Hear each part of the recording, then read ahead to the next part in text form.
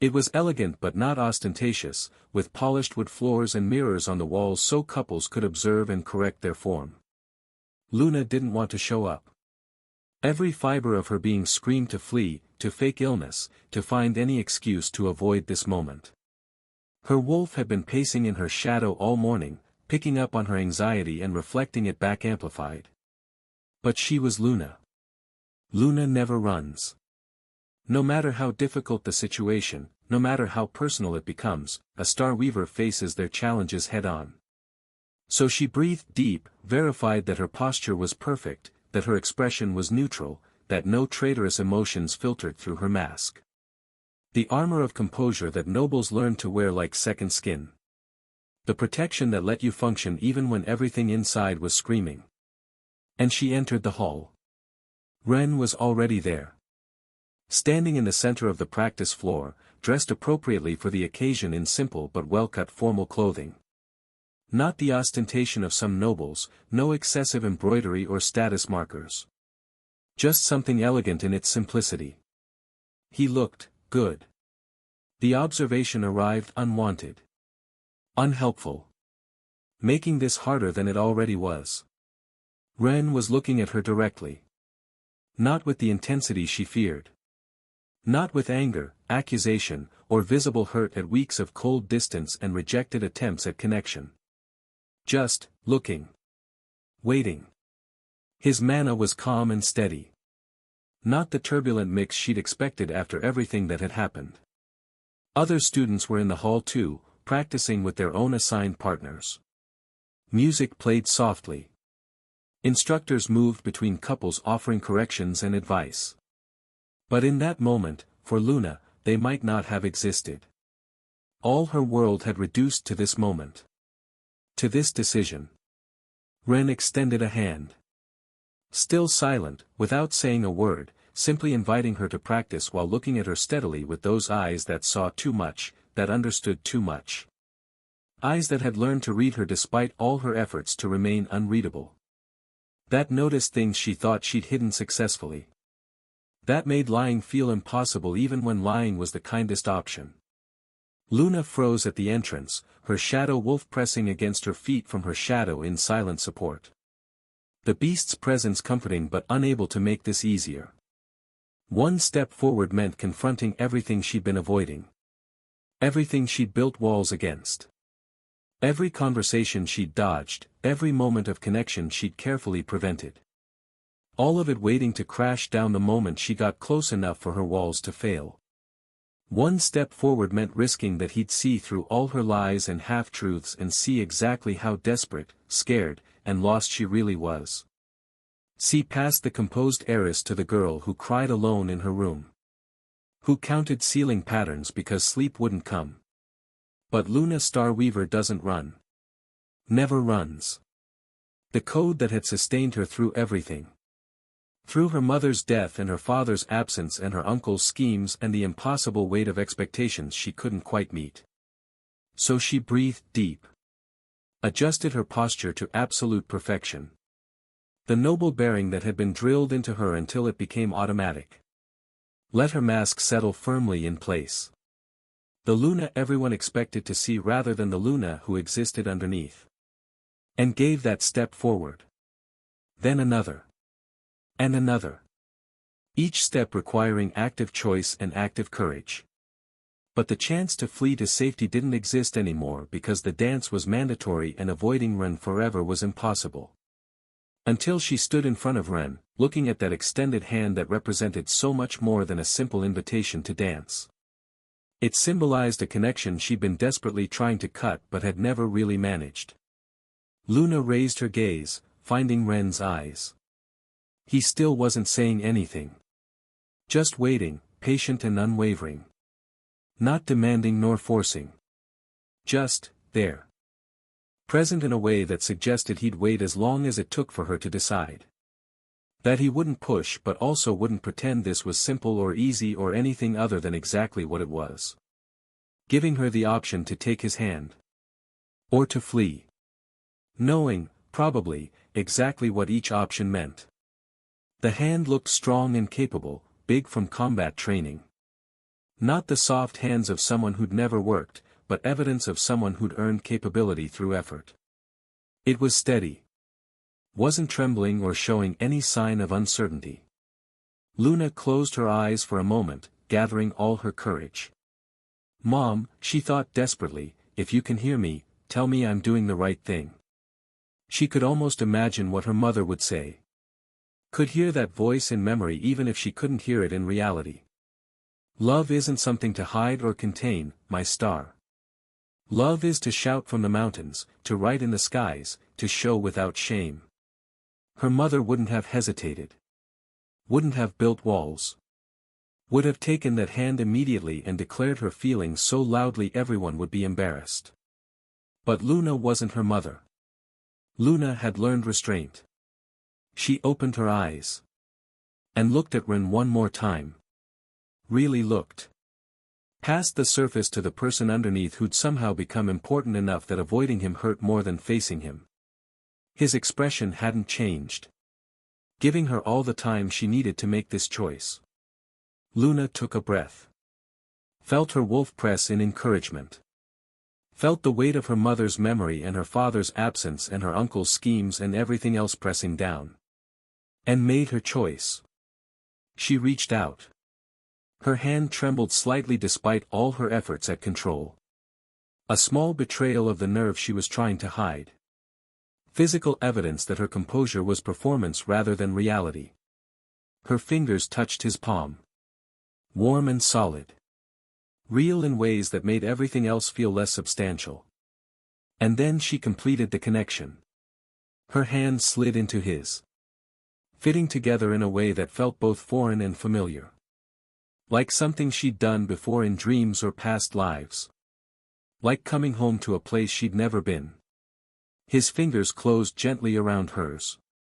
Not grabbing. Not restraining. Just, holding. Secure without being restrictive. Present without being overwhelming. The contact sent something through her. Not electricity exactly. Just awareness. Hyper-consciousness of every point where their skin touched, of the warmth radiating from his hand into hers, of the steady pulse she could feel in his wrist. Luna's carefully constructed mask cracked. Not completely. Just hairline fractures that let something through. She looked up at Ren, meeting his eyes directly for the first time in weeks. And found something there that made her throat tight. Not anger like she'd feared. Not hurt or accusation or any of the things she dreaded seeing. Just understanding and acceptance. And something else she didn't have words for but recognized anyway because it reflected what she'd been trying to suppress in herself. "Hi," Ren said softly. One word, simple and ordinary. But carrying a weight that made it feel like so much more. Like an acknowledgement that they were finally here, together. Her mask was still cracked. Her walls were still failing. But maybe, just maybe, that wasn't entirely a bad thing. Before she could even push her own "hi" out of her shrunken throat.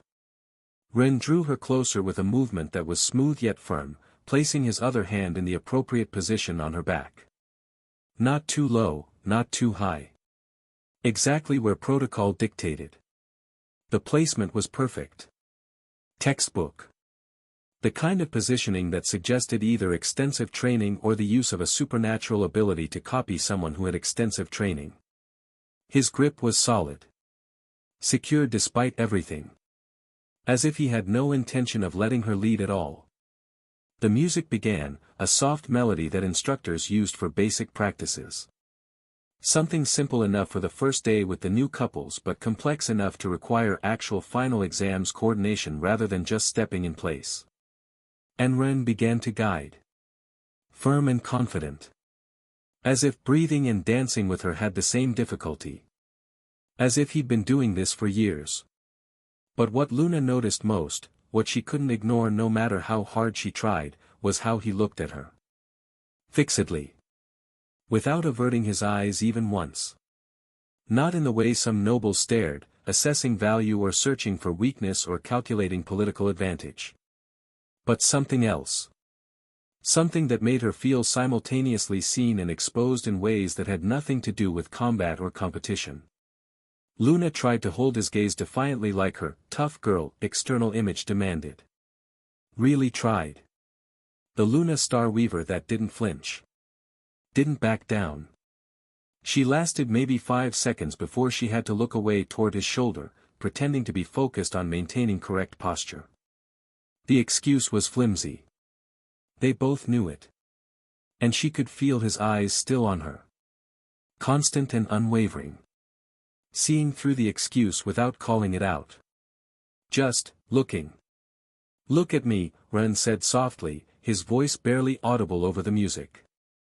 It wasn't a command. The tone was wrong for that. Too gentle, too inviting.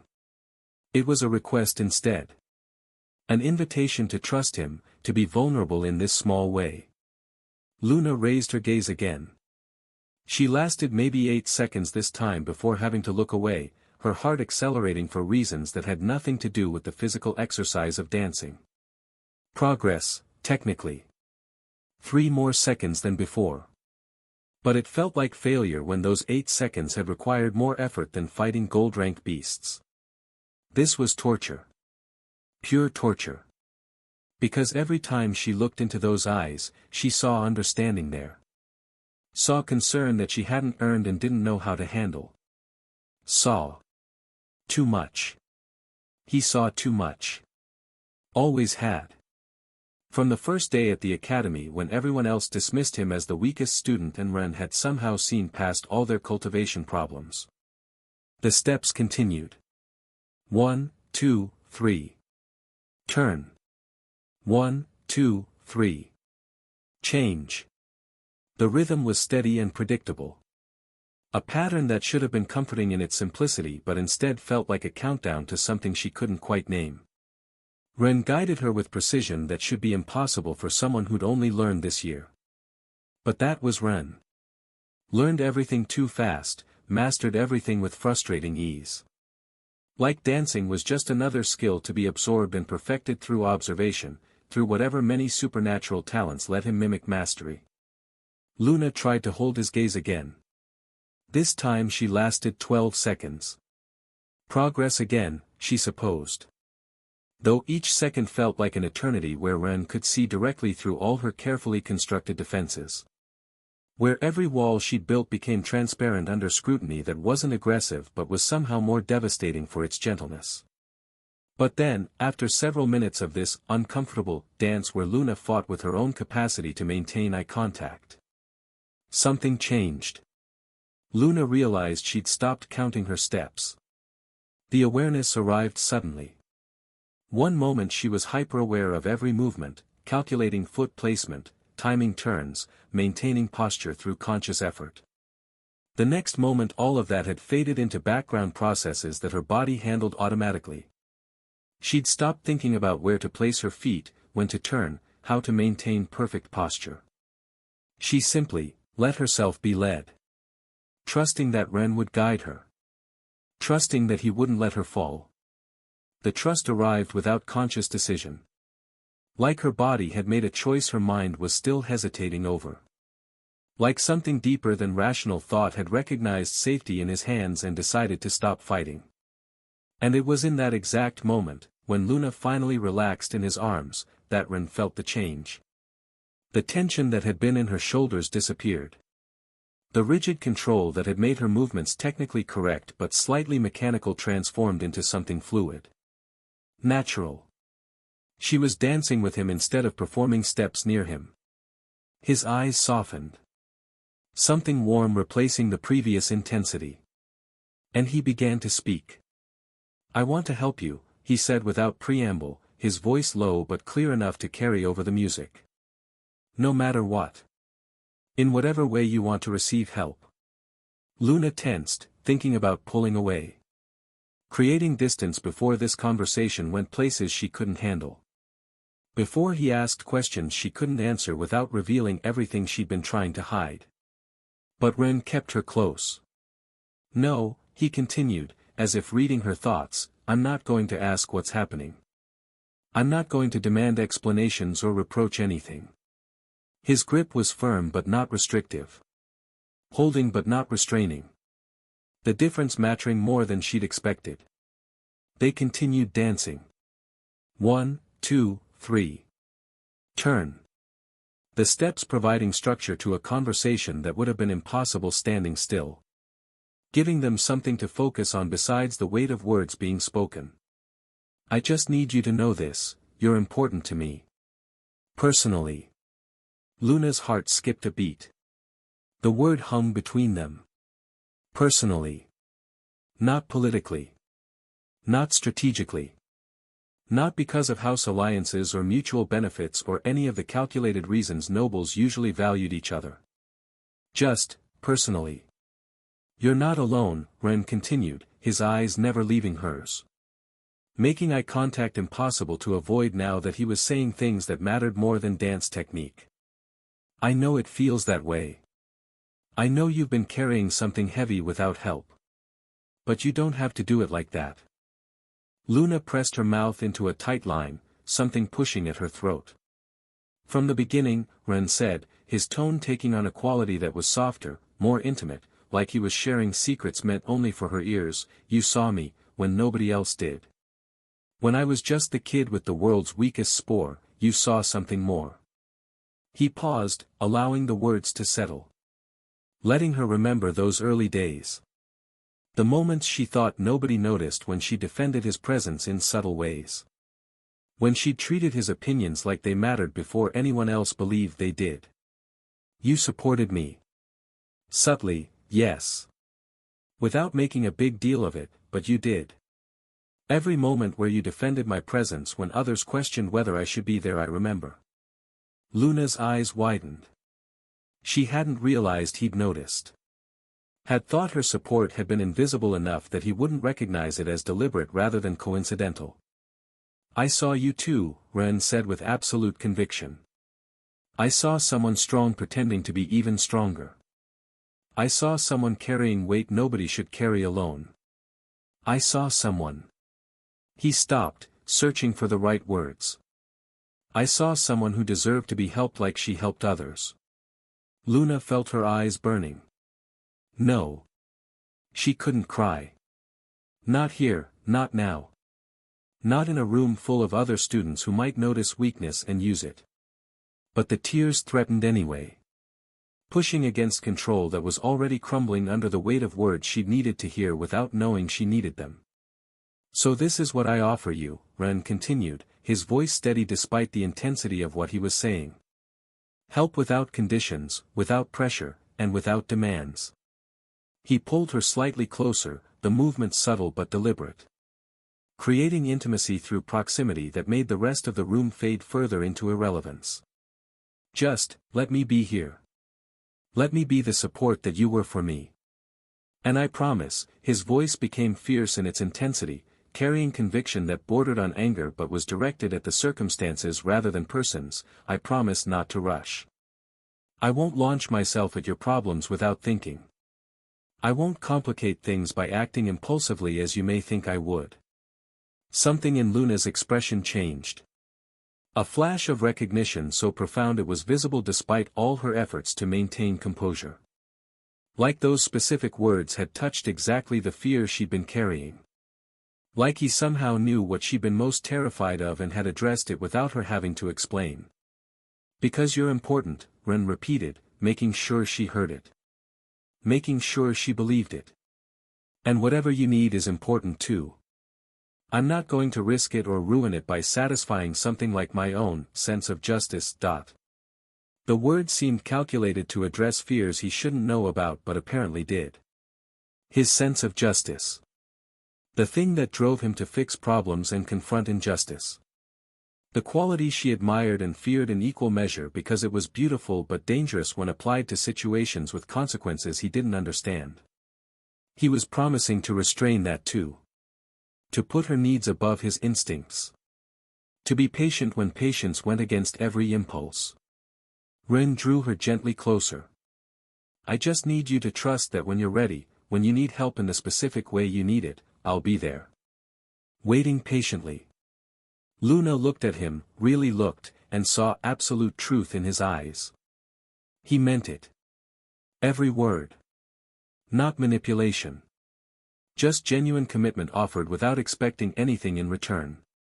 The kind of support that didn't come with hidden costs or unspoken obligations. She thought about responding. Her mouth opened.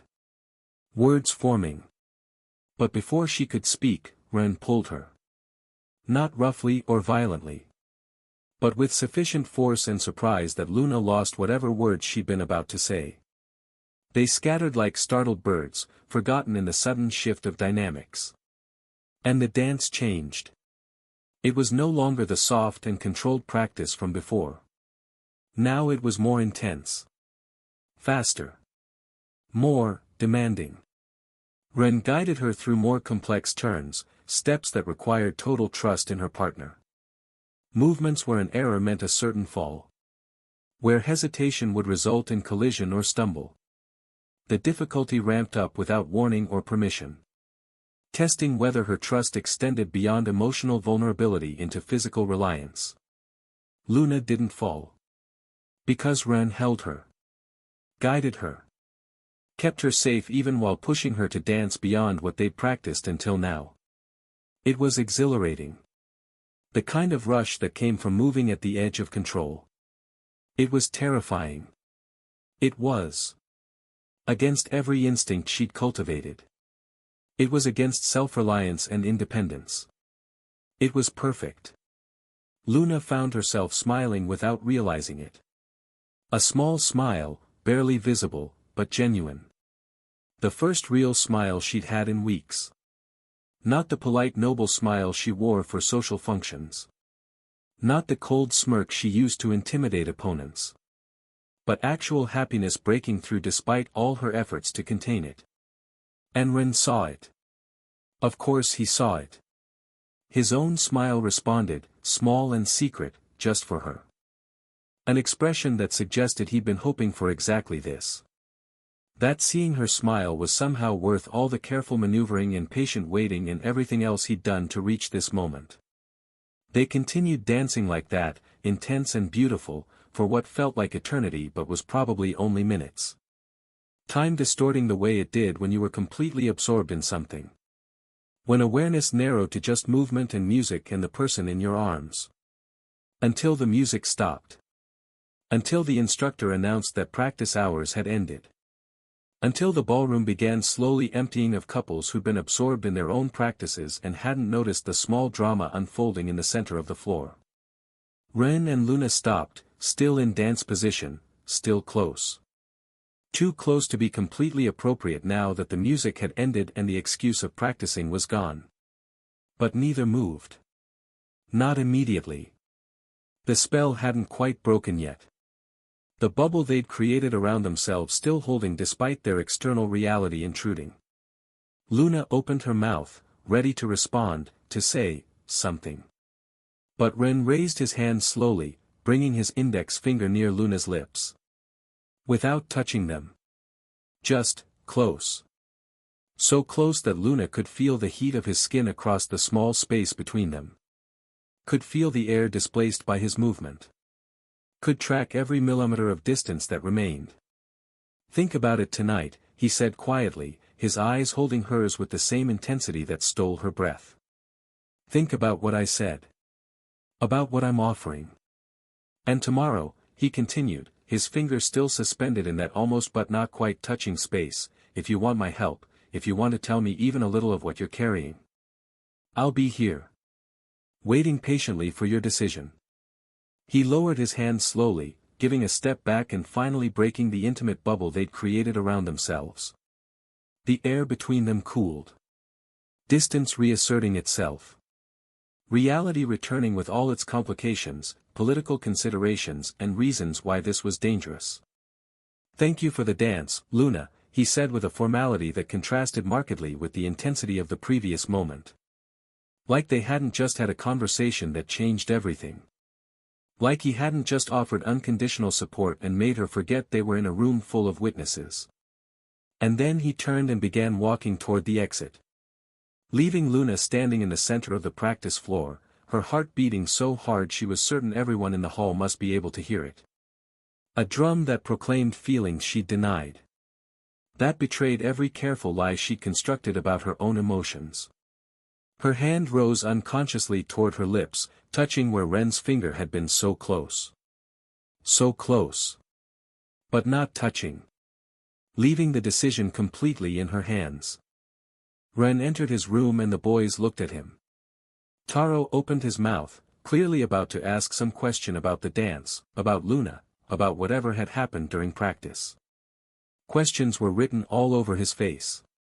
Curiosity and concern mixed with the particular kind of nosiness that came from caring about your friend but also wanting gossip. But something in Ren's expression, or maybe in his body language, made Taro close his mouth without saying a word. There was a strange mood in the air. Heavy. Like the calm after celebrating an intense battle. Like the exhaustion that came after victory when adrenaline finally stopped sustaining you and the true cost became apparent. Min and Lu exchanged glances but also said nothing. They recognized something in Ren's demeanor. Something that suggested pushing for information right now would be unwelcome. Whatever had happened needed processing before it could be shared. Ren reached the side of his bed, removed the outer part of his formal clothes with mechanical movements, and simply let himself fall backward onto the mattress. He closed his eyes. And breathed. It was the hardest thing he'd ever done in his life. No, not breathing, dancing with her. He wasn't exaggerating, wasn't being dramatic.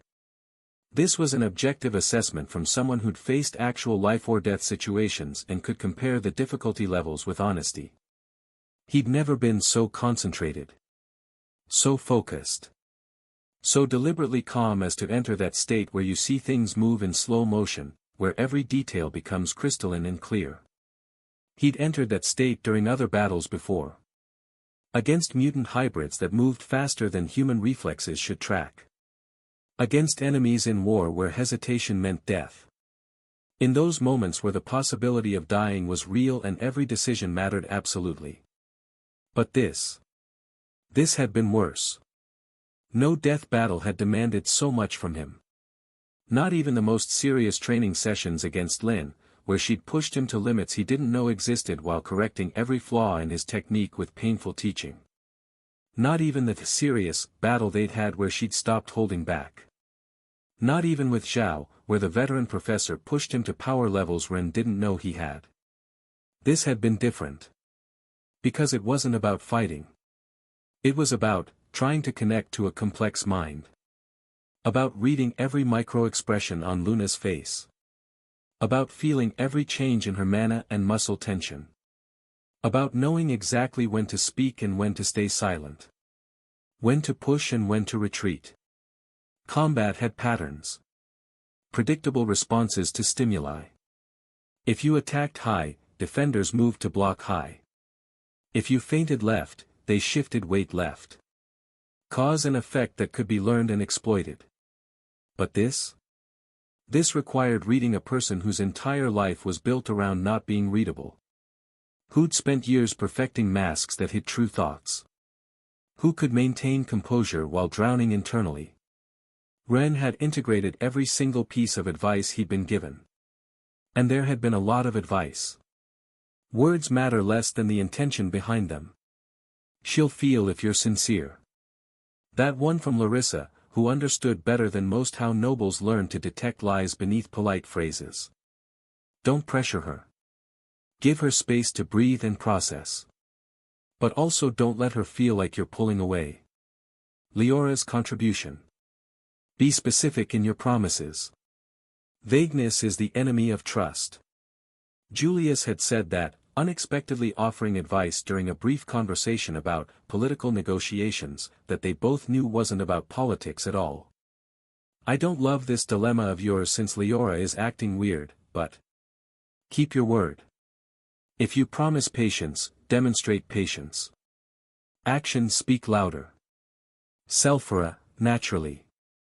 She understood better than anyone how promises meant nothing without follow-through. How trust was built through years of consistency rather than grand gestures. Control. Always control. Don't let your emotions dictate your words. Zhao, approaching it from a tactical perspective like emotions were just another variable to be managed in combat. But don't be a golem either. She needs to see that you care, not just hear it. Lin, adding nuance that Zhao's purely tactical approach missed. Understanding that too much control became its own problem when trying to communicate genuine feelings. Even Mayo had offered advice, whispered conspiratorially when the other maids weren't nearby. Lady Luna responds to action more than words. Show her you can be patient. That you can wait and that you won't force her. And advice from others who'd noticed what was happening and offered perspectives Ren hadn't considered.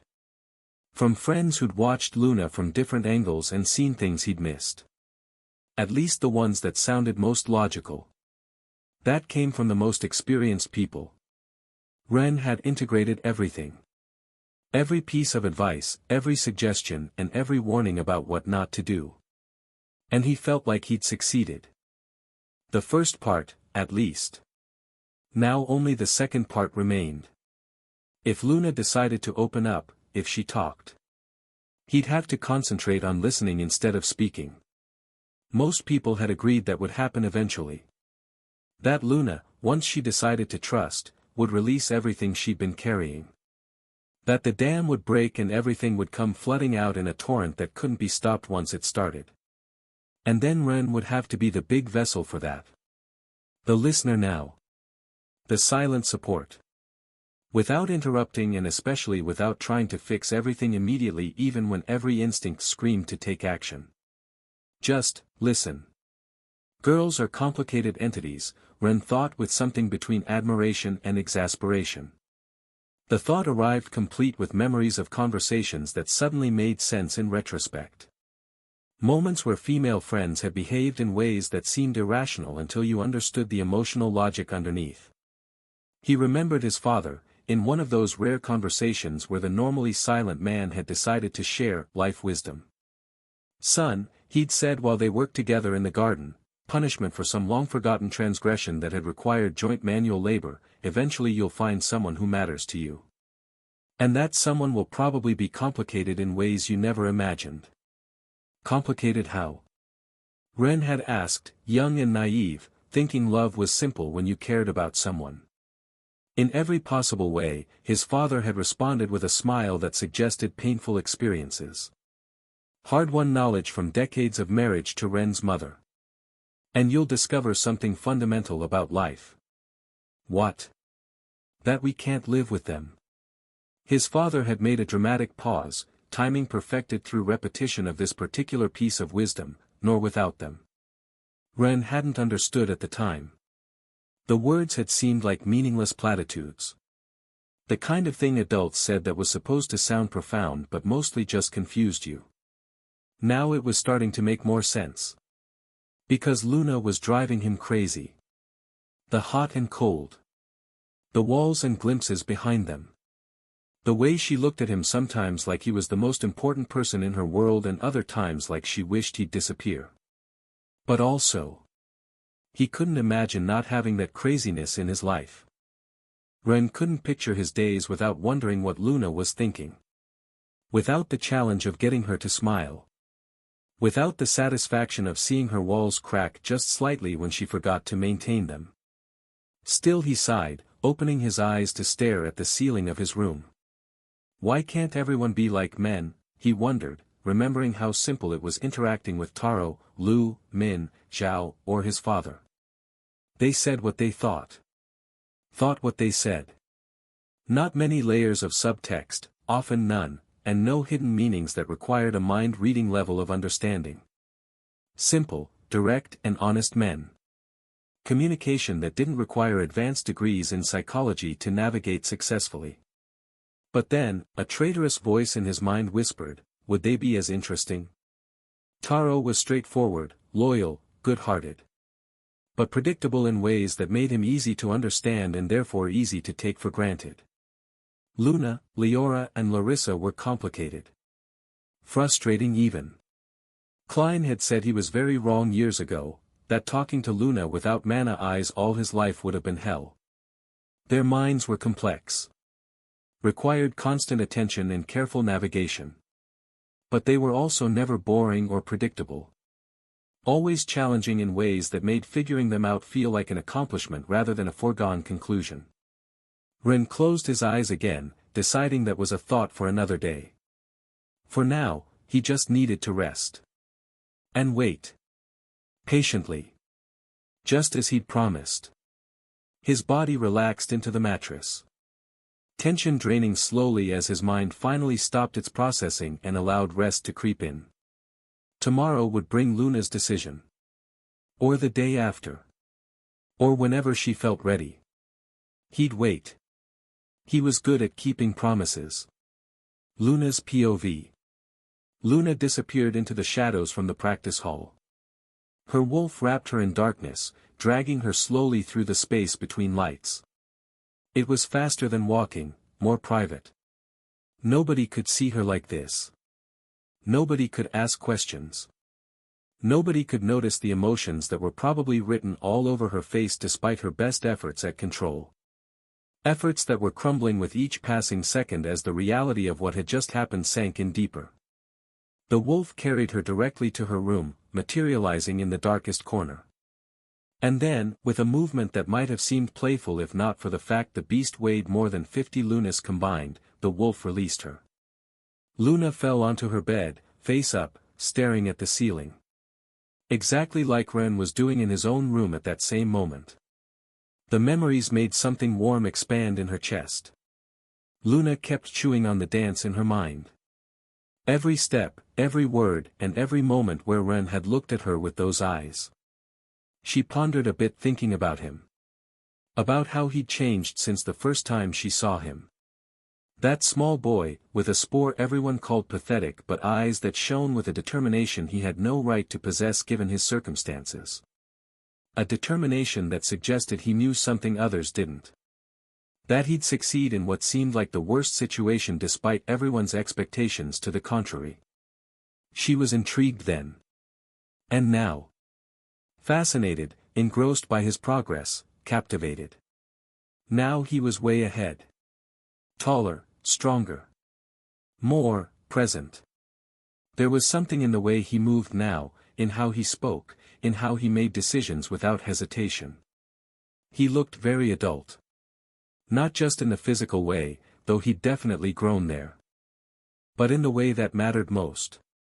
Maturity in his eyes, in his voice, in how he'd held her during the dance with confidence that stole her breath. Like he knew exactly what he was doing. Like he was someone who could be relied on when everything else was falling apart. Luna blushed involuntarily, remembering how close they'd been. Close enough to feel body heat through formal clothing. Close enough to feel his heartbeat through the hand on his back. Close enough that breathing meant inhaling some of the weird sweet dizziness-inducing smell in the air he'd just exhaled. And then she remembered something else. Her mother talking about her father. It had been years ago, before the last mission. Luna had asked, with the curiosity of a 6-year-old, how two such different people had ended up together. Her father was so quiet. So reserved. So completely unlike her mother's overwhelming expressiveness. And her mother, with that dreamy smile she always used when talking about Sirius, had responded. Your father was so handsome when he was young. I too thought he was so quiet. So mysterious. Mysterious? Luna had asked, confused. Her father didn't seem particularly mysterious to her. Just, quiet. Oh, yes, her mother had sighed dramatically, the way she did everything. Everyone, including me for a while, thought he was this cold and distant warrior. This man who didn't feel anything deeply. She'd paused for effect, making sure Luna was paying attention. But inside. Her mother had leaned in like sharing a secret, voice dropping to conspiratorial whisper, inside, your father loved with madness, with an intensity that scared even him. A passion that consumed everything in its path. Only nobody else saw it. Just me. Her mother's smile had been radiant. Triumphant. The expression of someone who discovered a treasure everyone else walked past because they didn't know how to recognize its value. Luna went red now, thinking about herself, about loving with passion. About Ren. About how he'd looked at her today. About the words he'd said with absolute conviction. "You're important to me. Personally." And it was then, lying in her bed with her shadow wolf curled at her side, that Luna's thoughts stopped being filtered. Stopped being simplified for public consumption. Stopped being controlled. And the real Luna emerged. Oh my God, oh my God. The thought exploded in her mind like fireworks. Like every emotion she'd been suppressing decided to detonate simultaneously in a cascade that couldn't be contained. Did he say what I think he said? Important? Personally? What does that mean exactly? Does it mean what I think it means, or am I reading too much into it because I want it to mean that, but maybe it just means we're friends or companions or... Luna covered her face with her hands, her heart beating so hard she was certain the entire noble wing could hear it. Drummers announcing news. Trumpeters declaring victory. A whole percussion section playing fortissimo in her chest where her heart was supposed to be. Calm down. Calm down. You're Luna Starweaver. You're cold. You're calculated. You're completely lost and with no idea what to do with these feelings that are too big for your chest and feel like they're going to explode at any moment. No, no, no. You can't think like that. You have to maintain control. You have to be like Dad. Cold. Distant. Rational. But when he looked at me like that, when he held me like that, when he promised to wait patiently. Luna turned over, burying her face in the pillow and releasing a sound that was definitely not appropriate for the Starweaver heiress. It was almost a squeal. If her mother was watching, she'd say. She was exactly like her father, indeed. The second day of practice arrived slower than Luna expected. She hadn't slept much. Every time she'd closed her eyes, she'd replayed the dance. Every word, every look and every second where Ren's finger had been so close to her lips. The memory made her heart do strange things even now, hours later, when she should have been rested and composed and ready to face this, professionally. She couldn't wait any longer to see him again. But when she found herself standing in front of the ballroom, she stopped. Her hand on the door. Her heart doing strange things in her chest that were definitely not appropriate for the Starweaver heiress. Calm down, she ordered herself. It's just dance practice. It's just Ren. It's just perfect. Why does he have to be so perfect? Why does he have to say exactly the right words? Why does he have to look at me like I'm the only person in the world who matters? The questions spiraled before she could stop them. Before the careful control she'd rebuilt overnight could contain the chaos underneath. And that moment at the end. What was that? How am I supposed to process that?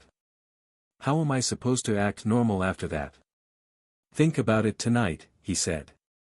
Think about it. Like I could think about anything else. Her expression didn't change. Perfectly controlled. The mask she'd spent years perfecting firmly in place. But inside she was a disaster. It's okay. It's okay. Breathe. Analyze this rationally.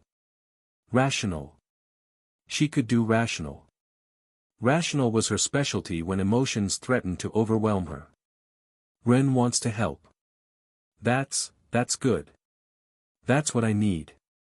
Him being able to help with his incredible abilities but without ruining everything. The logic made sense and the reasoning was sound. So why did it feel like walking towards something terrifying instead of helpful? No use in waiting anymore. Don't be a coward, me. She opened the door. Ren was already there, waiting in the center of the floor like the day before. His posture relaxed but attentive. Not anxious or uncertain. Just present. And when he saw her enter, his eyes lit up with something Luna didn't know how to name. But that made the warmth in her chest expand until it felt like it might consume her entirely. The memories from the day before overflowed again. But he said, important. He said, personally. That means. What does that mean? Does it mean he likes me? Likes me? Or just as an important friend? Is there a difference? Should there be a difference? And why am I thinking about this when I have much more serious problems? I have to recover Mom's heart. I have to deal with my uncles. I have to admit that when he dances with me it feels like the rest of the world disappears and only we exist, and that's terrifying and wonderful at the same time, and I don't know how to process that. No. Focus. Maintain control. She walked toward him with measured steps. Perfectly spaced and perfectly calculated. As if she wasn't internally debating between running toward him or fleeing the hall. As if every step didn't require a huge conscious effort to maintain the composure when her instincts were screaming contradictory instructions. Ren extended his hand. Luna took it. The contact sent that now familiar warmth through her. And they began to dance. The first minutes were silent again. Only the sound of soft music and their synchronized steps on the polished floor. So pleasant. Ren was quiet, guiding again. Just, waiting. Without pressure, without demands for answers. It should have felt oppressive. Should have created awkwardness that demanded her filling with conversation. Instead it felt safe. Like he was giving her all the time she needed to decide what to say and when. Luna had to make a conscious effort not to open her mouth and smirk in ecstasy at the moment. The movement, the closeness, and the security of his hands holding her properly, guiding firmly yet gently. Several minutes passed. She was really enjoying it. But little by little she was getting used to the sensation. The initial overwhelming awareness fading into something more manageable. Luna could already feel words accumulating in her throat. Words she'd been carrying. Words that needed to be said. Information that Ren needed if he was going to help without making everything worse. Say it. Just say it. Her face showed nothing of the internal battle. Years of training miraculously made her neutral expression automatic even when everything inside was chaos. Even when fear and hope warred for dominance. But Ren, because he could apparently read her body language and mana better than she could herself, gave a gentle squeeze to her hand, smiled softly and then nodded, lowering his head to her height while changing the dance style to something more inclined. Silent permission. And since when is he so tall? A few years ago we were the same height. No. Focus. Do you know what I want? Luna finally whispered, her voice so low that only Ren could hear it in the proximity of the dance. The artifact, Ren murmured back, equally quiet. Intact. Short answers and to the point. Luna looked at him directly, searching for signs of deception.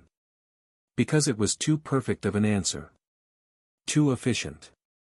Like he'd already figured out everything she was about to explain and was waiting for her to catch up, not the other way around. What's happening? Is this a trap? Is he playing with me? But her mana eyes detected nothing false or suspicious. No deception in his energy. Just honest attention focused completely on her words.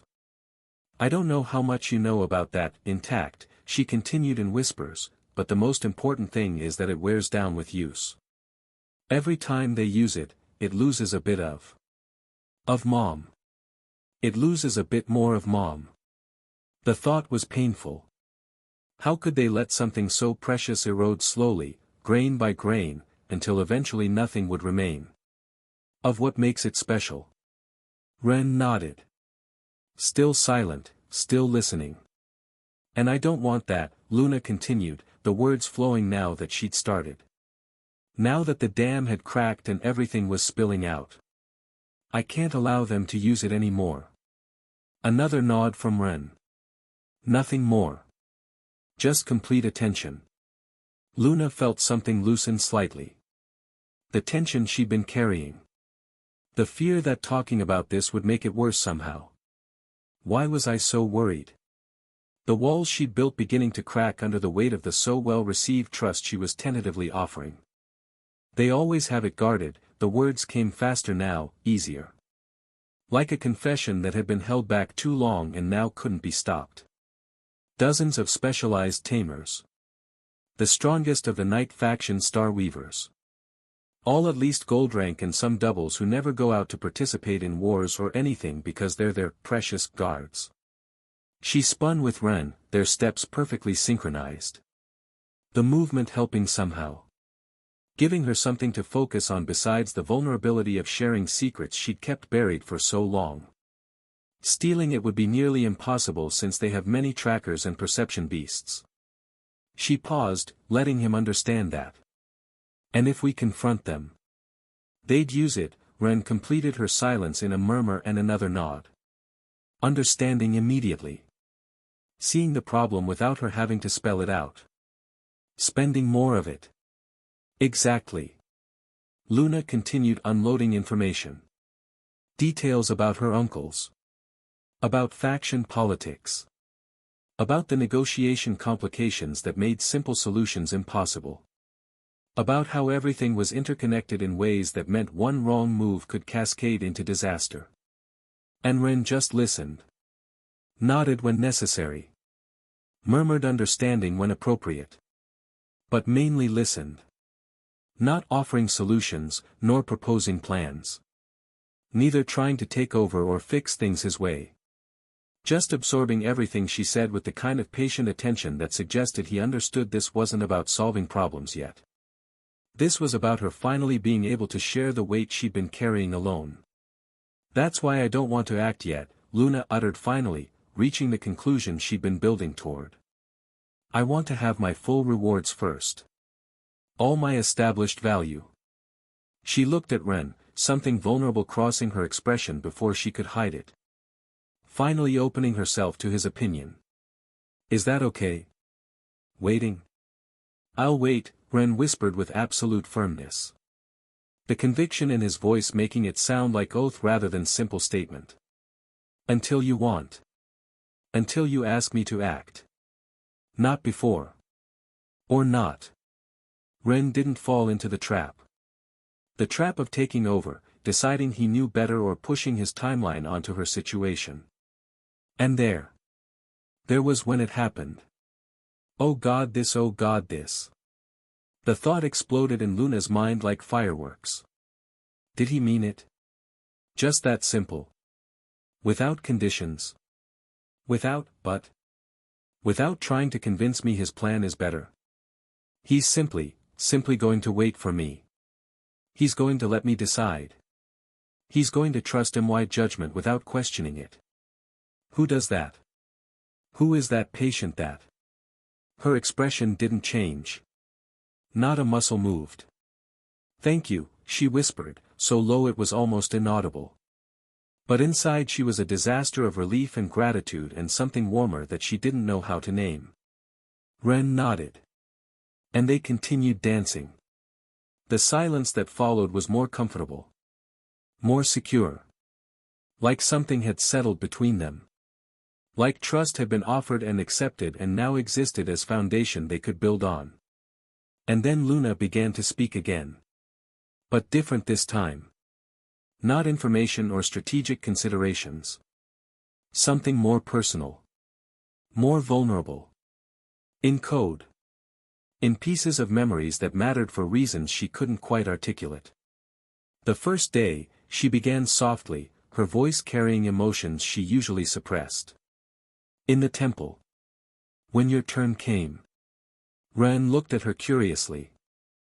Not understanding yet where this was going but willing to follow. Trusting that if she was sharing this, it mattered somehow. You were the most unfortunate person I'd seen. Your mana mark was so small. So insignificant. The memory was vivid despite years having passed. Clear in ways that important moments stayed clear when everything else faded. Everyone mocked you. Looked at you like you shouldn't be there. And I got so angry. Because it was unfair. The emotion from that day surfacing again. The fury at injustice, at people dismissing someone based on circumstances beyond their control. But you kept your head high. The words came faster now, the memory pulling them out. You didn't let them see you break. It didn't matter how many times they called you with contempt. You were strong. In the way Mom always said that really counts. You kept going as if you had every right in the world to be there and arrived at school with an even better attitude. Pause. Deep breath. Say it. You've come this far. Just say it. Her face perfectly neutral. Perfectly controlled. But inside, terror and hope mixing into something that made her want to run and stay in equal measure. And I perceived you were special, she admitted in a murmur. In a different way. In a way that mattered to me. Ren said nothing.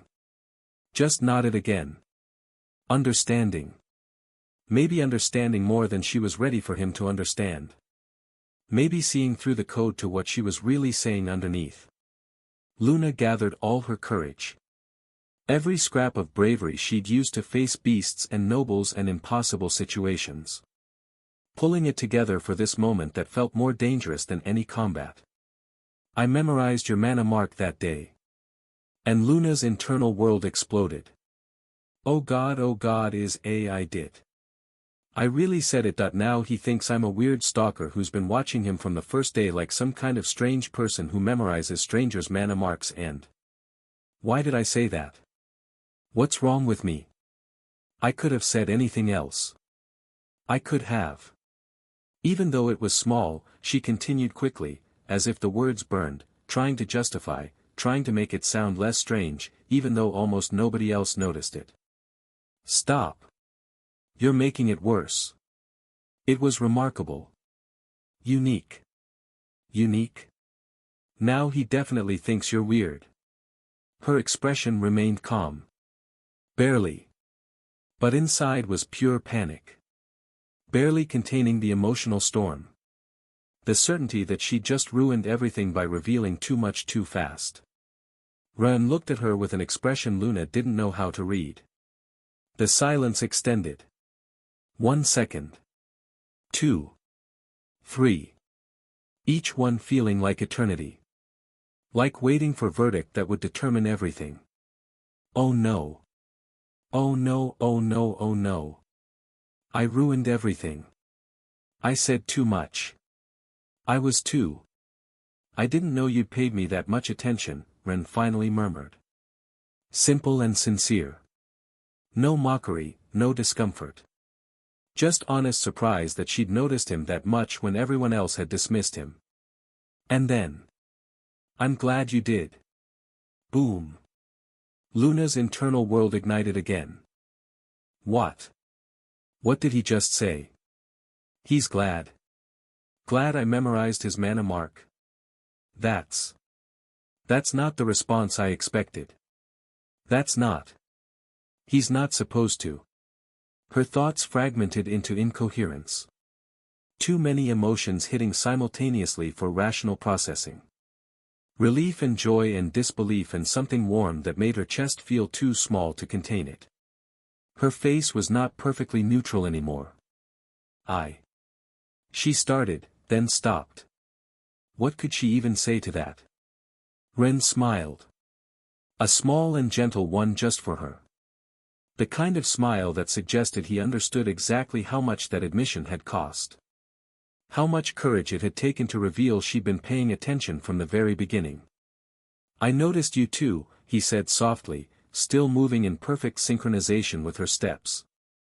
Luna's heart did something acrobatic. He noticed me. When? How? Hard not to. You were the one with the strongest beast there and the only one who didn't laugh, Ren continued, his voice carrying that same gentle quality. The only one who looked angry on my behalf instead of amused. He saw that. I thought I hid it. I thought my mask was perfect and he saw through it. And then the first school day you defended me from Jin's group, so I thought. He paused, choosing words carefully. I thought that if even one person could see me as worth defending, maybe I wasn't completely hopeless to show my worth. The words landed heavy with meaning. With the weight of revelation that they'd both been paying attention to each other from the very beginning. That this connection hadn't started recently but had roots going back years to that first day when everything had seemed impossible. Luna couldn't speak. Couldn't do anything except keep dancing and try not to let her expression crack more completely under the weight of emotions threatening to overwhelm. He noticed me. From the first day. Just like I noticed him. We've been, what? Circling each other. Watching each other. Caring about each other without admitting it. For years.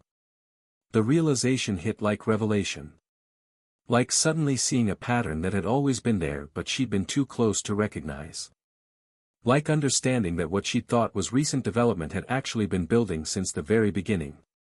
Luna, Ren said softly, pulling her slightly closer in the dance. Not inappropriately. Not breaking protocol. Just enough that the space between them decreased fractionally. She looked up at him, unable to hide the vulnerability in her eyes anymore. Unable to maintain the mask when everything inside was too big to contain. I'm glad you memorized my mana mark and saved me first, he repeated, making sure she heard it. Making sure she believed it. Because it means I mattered to you even when I had nothing to offer and I was worthless. Now let me save you. You always mattered. From that first day. From that first moment I saw you refuse to break. You always mattered. But Ren knew that. So she just nodded. Ren saw it. And his smile widened fractionally. Understanding his first mission was complete. Getting her to trust him enough to share. To open up. And while you take your time to tell me your full plan. Keep yourself safe, okay? The words were simple. Casual almost. But they triggered something in Luna. Memories came flooding back at those words. Luna was 7 years old when her world shattered. It wasn't the day it actually happened. That day came much earlier and the news arrived to her months later, when she finally understood what had occurred. Or at least the part her father told her. When pieces came together in ways a 7-year-old shouldn't be able to comprehend. When unfortunately things would never be the way they'd been before. The loss too permanent and the damage too deep. The fractures spreading through her family like cracks through glass that would never fully heal. Before. The Starweaver mansion used to be full of life. Not the cold, formal life of political gatherings where everyone wore masks and spoke in careful phrases designed to reveal nothing. But real life. Warmth. Laughter that echoed through halls built for echoing. Uncle Orion visited often with his wife, Lady Lysia Goldcrest, or now. Lysia Starweaver. Her mother's cousin. An elegant woman with a face quite similar to her mother's but with golden hair that always brought hidden candies in her dress pockets for Luna. Don't tell your mother, Lysia would whisper conspiratorially while passing a honey caramel. She'll say I'm ruining your dinner. And Luna would laugh, keeping the secret with a small child's seriousness. Uncle Magnus and Uncle Dorian, the twins, were less close but not hostile. They visited for family business, discussed territories and politics with her father Sirius, but there was always cordiality. Mutual respect. Not the cold formality of enemies forced to cooperate. But genuine regard between family members who might disagree but ultimately wanted the same things. The vast Starweaver territory functioned as a unit. The two factions didn't exist as they worked together toward common goals. It wasn't perfect. It never was with nobles. Politics always complicated things. Different philosophies about how to wield power created friction even when ultimate objectives aligned. But it was functional. Even warm in moments. Luna remembered dinners where the entire family gathered. Where her mother Lycia laughed with Lysia about some minor scandal among the noble ladies. Where Sirius and Orion debated military strategies without animosity, disagreeing passionately but without the venom that would come later. Where Luna, small and innocent, thought that's how it would always be. That family meant safety. That the people around her would always be there. That nothing could break bonds forged through blood and shared history. She'd been so young. So naive. The change. Below all the great castles lay ruins. Ashenway, Goldcrest, Starweaver, and obviously Dravenholm who had the largest. The United Family managed the ones of the three schools neutrally with general support, an association considered in a way the fifth family, where directors like Ignatius and some gold-rank family heads functioned as arbiters of certain political situations. These ancient ruins were in almost all cases the reason for those noble houses' birth centuries ago. Contained lost artifacts, powerful potions, information about forgotten techniques, and riches that made modern fortunes look trivial. But they were difficult to access. Doors sealed with crystal barriers that only opened when someone reached certain power levels. Security mechanisms that required solving mysteries. Trials that killed the unprepared without mercy or warning. The ruin beneath Ashenway Castle was similar to the one under the Royal Dravenholm Castle, though smaller. An abundant crystal vein with treasures stored like an ancient vault. If one traced a line between the three veins of the main schools managed by the United Families and the two of Dragarian's Castle and Selphras, these 5 ruins formed an almost perfect square. And at the midpoint of that square was the last ruin of the United Family, the first ruin Ren had plundered years back. The third ring ruin. The last of the main ruins to open. But the Starweaver and Goldcrest ruins. Those remained in what from the sky would look like a diagonal line drawn from the upper right vertex to the lower left vertex of the square formed by the others. And those were different. Very different. The sacrifice ruins, or frontier ruins, as they called them, were still today a mostly secret and respected dangerous place. Their ancient security mechanisms were more complex, more lethal, more deliberate. As if they weren't designed to guard wealth like the others. But to guard something that only the truly powerful should manage. Or no. Maybe knowledge too dangerous for those who lack strength to wield it responsibly. Secrets that would corrupt weaker minds or destroy those who tried to use them without proper preparation. The Starweaver's one was a ruin that had 2 clearly defined sections. 2 ways to enter. 2 paths that eventually converged in something. Nobody knew what. The vast Starweaver territory had divided those 2 tasks. The Day faction took one path. The Night faction took the other. Each advancing through trials on their side, breaking barriers when they reached necessary power or solving riddles when they found the keys. Slow but steady progress. The approach had been working. Methodical advancement through challenges designed to be overcome gradually. Centuries-old security that yielded to patience and proper preparation. Until the Night faction grew desperate. The desperation. Luna never knew exactly what drove them. Maybe it was ambition. The hunger for power that consumed some nobles until nothing else mattered. Until family and honor and basic decency became obstacles to overcome rather than values to uphold. Maybe it was hidden rivalry with the Day faction that was born when Sirius became a double. Jealousy at his success. Resentment that he'd achieved what they couldn't. The kind of petty envy that festered in darkness until it became poison. Maybe it was simply impatience with a process that had taken decades without concrete results. Frustration at following rules when breaking them seemed faster. But the decision was made. If they couldn't advance through conventional means, they'd seek another. They'd excavate around the barriers. Search for alternative entrances. Force access to places clearly not designed to be accessed yet. They even ended up excavating on the side that corresponded to Sirius. Violating territory that wasn't theirs. Breaking agreements that had held for generations. And there they found something. A chamber. Deep and hidden under layers of ancient stone that had taken months to penetrate. An entrance the Starweavers definitely weren't ready for. Because guarding it was a beast. A black wolf. Massive. But it wasn't a normal wolf. It had wings and draconic scales covering parts of its dark fur. Eyes that shone with unnatural intelligence and pure power that made the air heavy just from its presence. Platinum rank. It was what ancient texts called a dragon egg. The intermediate phase where a powerful monster prepared to enter the domain of the truly invincible. Not a true dragon yet. Still beatable. Dragarian would have eliminated it alone, without exaggerated effort. Would have treated it as challenging but manageable opponent rather than existential threat. But they didn't tell him. Didn't tell Dragarian. Didn't tell Selphra. Didn't even tell Sirius.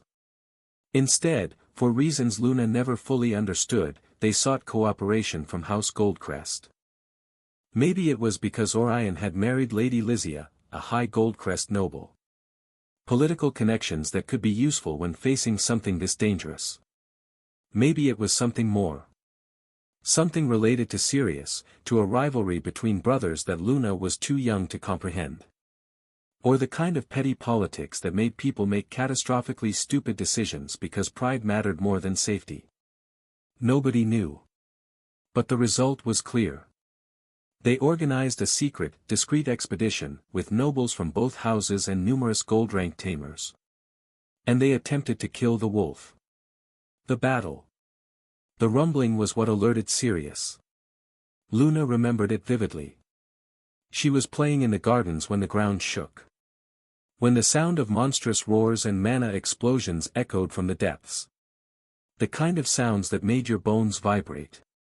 That spoke of forces being unleashed that shouldn't be unleashed in confined spaces near civilian populations.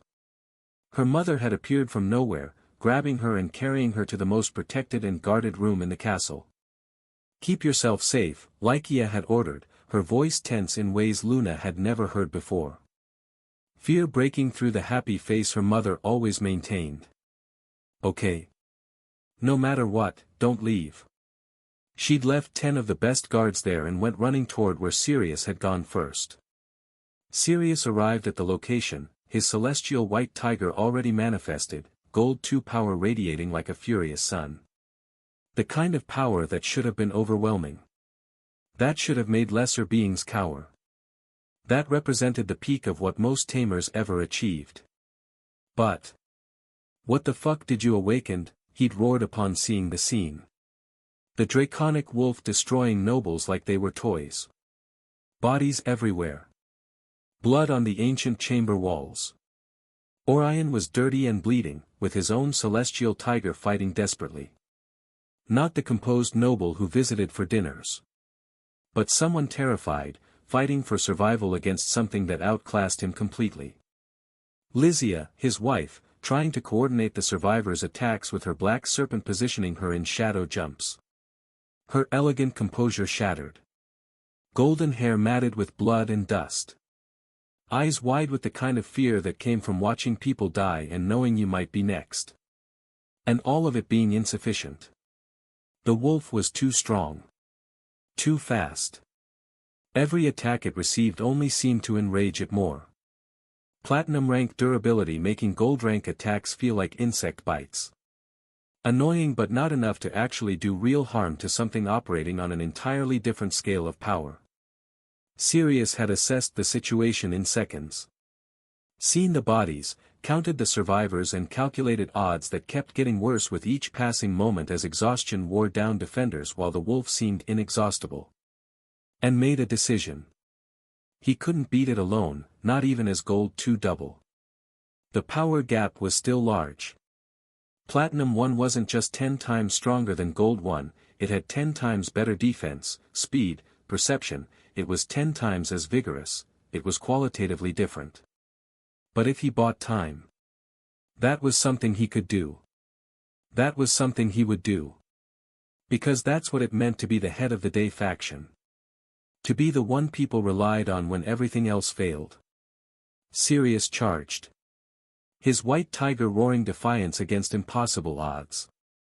Light mana blazing bright enough to banish shadows in the deep chamber. And the real battle began. Lycia arrived minutes after Sirius, her celestial tiger, a gift from Sirius since they were young and they were promised to each other, supporting her husband's beast. "We need to contain it with more light," she shouted, assessing the situation with a veteran speed. "Sirius, you, me, and Orion must combine our elements. Keep your serpent with Lysia's to secure our escape routes." The strategy was sound. Born from years of combat experience and intimate knowledge of how their beast's powers could be coordinated properly. And it worked. Not easily. Not cleanly. Not without more casualties. But it worked. The three celestial tigers working in tandem for the first time in years. White light blazing so bright it banished every shadow in the ancient chamber. Power combining in ways that pushed beyond what any single gold-rank tamer could achieve. Coordination that came from shared beasts' bloodline and years of training in their techniques. The battle lasted several minutes. Bloody and brutal. Every moment a struggle against a beast that operated on a higher plane of existence. Every attack requiring perfect timing and execution because mistakes meant death. Bodies fell. Nobles who thought themselves powerful learning the hard lesson that power was relative. That gold rank meant nothing against platinum if you couldn't coordinate perfectly. But finally, the wolf fell. Its core ended half exposed when Sirius and Lycia coordinated a final attack that shattered the beast's belly and its draconic defenses.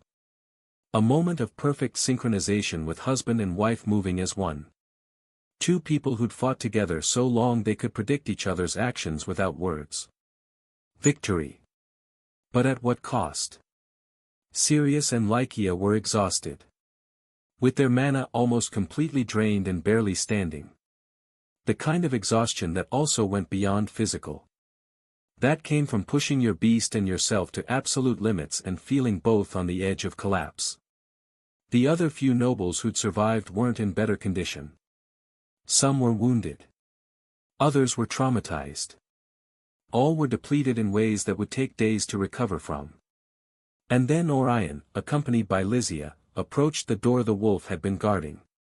Orion, wait, Sirius called, his voice tense despite exhaustion. We don't know what. But Orion didn't wait. Maybe fear of repercussions. Searching for a reward worthwhile enough to erase his errors. Make the deaths mean something. Justify the catastrophic decision to excavate illegally and attempt this without proper authorization. Or simple greed for power so Sirius couldn't intimidate him anymore. So he wouldn't have to live in his brother's shadow. Wouldn't have to be the lesser Star Weaver. The one who'd achieved Gold 1 while Sirius achieved Gold 2 even younger. He placed his hands on the ancient door. Lycia did the same in her role as accomplice. Wife supporting her husband. Partner in this terrible decision like she'd been her partner in everything. And they pushed. The trap. The door didn't open. Instead, one of the three indentations in its surface began to glow. Black light. Dark as void but blinding in its intensity and with immense power behind it that could be felt in the mana flow. Diamond rank. The kind of power that shouldn't exist in security mechanisms around the mana-deprived city. That represented force so far beyond gold that comparison became meaningless. Back off. Sirius shouted, recognizing danger too late. Too late to stop what was already in motion. Too late to prevent what came next. The light exploded outward in a concentrated beam. Directly towards Orion. And Lady Lycia Goldcrest Starweaver, who had been at her husband's side, interposed herself. Or maybe Orion got behind and used her as a shield. Luna would never know the truth. Testimonies were contradictory. The chaos of the moment made it impossible to know whether it was sacrifice or survival instinct that put Lycia in the path. But the result was undeniable. Lycia received the full beam. And in seconds, her body began to change. Not slowly, nor gradually. But with horrifying speed that made it impossible to look away even as many desperately wanted to. Skin turning gray, then black. Then pure crystal. The transformation spread from where the beam struck. Creeping across flesh like frost across grass. Converting living tissue into something that should have never been meant to exist. Her eyes, still open in shock, became black and transparent too. Frozen in that final moment of realization. Of understanding what was happening, of knowing she was dying and being unable to stop it. When it finished, where there had been a vibrant and living woman, only a perfect black crystal statue remained. Beautiful in its horror. Every small detail preserved, every curve of her sad face and every strand of golden hair now solidified into crystalline filaments that caught light and refracted it into dark rainbow patterns. Art created through an atrocity. The silence that followed was absolute. Nobody breathed. Nobody moved. The horror of what they'd witnessed paralyzing everyone present. And then the second part of the door began to glow. White light this time. Opposite to the black but with the same mark of immense mana. Equally lethal. Aiming directly at where Orion was frozen in shock, staring at what remained of his wife. At the statue that used to be the woman he'd married. The partner who'd even supported his terrible decisions. The mother of would-be children he'd planned to have. All of it reduced to crystal in seconds. Sirius moved. Didn't think. Just launched himself. His black shadow serpent propelled him across the space in a desperate jump. Grabbed Orion, ready to get them both out of the way. But the cost of battle, the depleted mana, the pain in his system. He realized too late he wouldn't have strength for a second jump. Not immediately. Not fast enough. The white glow increased, threatening to finish him while the milliseconds left stretched for Sirius. But Lycia, who had jumped while holding on to Sirius in the first movement, pushed Sirius and Orion out of the beam's path. And received it herself. The scream Sirius made when he saw his wife turn into white crystal was something that if Luna had witnessed, she would hear in her nightmares for the rest of her life. The sound of a soul breaking. Of half a world ending. Of half of everything that mattered for him being ripped away in an instant. Just like the divided world they lived in. Pure grief given voice. The statues. 2 statues remained when the light finally faded. One black and one white. Both perfect in their horrible execution. Every detail of the women they'd been preserved in eternal crystal. Lycia in black and Lycia in white. Opposites. Mirrors. 2 women who'd been friends and family reduced to matching monuments of tragedy. A light shone in the same 2 indentations of the door. Orion retreated quickly but Sirius was so broken he had to think of Luna before dragging himself backward. Had to survive. Had to get home. Had to tell his daughter that her mother wouldn't come back even though the words would destroy them both. But these 2 lights didn't attack them. Only crossed to aim a thin beam at the statues. The light intensified to the point of making vision difficult. And when it stopped, both were missing something. A hole in the chest. Perfectly smooth without extra damage, as if something had been extracted with surgical precision. Or as if they were incomplete puzzles waiting to be filled with one last missing part. The door they tried to open now had 2 crystal artifacts embedded in it. 2 silhouettes that matched the ones missing from the statues. Like keys. But the door remained closed. The 3rd indentation seemed to be missing its piece. Whatever security mechanism this was, it required 3 components. 3 sacrifices. 3 keys extracted from 3 crystallized victims. Sirius knelt before Lycia's white statue. And broke again. Not in the elegant way nobles pretend in public. Not in the serious and quiet form he was accustomed to acting. But completely. Absolutely. Wrenching sobs that shook his entire body. Hands caressing his wife's crystal face as if he could bring her back through pure will. Through love strong enough to reverse death. Through desperation deep enough to unmake what had been done. Come back, he whispered again and again. Please. Please come back. You can't leave me.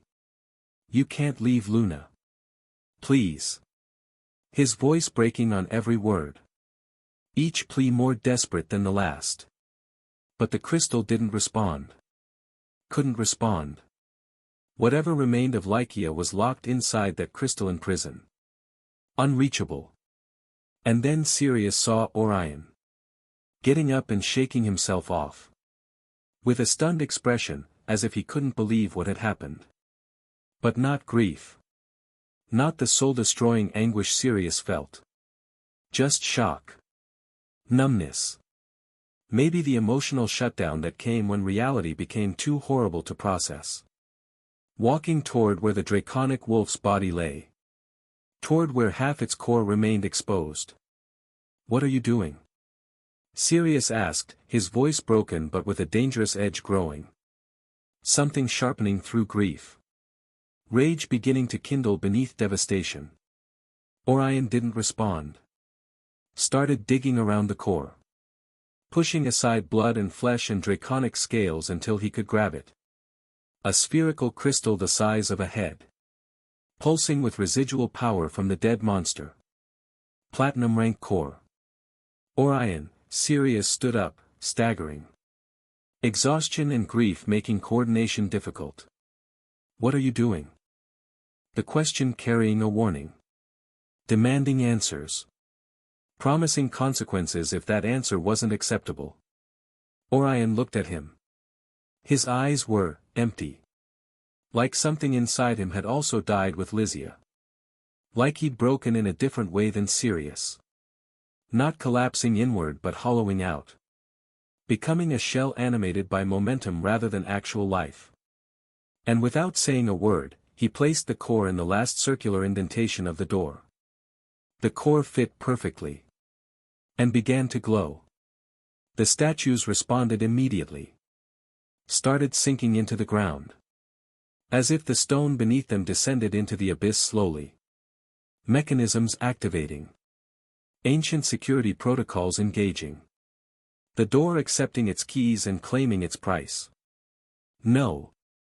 Sirius ran toward Lycia, trying to grab her, to pull her, to prevent her from disappearing. Hands scrabbling at crystal that wouldn't budge even a millimeter. Pulled by power that couldn't be moved through simple physical strength. The statue was immovable. Neither his gold-rank strength nor his remaining mana could budge at 1/10 of a millimeter. The mechanism's magic was too strong, too ancient and powerful. Built by people who understood forces that modern tamers couldn't comprehend. Orion. Stop this. Sirius screamed, absolute desperation in his voice. It's getting worse. Stop what you're doing. The words were raw. Pleading. All dignity abandoned in favor of pure need. But Orion only watched with that distant expression while his own wife also sank. Watched Lysia's black crystal form descend into stone. Watched the last physical trace of her disappear. He watched and did nothing. The statues descended completely through holes perfectly adjusted to their forms. The ground closed over them at the end. Sirius tried to break it. Threw everything he had left at stone that wouldn't yield. The ruins were a construction more resistant than his best efforts even with all his mana. Ancient builders had created something meant to last. Meant to protect the trials at any cost. Meant to be unbreakable by anyone who might try to cheat the system. They were now sealed. Inaccessible. Lost. Sirius collapsed onto the closed ground where his wife had disappeared. Pressed his hands against the stone that was still warm, maybe from the statue's passage. As if warmth meant connection. As if he could somehow reach through the solid rock through sheer force of will. Lycia, he whispered. Lycia, please. But there was no answer. Would never be an answer. She was gone. Trapped in crystal somewhere beneath his feet. Conscious or not, he didn't know. Suffering or peaceful, he couldn't tell. Just gone. They continued dancing for 5 days. The music swelled. Their movements perfectly synchronized in ways that required trust and connection. And Luna felt something shift inside her. Not breaking. Not shattering. Just, settling. Like pieces that had been scattered finally finding their proper places. Like chaos organizing into something that made sense. Present, 5th day of practice. Luna and Ren danced in silence. They'd been like this for almost an hour. Moving to the music's rhythm while Luna spoke in whispers. Telling. Unloading. Still sharing pieces of the story Sirius had told her bit by bit as she grew. Each fragment coming with old pain. With weight and a careful delivery that suggested she'd rehearsed these words in her mind countless times but never spoken them aloud. Ren still didn't interrupt. Just listened. Nodded when appropriate and squeezed her hand when he felt Luna needed silent support. The corrupt beasts arrived in waves and then the trap door activated, trapping mother and aunt. Father and uncle both took the artifacts and left that secret tunnel whose door they couldn't open and that for some reason my father believed I could open when I came of age, Luna murmured, her voice loaded with the memory's weight. Dad told me the mutants invaded the tunnel at the worst moment and despite his efforts, he couldn't save my mother. She stopped, swallowing hard.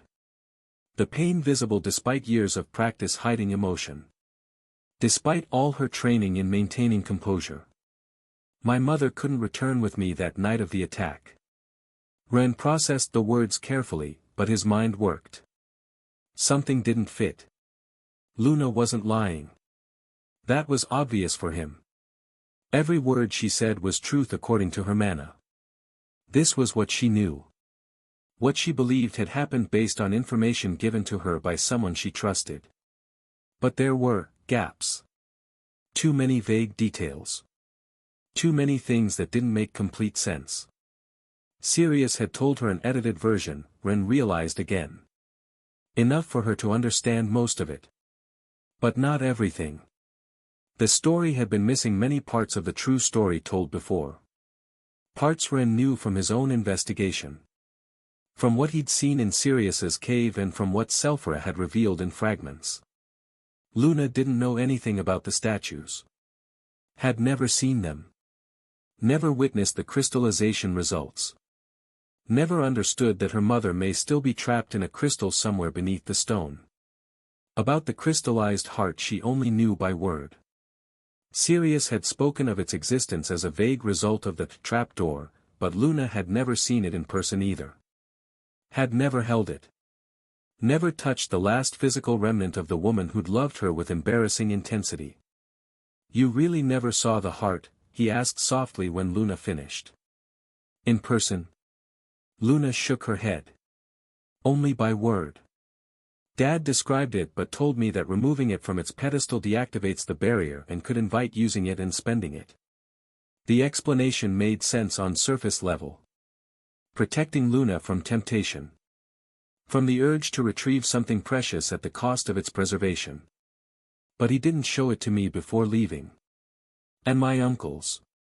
Her expression darkened, anger breaking through careful neutrality, obviously don't let me see it either. Everything was second-hand knowledge. Story told with embellishments by a shattered father to a small daughter. And there was so much missing. So much Sirius had clearly omitted. Details that would have painted a completely different picture. That would have revealed depths of tragedy Luna couldn't imagine because she'd never been given the full truth. Because he didn't want Luna obsessing over dangerous ruins, Ren thought, remembering what he'd seen and heard yesterday and the days before. Didn't want her attempting to go down. Protection through ignorance. Keeping her safe by keeping her uninformed. The kind of well-meaning deception parents told themselves was for their children's good. But how did Ren know so much about the statues and truth then? If Selphra was involved, how had he convinced her? Thank you, Ren finally whispered when Luna finished, pulling himself from the analysis back to the moment. For trusting me enough to tell me this. Luna looked at him, her eyes showing vulnerability she rarely let visible.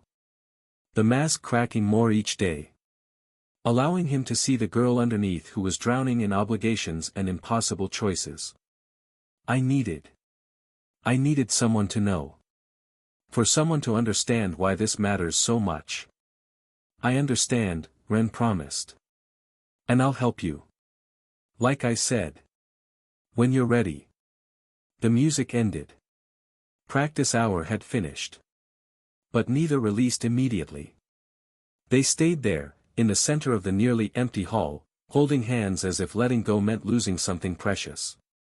Finally, Luna retreated blushing into the shadows after a while. "Tomorrow," she said simply. "Tomorrow," Ren agreed. And he felt her leave, her shadow wolf dragging her away through spaces between light where she could hide from scrutiny and process everything she'd shared. When he was certain she'd gone, Ren turned. Selphira was standing at the entrance, watching him with that impossible-to-read expression. "You didn't tell her," she said without preamble. "Good. I'll tell you the rest." Selphira's temporary office. Selphira's office in the academy was elegant but functional. Books filling every wall. Ancient artifacts decorating shelves. The type of space belonging to someone who'd lived long and learned more. Ren sat when indicated. Selphira studied him for a long moment before speaking. Like she was making decisions about what to reveal based on what she saw in his expression and posture. "Are you sure you want to know the ending, Ren?" she asked without turning. "Or won't you be able to control yourself against Orion if I tell you what I believe?" The question carried weight. A warning. Acknowledgement that some knowledge came with prices in the form of rage that became hard to contain. "I need to know," Ren said directly. "About everything. About what really happened in those ruins." Now she turned. Her eyes evaluating him with that gaze that saw too much. "And what makes you think I know the whole truth?" 2 days before. Selphira raised an eyebrow. "Luna told you?" Voluntarily. Surprise coloring her tone. Genuine surprise that suggested she'd thought Luna would maintain her walls longer. "During dance practices. Over the last 2 days she's opened up to me." Selphira murmured, thoughtful. "And how much exactly do you know?" "More than her. She knows the basics. Nothing about the battle with the wolf you told me about. Nothing about the statues that must exist somewhere. Also nothing about her mother sacrificing herself for her father like you mentioned." Ren paused. "She never saw the heart. Never saw the statues. Everything is by word. Everything filtered through Sirius's careful editing. Through omissions designed to protect that instead created ignorance." "What statues?" "I don't know about. Remember, I can read lies in your mana even when you spin it." Ren interrupted, meeting her eyes steadily. "And when I took a look at Sirius's cave." "Wait." Selphira interrupted him, turning completely now. "You went where?" The question sharp. Shocked. Carrying undertones of something between admiration and exasperation. "To the cave where Sirius crystallized in what I assume was the same way." Ren held firm under her gaze, refusing to be intimidated by reaction. "I used my mantis. Found the truth and don't regret it." The declaration bold. Unapologetic. Statement of fact rather than request for approval. Selphira looked at him for a long moment. Then released a laugh. Genuine. Almost hysterical. The sound was unexpected to Ren. Even inappropriate given the gravity of the subject, but for Selphira somehow perfect for the absurdity of the situation. "Of course you did." "Of course." She shook her head, still laughing. "Sirius is going to die when he finds out I didn't keep our promise and a student reached where he did using just a bronze mantis." The laughter contained layers. Amusement at Ren's audacity. Respect for his capability. Perhaps a slight concern about what it meant for his future when as a student he could accomplish what should be impossible so often. She calmed, but her amusement didn't completely leave her eyes. "And what did you see there?" Ren explained his deductions. Afterwards, something in Selphira's expression softened. "You cross-referenced. Between what Luna said and what you saw." She showed her recognition of the factual and unbiased methodology by opening her eyes slightly bigger. "Yes. And I believe Sirius lied to her." "Not completely." But he surely omitted many important things. Ren looked at her directly. That's why I'm here, I need to know what happened exactly if I want to fix the whole thing. The full truth. Not the filtered version given to the grieving daughter. Not a sanitized story designed to protect children from themselves, but the actual events with all their horror intact. Selphira studied his face. Looking for evidence of readiness, perhaps.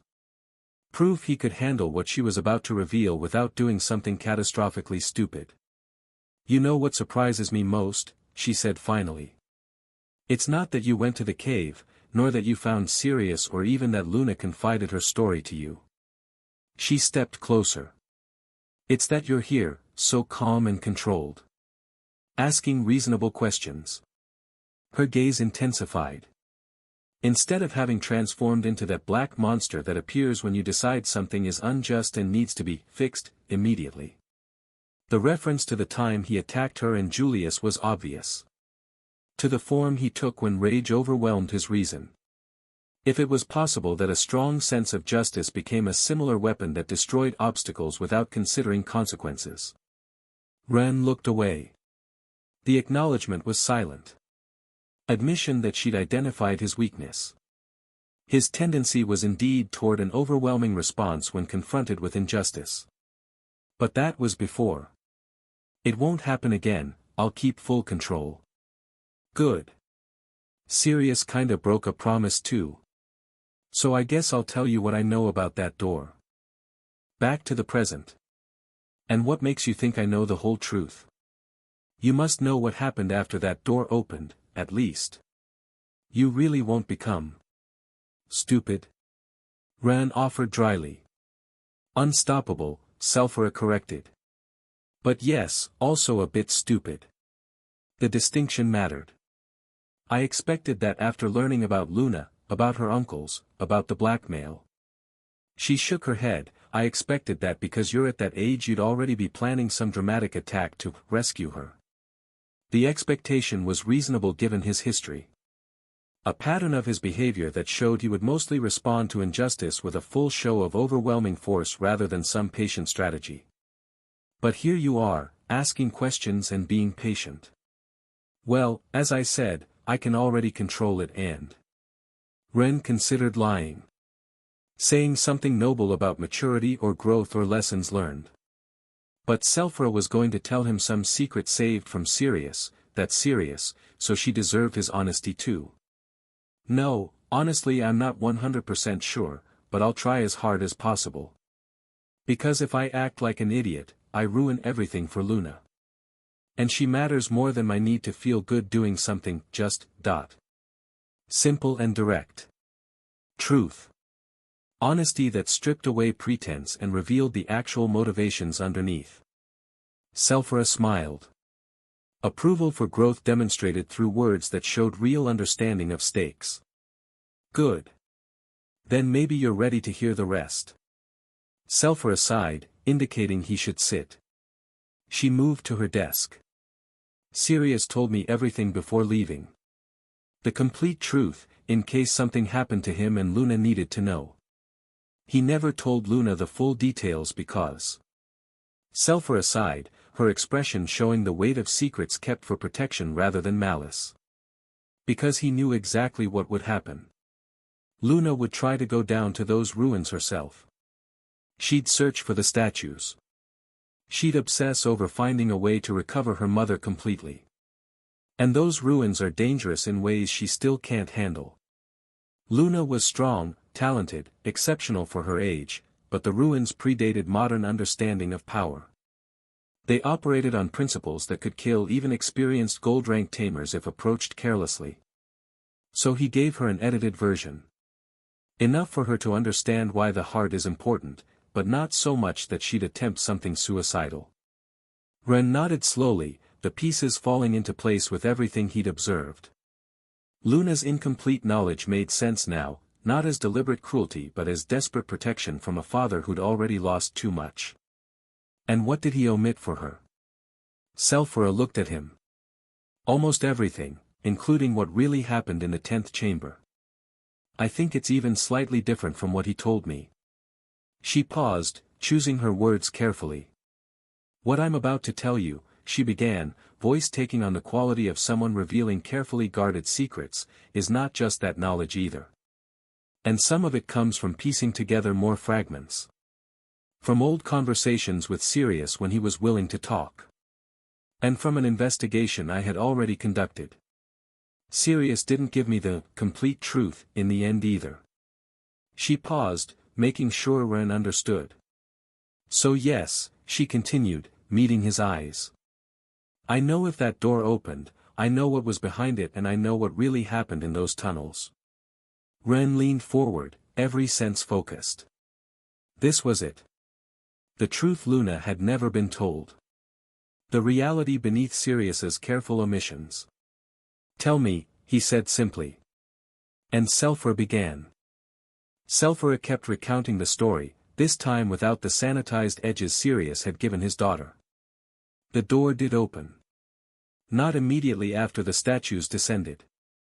But later. When the ancient mechanisms finished processing their sacrifice.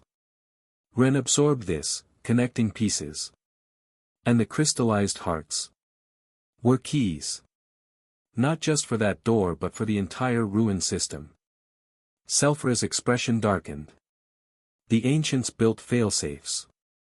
Required living sacrifice transformed into crystal to access deepest secrets. Maybe because they believed only those willing to pay the ultimate price deserved knowledge that could reshape the world. She paused. Maybe they were idiots. But very powerful idiots. When Orion activated the final mechanism with the platinum core, Selphra continued, he completed the sequence. The door opened. And around him, the survivors of the expedition began to process what had happened. To understand that the two factions of one the great houses had just lost their queens. That families would be shattered. That children would grow up without mothers. That all of this had come from greed, impatience and refusal to follow rules that existed for reasons. Orion stood alone, staring at where Lysia had vanished. Not moving, nor speaking. Just standing like a statue himself. And Sirius, kneeling on warm stone, finally understood something that would haunt him forever. He'd saved Orion. Had pushed himself beyond limits to save his brother from the consequences of his terrible decisions. And in doing so, he'd made the woman he loved sacrifice. Had ultimately, even if indirectly, let Lycia die so Orion could live. The guilt of that would follow him for the rest of his life. Because living meant remembering. Remembering the already done damage every day. The damage that would ripple through families and factions and ultimately destroy a little girl's world when she learned what happened to the mother who loved her with intensity that was embarrassing. The mother who would never embarrass her again. Never hold her too tight. Never proclaim love in ways that made everyone uncomfortable. Because all that remained was crystal somewhere beneath stone. And a heart that had been extracted and left embedded on a door. The wolf's core at the door's center glowed once more, intensely enough that everyone had to shield their eyes from the brilliance that seemed to come from somewhere beyond normal light. And then it disappeared, perhaps absorbed by the ancient mechanism as consumed fuel. The kind of total conversion that suggested technology far beyond what modern tamers understood about mana and matter. The door opened with the grinding sound of mechanisms unused for centuries finally engaging, revealing stairs descending toward a long tunnel that disappeared into darkness so complete it seemed to swallow even the ambient mana light. And from the indentations in each of the door's two sections something fell with soft crystalline sounds.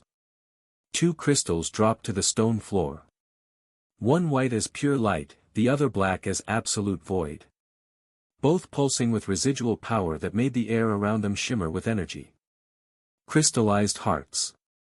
What had been extracted from the statues? Essence concentrated into a form that could be held. Mana systems, souls compressed into something that shouldn't be possible but was. Everything that remained of Lycia and Lysia reduced to objects small enough to hold in one hand. Sirius grabbed the white crystal with hands that trembled so badly he nearly dropped it. The grief and exhaustion and shock of the past hours making even simple motor control difficult. It was warm against his palm, pulsing gently like a real heart beating inside a crystalline prison. The rhythm was familiar in ways that made his chest ache with recognition and loss. And he felt something. A presence so faint it might have been imagination, an echo of the person who had been rather than the person herself.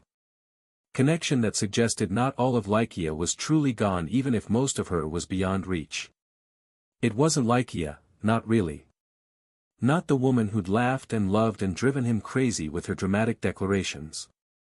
Not the mother who'd embarrassed Luna with overwhelming affection. But it was the only thing that remained of her. The last fragment of existence that could be touched, held, maybe somehow restored if they could find the right knowledge or power or desperate miracle. Orion picked up the black crystal with mechanical movements that suggested an emotional shutdown rather than actual calm. His face had gone blank in the way people's faces went blank when processing trauma too large to feel all at once. He looked at Sirius with eyes that held too many emotions to name individually. Sirius looked back with hatred that could shatter diamonds, rage so pure it burned away everything else until only fury remained. "You killed her," he whispered, his voice trembling with a fury that threatened to explode into violence despite his exhaustion. "Your stupid ambition, your impatience, your—" "You killed Lycia too," Orion interrupted, his voice equally cold but carrying a different flavor of anger. The defensive rage of someone who knew they were guilty but couldn't accept full responsibility without going insane. Or just. "If you hadn't jumped, if you'd let me. She pushed me." Sirius roared, the words tearing out of him with force that made nearby soldiers flinch. "Lycia chose to save us. But your wife." He stopped because the truth was he didn't know. He couldn't know with certainty what had happened in those frantic milliseconds when everything had gone wrong simultaneously. He didn't know if Lycia had interposed herself deliberately or if Orion had used her as a shield. The chaos and speed and panic of the moment made certainty impossible, leaving only speculation and suspicion that would poison everything. And that uncertainty, that question without answer, would envenom everything that remained between them. Would transform brotherhood into something twisted and toxic that could never be repaired. The silence extended, heavy with everything left unsaid and everything that could never be unsaid once spoken. "Are you insinuating something, brother?" Orion insisted, his voice tight with tension that suggested he was barely holding himself together. "Are you saying I pushed Lycia? That I used her as shield?" "I don't know what happened," Sirius spat. "It was too fast and I was distracted. But I know this started because you couldn't wait.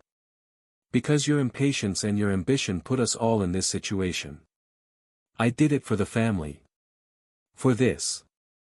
Orion gestured at the open door with the kind of desperate justification people used when they knew they were wrong but couldn't admit it. "For what our ancestors left behind. And was it worth it, you idiot?" Sirius's voice broke on the words, grief overwhelming anger temporarily.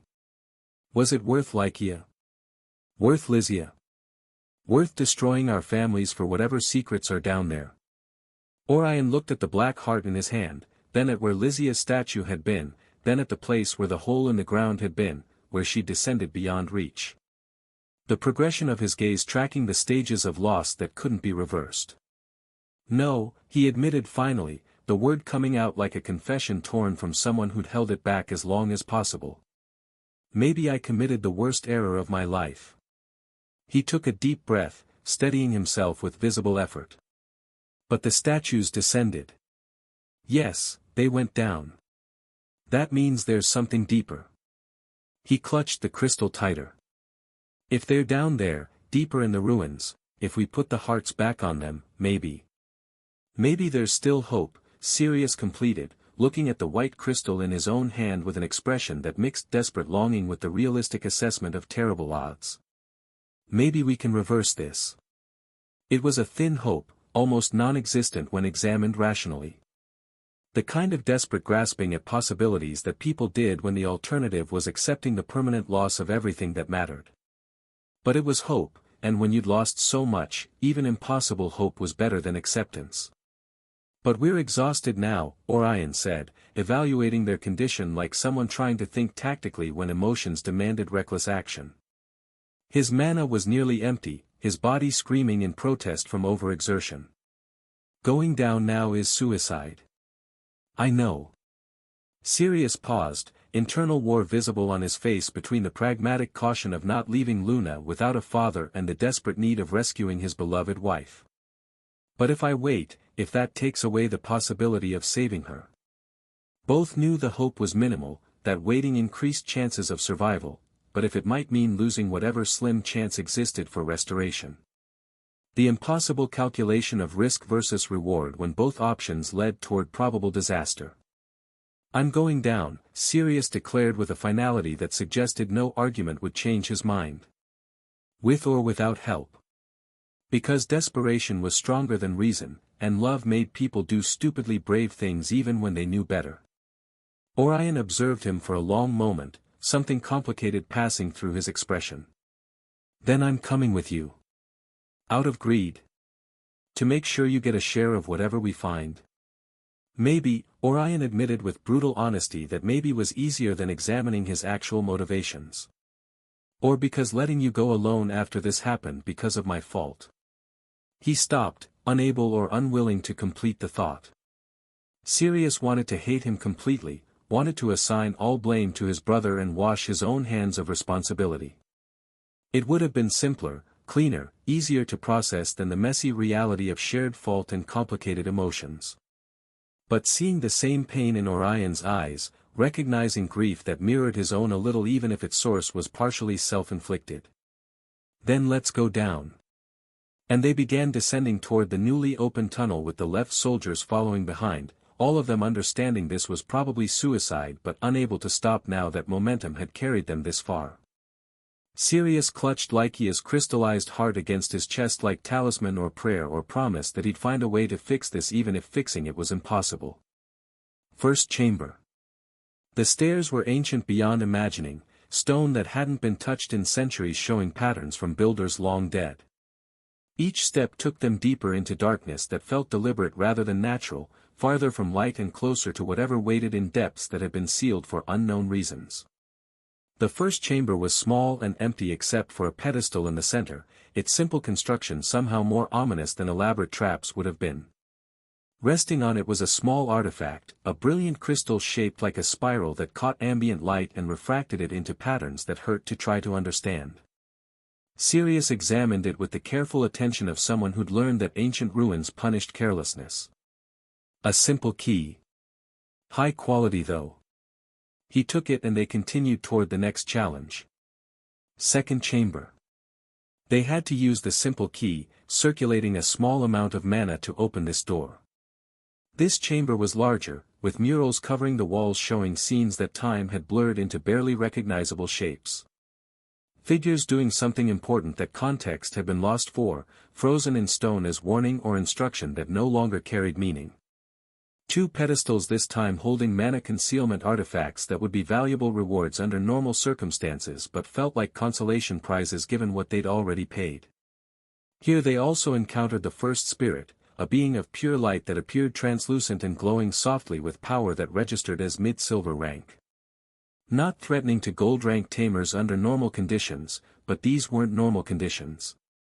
Sirius's celestial white tiger didn't have mana left for elaborate abilities but tore through the spirit with concentrated light claws. The spirit dissolved into motes that scattered like disturbed fireflies before fading completely.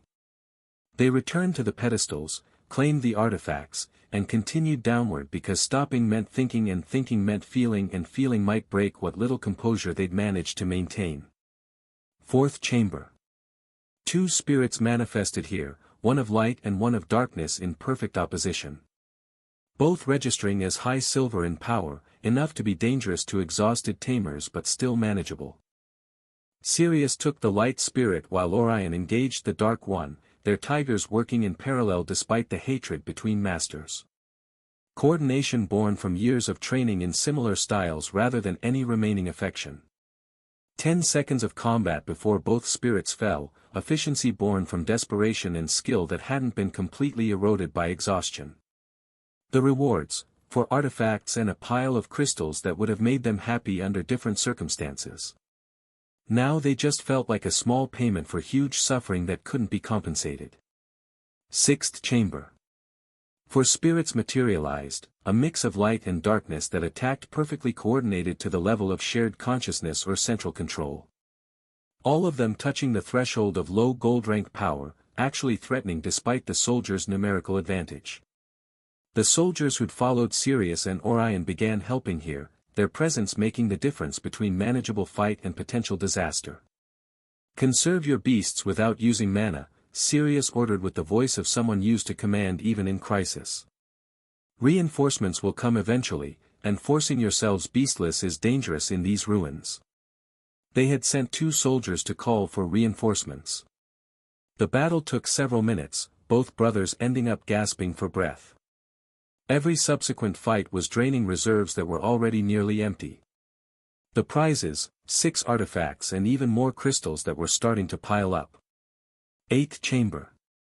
The chamber opened before them like an enormous cavern, twice as large as any of the previous ones they'd encountered. 8 spirits floated in the central space, all mid-gold rank in power, moving in perfect coordination with each other like dancers following a choreography written centuries ago. One of the remaining soldiers let out a strangled sound. This is suicide. He wasn't wrong, and nobody could blame him for the assessment. Of the more than 100 men who'd begun the battle against the draconic wolf, only 15 remained standing, and those looked like one more hit would send them straight into unconsciousness or worse. Sirius evaluated them with a cold gaze. Stay back then. The terror on the soldiers' faces was evident, fear warring with duty and pride. None would dare let their leaders fight and die alone, not when retreat meant living with that shame for whatever remained of their lives. Better to die trying than survive as cowards. Sirius looked at Orion. Orion returned the look without flinching. There were no words of coordination, no "let's work together," or sentimental stupidities of that nature. Just Sirius's silent understanding that they needed to not kill each other in the next few minutes if they wanted to survive what came after. They advanced into the chamber side by side, brothers now united by necessity rather than affection. The spirits reacted instantaneously, launching themselves in waves that forced the soldiers and both Sirius and Orion to separate. Sirius' celestial white tiger roared, its concentrated light claws tearing through the first spirit that dared approach too close. On the other side of the chamber, Orion's black tiger consumed another in its jaws of pure light, the contrast between their techniques highlighting how similar their training had been despite philosophical differences. 40 minutes. That's how long it took to eliminate all 8 spirits. 40 minutes of combat where each wrong movement could mean death, where the spirits covered each other's weaknesses with intelligence that suggested something more than simple programmed responses. Sirius's serpent had coiled around one of the spirits and strangled it until the ethereal form dissolved into nothing, but even that had required minutes of sustained pressure that left the beast gasping. The last 2 fell when both tigers coordinated an attack that neither Sirius nor Orion had planned verbally, only executed through pure necessity. Old training taking over when conscious thought became impossible, muscle memory and shared technique doing what hatred couldn't prevent. When the final spirit faded into nothingness, both brothers were left gasping for breath. Exhausted beyond measure but still without serious wounds, which felt like a miracle given what they'd just survived. The soldiers who'd lost their beasts in the battle collapsed against the walls, bodies giving out now that adrenaline no longer sustained them. "We can't continue, Lord Sirius," one admitted with a trembling voice that carried shame alongside exhaustion. "We're sorry." Sirius nodded without bothering to respond, dismissing the apology because it changed nothing about their situation. Now only useless soldiers with no reinforcements coming because nobody else knew where the hell those reinforcements had even gone. Now only he and Orion remained capable of continuing, 2 brothers bound by desperation and mutual hatred in equal measure. The rewards, 8 artifacts and enormous quantities of crystals that were approaching decent wealth if converted to modern currency. They divided everything equitably without discussion, both understanding that arguing over treasure when their wives were dead or worse would be obscene even by their currently low standards. The stairs descending further waited for them like an open mouth leading into darkness. Sirius looked at them and began descending without saying a word, his expression set in grim determination that suggested nothing would stop him short of death. Orion followed in silence, loaded with doubt, uncertainty about whether continuing made sense when they were this depleted and this alone. But he didn't dare question his brother yet, not with Sirius's face carrying hatred toward him barely contained by circumstances. Not when one wrong word might shatter whatever fragile cooperation kept them both alive. Ninth Chamber.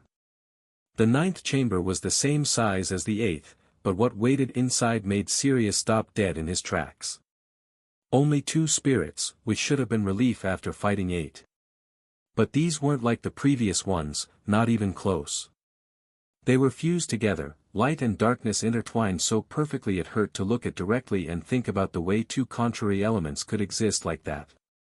Not a chaotic mixture but impossible balance, as if someone had taken opposing forces and compelled them to coexist in lethal harmony. They were high gold rank, yes, but it wasn't the rank that made them dangerous. Rank made them only twice as strong as individual spirits from before, but the problem was the elemental synergy that shouldn't be possible. And the density of their connection. 2 spirits, each containing power equivalent to not just 2 but 4 from the previous chamber, all that energy compressed into smaller, more concentrated forms. That meant more solid defenses, greater resistance to conventional attacks, efficiency that turned normal advantages into liabilities. The spirits didn't wait for analysis or strategy. They attacked with huge speed. Sirius's white tiger launched itself with everything it had, light claws slashing toward the fused spirit with force that should have torn it apart. Yet, the claws bounced off harmlessly, barely leaving a superficial mark before the spirit reformed as if nothing had happened. Defenses that made gold-rank attacks feel like child's play.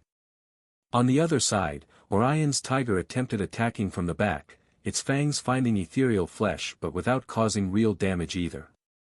Different approach, same result, frustration building as conventional tactics proved worthless. Sirius's serpent coiled around the second spirit, applying pressure sufficient to crush rocks into powder. The spirit's form simply flowed between the scales like water, reforming instantly on the other side without apparent effort or concern. Useless, Sirius growled as his serpent returned, having accomplished nothing beyond wasting energy they couldn't afford to waste. The tigers couldn't contain them. Normal attacks were useless against defenses this dense, this perfectly balanced. And they didn't have mana left for more powerful abilities. The fused spirit on the right struck his tiger hard enough to send it stumbling, then rotated towards Sirius with clear killing intent. It launched into direct attack, moving faster than something that size should move.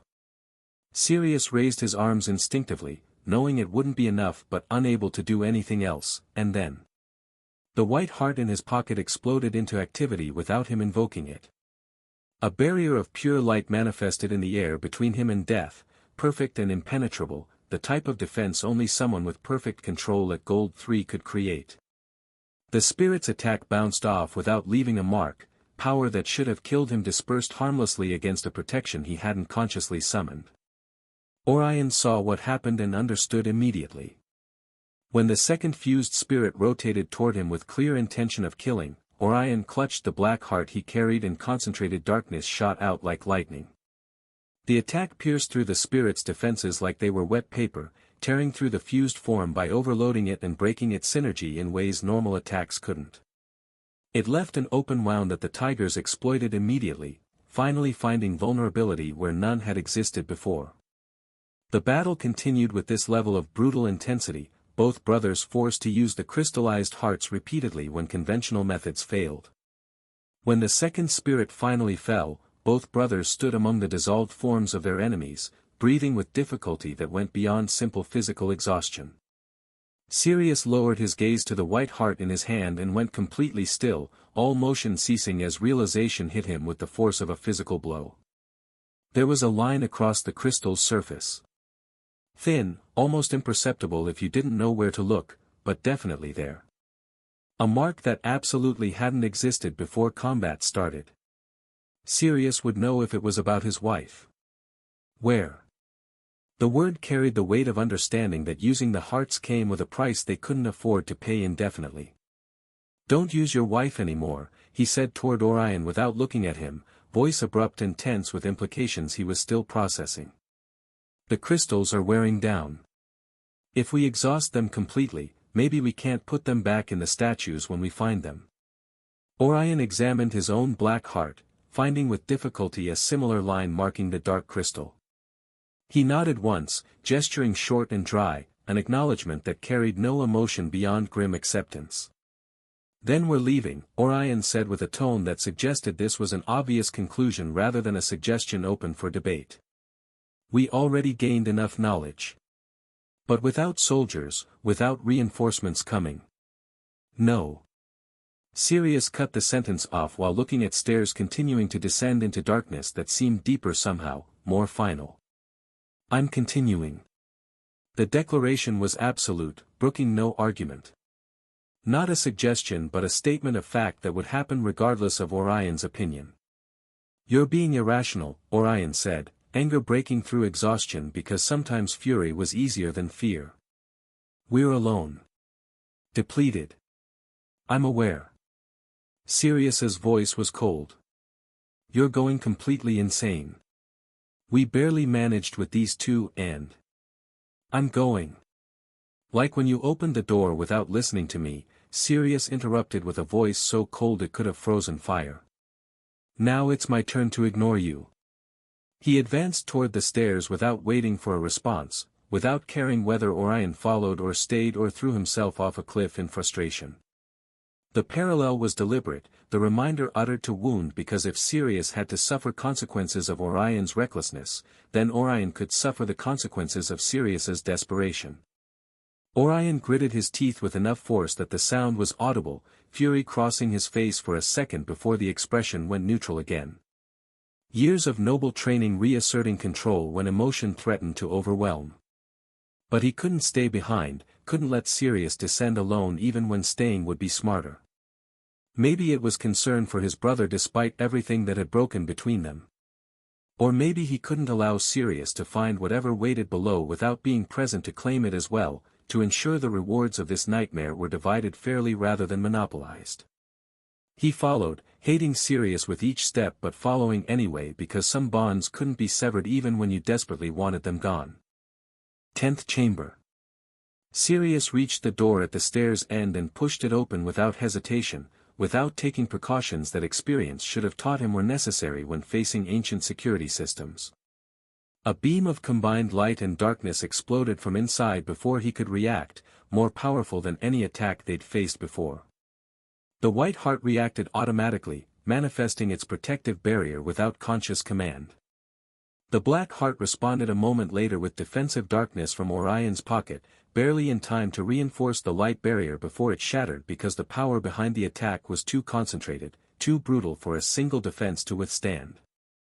They were thrown backward like rag dolls, bodies treated as insignificant obstacles by force that didn't care about gold rank durability or noble status. Sirius hit all the way back to the 9th chamber's wall with sufficient force to drive air from his lungs in an explosive gasp. Orion rolled across the floor leaving a trail of blood that marked his path. Something emerged from the tunnel leading to the 10th chamber, presence announced by pressure that made the air itself feel heavier. A spirit, but larger than the previous ones, denser in ways that went beyond simple size. Light and darkness compressed into almost solid form that seemed to occupy too much space despite its dimensions, reality bending around it in ways that hurt to perceive directly. Platinum rank power radiating from every movement. The monster roared with sound that shouldn't be possible for something without real mouth, vibration that resonated in bones and made ears bleed from frequencies that human bodies weren't designed to process. It launched itself forward with speed that defied its mass.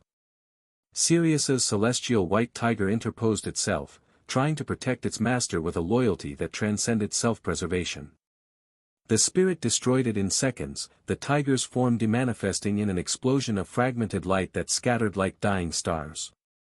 Orion's tiger attacked from the shadows, attempting to exploit the moment of distraction with tactics that had worked against lesser enemies.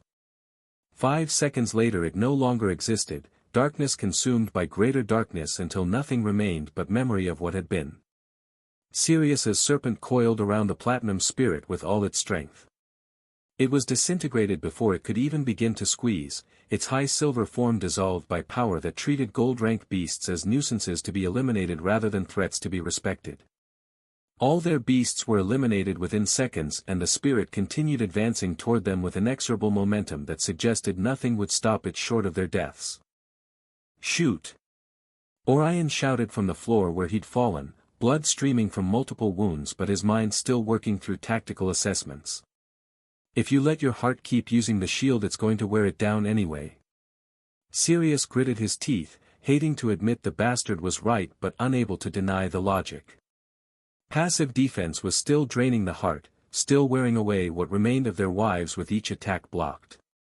Better to attack and end this quickly than die slowly behind shields that would fail eventually. Together then. Both raised the hearts simultaneously with coordination that came from years of fighting side by side before hatred had poisoned everything. The crystals touched and because of that contact they elevated above the men's hands, beginning to spin with white and black rotating at speeds that seemed to defy the physical laws. They fired as one. The combined beam that emerged was something beautiful and terrible simultaneously, light and darkness intertwined as perfectly as the fused spirits they'd faced before but with power magnified by synchronization between the two hearts. Not simple addition but multiplication, synergy that created force far greater than some of its components. It struck the platinum spirit directly in the center of its mass and the form began disintegrating with screams that sounded almost like words in a language nobody living could understand. Orion's eyes gleamed while observing the attack's power, his expression showing hunger that went beyond simple greed into something darker. Avid imagination already calculating what else they could accomplish with that type of combined force, any enemies destroyed if they learned to wield this properly. Sirius closed his eyes for a moment, whispering words that only he and perhaps the light heart could hear. "Thank you, Lycia." Gratitude mixed with grief because her essence was being consumed to keep him alive, to give him power he'd never asked for at a price he couldn't bear to pay but had no choice except accepting. But the battle hadn't completely finished despite the spirit's apparent destruction. The platinum spirit didn't disintegrate completely like the previous ones had, didn't simply fade into nothingness when defeated. In its last moment of existence it divided itself, separating into its original components with deliberate malice. Pure light launched toward Sirius. Pure darkness toward Orion, both seeking vengeance even in death. Both energies exploded on contact with devastating force. The explosion's sound reverberated off ancient stone walls with echoes that seemed to carry on forever, thunder trapped in the confined space. Orion was thrown against the wall with sufficient force to knock him unconscious, multiple wounds covering his body where he'd managed to deflect the worst of the impact with a last-second shot that saved his life at cost of consciousness. The injuries would be considered superficial only if you were a gold-rank tamer with enhanced durability. For normal humans they would have been fatal, but gold-rank mana system-enhanced bodies could survive damage that would kill lesser beings. Sirius was also thrown but the white heart shielded him automatically in the last possible instant, leaving him less injured. He even had time to see another thin line appear on the white crystal's surface, a mark joining previous were in the pattern that suggested how many more uses remained before nothing was left. More where? More of his wife consumed to keep him alive when maybe he should have died instead. He fell into unconsciousness seconds later, darkness claiming him despite the heart's best efforts to sustain consciousness that his body couldn't maintain. Sirius woke first, awareness returning fast in fragments that slowly coalesced into coherent thought. The white heart had protected him better during the final explosion, leaving him with minor injuries that his gold-rank body had already begun healing on its own. Accelerated regeneration knitting torn flesh and mending broken bones without conscious direction, one of the many benefits of achieving this rank that actually mattered in moments like this. He sat up with effort, looking toward where Orion lay motionless against the chamber wall. Still unconscious, bleeding from multiple cuts with his arm at a strange angle that suggested broken bones. But his breathing was stable and none of the wounds appeared mortal when examined with an experienced eye. He wasn't in immediate danger of death even if he'd need medical attention from a healer eventually. Sirius stood up with slight stagger, balance not quite returned after the explosion's force. He saw the massive core where the platinum spirit had fallen and separated, a crystal the size of his head divided perfectly into half brilliant white and half profound black. He took it with both hands, feeling the weight that was both physical and metaphorical. Power purchased through suffering, victory that felt hollow when measured against what had been lost to achieve it.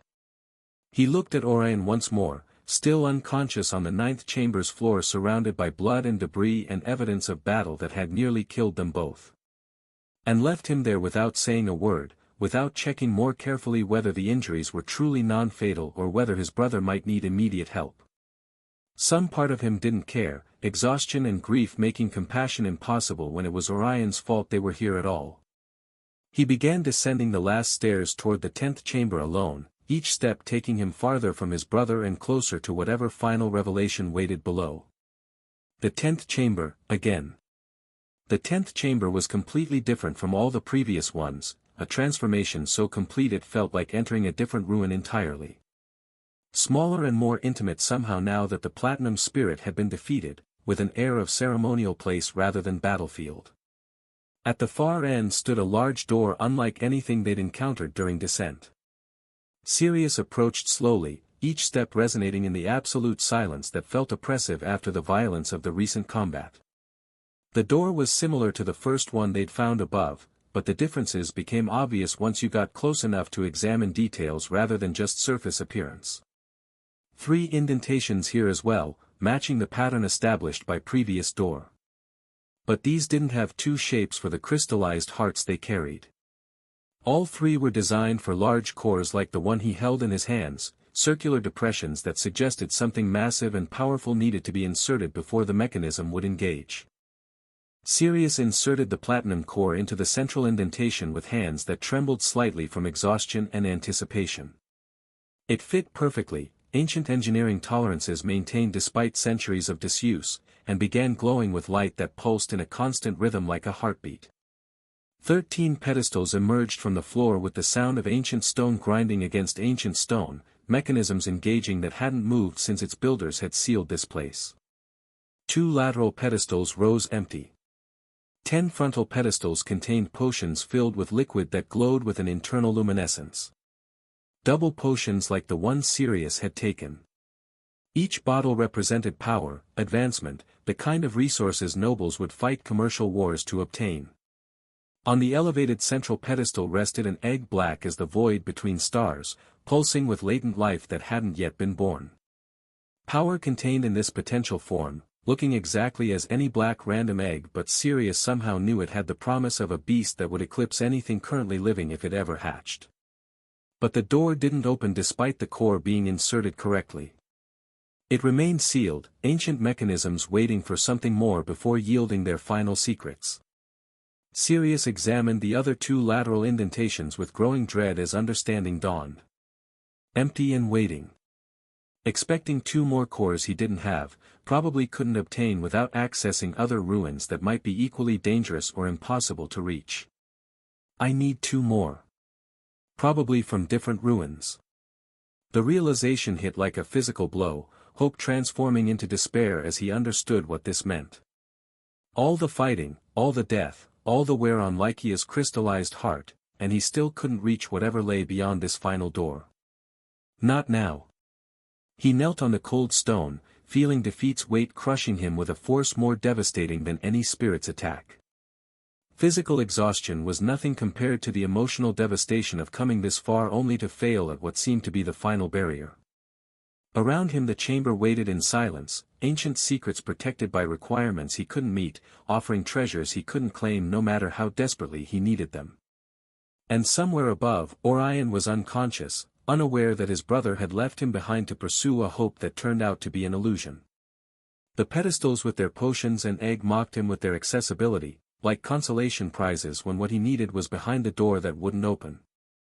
Power offered freely, but useless while salvation remained locked away. Sirius pressed his forehead against the sealed door, one hand clutching Lycia's crystallized heart while the other touched the stone that wouldn't yield. I'm sorry, He whispered to the crystal, to his wife's essence trapped inside, to the daughter waiting above who would never understand why her father couldn't save her mother. I'm so sorry. I tried. But trying wasn't enough when ancient builders had designed security that couldn't be bypassed through determination alone. The door remained closed. And Sirius remained broken, kneeling before a barrier he couldn't cross with grief he couldn't process and a future he couldn't imagine without the woman he'd lost. But then his eyes landed on the two empty lateral pedestals, details finally registering through exhaustion and grief. They had a specific shape carved into their surfaces, contours he recognized immediately with a shock that cut through his despair. The crystallized hearts fit those depressions perfectly. With hands that trembled slightly from exhaustion and something deeper, Sirius lifted Lycia's white heart and placed it with reverent care on the left pedestal. It fit perfectly as if it had been made specifically for this purpose. The light barrier activated immediately, extending to cover a bit more than the chamber's left half with its radiant protection that felt warm against his skin. Terrified by the possibility that the energy would be spent even more by this activation, that using the heart this way would add more wear lines to a crystal already marked by previous combat, he removed the artifact quickly from its place. Sirius examined the heart with obsessive attention, counting wear lines he'd memorized, searching for new damage with desperate focus. But there were no new lines of wear visible on the crystal's surface. The barrier's activation from the pedestal hadn't cost anything, as if it was destined to be there. As if this was where the heart belonged, where it could function without consuming itself. Protection without price, power without sacrifice for the first time since they discovered what the crystallized hearts could do. Maybe a clue.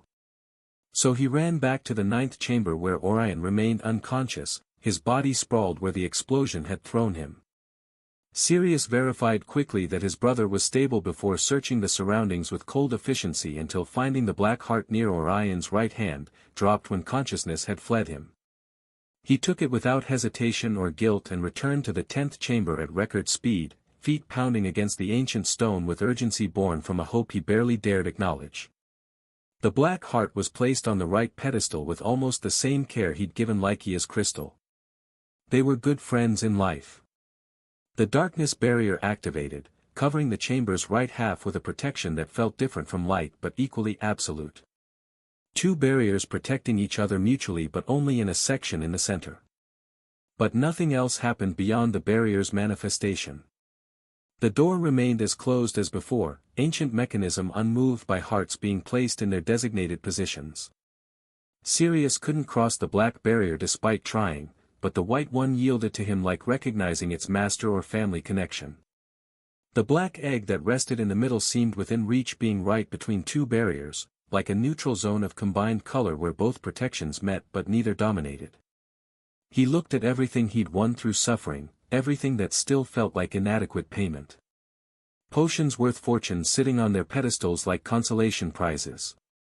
The black egg pulsing with unknown potential, promise of power that still couldn't compensate for what had been lost.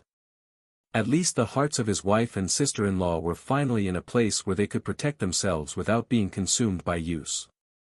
Sirius then took the black egg to examine it closely, and unexpectedly the pedestal sank into the floor to disappear without leaving a trace inside a hole that closed perfectly behind it, exactly like the statues had descended in the chamber above.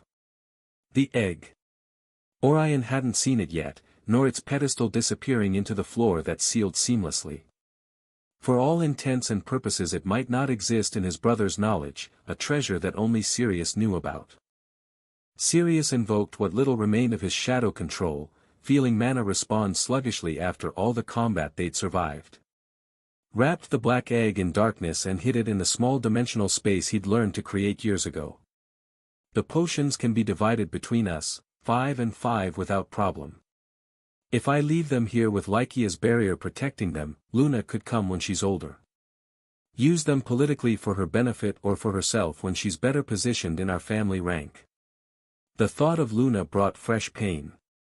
His daughter waiting above, unaware her mother had been transformed into crystal. Unaware that her father had failed to save the woman who'd loved them both with so much embarrassing intensity. He kept thinking about it while walking in circles around the sealed door, his mind working through problems that had no obvious solutions. How to obtain the other two cores? In which ruins would they be located? What secret did this door guard that required 3 different keys to open? Was there really any way to recover Lycia, or was the heart everything that remained of her? Questions spun in his exhausted mind without finding answers, circular thoughts that led nowhere but couldn't be stopped. Eventually exhaustion won where reason couldn't, physical limits overriding mental determination. He collapsed beside the pedestal where the white heart rested, feeling embraced by the warm light emanating from the crystal that contained everything remaining of the woman he loved. His last conscious image was of a soft light glowing steadily, a heartbeat, a rhythm that might have been imaginary but felt real enough to provide comfort as his consciousness slipped away. Hours later a violent tremor yanked him from unconsciousness, its intensity suggested something catastrophic occurring. The floor shook beneath him with strength sufficient to make dust fall from the ancient ceiling that hadn't moved in centuries. Something had changed above in the surface world, something massive enough to be felt even in these sealed depths. Sirius stood up looking toward the stairs ascending to the surface, toward whatever had just occurred while he'd been seeking answers in the depths. Dread filled his chest as he recognized the tremor's pattern, the specific way when beasts moved in massive numbers that made Earth shake with their passage. Orion came running into the chamber with a face showing fear that looked genuine rather than performed, an expression suggesting whatever was happening above transcended their personal conflict. "We have problems," he shouted desperately, words tumbling out with urgency that demanded immediate response. "Corrupted beasts are invading us." Orion awakens. Pain was the first thing Orion felt upon regaining consciousness, a sensation cutting through the fog of unconsciousness with sharp insistence. Sharp pain in the arm that had been left at a strange angle during the explosion, bones grinding against each other in ways they weren't designed for. Stabbing pain in ribs where several superficial cuts healed slowly, flesh knitting back together at gold-rank speed but not fast enough to prevent discomfort. A pulsing headache suggested he'd hit the wall with more force than his body could comfortably withstand, and his brain bruised inside a skull that had protected it from worse damage. He sat up with effort, groaning while each muscle protested the movements with burning complaints. The 9th chamber was empty except for him and the evidence of a battle that had nearly killed them. The faded remains of fused spirits left no trace of their existence. And Sirius wasn't there, the absence somehow more significant than his presence would have been. Orion looked toward the stairs descending to the 10th chamber with his expression darkening as understanding arrived. His brother had gone down without him, had left him unconscious on the floor like discarded garbage whose usefulness had expired. He checked his surroundings with abrupt movements that ignored the pain again because fury was a better analgesic than any potion. Lysia's black heart wasn't there, the crystal that should have been in his possession taken while he'd been unable to defend what was rightfully his. Sirius had taken it too, along with whatever treasures waited in the 10th chamber. The bastard is keeping everything for himself. Fury boiled in his chest while standing up with a stagger that spoke of injuries not yet healed. Of course. Of course Sirius would take advantage of the moment he was vulnerable to steal what belonged to him by right. His wife's powerful heart. The 10th chamber's prizes. Everything that was best and most valuable. His brother wasn't different from him after all, just better at pretending moral superiority. Just more practiced at wearing masks that made selfishness look like nobility. Orion leaned against the wall, breathing with difficulty while evaluating his options that all felt bad in different ways. He could go down and attempt to reclaim what was his through a confrontation that would probably end badly given his current state. But he was injured, without manifested beasts yet, without the black heart to defend himself if Sirius decided to attack and remove him from the game directly. Or he could. His hand slid toward his tunic's most hidden pocket, the one he protected carefully during the entire descent with paranoid attention that suddenly made sense. His fingers found the spherical form and extracted it with reverent care. A purple sphere the size of his fist, glowing with light that seemed sick and corrupt as if the energy inside was rotten from the core. A corruption summoning core from Yino's new secret technology. The Goldcrest House leader along with Ravenspire had given it to him personally weeks ago with a ceremony that had seemed excessive at the time but made perfect sense now. For when you descend, he'd said with a smile that didn't reach his eyes, an expression suggesting knowledge of plans within plans. Insurance. The plan had been simple in concept, perfect in its timed execution that required coordination across multiple groups. His twin brothers Dorian and Magnus should have already finished evacuating most of the expedition forces from his brother's Starweaver zone under various excuses about defending outer walls against routine threats. The large wave this corps would invoke was programmed to synchronize perfectly with the moment when the wave that came every 4 years appeared naturally, when all major families would be occupied with their own walls, their own affairs and incapable of responding quickly to crises elsewhere. It was the perfect moment to ruin Sirius's name, to destroy his reputation as the great hero protector of the family. If a massive wave of corrupted beasts attacked the center of his territory exactly when he and his army were dispersed, when he'd ignored duties by pursuing personal glory in the ruins instead of protecting civilians under his care, nobody would forgive that. Almost none of his soldiers would understand or accept that abandoning post had been for good reason rather than selfish ambition. Especially not after all the civilian casualties that would inevitably result from his absence, deaths that could have been prevented if he'd been where duty demanded rather than where personal need had driven him. It made sense now why no reinforcements had arrived during the entire descent into the chambers. Dorian and Magnus had effectively dealt with the 2 soldiers who tried leaving the ruins to get reinforcements that could descend to help.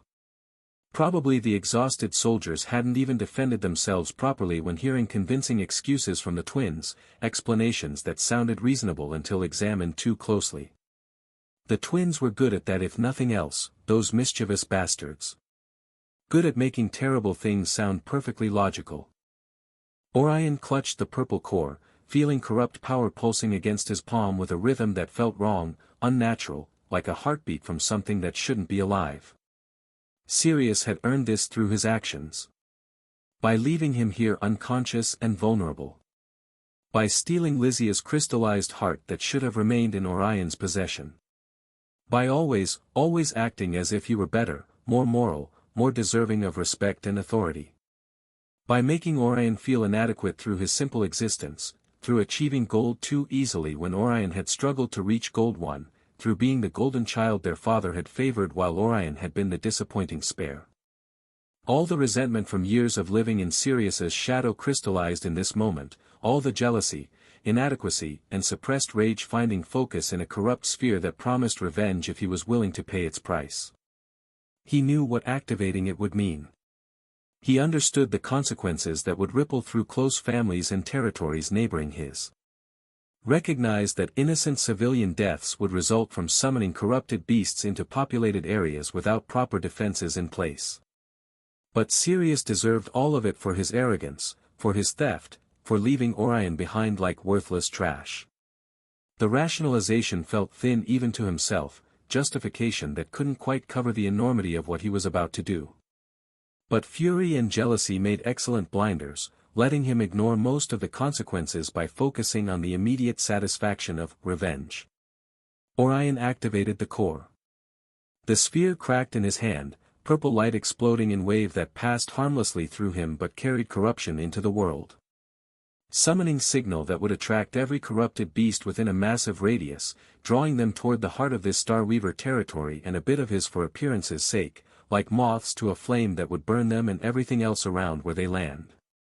He felt it propagate through stone and earth, felt the corruption spreading like a disease. Felt the moment when those beasts began responding to the call, thousands of corrupted creatures turning toward a signal they couldn't ignore even if they'd wanted to. He'd never use it on himself, but the enemy of his enemy, today, was his friend. Satisfaction warred with horror in his chest as he realized fully what he'd done, what couldn't be undone now that the core had activated and the signal had spread. This wasn't just revenge on Sirius anymore. This was something that would make him responsible for atrocities he'd rationalized as justified when they were anything but. But it was done. The core was spent, its energy released into waves that couldn't be recalled. The beasts were coming whether he regretted the decision or not. So he pushed the horror down, buried it beneath the anger that was easier to feel than guilt. Convinced himself Sirius had forced this choice through his actions, that this was consequence rather than cause, effect rather than independent decision. Lies he told himself because admitting truth would mean facing what he'd become in pursuit of revenge that felt hollow now that it was accomplished. The earth shook with an approaching horde, tremors announcing catastrophe rushing toward people who had no idea why they were about to die. Toward civilians who trusted the powerful Starweaver family to protect them, who would learn too late that protection had been abandoned for personal vendettas and ancient secrets that mattered more to nobles than common lives. Orion stood in the ninth chamber listening to approaching doom, holding the shattered remains of a purple core that had just condemned thousands to death for the crime of being in the wrong place when a jealous noble decided revenge was worth any price he didn't have to pay. He smiled with bitter satisfaction while waiting for the wave to begin emerging far from here, on the surface, in a radius around the core as they'd told him where it would cause maximum chaos in Sirius's territory. But then he felt something that made his satisfied smile freeze. A tremor in the ground that was too close, too immediate to be what he'd expected.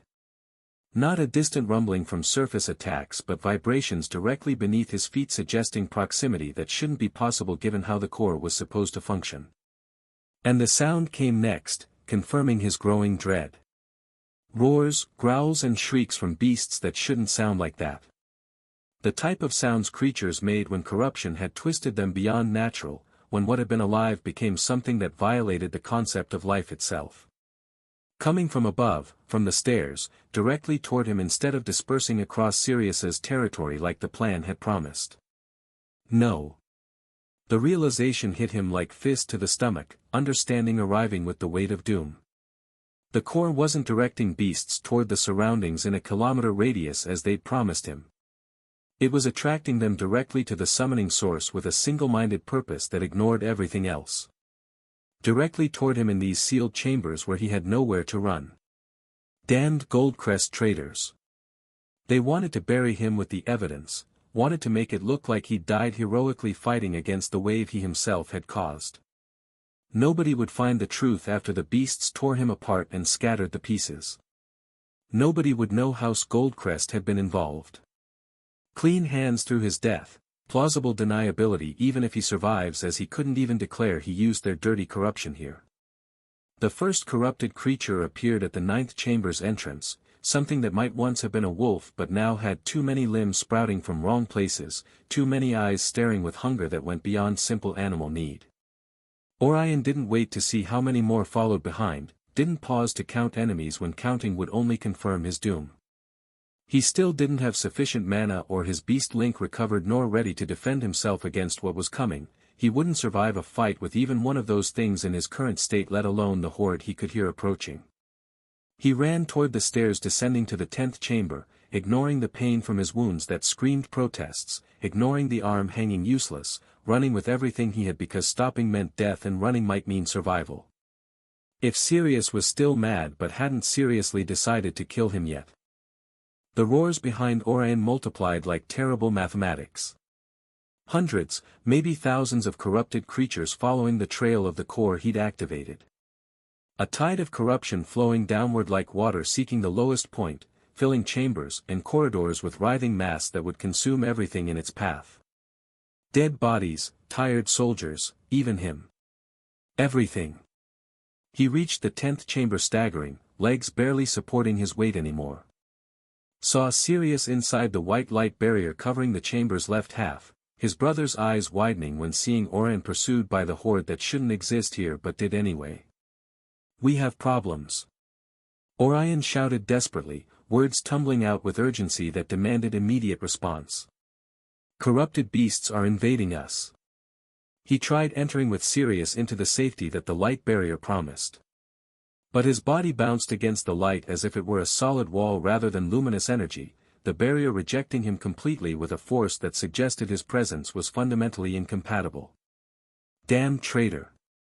Orion screamed, pointing desperately toward the white barrier that refused him entry when he needed it most. "No, idiot, you can't enter this one." Sirius shouted back, understanding the problem immediately. "But I also activated the black one. Try the black barrier." Orion spun around with movements made clumsy by exhaustion and injury, seeing the chamber's other half covered by the darkness barrier emanating from the pedestal where Lysia's heart rested. He threw himself toward it with his last remaining strength, faith and desperation driving him forward. This time there was no resistance. The darkness accepted him, wrapping his wounded body in cold protection that felt oddly comforting despite everything. As if Lysia herself were embracing him despite what he'd done, still deceived by the false image of an exemplary husband he'd always projected superficially. The corrupted beasts arrived seconds later with a sound like an avalanche made of flesh and fury. They filled the 10th chamber like a putrid flood, a biological tide that violated every sense simultaneously. Dozens first, then hundreds more pushing behind them, piling on top of each other in a twisted mass of corrupt flesh and deformed claws that exemplified what evolution looked like when it went wrong. The smell of their mana was overwhelming to the enhanced senses of the celestial tiger tamers, corruption's stench making breathing feel like ingesting poison. They launched themselves against the barriers with single-minded determination that came from summoning rather than natural instinct. The white light blazed intensely where corrupted creatures touched it, pushing them back, rejecting their existence with absolute denial. The darkness was more subtle in its protection, simply denying beasts entry as if space inside it didn't exist for their corrupted forms, as if they were trying to attack something in a different dimension. Neither barrier yielded even a millimeter despite an assault that should have overwhelmed any conventional defense. The corrupted beasts tried digging when their direct assault failed, their claws scratching at the ancient stone floor and walls with a fury born from frustration. But the stone here was different from chambers above, reinforced with ancestral mana that resisted their efforts with a durability that modern construction couldn't replicate. Minutes passed in absolute tension that felt like hours. Orion standing in the darkness, gasping, bleeding from wounds that weren't healing fast enough. Sirius in the light, watching the horde with an expression impossible to read that might have been calculation or horror or some combination of both. Finally, when it became clear the beasts couldn't penetrate barriers no matter how they tried, when the assault had continued long enough to confirm defenses would hold, Orion let himself fall sitting against the wall inside his protective darkness. He looked at the potions on his 5 pedestals, bottles glowing with promise of healing and power. 5 on his dark side. 5 on Sirius's luminous side, resources divided by ancient builders who couldn't have imagined the context in which they'd be used. From his side he took all 5 without hesitation. 1 for himself first, the glowing liquid burning as it went down his throat but bringing energy and healing that his body desperately needed. The broken arm straightening with an unpleasant sound that made him grit his teeth, but a necessary pain that came with the restoration. "What did you find?" he asked when he could speak again, his voice resonating strangely through the barrier separating them. Sirius looked at him for a long moment, expression revealing some of the internal debate about how much to reveal. Then began explaining with careful words that omitted certain details. "The door needs 3 cores. The pedestals where the hearts rest allow activating their barriers without wear cost. The platinum spirit's core fits perfectly in the central indentation." He didn't mention the black egg that had descended with its pedestal, a secret he kept for himself already hidden in his personal dimensional space where Orion would never find it. "For Luna," Sirius thought while explaining surface details. "When she turns 10, having something different from our family's symbol the celestial tiger will divert attention for a while. When she's strong enough and older she can have both. This powerful beast at least will be hers, inheritance from her mother who can't give anything else right now." But while thinking about his daughter, while corrupted beasts continued filling the chamber outside protective barriers with writhing mass that showed no signs of diminishing, Sirius felt something twisting in his chest that made breathing difficult. Luna, his daughter waiting above in the mansion that might not be safe anymore. If this wave was here in the depths, how many more would have emerged on the surface? How many corrupted creatures were attacking his territory right now while he was trapped underground with some treasures that suddenly felt worthless compared to his daughter's safety? He looked at Lycia's white heart resting peacefully on its pedestal, the light barrier emanating from it without effort or wear, protecting him as she'd always done throughout their marriage. Constant protection even in death, even transformed into crystal, even reduced to essence rather than person. Even Orion couldn't touch her or take her now, couldn't steal what had been placed where it belonged. He made a decision. "I'm leaving," he said abruptly, interrupting his superficial explanation about the door's requirements. "I have to reach Luna." He'd fallen asleep hours after placing the heart on its pedestal. But when he'd woken from that rest that should have been too brief, he'd felt better. Much better than he should have considering the battles faced and the energy expended. His dual Tamer constitution of light and darkness had allowed recovering connection with his beasts in record time, regeneration enhanced by complementary elements working in harmony.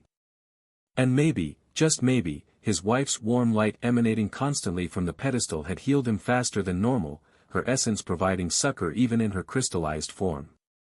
He was again in condition to fight, to move, to do what was necessary. And Luna might certainly need him urgently if the surface was under attack while he'd been pursuing uncertain hope underground. Sirius invoked his black serpent with a mental command that brought shadows coalescing.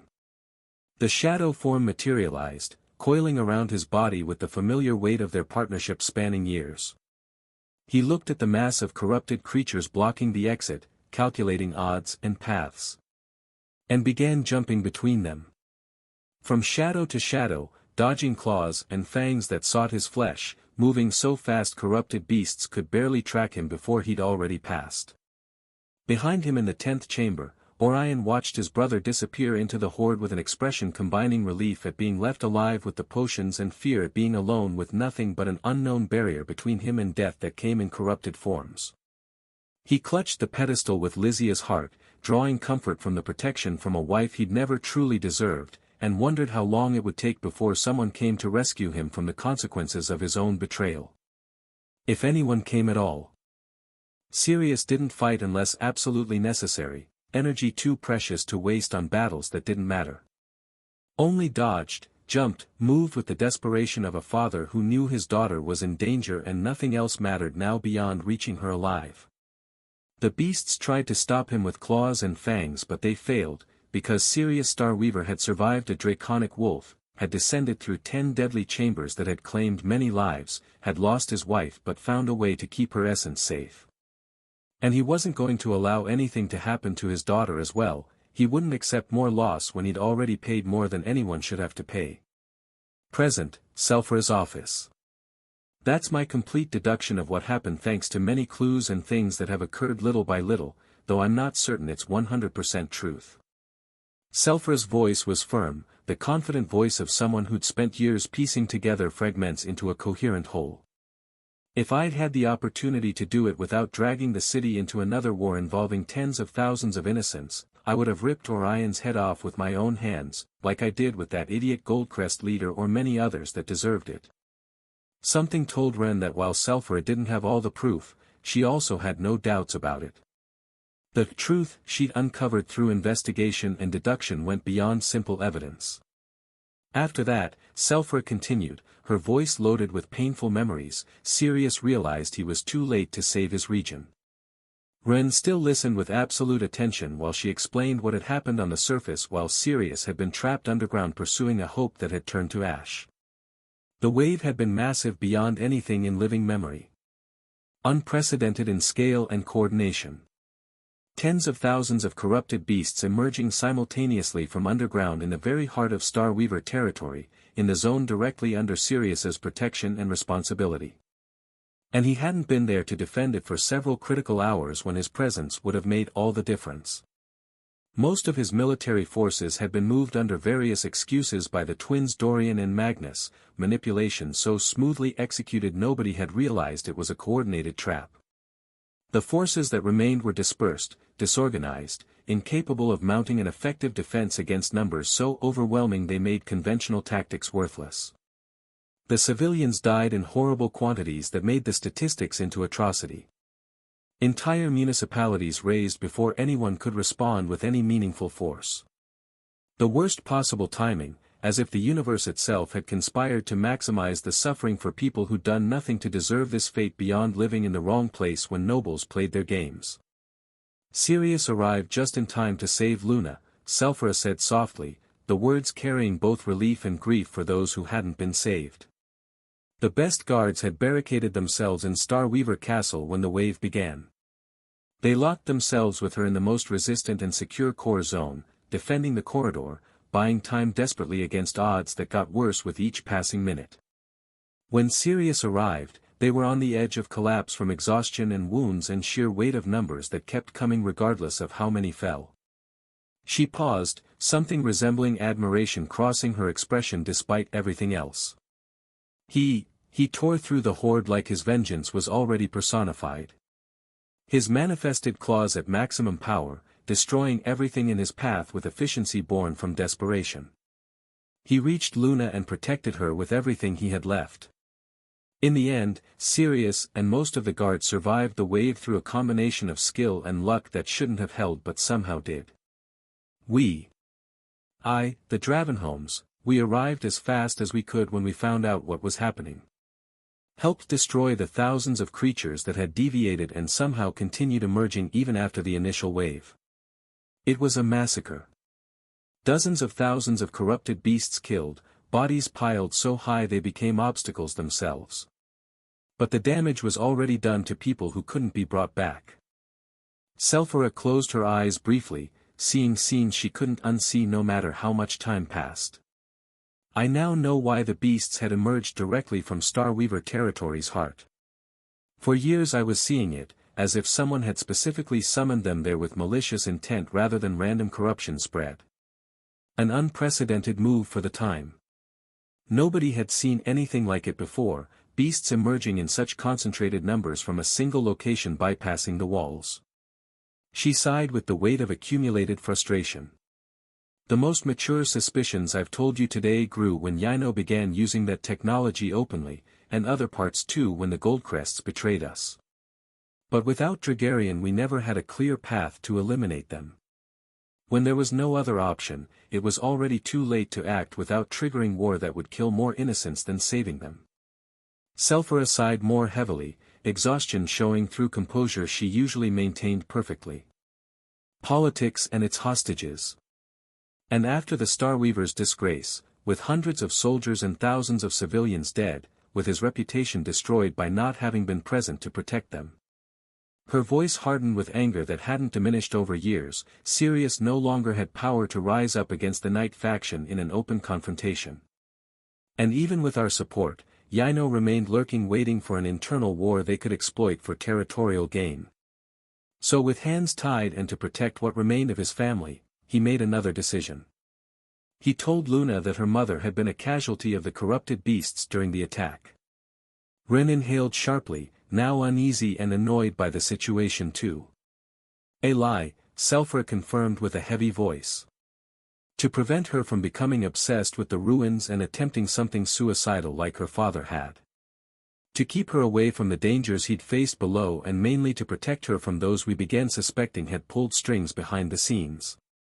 Luna was 7 years old, too young to comprehend the complexity of what had really happened without it destroying her noble identity. So Sirius simplified things for her understanding.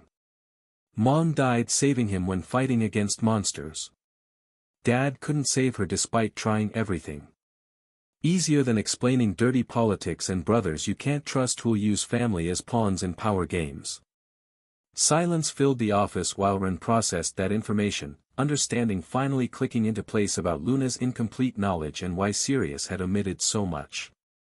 And Orion, he asked finally, needing to know despite suspecting the answer would make him angrier. Why did he do all that? Don't think about it too much, the world has all types of people. Selphira responded with contempt, badly disguised. The vermin came out days later when the beasts finally dispersed enough for him to move with safety.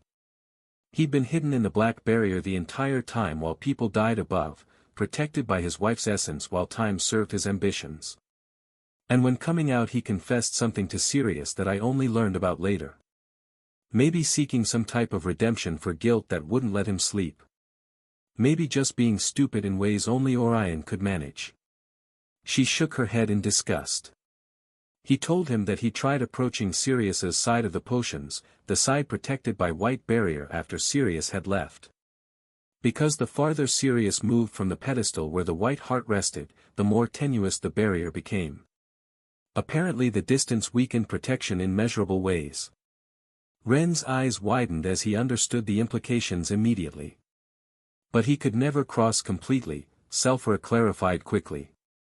Could never enter Sirius's side to take his potions or his artifact without being rejected by light, however small, that recognized he didn't belong there. But nonetheless, he noticed that the barrier intensity depended on distance from the Heart's Keeper. Why would he tell Sirius that? Ren asked, confusion mixing with suspicion. If it was potentially useful information for future exploitation. Maybe he hoped Sirius would understand something that would allow them to advance further together, obtain more treasures through cooperation rather than competition, hitting while the iron is hot. Perhaps to keep cooperation alive through the fear of Sirius's rage attacking him without thinking about any consequences. Sulfura shrugged. Since consequences are the only thing stopping me now too. Or maybe it was just stupidity, giving away relevant information that someone more intelligent would have kept for themselves as leverage or advantage. I helped Sirius verify it after the crisis passed, she continued, moving past judgment to practical matters. We needed to understand how the barriers function completely. If they could be maintained long-term. If they were permanent protection or temporary effects that would fade. And we discovered something interesting about the mechanics involved.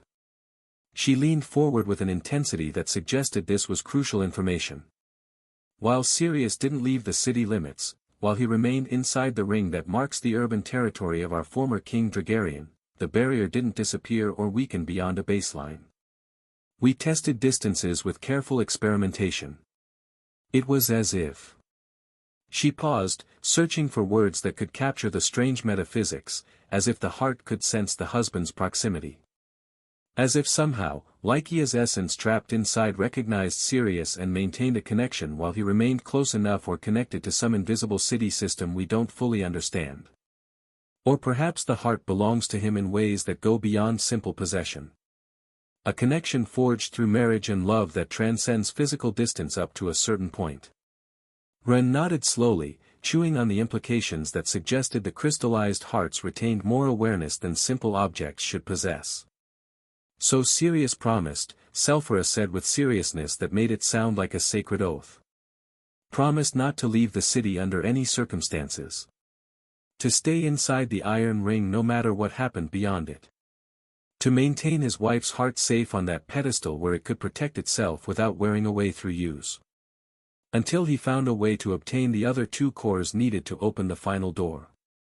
Until he could discover what secret it guarded that could, possibly, bring Lycia back from crystallization that shouldn't be permanent if the right knowledge could be found.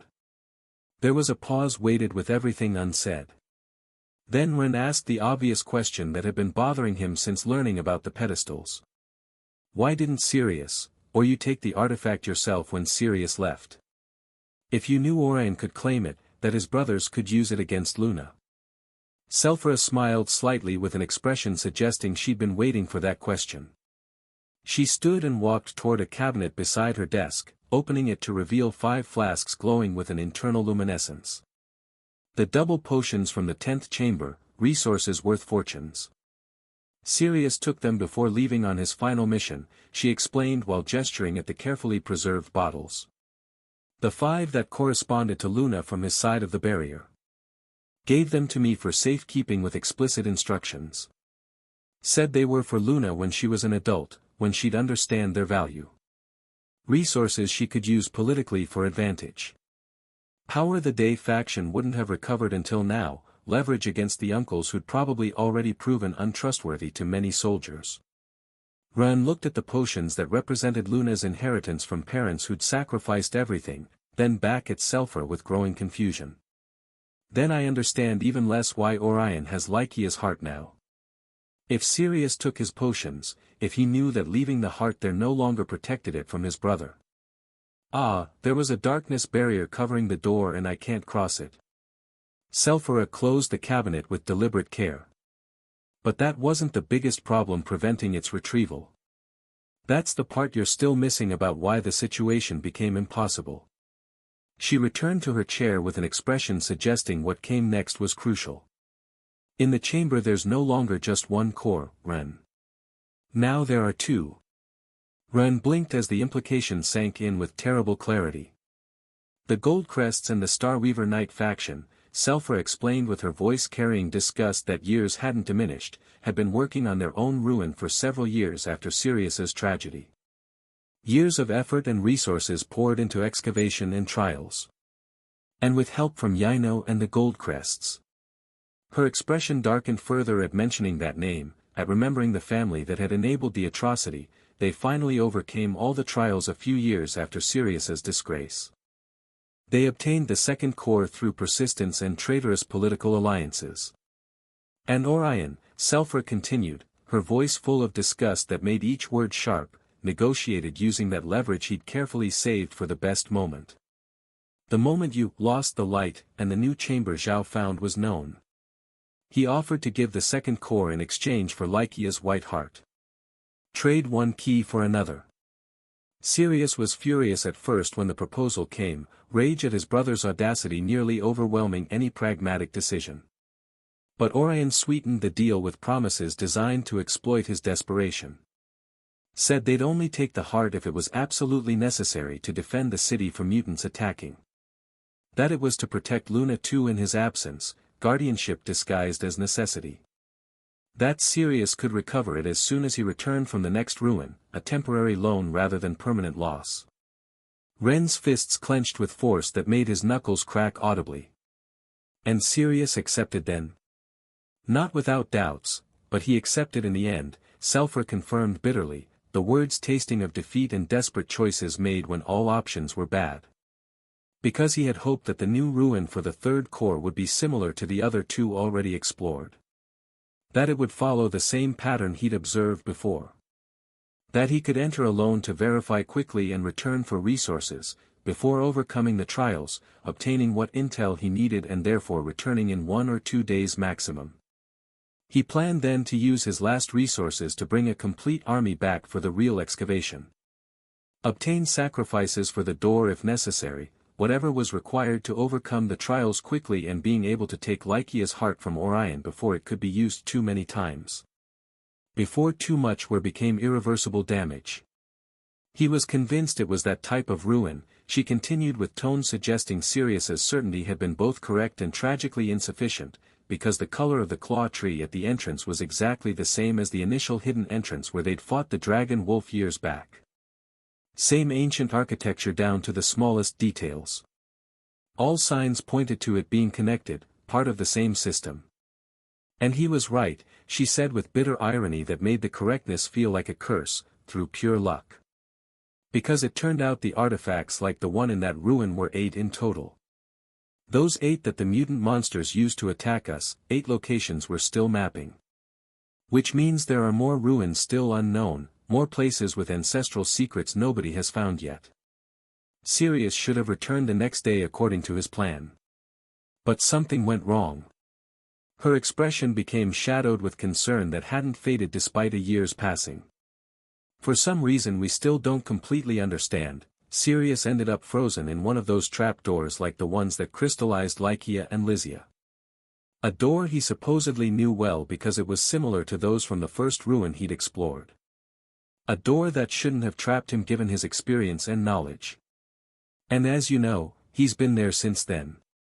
Frozen in crystal. Unable to move or communicate with the outside world. While Orion and his brothers pretend to use Lycia's heart as a weapon for city defense. While Luna grows up without her father to guide or protect her. While everything Sirius tried to protect slowly crumbles under the weight of politics he can't influence from his crystalline prison. Selphra looked at Ren directly with an intensity that demanded he understand the full weight of what she was revealing. Sirius told Luna a bit more before leaving on that mission, about her mother's heart and about the repercussions of using it, only superficial details in case something happened. But what I'm telling you is the complete story with all its ugly truths. Because this way you can understand it's not just a family artifact with some sentimental value. It's truly a part of her mother. Or what remains of her after crystallization. But I'm not sure Luna is ready to hear the complete truth yet. She already knows that each time her uncles use it in battle, they're killing Lycia for a second time through slow consumption. A bit more each use. Until eventually nothing remains but an empty crystal that once held the essence of a person who loved her daughter with embarrassing intensity. The silence that followed was heavy with implications. Ren processed everything he'd heard, pieces fitting together into a picture more horrifying than he'd imagined. The betrayal that had started it all. The sacrifice born from love rather than duty. The lies created from protective instinct rather than malice. The desperation of a man who'd lost everything but kept fighting to save what little remained. And Luna trapped in the middle of it all, carrying partial knowledge that hurt without providing power to act. Understanding enough to suffer but not enough to act effectively against her uncles who held all the political leverage. "Thank you," he said finally when he could trust his voice not to shake with rage. "For trusting me with this." Selphira nodded with an expression suggesting she'd made a difficult choice in revealing secrets that weren't entirely hers to share. "Now I hope you understand better why you need to be patient. Why you can't simply launch yourself to fix everything even with overwhelming force. Because this is more complicated than it could have seemed from an outside perspective. More interconnected with politics, and the survival of thousands of innocents goes beyond simple justice." Ren understood, but all this still made his chest tight. He knew the next conversations with Luna would be very different now that he possessed the complete truth she'd never been told. Now that he carried the weight of knowledge about just how much her family had suffered and sacrificed and been betrayed. Ren left Selphira's office with a head full of information he didn't know how to process, thoughts churning without finding resolution. He no longer just wanted to recover the heart for Luna's peace of mind. Now he wanted to rip Orion's head off slowly while explaining exactly why he was dying. And Dorian's. And Magnus. Tear them apart piece by piece while they understood the full consequences of those choices they made years ago that had killed thousands. That purple core summoning corruption, he was 99.999% certain Selphira was right on the money. That deliberate betrayal committed while people who trusted Star Weaver protection died in their homes. Hundreds of civilians were killed because one man wanted to ruin his brother's reputation and claim power that didn't belong to him. Because jealousy and ambition mattered more than innocent lives that got crushed beneath their noble games. Ren's fists clenched until his palms bled from nails digging into flesh, until his mana center began reacting with small black threads that suggested something trying to manifest without conscious command. But then he remembered Selphira's words delivered with that exhaustion of someone who'd learned this lesson through bitter experience. The hostages suffering the consequences are always the innocents caught between forces they can't control. With mutants lurking constantly beyond walls, open war against the entire Star Weaver Knight faction would be a disaster that killed much more than it saved.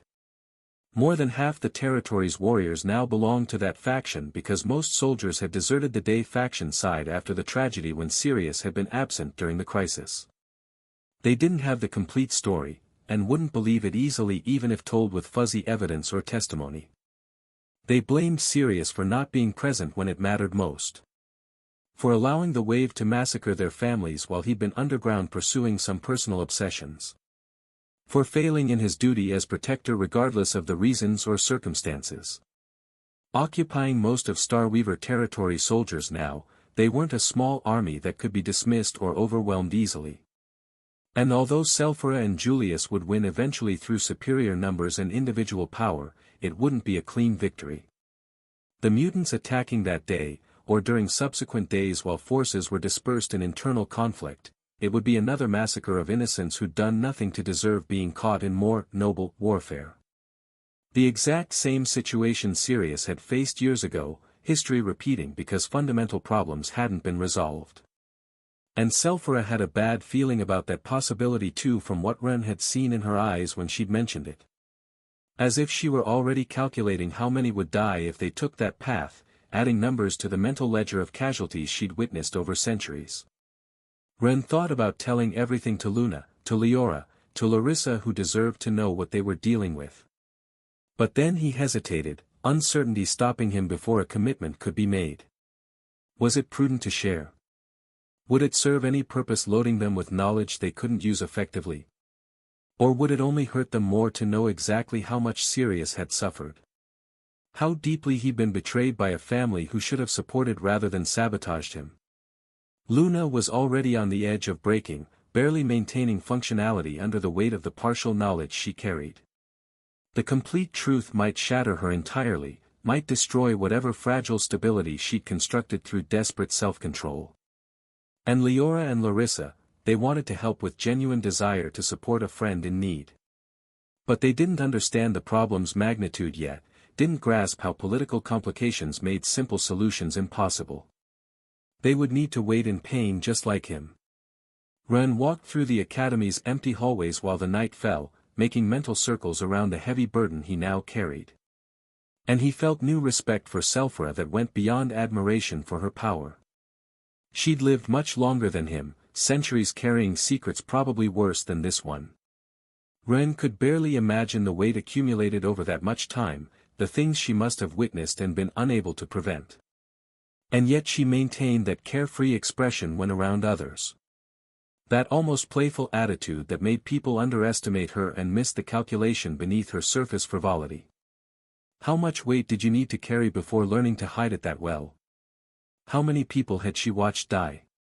How many tragedies had she witnessed while being unable to intervene without making things worse? And still she continued protecting, still she carried others' secrets so they wouldn't have to bear that burden alone.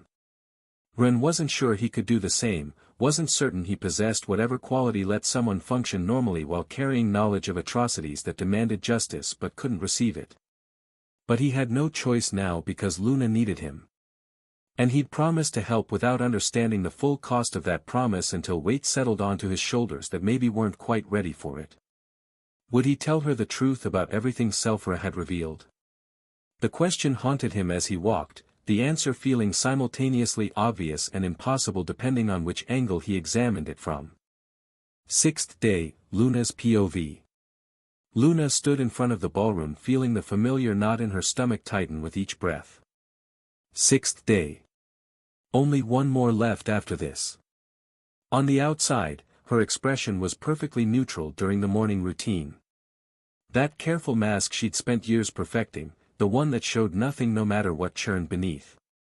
At least during the mornings before Ren arrived and everything became more complicated. On the inside, her mind was a storm that threatened to overwhelm the careful control she'd constructed. Will he be okay? Yesterday he seemed tired. Did I tell him too much? Does he think I'm a burden now? That my situation is too complicated to get involved with? Stop. You're being ridiculous. Ren said he'd help. Ren doesn't say things he doesn't mean. But doubt crept in anyway, an insidious voice that wouldn't be silenced through logic alone. But what if he changes his mind? What if he realizes this is bigger than he thought and decides it's not worth the trouble? What if he leaves me too? The thought hit harder than expected, it made her chest constrict with something too raw to be simple fear. The idea that Ren could pull away now that she'd opened up to him, could decide she was too much trouble, too broken to help, too damaged to bother with. It hurt in ways she didn't want to examine too closely because examining meant acknowledging just how much he'd already come to mean to her. Luna pushed the door open and entered with that composure that still hid the internal chaos who knows how. Ren was already there waiting in the center of the hall like he always was, reliable as the sunrise. But there was something different about him today that made her pause. His posture was the same firm readiness she'd come to recognize. His expression was also calm as always, giving nothing away to any casual observation. But his manner. Ren's manner felt tense in ways she'd never perceived before, anxiety radiating from his spiritual energy like heat from fire. Controlled but present, impossible for her enhanced senses to miss. Still, she walked toward him and took his hand to begin the dance because retreating now would mean acknowledging something was wrong. Please let nothing be wrong. The music started with that familiar melody that should have been comforting but instead felt ominous. Fortunately everything seemed normal in the execution if not in the internal feeling. Hours passed and Luna finally relaxed. And while they moved in steps they'd practiced so many times the movements had become automatic, Luna allowed herself to feel something she normally didn't. Gratitude. For her life. For the small yet wonderful moments like this. Gratitude that felt almost painful in its intensity. Thank you, she thought while they danced, while his hand guided her with certainty through patterns that had become second nature. For being here. For not running when I told you how hard my situation is. For not looking at me with pity or like I'm just a broken victim who needs to be saved as quickly as possible. Thank you for just being here when I need you most. The image of Luna's mother saying something similar when she was small crossed her mind unbidden, memory surfacing from depths where she usually kept it buried. Thank you for just being my daughter, being here. The thought arrived without invitation but with force that made her miss a step she immediately corrected. That wasn't the first time. Lately Luna thought about her mother more often than she had in years. Maybe it was being close to Ren, who somehow made her feel safe in ways she hadn't experienced since she was a child. Safe to be vulnerable without that vulnerability being used against her. Safe to show cracks in an armor she'd spent years forging. Safe to admit she wasn't always strong and didn't always have answers. Like her mother had made her feel back when the world was simple and love seemed like it could protect you from anything. Lykia had never expected Luna to be strong all the time, had never judged her moments of weakness or fear with disappointment or frustration. She just held her daughter close and declared with her characteristic intensity that everything would be fine because love was stronger than anything else in the world. Luna had thought that was dramatic back then, had rolled her eyes at declarations that seemed excessive when you didn't understand what losing them would feel like. Now she'd give anything to hear those words one more time, and would never roll her eyes at that embarrassing affection she'd taken for granted when it was abundant. But Ren's mana pulsed again with that anxious tension that didn't belong in someone usually so firm and controlled. And his smile, the one he'd been maintaining with visible effort, faltered for just an instant. Not long enough for most people to catch. But Luna had been watching him so intently that the microscopic crack in his composure registered as big as the world's rift. Something in that expression made her blood go cold. Luna froze for half a second before forcing herself to continue dancing, but the rhythm had been broken internally even if her body maintained the steps through muscle memory. No. She knew that expression with terrible certainty. Had seen it before even if she'd been too young to fully understand what it meant at the time. Years ago when her world had ended while she'd been too small to stop it or even comprehend what was being taken until the absence became permanent. That day when her parents left her alone with promises they couldn't keep. The day everything changed, Luna's POV. Little Luna's day had begun like any other normal morning in a childhood that felt like it would last forever. Her mother had woken her with kisses scattered across her face, declaring with dramatic flair that made the servants smile despite themselves, "It's the most beautiful day because my perfect star is awake." Luna had rolled her eyes but couldn't suppress the smile that tugged at her lips despite the feigned annoyance. Because that was her mother. That was how she'd always been, overwhelming in her affection, embarrassing in her intensity, impossible to stay irritated with for long. They'd eaten breakfast together in the gardens where the best flowers bloomed only under 12 moons light.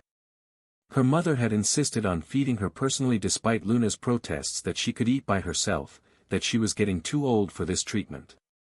But letting my beautiful baby eat alone would waste precious time I could spend looking at your perfect little face. Lykia had declared with such earnest delight that Luna couldn't even pretend indignation. "Mom, you're so embarrassing," Luna had murmured, but she'd let herself be fed anyway because some part of her had enjoyed the attention even while the rest of her had pretended not to. They'd played in the gardens after, her mother chasing her between flower beds while Luna shrieked with laughter that echoed off the stone walls. Simple joy that felt infinite when you were 7 and didn't understand that infinity could end abruptly. It was a normal day. Happy. Perfect in its mundane simplicity. The kind of day that only became precious in retrospect when you realized how fragile happiness was and how quickly it could be stolen. The tremors began with violence that shattered peace like glass. Soft at first, barely noticeable vibrations that made the water in the fountains ripple strangely. Then stronger, ground shaking in ways that violated natural law. Building intensity that spoke of something massive and wrong happening beneath their feet. The guards appeared running with expressions that transformed her mother's smile into focused concern. Lady Lycia. Lady Luna. You need to go to the castle refuge immediately. Her mother hadn't hesitated or asked questions that would waste time. She'd grabbed Luna and run with a speed that made the garden blur around them, protective instinct overriding everything else. They were at the safest place in a blink. But then her mother seemed to sense something, her father's mana in distress. Lycia left Luna under the guard's protection with kisses that felt different somehow, more intense than usual, as if her mother was trying to pour years of love into a single moment. And then she'd run toward where Sirius needed her, because that's what partners did, they saved each other. Luna had watched her mother disappear around the corner, her hair catching light to show its blue nature under the black one last time before shadows swallowed her figure. She hadn't known it would be the last time she'd see her mother move, the last glimpse of life that would be stolen and transformed into a crystal prison. Hours later the corrupted beasts arrived before her parents could return, waves of twisted flesh and malice that poured into Starweaver territory like an infection spreading through healthy tissue. Luna was still locked in the castle's most secure core, with the strongest guards forming a desperate perimeter around her. The last line of defense between an innocent child and horrors that should never have penetrated this deep into this wall-protected territory. Hours passed with agonizing slowness while the world outside descended into a worst nightmare. Each hour meant fewer living guards as they fell one by one, buying time with their lives. Each hour meant more beasts finding paths inside through their sheer overwhelming numbers that made defense impossible despite superior power or skill. The guards fought with a desperation born from knowing what would happen to the child they protected if they failed.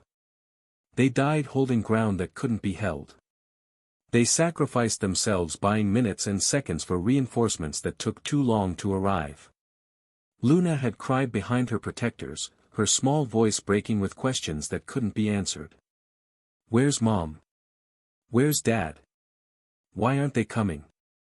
But nobody had answers that would comfort her, and the truth would have been worse than silence. Time ran out with its terrible inevitability despite everyone's best efforts. The guards at the last door shouted that they couldn't hold anymore, that the breach was imminent and they should prepare for the end. Voices carrying resignation that came from fighting until nothing remained but acceptance. And then Luna heard it through all the despair, a familiar roar that made her heart leap with desperate hope. Her father's tiger. Explosive and furious. Desperate in ways she'd never felt from him before, because Sirius Starweaver didn't despair, didn't lose control, didn't let emotion override his tactical thinking. Except when his daughter was about to die and nothing else mattered beyond reaching her before it was too late. The door burst open with mana force that tore it from reinforced hinges, and Sirius Starweaver could be seen from the distance like a storm given human form. His manifested claws tore through corrupted flesh like it was paper, mana weapons enhanced beyond normal limits through pure desperation. His black serpent coiled around the beasts closer to Luna and crushed them with force that made bones snap audibly. Light and darkness working in perfect tandem to eliminate threats with an efficiency that should have been beautiful if it wasn't born from terror. Finally, after many hours, no corrupted beast was left standing. Luna, he'd roared, voice carrying anguish that a small girl couldn't fully understand but felt in her bones. His eyes found his daughter immediately despite the chaos of bodies, locking onto her with a focus that excluded everything else. Luna had run toward him without thinking about any remaining beasts or danger or anything beyond the need to reach her father. Dad! She'd launched herself at him and he'd caught her mid-air, pulling her against his chest and holding her like she was the most precious thing in the world, and he'd nearly lost her. Arms that had just been killing compressed carefully around a small body that fit perfectly against his chest. And then Luna noticed what her relief had initially hidden. Her mother wasn't coming behind him like she should have been. She twisted in her father's arms, searching the doorway with growing dread. Looking for that warm smile that should have been there. Mom. Where's Mom? The question came out smaller than she'd intended, a childish voice that hadn't yet learned to hide fear perfectly behind composure. Sirius had gone completely still in a way that felt wrong. His body tensed with something that wasn't combat readiness but something else, something that made Luna's stomach drop before she understood why. And in that moment of terrible silence, Luna knew something was wrong. She knew it by the way her father's shoulders drew up tight. By the way he avoided meeting her eyes when he'd always looked at her directly before. By the way his face could hide a grief so profound it leaked through the control he'd spent years perfecting. By that expression on his face that would haunt her forever, the look of a man who'd lost something so important and had no idea how to tell his daughter that half her world had just ended. "Dad," she whispered, her voice already breaking because part of her understood what was coming even if she didn't want to believe it. "Where's Mom?" Sirius held her tighter, his arms becoming a cage, a barrier trying to hold her together before she could shatter. His face pressed against her hair so she couldn't see the tears that were already falling, his croquet mouth despite all his efforts to remain strong for her sake. And finally, after a silence that lasted eons, he spoke 5 words that would echo through every day of her life that followed. "She's not coming back, Luna." 5 words delivered in a voice that cracked halfway through despite a desperate attempt to keep it steady. 5 words that destroyed her world more thoroughly than any corrupted beast could have. What? Luna didn't understand, couldn't understand because understanding meant accepting something impossible. What does that mean? Where is she? Is she hurt? We need to go find her. The logic of a 7-year-old who hadn't learned yet that some losses couldn't be fixed. That some people who left didn't come back no matter how much you needed them to. "She's not coming back," Sirius repeated, and his voice shattered completely on the first word this time. And then he began to cry in ways Luna had never seen before. Her father who'd always been strong, who'd faced beasts and battles without showing fear. The great Sirius Starweaver, one of the kingdom's strongest fighters, gold-ranked Tamer who'd survived things that killed thousands of lesser men. Crying while holding his daughter with wrenching sobs that shook his entire body. His shoulders heaved with each breath. His hands clutched Luna almost painfully tight. And Luna began crying too because if her father was crying like this, then her mother really wasn't coming back, and the perfect day that had started hours ago was gone forever. She'd wanted her mother to be less embarrassing, had rolled her eyes at overwhelming affection, had thought the dramatic declarations were too much. Now she'd give anything, everything, to be embarrassed one more time. To have those arms hold her too tight. To hear, "My perfect little star," declared with intensity that made other nobles uncomfortable. But wishes didn't bring people back from places they'd gone, and crying didn't undo tragedies that had already occurred while you weren't looking. Luna cried into her father's chest while he cried into her hair, both of them broken in ways that would never fully heal.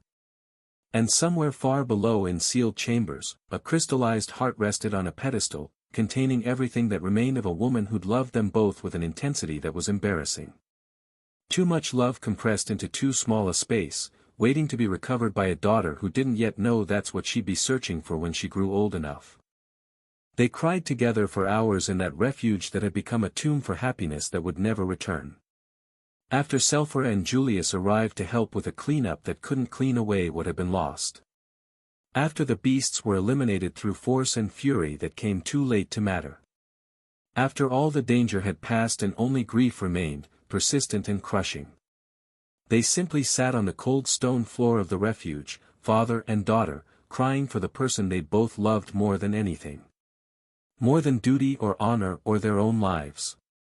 Crying until there should have been no tears left but somehow they kept coming anyway. Much later, when the immediate storm had passed into hollow exhaustion. In some moment between coherence and complete breakdown, delirious from pain and exhaustion. Luna had murmured between tears that wouldn't stop no matter how she tried to control them, "Mom always said I was her perfect little star." The words were barely audible, childish voice breaking on syllables that hurt to hear. Sirius had inhaled sharply like he'd been stabbed, the memory cutting deeper than any blade. He forced a smile that didn't reach his eyes, an expression that was more grimace than joy. She, she also called you her light in the darkness, right? Said you shined brighter than the sun even at noon. And it continued. She told me I was more beautiful than all 14 moons together, Luna continued, the broken words coming in a torrent now. She said we were her reason for waking up each morning, Sirius added, his voice trembling with the effort of speaking through grief that still closed his throat. That seeing our faces made every hardship worthwhile. It had begun without either of them planning it. A sad and desperate game where father and daughter tried to fill the void in their hearts by remembering every compliment, every declaration of love, every embarrassing moment where Lycia had been too intense, too dramatic, too expressive in ways that had made them uncomfortable. All the things that had made them roll their eyes when she was alive and could say them again tomorrow. All the things they would now give anything, everything, to hear one more time in her voice that had been so distinctive in its earnest enthusiasm. She said she loved me beyond the stars, Luna whispered. She also said she loved you until the universe itself stopped existing, Sirius responded, voice breaking on the last word. She called me her invaluable treasure. She also called you her everything, her whole world compressed into a single person. She said I was perfect in every way even when I wasn't. She also said I was the most incredible person she'd ever known. The words continued flowing like a flood that couldn't be stopped once started.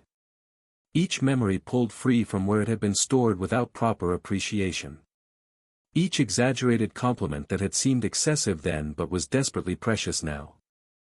Each "I love you" spoken with that intensity had only been uncomfortable because it demanded matching vulnerability in return. And somewhere in the flow of memories, in the desperate cataloging of the strongest love, Sirius had stood up on his weakened legs that barely supported his weight. We need to write them down. Luna had looked at him without understanding at first, confusion breaking through her grief momentarily. The words, Sirius explained, his voice hoarse from hours of crying until his throat was raw. We need to write all your mother's favorite words. Before we forget them. Before time makes them fade. We can't forget her, Luna had protested, feeling panic at the idea that memories could be lost. That her mother could die twice, once in body and again in memory until nothing remained. We won't forget her, Sirius promised.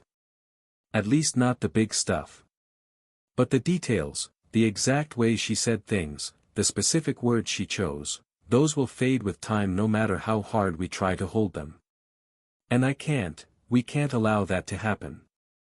We won't let time steal any small part from us. They had found paper in the refuge's supplies, emergency stores that had been placed to be able to communicate in sieges but never imagined they'd be used for this purpose. Found ink that was slightly dried but still functional. And together, father and daughter delirious from pain that made rational thought impossible, they had begun to write with their hands that shook so badly the letters came out uneven. Every compliment they could remember her saying. Every, I love you, in its multiple variations, she'd had so many ways of expressing the same simple truth. Every effusive, hello, that had greeted them in the mornings. Every dramatic, goodbye, that had made departures feel like tragedy even when she'd only be gone some hours. Every promise repeated again and again as if repetition could make them more true. Every expression of love that Lycia had given so freely, so intensely, so completely without shame or restraint or concern for what others might think. They filled both sides of the paper, writing in margins when space ran out, adding notes between lines when they remembered something else that couldn't be lost. The words overlapped in places where feelings overcame the organization. Until they couldn't think of anything more, until exhaustion claimed what grief hadn't taken, until the paper held as much as it could contain of a person who'd been too large. And when they finally finished, when the last word had been added to the desperate catalogue of love, Sirius had folded it carefully despite his shaking hands, treating it like a sacred relic rather than a simple paper. He'd found an envelope and sealed the pages inside with wax that felt like making it permanent, like acknowledging this was all that would remain. This is for you, he'd said, giving the letter to Luna with a ceremony that felt necessary even if he couldn't explain why. When you miss your mother, when you need to hear her voice, read these words. Imagine her saying them with that intensity that made you cringe. And imagine she's still here, still loving you with everything she had. Luna had taken the pages with trembling hands, holding them like they might dissolve if she wasn't careful. And from that moment forward, for years that followed, every time she missed her mother and the pain became too much to carry alone, she read them again and again until the words were memorized, but somehow reading them was different from remembering them. Until the pages became stained with tears shed in the darkness when nobody was watching. Until the edges grew worn from handling with desperate need that time never diminished. Until her father had to rewrite it because the original was literally falling apart from use and grief and the weight of being the only physical connection to the love that had been lost. Until she could hear her mother's voice in her head saying each line with perfect clarity, the intonation, the enthusiasm, the embarrassing sincerity that had been uniquely Lycia's. Until for a moment, just a brief moment that never lasted as long as she needed, she could pretend her mother was still there. Still loving her so intensely that burned. Still being dramatic and embarrassing and perfect in her unconditional love that had never wavered. The letter that Sirius had given her again and again over the years, each time Luna had worn out the previous copy through painful reading. A tradition of two desperate father and daughter trying to capture a love that had been stolen before they could properly appreciate what they'd had. Luna did overcome that. She had already not taken the last letter from Sirius, trying to prove the seriousness of her decision, but present. Ren's anxious manna had brought her memories back, those that were always too close to the surface, from the past that never really became past because it still hurt in the present with fresh intensity. Luna was dancing mechanically, her body moving through the correct steps while her mind was trapped in that terrible day. Some kind of autopilot carrying her through the motions while her consciousness remained elsewhere. The day that changed everything. The day her mother didn't come back. The day she and her father had written desperate letters trying to hold smoke in their hands. And suddenly it was too much all at once. Too much weight pressing down until she couldn't breathe properly. Too much pain that years hadn't diminished despite everyone saying time healed wounds. Too many memories that hurt like fresh injuries despite time that should have created scar tissue but somehow never did. Without thinking, without planning, without being able to stop herself even if she'd wanted to, Luna stopped dancing mid-step and embraced Ren with what seemed like a desperate need. She held him tight with everything she had. With all her strength that was considerable as a gold-ranked tamer but felt insufficient for what she needed. Like he was the only thing keeping her from falling into an abyss that had been waiting patiently for her composure to crack. And she began to cry with a grief that had been building for days, for weeks, for years of carrying that sad burden. Silently because even now, even breaking apart, Luna Starweaver couldn't allow herself the luxury of audible sobs in this room. The last straw of control was maintained through sheer force of habit even when everything else was failing. But the tears came anyway despite attempts to stop them. Lots. Hot against her face. Constant like they'd been stored up and not waiting any more for permission to fall. Years of pain contained behind a dam that had finally developed holes and cracks too large to patch. Ren froze for a second as his mind caught up with what was happening, as the training that said to maintain distance collided with instinct that said to provide comfort. Then slowly, deliberately, his arms came up and surrounded her with careful gentleness that, despite her huge strength, suggested he was afraid she might break if he held too tight. He didn't say anything because words would have been inadequate for a moment like this. Didn't ask what was wrong because he already knew from everything she told him and everything Selphra had revealed. Didn't try to fix her or console her with empty platitudes. He just held her like she'd asked him to without words. And Luna cried silently against his chest, allowing herself to be weak with someone who wasn't her shadow wolf. Allowing herself to feel all the pain she'd been repressing through discipline and pride that demanded strength even when breaking. Allowing herself to miss her mother with an intensity that would otherwise destroy her from the inside. Allowing herself the permission to properly grieve because the world had demanded she be strong immediately after the loss. Because her father was broken and to be able to work she had realized he couldn't handle her breaking too. Because her uncles were waiting for any sign of weakness to exploit. Because the world didn't forgive nobles who cried in public, who showed vulnerability that could be used against them. But here in this nearly empty ballroom, in the arms of someone who wouldn't judge her for being human beneath the noble mask, Luna allowed herself to shatter just a little. Just for this moment. Just enough to release pressure that had been building until it threatened to crack her completely if not given outlet. And Ren held her through all of it without flinching or pulling away. Feeling how she trembled silently with the effort of crying without making a sound. Understanding that the situation was destroying her from within even if she hid it perfectly from everyone else. And he made a decision that felt right even if he couldn't fully explain why. He wouldn't tell her everything yet, couldn't burden her with the complete truth that Selphra had revealed. Wouldn't tell her about Orion and the purple core that had summoned corruption deliberately. Wouldn't explain exactly how her mother had taken the hit to save his father of being crystallized through a trapdoor or that it might have been preventable if different choices had been made. Wouldn't reveal the depths of betrayal that had enabled all of this. Because Luna was already barely holding herself together with the partial knowledge she carried. He could feel it in how tightly she clung to him, in how her breath hitched with suppressed sobs, in how her entire body shook with effort of maintaining a control that was slipping despite years of practicing it. And the complete truth, all the ugly details Selphra had shared, might finish to break her beyond repair. What use was that? How could he fix it then? No.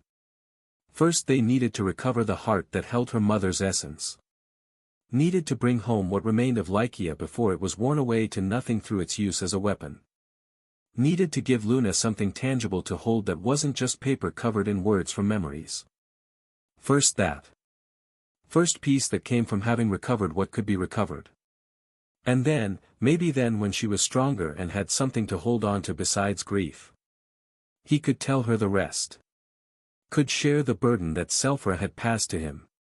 Could help her understand exactly what had been done, how and by whom. But for now, at this moment, he would just hold her while she cried. Would be the support she needed. Would keep the secrets that would destroy her a little longer. Selphra had a point in being careful in what to tell even him, because sometimes it was needed when protecting people from truths they weren't ready to bear. The music had stopped playing at some point, leaving only silence and the sound of Luna's controlled breathing as she fought for composure she couldn't quite achieve yet. Yet Ren held her through it all, making a silent promise that he'd protect her from what couldn't be changed. Even if it meant carrying weight that grew heavier with each revelation, with each secret added to the collection he was accumulating, just like Selphra. Even if it meant becoming someone who held others' pain so they didn't have to carry it alone. Luna's POV. I'm crying.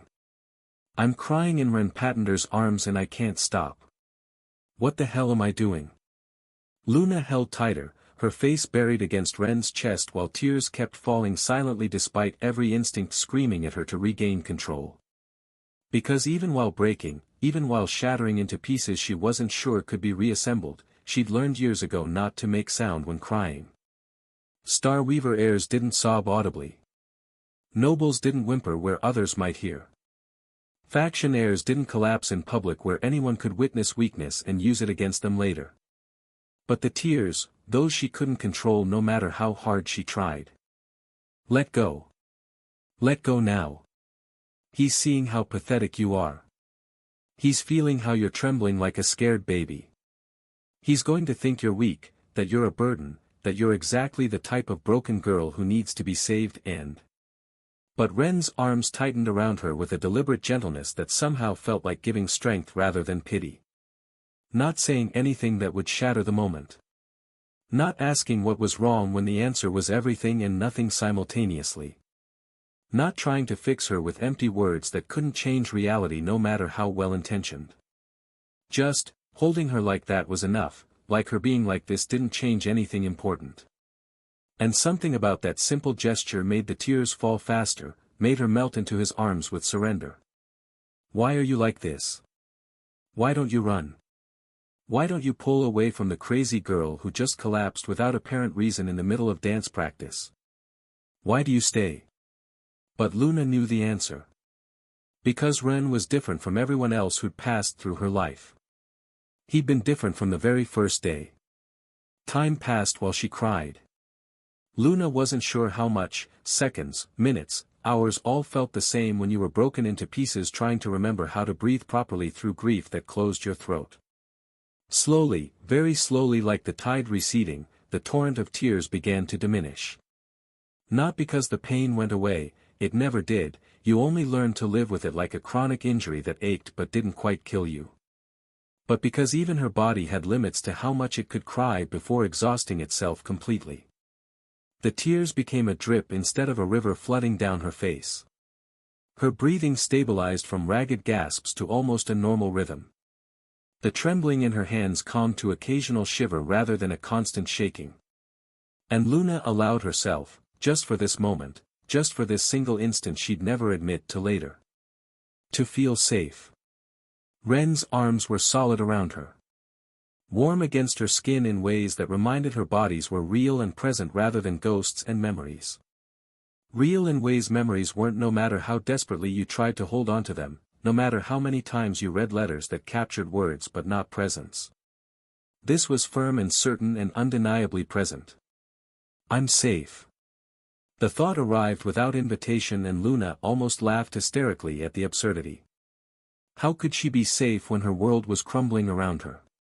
When her mother was reduced to a crystal wearing away with each use? When her uncles were constantly maneuvering her toward the not-so-hidden preference for forced marriage disguised as choices? When her father was lost somewhere, unknown to her, frozen in a trap that shouldn't have caught him if Selfra's suspicions were correct? But here in this moment, in these arms that held her without demanding anything in return, she felt safe anyway despite all logic arguing otherwise. Idiot. You're being an idiot. This is temporary. It's going to end. It always ends. You can't trust that anything good will stay because good things never stay for the unlucky.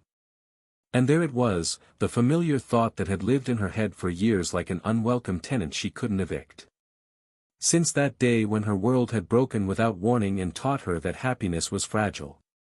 7 years old when she'd learned the world could shatter in moments and no amount of crying would fix what had been destroyed. 8 when she'd understood that the pieces of her life and her father's would never fit together the same way again, that some breaks couldn't be perfectly mended no matter how carefully you tried. 9 when she decided that being broken didn't mean being defeated, that she could function while shattered if she learned to hold the pieces together through sheer force of will. She'd had a complicated childhood that had shaped her in ways most people never understood. It hadn't always been like this in her mind before the tragedy, this intensity that burned, this drama she performed only for herself in an internal theater nobody else could see. Intense. Thinking at velocities that were scary. Feeling with depth that hurt. Exactly like her mother had been, perhaps a way of keeping Lykia alive in the world of Luna's interior thoughts. But while Lykia had allowed all that intensity to shine outward in dramatic declarations and exaggerated compliments and love expressed without shame or restraint or concern for propriety, Luna had learned to keep it all inside as secrets that could be used against her if discovered. The nobles praised her constantly with compliments that felt like knives. What a reserved child, they said with approval that made her want to scream. So mature for her age. So controlled. Nothing like her mother. They said it as a compliment, as if being different from Lykia was an achievement rather than a tragedy. Luna smiled politely and hated them in silence with an intensity that would have shocked them if they'd known how much rage she carried beneath those perfect manners. Because they didn't understand anything despite thinking they saw everything.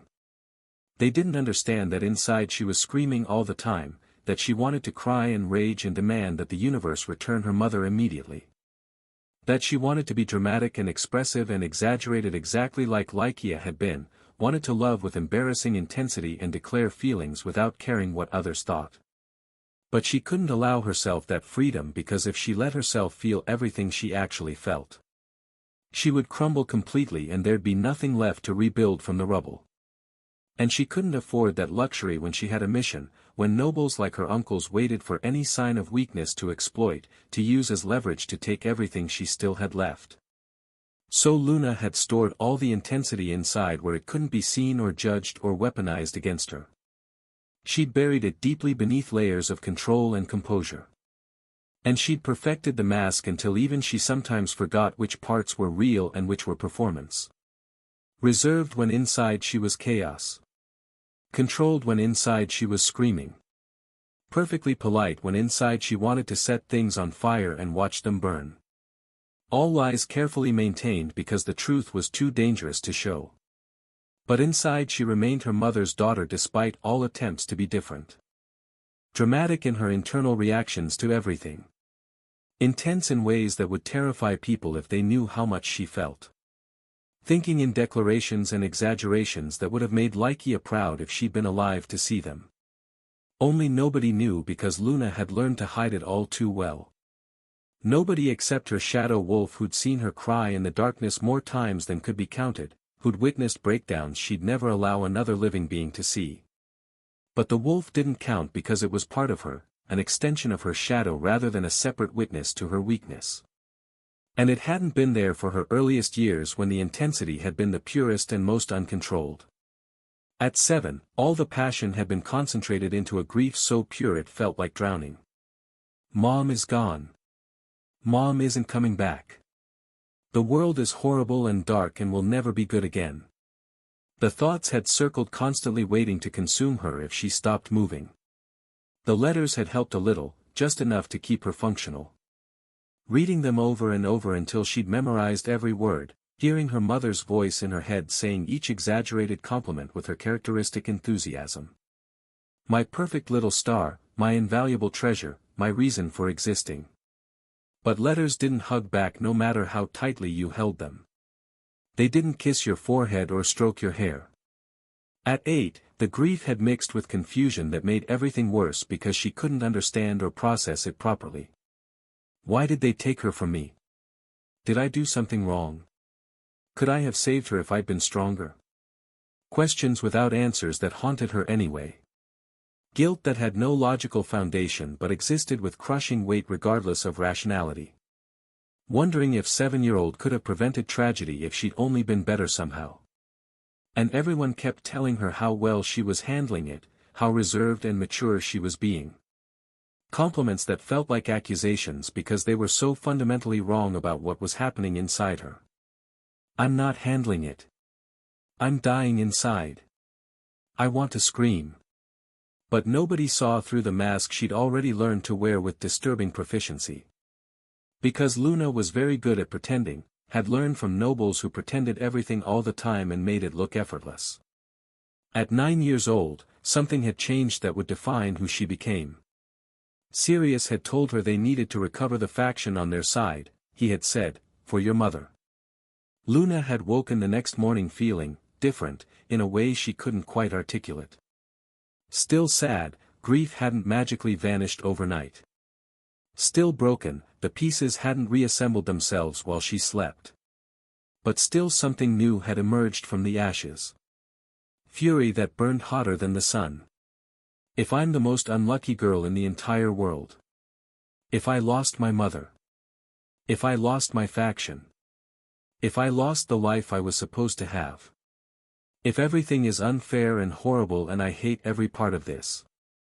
In the middle of the fury, a thought had arrived like lightning cutting through the storm clouds. Being angry without doing anything is stupid. If I hate this so much, if it hurts this badly, then I have to change something. And so the intensity had changed direction like a river finding a new course. From pure grief to furious determination that demanded action. Luna was going to become strong enough that nobody could take anything else from her.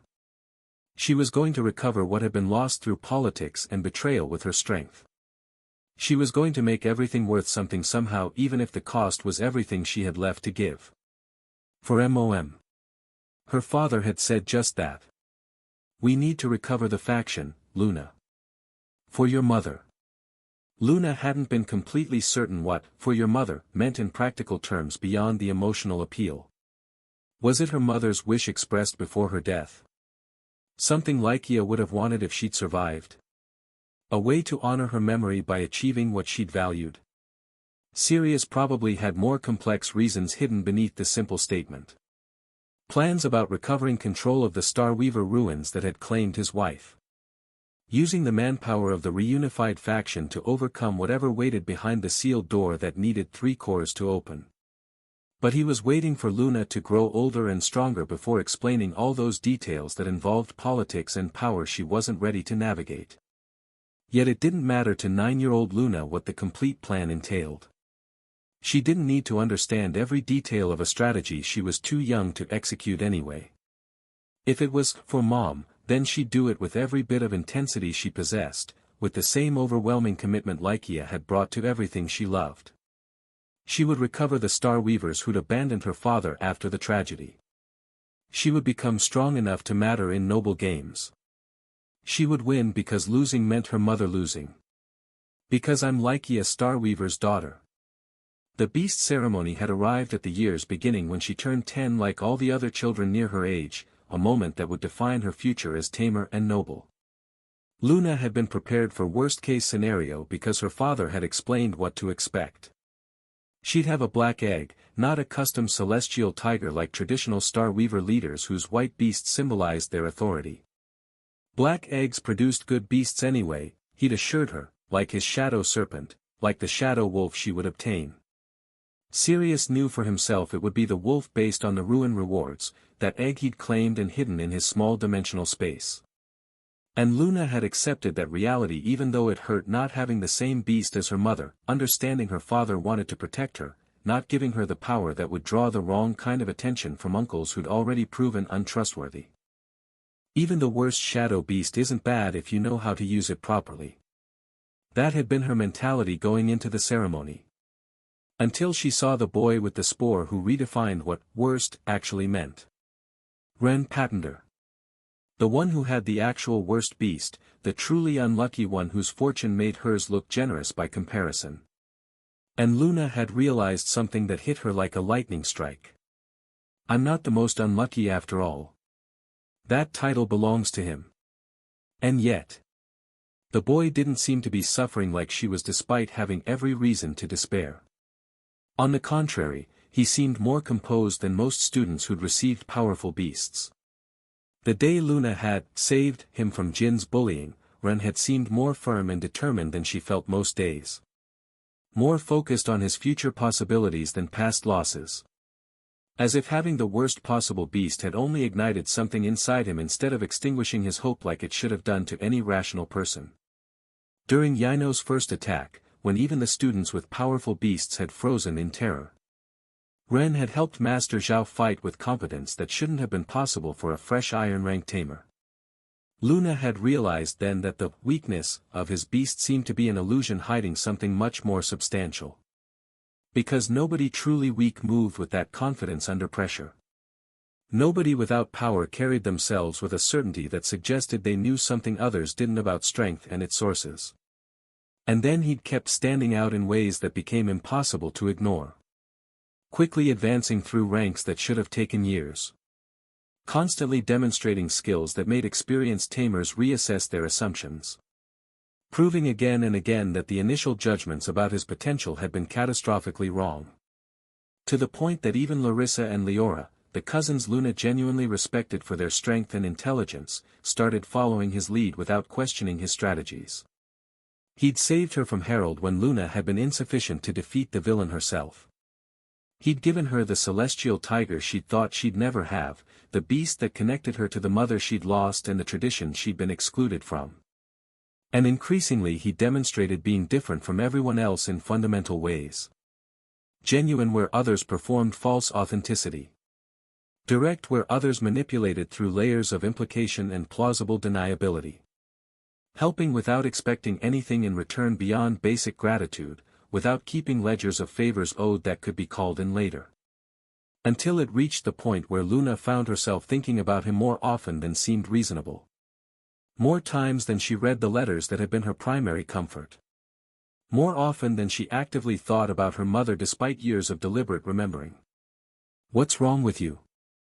You're supposed to be focused on recovering the faction. On honoring MOM. Not on a cute baby-faced boy you just met recently.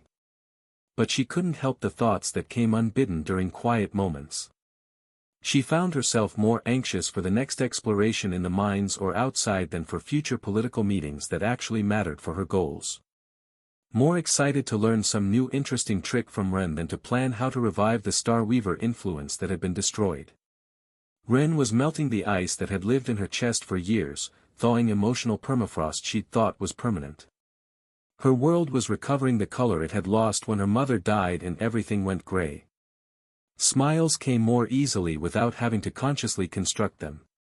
Laughter didn't feel forced like a performance for the audience. Days weren't just obligations to survive but things she genuinely looked forward to experiencing. He's ruining your focus. He's distracting you from what's important. He's making you forget.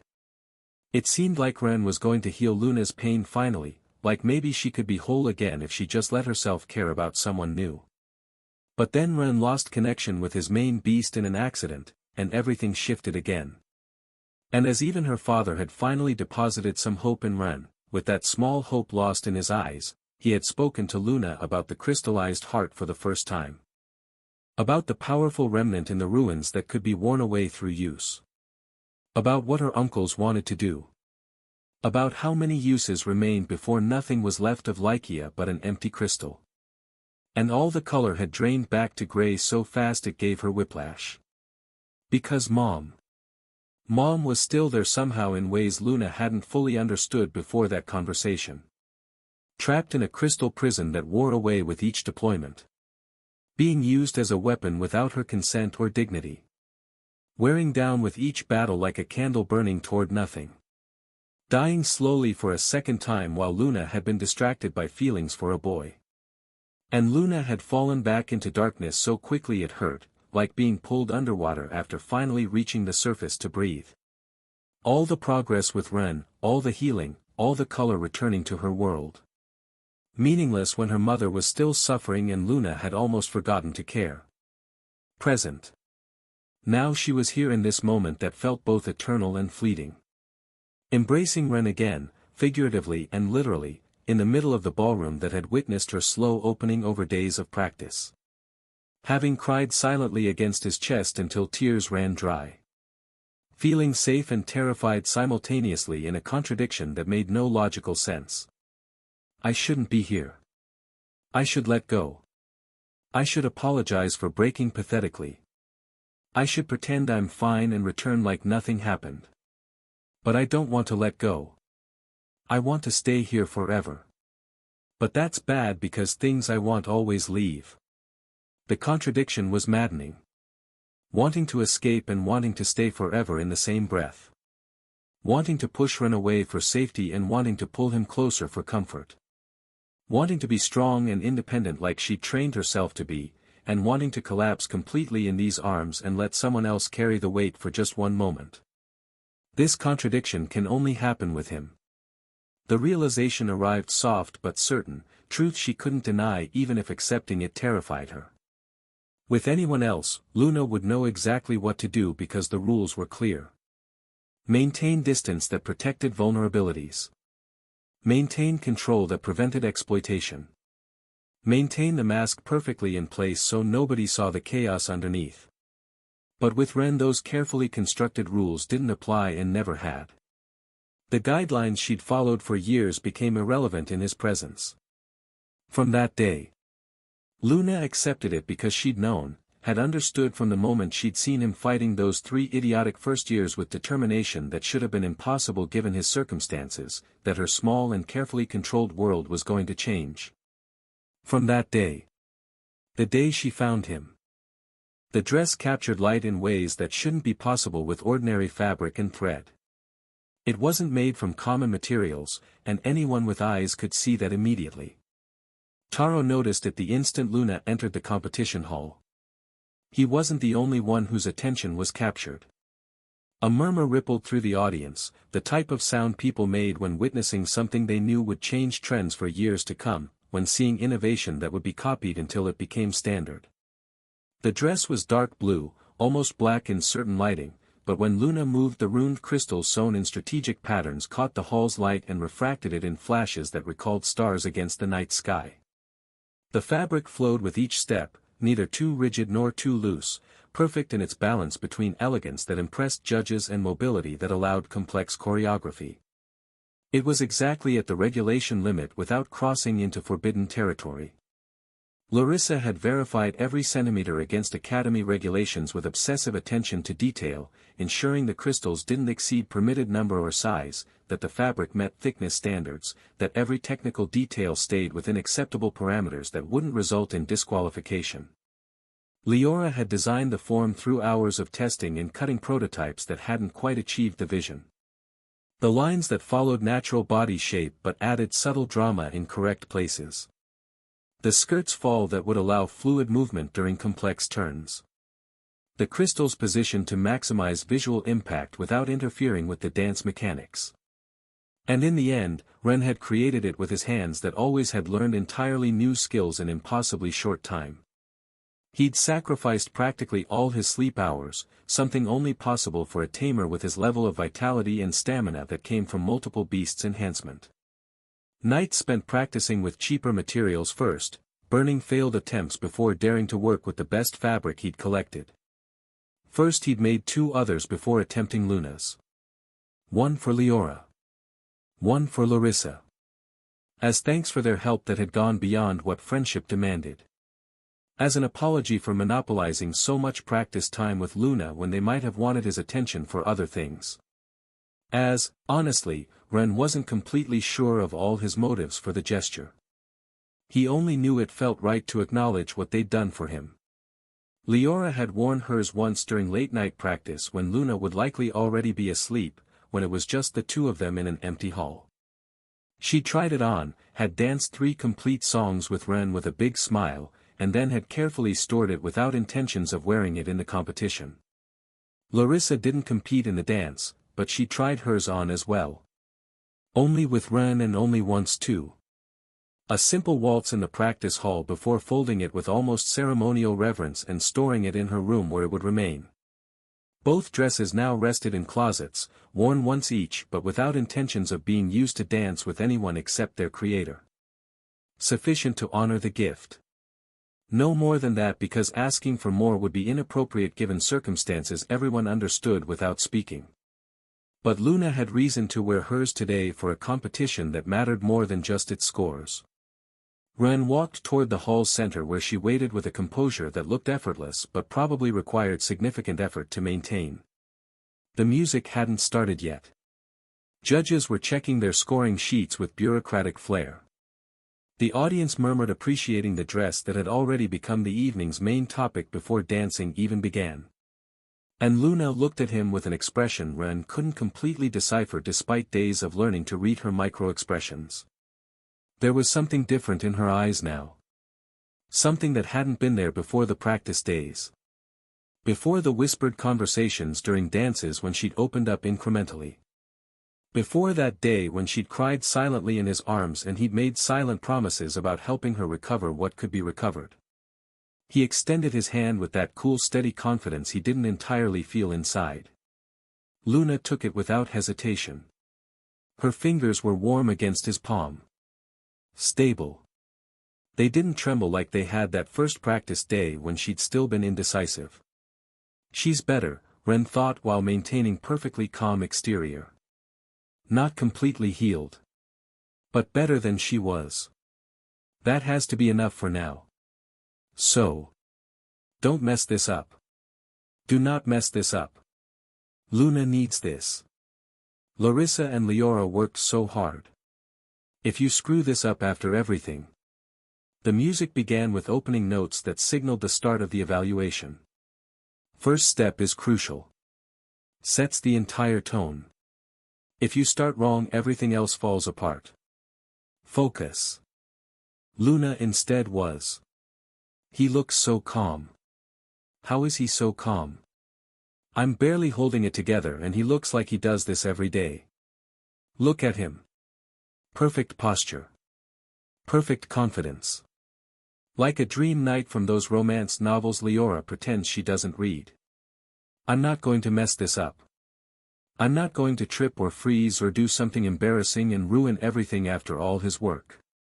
Ren's hand tightened slightly on hers, not controlling but reassuring, a silent message that said, "I've got you," and something in Luna relaxed despite her spiraling thoughts. The first step was executed with precision that looked effortless to observers who couldn't see the mental effort behind it. Ren moved with Luna in a synchronization that appeared perfect, their bodies responding to signals that no longer needed verbalization. Days of intensive practice supported by the Mantis ability had engraved the movements into muscle memory that bypassed conscious thought.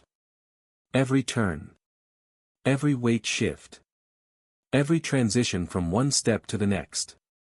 Straight back. Relaxed shoulders that weren't loose. Positions accurate to the millimeter because anything less would be noticed by perception-based judges trained to catch imperfections. Guide without forcing. Let her shine. That's what Larissa said. But also maintain frame. Don't let posture slip. Count the beats. 1 2 3, 1 2 3. Keep breathing steady so she can match it. Eye contact but not staring. Smile subtly. Not a full smile. Subtle. Why is subtle so hard? He makes it look so easy. How does he make it look this easy? He learned this in days and he's guiding me like he's been doing this for years. Look at his face. Ren implemented every single piece of advice with mastery. Internally his mind worked at maximum velocity, calculating and adjusting and constantly verifying that everything was perfect for Luna, who deserved this victory after everything she'd been through. But externally he projected effortless grace that suggested this was a natural ability rather than learned skill. Luna was mesmerized. Not a hint of strain. Meanwhile, Larissa's advice cycled through Ren's consciousness like mantras he'd memorized through repetition. Don't look at your feet, judges hate that. Maintain eye contact when appropriate but don't stare creepily. Smile subtly to show confidence. Count mentally but don't let it show you're counting. Breathe with the rhythm so your partner can match. The audience murmur grew louder despite attempts at proper etiquette. This wasn't just appreciation of a beautiful dress anymore. This was recognition they were witnessing something special that would be discussed for months in social circles. The dress is perfect. The moment is perfect. And Ren guides me through every step like he knows exactly what I need before I need it. He's dancing. Really dancing. With me. Why does my chest feel tight? This is just a competition. Just a dance. Just. The dress moved with Luna like extension of her body rather than a separate garment. The crystals trapped light with each turn, creating flashes that seemed choreographed with the music even though they were simply responding to movement. When she spun, the skirt flowed in perfect arc. When she stopped, the fabric settled immediately without awkward bunching or strange folds. Ren executed the sequence exactly as they'd practiced but didn't look practiced, instead it looked more like natural flow.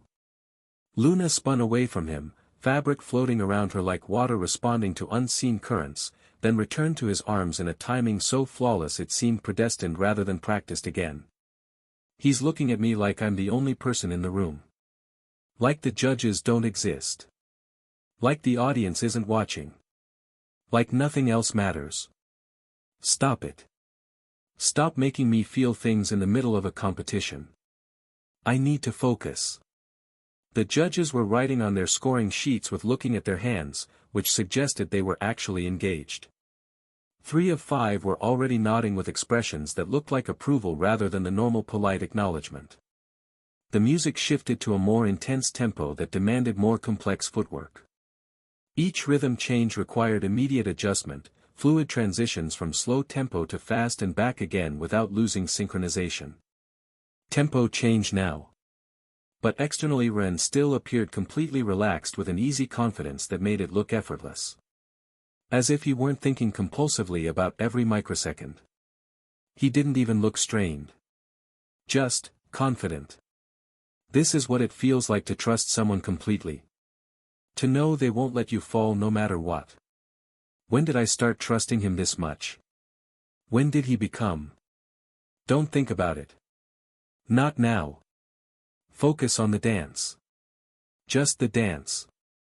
Nothing else matters until this is over. The audience had gone completely silent now, not even whispered commentary disturbing the performance. Just absolute attention fixed on the couple at the hall's center who moved like a single entity rather than two separate people trying to coordinate.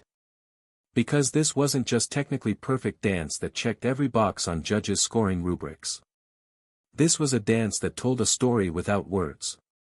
Each movement communicated something about trust and support and two people finding synchronization despite coming from completely different worlds.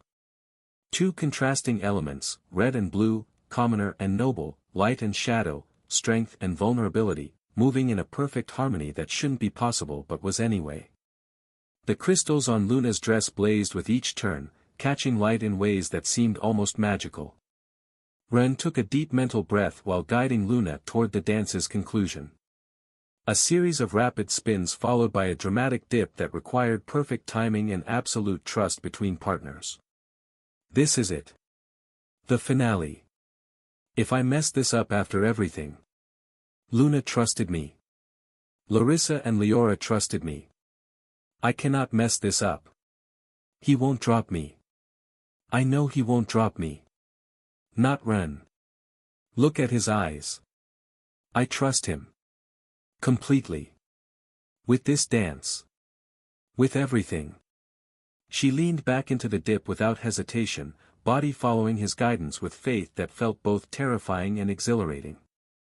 One mistake here and Luna could fall in front of everyone. The dance would be ruined.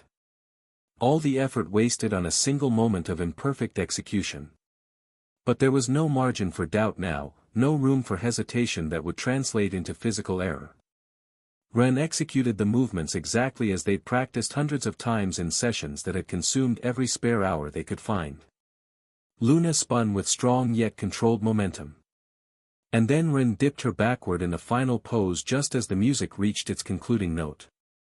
The crystals caught light in a final explosion of sparkles as the dress settled around her, the best fabric falling in perfect time too.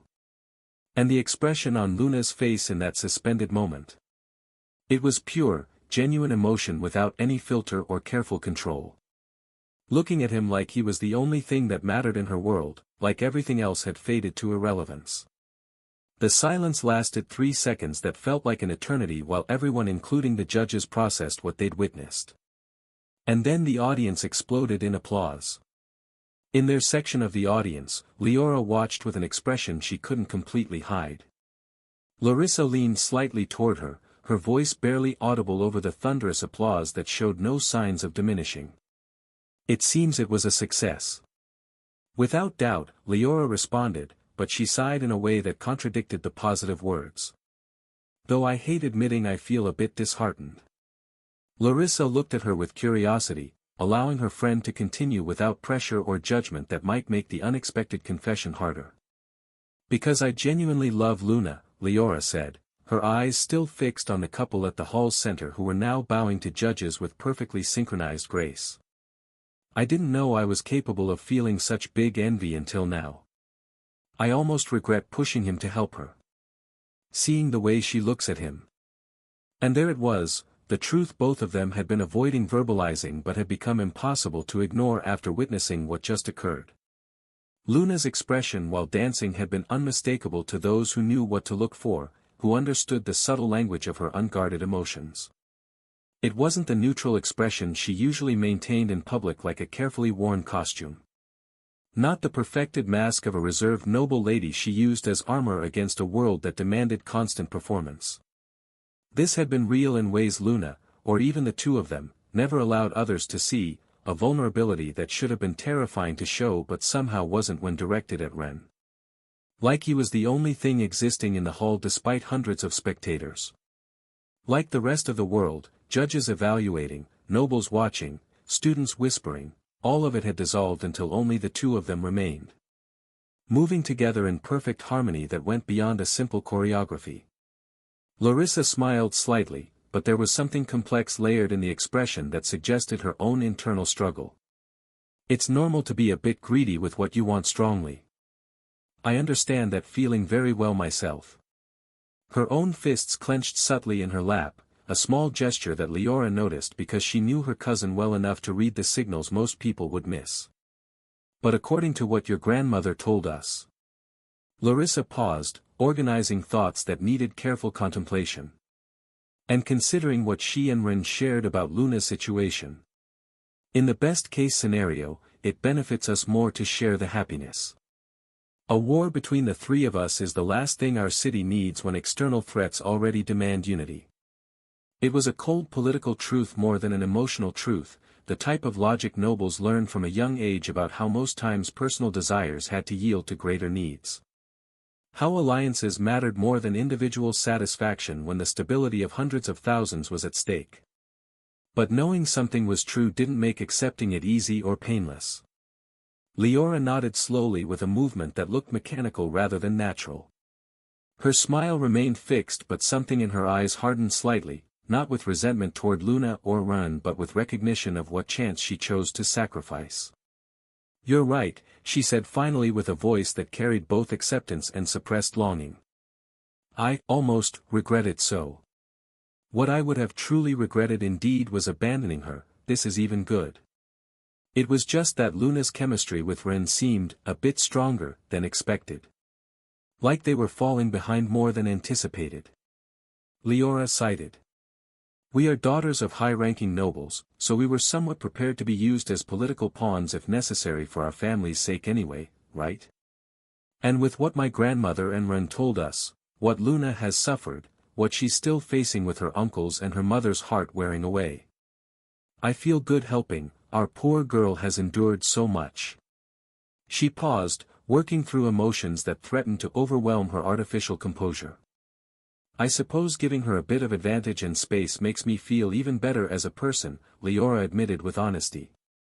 She laughed softly, but there was a note of genuine resignation mixed with the real affection in the sound. "Though it doesn't make the envy disappear completely. It's still there. I'm just deciding not to act on it." "Yes. No," Larissa agreed in a low voice that shared understanding. "Envy never truly disappears. We're human in the end, not saints who transcend our base emotions." Brief silence stretched between them while they continued observing the scene unfolding below. The judges were announcing the scores with ceremonial flair. Perfect in every category. Nobody was surprised but everyone applauded with genuine enthusiasm anyway. "Yet we can learn to live with those," Larissa finally added with a quiet strength that came from conscious choice rather than easy acceptance. "The envy, the fear of losing what we want. The desire for things to be different. We can feel them and not let ourselves be consumed. Because we are the children of great leaders who are going to govern this city, because Luna matters to us. And if any one of the three of us isn't happy." She didn't complete the sentence. She didn't need to finish it. Leora understood completely because she felt exactly the same complicated mixture of affection and loss. Both continued watching while Ren and Luna exited the hall center, surrounded by congratulations from other students who crowded around to express admiration. The dress continued gleaming under lights that made crystals sparkle with each small movement. Luna kept looking at Ren with that expression making evident how much she'd opened in these recent days. Recovered from the broken state she'd been in. More whole than she'd seemed in years. And if Ren had been the catalyst for that transformation, then Leora and Larissa could live with their envy that burned but didn't consume. Could choose the greater good over personal desires that would bring temporary satisfaction but long-term complications. Could be happy for or alongside their cousin, depending on future choices, even while wishing some circumstances were different, while imagining alternative realities where they'd been the ones dancing in his arms today. Because at the end of the day, that's what truly loving someone meant. Not just in easy moments where getting what you wanted was possible without conflict. But also in difficult moments where loving someone meant making sacrifices or space for their happiness even when it hurt. Even when you wanted to be selfish but chose generosity instead. Even when every instinct screamed to compete but wisdom counseled cooperation. That was a love that went beyond simple desire. Or so Larissa wanted to believe. Love is subjective, but if family love can be taken as an example, you can love your parents equally, and also your children, and often it involves sacrifice, right? Or that's what Selphira had told her behind Julius' back. To strive for a love that accepts sacrifice as a necessary cost rather than resenting the price. Not far away in another section of the audience, Reed and Fern Patender watched with expressions that needed no interpretation. Pure pride radiating from every line of their faces. Without complications or reservations or the complex emotions nobles navigated. Just parents witnessing their son reach heights they'd never imagined he could achieve when they'd been told his beast was worthless. "That's our son," Reed murmured, his voice slightly broken with emotion he usually kept controlled but never when it was about his son. Fern squeezed his hand with a grip that conveyed everything words couldn't express, her own eyes shining with tears she refused to let fall in public where they might be seen as weakness. Both parents inhaled deeply and held their breath, momentarily incapable of speaking while watching their boy bow to the judges with grace he'd learned somewhere in his impossible journey from weak as Tamer to someone nobles actually respected. Their son who'd been mocked and dismissed and told he'd never amount to anything because of the beast he'd bonded with. Their son who'd proven every doubter catastrophically wrong through sheer determination and refusal to accept limitations others tried to impose. Selphira, seated near them with Julius at her side, smiled genuinely in ways that went beyond her usual expression. Not her typical smile of a calculating politician managing various factions. This was something warmer and more personal, touched by satisfaction that came from seeing investment pay off in unexpected ways. Like a grandmother watching her grandchildren reach a potential she'd always known they possessed. "The boy has come a long way since the first day," Julius commented with approval evident in his usually neutral tone that rarely showed emotion to anyone. "Though I'm not thrilled about that, player bearing that he improves daily."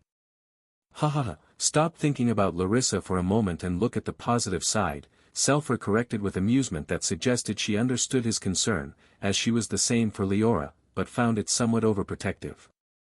Her eyes moved between Ren and Luna with an assessment that went beyond simple observation. Especially for her. Seeing Luna like this, recovered from where she was barely a week ago when she looked like she was drowning. She allowed herself a moment of deep satisfaction that came from her gamble paying off. Because she'd bet on these children's future. Had entrusted information that technically shouldn't be shared with students still in training. Had put faith in Ren's ability to handle complicated truths without breaking or making catastrophic decisions. And so far they hadn't disappointed her investment of trust. In fact, they'd exceeded her expectations in ways that suggested her initial assessment of their potential had been conservative rather than optimistic. "Do you think they can handle what's coming?" Julius asked in a voice low enough that only Selphira could hear despite sitting in a crowded audience. She considered the question with seriousness it deserved rather than offering easy reassurance. "Orion isn't going to let this continue without response. The twins won't either. And there are factions that will feel threatened by the alliance forming between these two, by the power they represent together." "I know that," Julius responded with patience. "But that was my question, can we handle the dirty games or an internal war again?" Selphira looked toward where Ren and Luna were being congratulated by a tide of students who wanted to express admiration or curry favor. The way they remained close to each other in the crowd. The way Luna's expression, even while responding politely to congratulations, kept returning to Ren like a compass finding north. "Yes," she said finally with confidence born from centuries of reading people and situations. "And I won't leave them alone to face it, so. I believe they can handle what comes if they stay together." Julius nodded, accepting her evaluation without further argument. Because Selphira had seen many things in her extraordinarily long life. Had witnessed alliances form and shatter under pressure. Had seen loves flourish and then wither when tested by reality. And she knew how to recognize when something was genuine and worth protecting rather than political convenience masquerading as connection. Knew when something was good enough to bet on despite risks involved. Worth fighting for. These kids had something real that couldn't be faked or manufactured through political arrangement. If they were given a chance to grow without being crushed by those who feared change. If they were protected just enough without overprotection that would cripple their development. This was the best chance to forge for their future. If the right balance could be found between intervention that prevented catastrophe and allowing them to fight their own battles. Selphira had nurtured many, and the last failure had shown her she wasn't infallible, not at all. Yet although she failed with Lionel, she had many more successes than failures.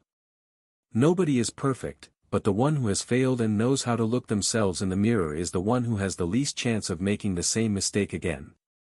It was a delicate line to walk, a narrow path between extremes. But Selphira had walked many more delicate lines over her extraordinarily long life. Had done good for tons of people she cared about. Had learned through many painful experiences around where that balance point existed between too much help and too little. And she didn't plan to let these children fall when she'd invested so much in their potential. Not when they represented the best hope for a more stable future than the current generation had managed to create. Not when they'd already proven possessing the fundamental qualities to be exactly the type of leaders the next generation needed, strong enough to protect but compassionate enough to care about those they protected. But not everyone in the audience shared the positive sentiment that Reed, Fern, Selphira and Julius were experiencing while watching the dance's conclusion. In another section reserved for high-ranking nobles with influence that came from old money and older connections, several faces were progressively losing color with each perfect score the different judges announced. Lord Balthan observed with an expression growing increasingly grim as reality became impossible to deny. His hand gripped his chair's armrest with enough force to leave visible marks. Another exam destroyed, he murmured to Lord Aldrich seated beside him. Another competition crushed like it was nothing. There's no salvation left, Lord Aldrich responded in an equally defeated tone, his own expression reflecting the crushing sense of failure both felt watching all their plans collapse. They're deluding themselves if they think the war exam will be different with that monster participating. And even if he performs poorly in it, it's no longer sufficient to change any outcomes. Those brats have their reward secured. Highest ranking in final classifications. Access to resources that come with that position. Everything. They took absolutely everything. His voice contained a weirdly soft bitterness, as if he had given up long ago. They'd planned extensively with resources most families couldn't spare. They'd invested considerable wealth in arrangements and bribes. And 2 fifth-year students had bulldozed through those plans like they didn't exist, like all that effort and money meant nothing in the face of their overwhelming talent and determination. And what's worse, Lady Morgaine added from the seat behind them, voice sharp with frustration that made several nearby nobles turn to look at the breach of decorum, they're together now. Allied. Pattender and Starweaver working in coordination. The silence that followed her declaration was heavy. Because an alliance between two talented students was one thing that could be managed or disrupted. But this felt different. This felt like an alliance between two great houses being forged before their eyes, the foundation being laid for a power structure that would reshape the political landscape forever. No, Lord Balthan corrected with a harsher bitterness that stained every word he spoke. It's not only a political or academic alliance between convenient partners. Look at them closely. Look at how they watch each other. Several nobles followed his gaze toward where Ren and Luna were being congratulated by a tide of other students seeking favor or expressing genuine admiration. The way their fingers had subtly intertwined in the crowd despite being surrounded by observers. The way Luna leaned slightly toward Ren like unconsciously seeking his presence for comfort or reassurance. Small gestures that spoke volumes. There's true romance developing there, Lord Balthan continued with a tone suggesting he'd just diagnosed a terminal illness rather than observing some teenage attraction. The worst realization. Because romance between Ren Pattender, the boy who'd literally emerged from nothing to dominate, and Luna Starweaver, heir to faction with extensive political connections and access to resources most could only dream about, meant something far more dangerous than a simple friendship that could be worked around. It meant they would fight them at the same time. It meant that the plans these nobles had made stretching years into the future, arranged marriages, commercial alliances, political positions secured through careful negotiation, were crumbling before their eyes like sand castles at high tide. "What do we do?" Lady Morgaine asked, looking to the other nobles like seeking answers nobody actually possessed. "How do we handle this now?" Lord Baelthon shook his head slowly with movement that spoke of man who'd already accepted defeat. "I don't know if there's anything we can do at this point. Not directly without triggering responses we can't handle anymore." Then indirectly, Lord Aldrich suggested, a man grasping at a last desperate option. "Orion's plan is our final hope for salvaging something from this disaster." Several nobles nodded with expressions suggesting they understood exactly what Orion's plan entailed and had already committed to supporting that particular madness despite their past reservations. Everyone knew they were burning their last option with this approach that might backfire catastrophically. But they had no alternative remaining that offered even a slim chance of success. They were already so buried in fines and punishments from failed schemes that their families would collapse in a few years anyway without any dramatic change. Cornered beasts who'd bite at anything offering escape even if that escape was an illusion. But like addicted gamblers they felt it was better to try something desperate than accept a slow inevitable decline into irrelevance and poverty.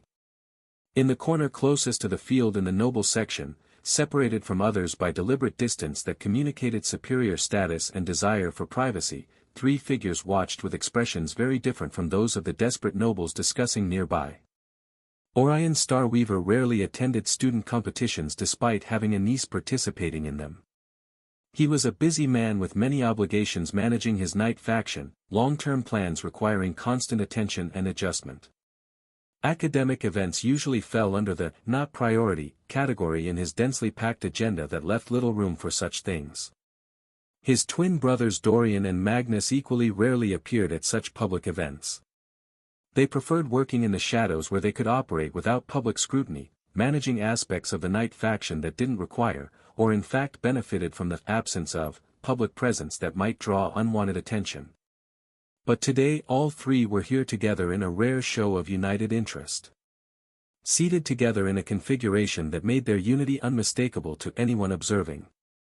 Watching with attention they didn't bother disguising behind some polite interest.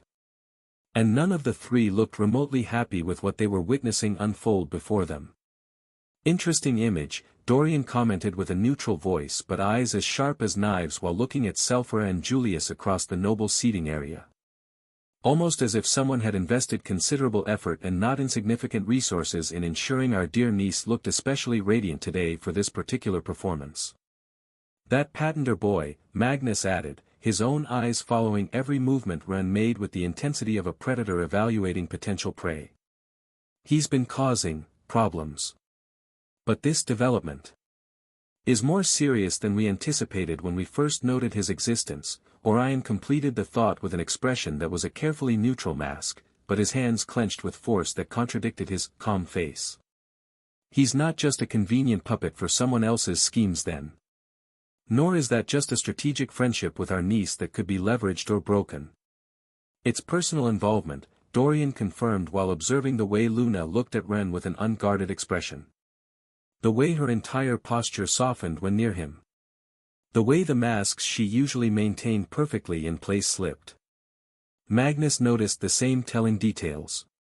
His expression darkened slightly as implications became clear. "If the brat is half as incredible as all the rumors suggest, we can't allow him to continue growing unchecked. If he becomes stronger than Sirius or Selphra through continued development, he and those kids near him are gold already, too fast. Platinum. If he's a second Dragarian in the making." Orion murmured looking between his brothers, confirming all three were on the same page about what this represented. "Will our future plans still serve their purpose if he reaches that level of power?"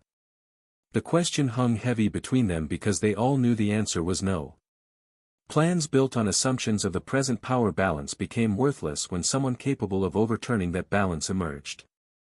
"They'll need adjustments," Orion said slowly, his mind already working through possibilities. Contingencies that accounted for the new variables. Alternative methods of obtaining what he wanted on a faster and riskier timeline. "It seems we'll have to be somewhat more aggressive than we originally planned for this stage. The words were mild but carried a threat that his brothers understood perfectly. How aggressive? Magnus asked. Orion's eyes remained fixed on Ren and Luna below, watching as they navigated the crowd. That depends on what resources Julius is willing to commit to defending them. And whether our dear niece's attachment is as deep as it appears, Dorian added with a smile that didn't reach his eyes. We'll need to test that wit. We're not there yet, Orion said firmly. But we've got time. The war exam, Magnus suggested. If it happens when they are distracted. Possible, Orion acknowledged without commitment. Selphra will be watching for any internal accident given recent events. We need to be subtle still. The three brothers continued discussing in voices too low for nearby nobles to overhear despite proximity, planning adjustments to schemes that had been years in development. Below them, unaware of the threat being carefully calibrated in the noble section, Ren and Luna accepted congratulations with a grace that came from different types of training but achieved similar results. And in another part of the same section, Selphra felt the hair on her neck prickle with warning that something dangerous was being planned even if she couldn't hear specific words being spoken. She'd lived too long not to recognize the feeling of threats gathering like storm clouds on the horizon. The question was whether she could identify and counter those threats before they materialized into action that would harm the children she'd decided to protect. Because she'd meant what she'd thought earlier, she wasn't going to let these kids fall when they represented hope for a better future. Even if protecting them meant going to a cold war with nobles who should have known better than to threaten people under her protection. Julius, I need you to ask Victor for something. I need to make sure about something regarding the ruins of the former Goldcrest and Starweaver territories. Julius turned, curious. Sure, but what's that about? After the dance. Ren had, gentlemanly, brought Luna to her room, where she finally could speak with him without an audience observing every gesture and analyzing every word. It was perfect, she said, and there was something in her voice Ren hadn't heard before despite days of practice together. Warmth that didn't bother hiding. The dress, the dance, everything. Thank you. Ren nodded while maintaining the tranquil expression and smile, the relaxed posture of the mysterious knight he'd been embodying for the last several days through the sheer force of his concentrated will. Internally his brain was absolutely fried from the sustained effort. Keep back straight, don't look at your feet, count 1, 2, 3, smile subtly, breathe with rhythm, guide without forcing, let her shine. The advice kept circulating in an automatic loop even now that the dance had finished, as if his mind couldn't process that he could finally stop concentrating with that absolute intensity on every microscopic detail of movement and positioning. His head hurt with a dull ache that came from hours of sustained focus without rest. But he didn't show it because Luna was looking at him with that expression that made him dizzy but made all the effort worthwhile, and Ren wasn't going to ruin the moment by admitting he was mentally exhausted to the point of barely functioning. Not just for the dress, Luna continued, taking a step closer with a daring movement that seemed unconscious. Her voice dropped, becoming more intimate in a way that suggested vulnerability. For everything. For the practices. For listening when I needed it, for being there when I looked so pitiful and for making these days be very different from how they would have been. Ren's brain was operating on reserve power, running on fumes and muscle memory. So he only nodded again, allowing Luna to continue speaking while his exhausted mind tried to keep up with processing what was being said. And I. Luna paused with something crossing her face, maybe determination mixed with nervousness she was trying to hide but not completely succeeding. I realized something today during the dance. Another pause while she gathered courage. Luna took a deep breath as if preparing to jump from a considerable height without a safety net. I'm madly held to you. The words came out more direct than she'd probably planned in her internal rehearsal. Perhaps the intense internal Luna had pushed too hard wanting to say madly in love and Luna had reduced it slightly to I wanna hold you, by inertia in the end, but the words still emerged without an elegant preamble or even a careful, correct grammatical construction, any better words a noble lady would usually employ for such an important declaration. She turned completely red from the boldness, but continued anyway because retreating now would be worse than pushing forward. Ren blinked slowly, processing working at reduced capacity. What? Hold. Holding. Held. And I know that Luna was continuing now that she'd broken the initial seal, words flowing with momentum of confession that couldn't be stopped. I know I ruined our first date. I was a disaster. I was in bad place then and didn't know how to handle it and probably made you feel confused or uncomfortable and... She stopped, breathing deeply to calm herself before continuing with more control. When the exams end. I want to repeat that date, she declared with more firmness that came from a decision already made. To do right what I did wrong. She didn't explicitly say anything about the forced kiss that had ended that disastrous first attempt. Didn't verbalize exactly which specific part she wanted to correct or improve.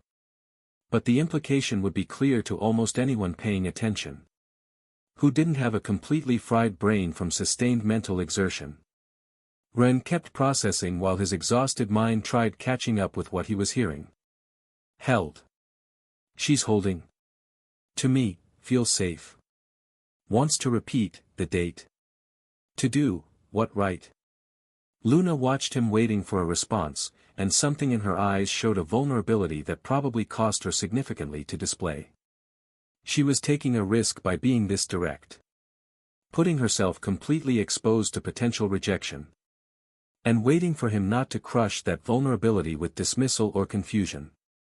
Do you want to as well? She finally asked when Ren didn't respond immediately, filling the silence that was stretching too long. The question was simple and direct without noble embellishment. What was it going to be? Rejection? Acceptance? Ask for time to think? Anything but silence. But Ren was still operating on autopilot with his conscious mind struggling to maintain the basic functions after days and nights of absolute concentration. Which meant he responded not with careful thought about implications but with the pattern he'd been following all day long. The pattern that had worked perfectly so far. And would again. Because it was not the awkward stammering of a normal teenager but the smooth confidence of a dream prince. The perfect night. The boy who said exactly the right things at exactly the right moments. He stepped closer with a single movement that closed the distance between them. Luna inhaled sharply at the sudden proximity that brought him into her personal space. And Ren leaned down slightly, his voice dropping to whisper that only she could hear in the empty room. Whatever you want, he murmured close to her ear with a tone that carried a firm yet unconscious intimacy, I want to. In his mind, he was thinking about helping her with whatever she needed. About supporting her like he'd been doing for days. About being the reliable presence she needed for whatever this meant that she was trying to express. But the words themselves. The words sounded completely different from that innocent intention. Sounded like a more mature promise rather than a supportive agreement. Like firm, direct and eager consent to what Luna had just suggested without saying explicitly. As if Ren were saying without evasion that he also wanted to kiss her, that he also wanted to correct that first disastrous attempt, and that apparently he hadn't found it unpleasant at all despite how awkward it had been. Luna went completely still with body freezing in place. Her eyes widening with shock. Color rising to her cheeks in amounts she couldn't control no matter how much she tried. He said. He said yes with that serious face. No, not just yes, he said he wants what I want. That's. Her mind accelerated into spiral of dramatic and intense thoughts that would have made her mother feel proud of the emotional intensity. It's basically illegal how perfect that was. No, it's better than I hoped. Our minds are aligned. Though now I feel scared too. I think I found someone as intense as you but who does it better. With style. Externally, Luna only got redder and nodded once with a small movement that tried seeming controlled but failed completely at hiding the emotions spinning chaotically inside. Good, she managed to say, her voice coming out higher pitched than normal despite attempts to sound composed. Then, after the final exams. We'll repeat the date. Appropriately. Ren nodded as well, still on autopilot, still not fully processing what he'd just agreed to with that smooth declaration. She needs support. I'm supporting her. That's what I do. That's what friends do for each other. Luna pulled back before she could do something embarrassing like launching herself at him to kiss him right there and ruin the cool adult mood. Because she still had some control left, thank you very much. After exams. We'll do the kiss properly. He wants to do it properly. He wants to kiss me again. Ren Patender wants to kiss me again.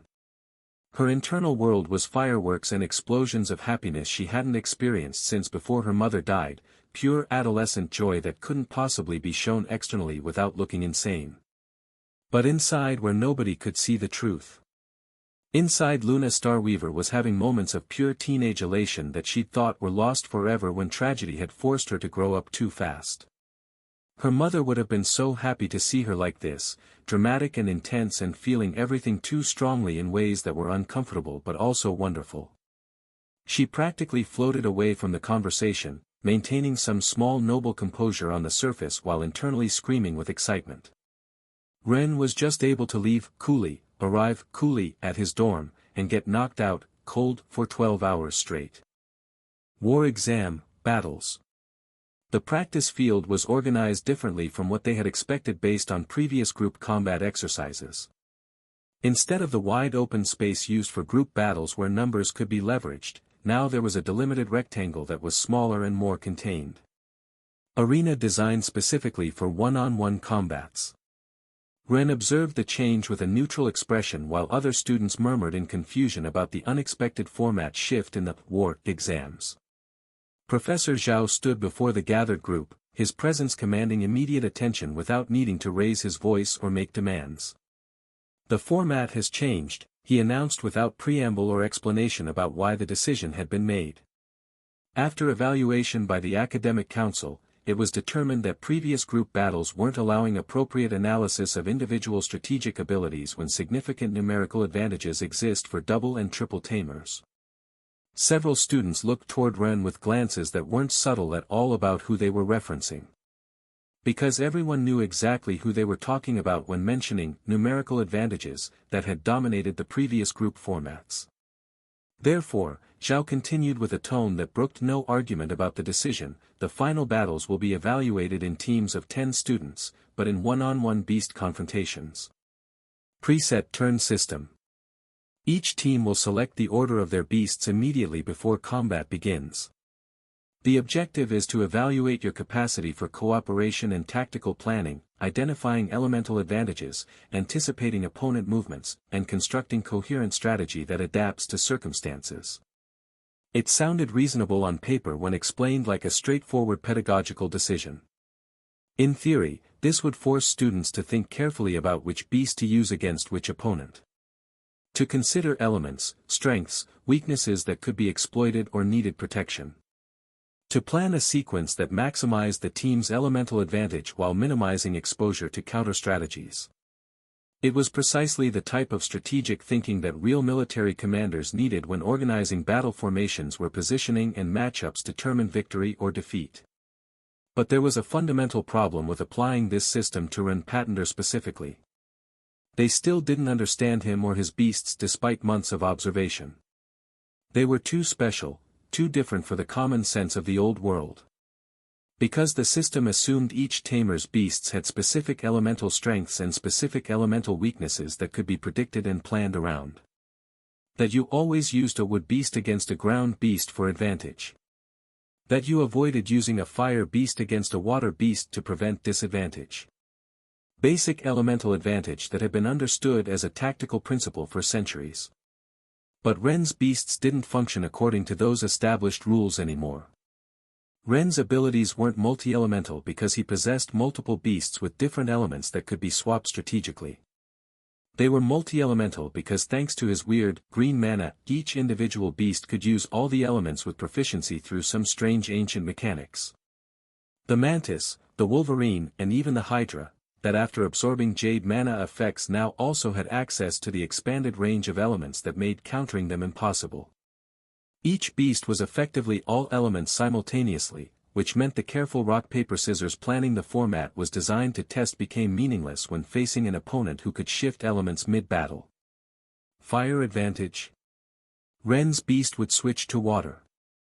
Wind vulnerability. The element would change to earth for defense. The strategic planning the exam was supposed to evaluate only worked when opponents played by the same fundamental rules about elemental restrictions. Ren didn't play by those rules because his beasts had transcended them through ancient laws nobody fully understood yet. Which meant the format change designed to level the playing field by removing his numerical advantage had accidentally created a different problem. It would make his elemental versatility even more apparent when he couldn't hide it behind the chaos of a group combat. The council had tried to nerf him and might have accidentally prepared the setting to better showcase exactly how abnormal his abilities were to anyone paying close attention. They don't understand, Ren thought while listening to Professor Zhao explain detailed rules about turn order and victory conditions. They still don't understand how my beasts actually function. The Wolverine had double elemental control compared to his other two beasts. That had been its nature and advantage from the beginning as the creature with the most elemental plasticity, able to choose between elements and in Ren's case all of them, with that extra fluidity the others couldn't match. The Hydra was stronger and more defensive than the Wolverine with armor and physical bulk that could tank damage other beasts couldn't survive. The Mantis was faster and possessed better attacks plus secondary abilities that made it versatile in ways raw power couldn't replicate. If you compared them individually to the Wolverine body and not its skills, using it as a baseline beast with more balanced characteristics across all categories, they were way better than it if the elemental control wasn't there. But with the control being there and so many bonuses being shared among all three beasts through their bonds, the power difference between his beasts when projected to similar ranks had become almost negligible in practical combat situations. If they get that, then they would be able to say they understand Ren. And since any of his beasts could handle any elemental situation with competence that made any traditional elemental matchup theory irrelevant, which meant the strategic change that organizers had implemented to level the playing field by forcing careful elemental planning wasn't going to change anything about his dominance when it came to actual combat. Ren didn't even plan to use more than the Mantis for the vast majority of fights. Because in almost every case, it alone would be sufficient to secure victory without needing to reveal the full extent of his capabilities. The pairings have been determined, Zhao announced, and a list was revealed on a board that had been covered until this moment. He paused deliberately, allowing the information to sink in while students rushed forward to find their assignments. Victory is determined by eliminating all opposing team members through defeat of their beasts. Ren listened attentively despite already understanding the basic premise. It was an interesting format. Each team will have a leader chosen by a vote among its members, Zhao continued with a tone that suggested this wasn't optional democracy. The leader will determine the battle order, which member fights in which turn. This decision is crucial, so even though you are leaders, listen to your teammates' input. You must consider elemental advantages, beast strengths, and how to maximize victory probability for the complete team. Students began grouping according to the assignments appearing on the boards with varying degrees of enthusiasm or concern depending on who they'd been paired with. Ren searched for his name among the lists. Team 5. He looked at the other 9 names listed alongside his own. Ron, the boy with the fire salamander. He knew him well from training sessions and weekends of cultivation assistance.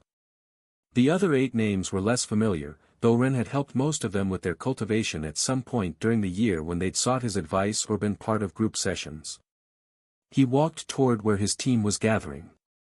Ron was already there, smiling with obvious relief when he spotted Ren approaching. Ren, thank the dragon gods you're with us, he said with genuine gratitude that came from knowing what having Ren on your team meant for victory chances. The other members nodded in agreement with Ron's sentiment. It was a mixed group, 4 girls, 6 boys counting Ren himself. But there was a problem Ren had noticed immediately when scanning all the team assignments on the board. Taro, Min, and Lu were assigned as enemies on opposing teams. Also Leora, Larissa, and Luna, none of them were in Team 5 with him. Ren was going to have to face them eventually if his team advanced through brackets. And Min's group that included Luna plus Leora's team with Taro were going to be the most interesting opponents by far in terms of actual challenge. Not in the first round fortunately, maybe not soon, but if his team advanced far enough. Those confrontations were almost inevitable. "We need to choose a leader," one of the girls pointed out. Her name was Iris, and she had a wind beast. "Should we vote?" "I vote for Ren," Ron said immediately without hesitation. "Me too," another boy added quickly. "Trevor, his beast was an earth element. Ren has helped all of us at some point. And he probably knows more about our beasts than we do ourselves at this point." The votes came rapidly without debate or politicking. Unanimity achieved in less than 1 minute because the choice was obvious to everyone present.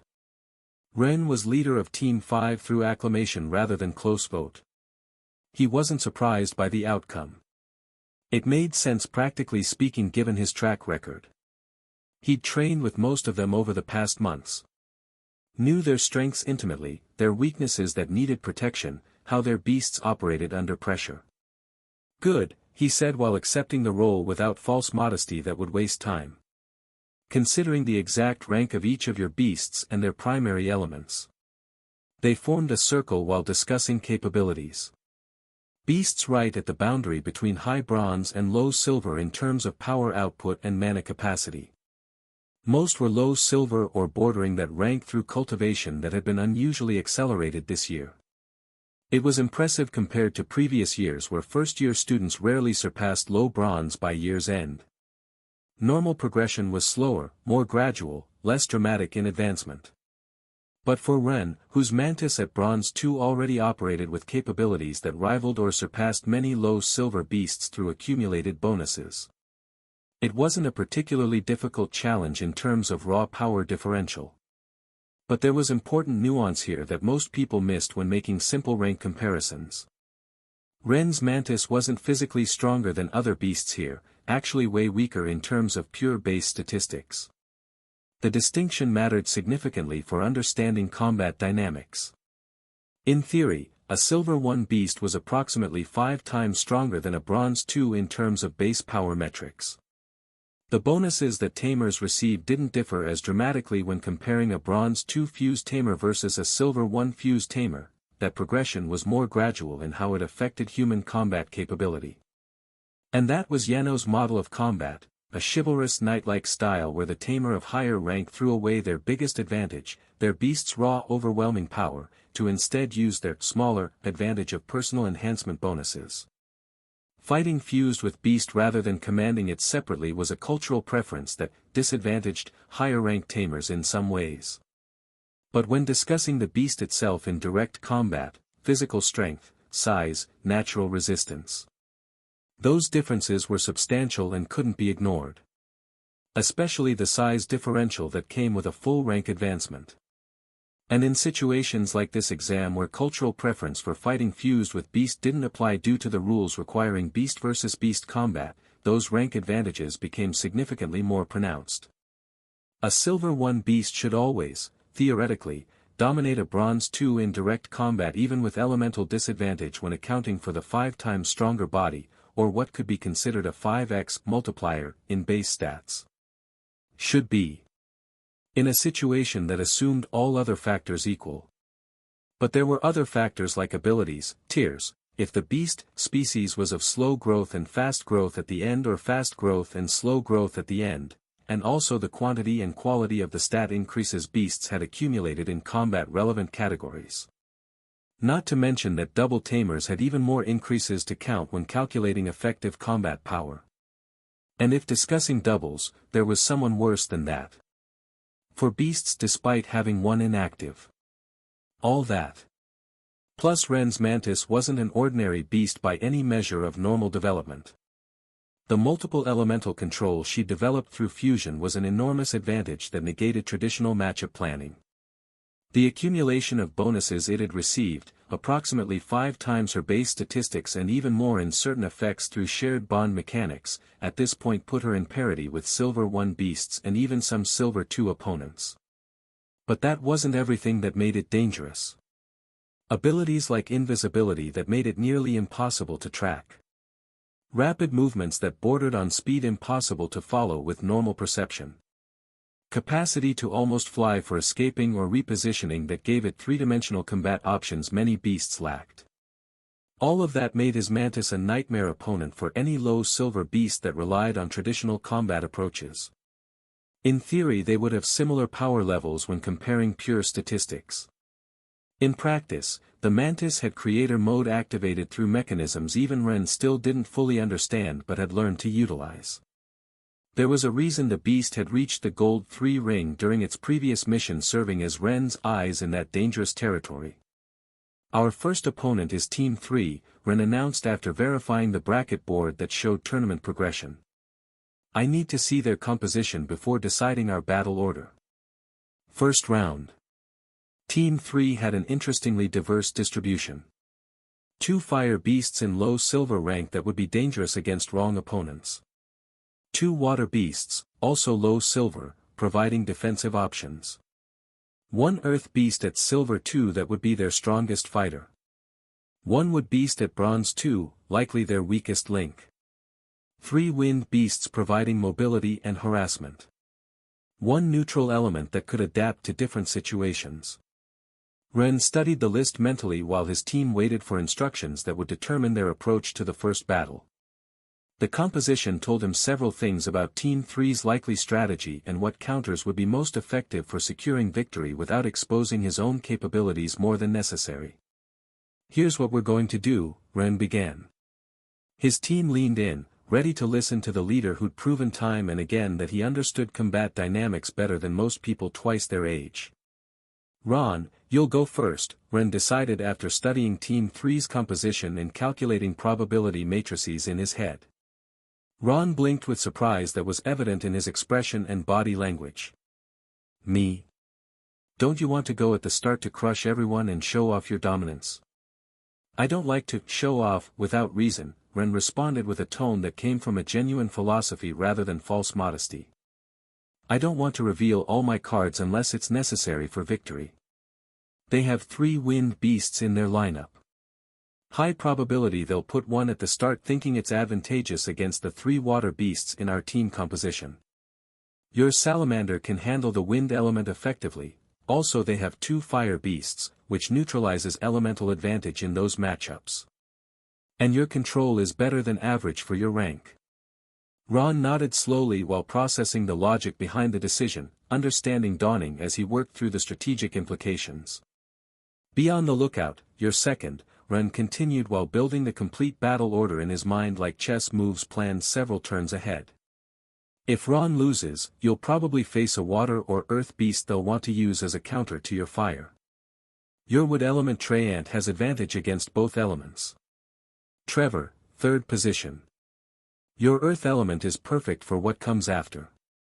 If Bolo loses there, it's likely against fire or wind that exploit wood's weaknesses. Iris was assigned 4th position by the same logic, wind against probable wood or water opponents that would follow natural progression. He continued assigning order based on probability calculations rather than simple power rankings. It wasn't exact science, couldn't predict perfectly what the opposing team would do given human unpredictability. But there were patterns that emerged from how people thought about combat. And Ren had learned from his sleeping friend to follow those patterns even when they seemed to not be there. Teams usually put their strongest beasts either at the beginning for early advantage or saved for the end as final trump cards. Rarely in middle positions where they could be wasted without decisive impact on the whole match outcome. And you? Asked one of the team members with a question everyone was wondering. Will you never fight? I don't think you can handle all the battles, so yes, I will, Ren said simply without arrogance, just stating a fact when thinking of his close friends. But you can see me as an insurance. We're saving my beasts to secure the final outcome if things go wrong. Some members looked uncomfortable with that decision, pride stinging at implication they might need rescuing. Why don't you like showing off a bit? Ron asked with genuine curiosity rather than criticism. In your place I wouldn't let anyone steal my spotlight. Because displaying off, whatever you may have, denotes insecurity, Ren explained with wisdom that seemed beyond his years. It's better not to become addicted to attention and validation from others. Or so my mother says. But don't worry about my reasoning. If everyone participates, it's better because you practice and learn through real combat. And if things go badly for you, you can always leave me the biggest problems at the end. It was conservative mentality but a generally correct approach. Trusting his companions to handle the majority of work while he served as a safety net that prevented catastrophic failure. But it was also practical philosophy because if Ren entered too early and swept the first turns easily, what would his teammates learn from watching? What experience would they gain from being carried rather than contributing? This was an exam slightly different from common Yano culture, yes. But it was also opportunity for growth in a method rarely appreciated in a kingdom that favored fused combat over beast command. Battles of beasts against beasts where strategy mattered as much as raw power. First battle. Ron stepped up to the arena against Team 3's first opponent with nervous energy that came from being chosen to start rather than hide in middle positions. Exactly as Ren had predicted with an accuracy that was becoming unsettling for him, his enemy was a wind beast from their surplus of 3. Low silver rank similar to Ron's salamander, making this matchup about elemental and skill advantage rather than power differential. The combat started cautiously with both beasts circling each other while their tamers assessed capabilities and looked for openings to exploit. Then the wind beast struck first, launching cutting air blades that would have shredded many other beasts. But Ron's salamander absorbed the oxygen-rich wind attacks and converted them into fuel for its flames. What should have been a problem became an advantage. Flames intensified with each wind blade that tried to strike, growing hotter and more concentrated as the opposing tamer unknowingly fed Ron's beast exactly what it needed. Ron had trained elemental control extensively under Ren's small guidance during some random weekend cultivation sessions. His salamander could concentrate fire in precise points rather than simply throwing flames indiscriminately in all directions like most fire beasts at his rank. It was an absolute advantage in a matchup that could have favored the speed and flexibility of the wind element. After only 2 minutes of intense combat that felt longer to participants, the wind beast collapsed from exhaustion and overheating. Ron's salamander still had almost all its reserves intact, barely winded from the brief exchange. Victory for Team 5 in a dominant fashion that set the tone. Score, 1-0. Ron's salamander faced Team 3's second fighter without rest period, adrenaline and heat still coursing through its system. This time the opponent was a fire element, one of their 2 fire beasts. The elemental advantage neutralized meant the fight came down to control and stamina. Ron's beast still had most of its reserves while the entering fresh opponent had a slightly fuller tank. The exchange was fierce with flames meeting flames in collisions that created heat waves distorting the air. Both beasts trying to overwhelm the other through superior heat and intensity. Ron's superior control showed in how he directed flames to specific targets rather than general area attacks that wasted energy. Each strike purposeful, each burst of heat calculated to maximize damage while conserving stamina. 10 minutes of brutal exchange before the opposing fire beast faltered, its tamer having burned through reserves too quickly trying to overpower rather than outmaneuver. Score, 2-0. Team 3's leader was sweating now, realizing their opening strategy had been completely countered through better planning. The third opponent came in with a water beast that managed to counter Ron's fire salamander easily since it had already claimed 2 victories that made it weary. This matchup went as expected with the water element suppressing the fire through overwhelming type advantage that couldn't be overcome through skill alone. Ron's salamander fought valiantly but was fastly worn down by continuous water attacks that extinguished its flames faster than they could be rekindled. Score, 2-1. But Bolo was ready, stepping into the arena with his wood element treant that towered over most beasts at its rank through sheer physical bulk. The water beast that had just defeated Ron was not tired from that exchange, stamina almost full. But against the elemental advantage, it stood no chance.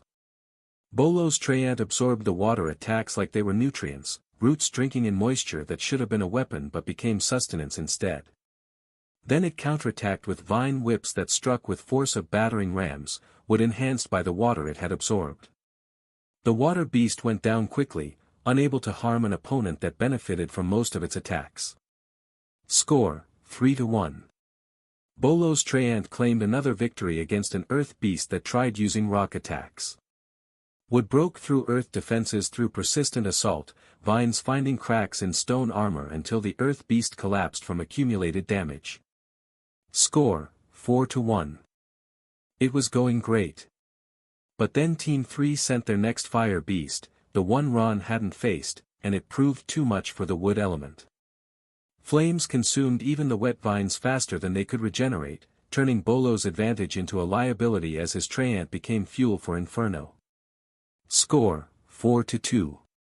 Trevor entered next with his Earth Beast, exactly as Ren had anticipated in his planned sequence. The Earth Beast facing the almost fresh fire opponent used a different strategy than direct confrontation to save energy. It burrowed underground, becoming an invisible target while creating sand traps and unstable ground that made the fire beast's movements encumbered. The fire beast couldn't hit what it couldn't see, couldn't burn what was protected by layers of earth. It spent energy uselessly shooting flames at ground that absorbed heat without transmitting it to the beast below. 5 minutes of frustrated attacking before the fire beast exhausted itself. Then Trevor's Earth Beast emerged directly beneath it, rock-hard paws striking upward in a devastating uppercut that ended the match. Score, 5-2. Trevor's beast fell in the next match against a water element that countered Earth through erosion and pressure, wearing down its rock-hard defenses until they crumbled. Score, 5-3. Iris stepped forward with her wind beast, an agile creature that moved like it was dancing rather than fighting. Against the water beast that had just claimed victory, her wind element had the advantage. But Iris had learned from Ren about using mobility rather than only elemental clashes that would save some energy. Her wind beast was faster than the water beast by a significant margin, and could dodge attacks the opponent launched while counterattacking from unpredictable angles. It never stayed in one place long enough for water jets to land solid hits, constantly repositioning while wearing down the slower opponent through accumulated minor strikes. It was a masterclass in using speed advantage, turning what should have been a relatively easy victory into an almost free one through superior tactics. Score, 6-3. Team 3 was beginning to panic visibly, their leader shouting increasingly desperate instructions to the combatant in turn. They'd lost more than half their team against beasts that should have been the same level as theirs based on rank alone.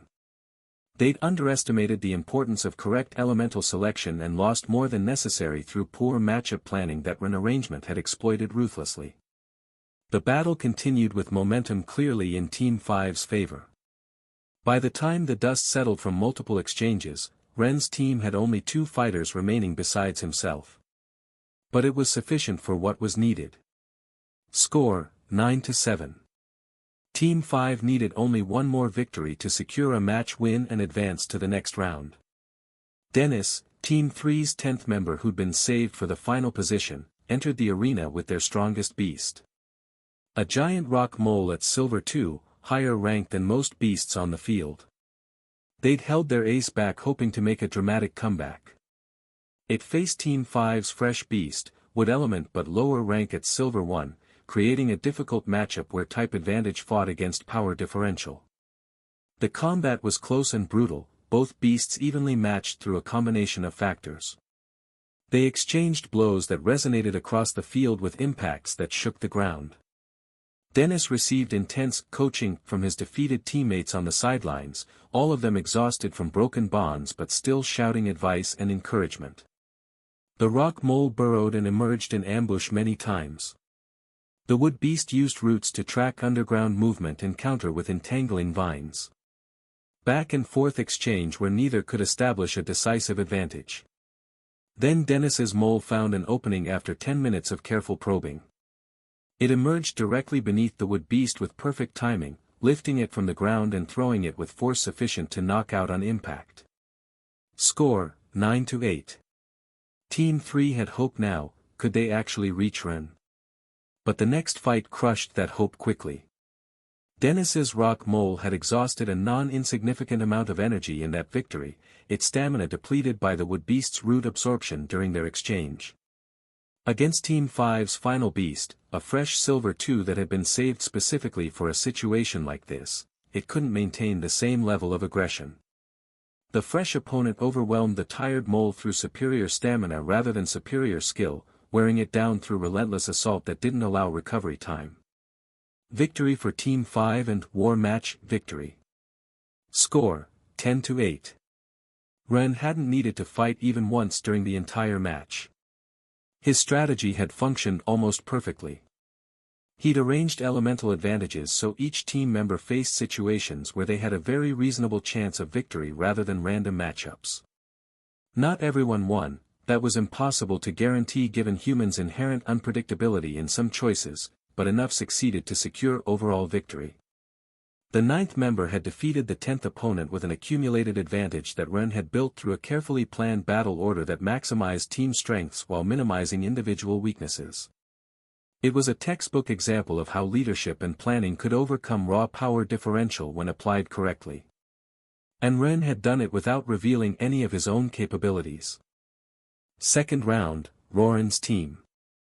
By the following day all broken bonds with beasts had recovered through natural regeneration, students returning to full strength for the next round of elimination. The second round paired Team 5 against Team 12 in a matchup that made Ren's expression tighten imperceptibly. He saw the opposing leader's name and sighed internally with resignation that came from recognizing complications. Roran. His classmate since first year and part of the trio of perverts, as Ren called them for their recently too transparent interest in girls that made normal conversation increasingly awkward. The boy with the giant troll dog, another beast Ren had helped evolve during past years through cultivation guidance and combat training. Silver 3 in rank now, higher than any Team 5 member except Ren himself. And Roran wasn't just perverted in his social interactions, he was intelligent about combat strategy. Ren knew this because he'd spent considerable time training with him over the years, explaining elemental control concepts, helping refine techniques that turned raw power into effective combat ability. In fact, Ren had helped almost everyone in their class during the year through various training sessions and cultivation advice. Some students had even reached Gold 1 through his assistance combined with their own dedication. It was gratifying seeing everyone's progress accelerate beyond normal slow and boring advancement. But now that progress worked against him in ways he'd anticipated. Those same students he'd helped were now opponents who understood their own capabilities better than they would have without his intervention. "I need to change the order," Ren announced after studying Team 12's composition with careful attention to details most people would miss. Roran's team was strong, very strong compared to typical 5th-year groupings. For beasts at Silver 2 or higher rank, 6 at the boundary between high bronze and low silver. And among the 4 high-rank beasts was Roran himself at Silver 3, a rank above most competitors. "Ron, this time you'll go 4th instead of 1st, Ren instructed while mentally calculating probability matrices. Trevor, 6th position. Iris, 3rd. He reorganized the order based on what he anticipated Roran would do given his personality and strategic tendencies. Because he knew Roran intimately from years of training together. Understood roughly how he thought strategically, how he approached problems. Knew that Roran would use his strongest beast, the giant troll dog, near the beginning to break the opposing team's momentum before it could build. Not at the very start exactly. That would be too obvious and would waste the beast if the first opponents were fast enough to avoid damage while depleting its stamina. But somewhere between 2nd and 4th turn, that's where Roran would maximize impact without being predictable. Probably putting a fast beast before himself to probe the fast opponents. The initial battles. The first battle was victory for Team 5 through a matchup Ren had engineered to be close but manageable with proper execution. His first fighter faced Team 12's fighter with a wind element advantage, but being against a Silver 2 the battle morphed into an exchange that came down to endurance rather than explosive power. After 5 minutes of grinding combat, Team 5's beast emerged victorious through superior stamina management. Score, 1-0. In the second battle, Roran sent another one of his Silver 2 members as Ren had predicted. A powerful fire beast that was aggressive in its attack patterns, clearly designed to counter fast-moving wind opponents. Perfectly positioned to serve as a counter to the first wind beast of the 2-1's Team 5 had. Score, 1-1. Team 5's first member, lost exactly as anticipated in the strategic plan. The fire beast overwhelmed it with both rank and elemental advantage. But Ren had sent one of his water elementals second specifically because he'd known fire was highly probable here, Roran trying to hunt the wind beast that he most likely would deploy early. The water beast extinguished the fire beast's flames through overwhelming type advantage that couldn't be overcome through superior rank alone. Water pressure attacks doused fire before it could build to dangerous temperatures, systematic dismantling of the opponent's primary weapon. Score, 2-1. Roran had countered by sending an earth element. The battle was intense with few or non-elemental advantages on either side. Earth could absorb some water but water could erode earth through persistent pressure. Back and forth exchange where neither beast could establish decisive advantage through element alone.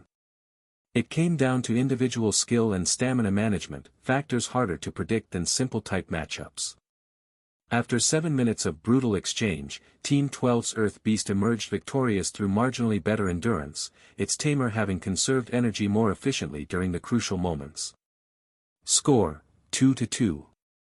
Iris entered third position against the Earth Beast that was already tired from the previous battle that had pushed it to limits. Despite the elemental disadvantage, her Wind Beast had sufficient speed to dodge the attacks slowed by fatigue, dancing around increasingly desperate strikes while landing accumulating damage through hit-and-run tactics.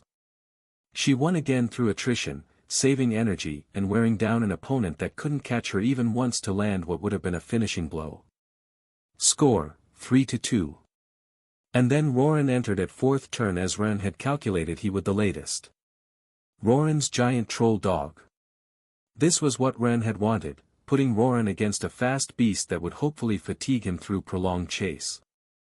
But the reality of facing the giant troll dog made that strategy seem optimistic rather than practical. The beast stepped onto the arena and the ground trembled slightly under its weight, pressure announcing presence before visual impact registered. It was a massive creature standing 4 meters tall on 4 legs, muscles that looked carved from stone, short thick fur that gleamed with a natural magical resistance that made elemental attacks less effective. Neutral type, which meant it had no particular elemental advantages that could be exploited, but also no elemental weaknesses that could be targeted for quick victory. It was a pure tank in philosophy and execution. Impressive elemental resistance layered on top of natural physical robustness. At Silver 3 rank against opponents who were Silver 1 or weaker. The matchup was almost unfair before it even began.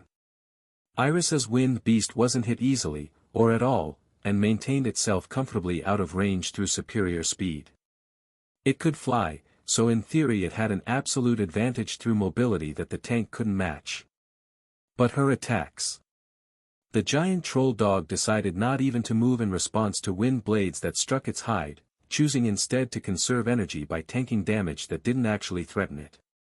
Each attack that landed did minimal damage against defenses specifically trained to resist elemental assaults.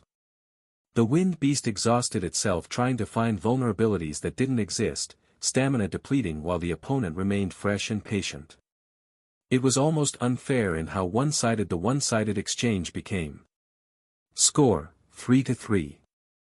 Ron faced the troll dog next with his salamander launching concentrated fire attacks that had worked against every previous opponent. Direct hits landed, flames washing over the beast's body in waves of heat that should have caused serious damage. The troll dog shook off the fire like it was merely a warm annoying breeze rather than a weapon meant to burn, its natural resistance making Ron's best efforts look inadequate. Then it charged with speed that was deceptive for its massive size. Ron's salamander tried dodging but the troll dog's acceleration when it actually decided to move, and you couldn't fly, was faster than anticipated for something that large.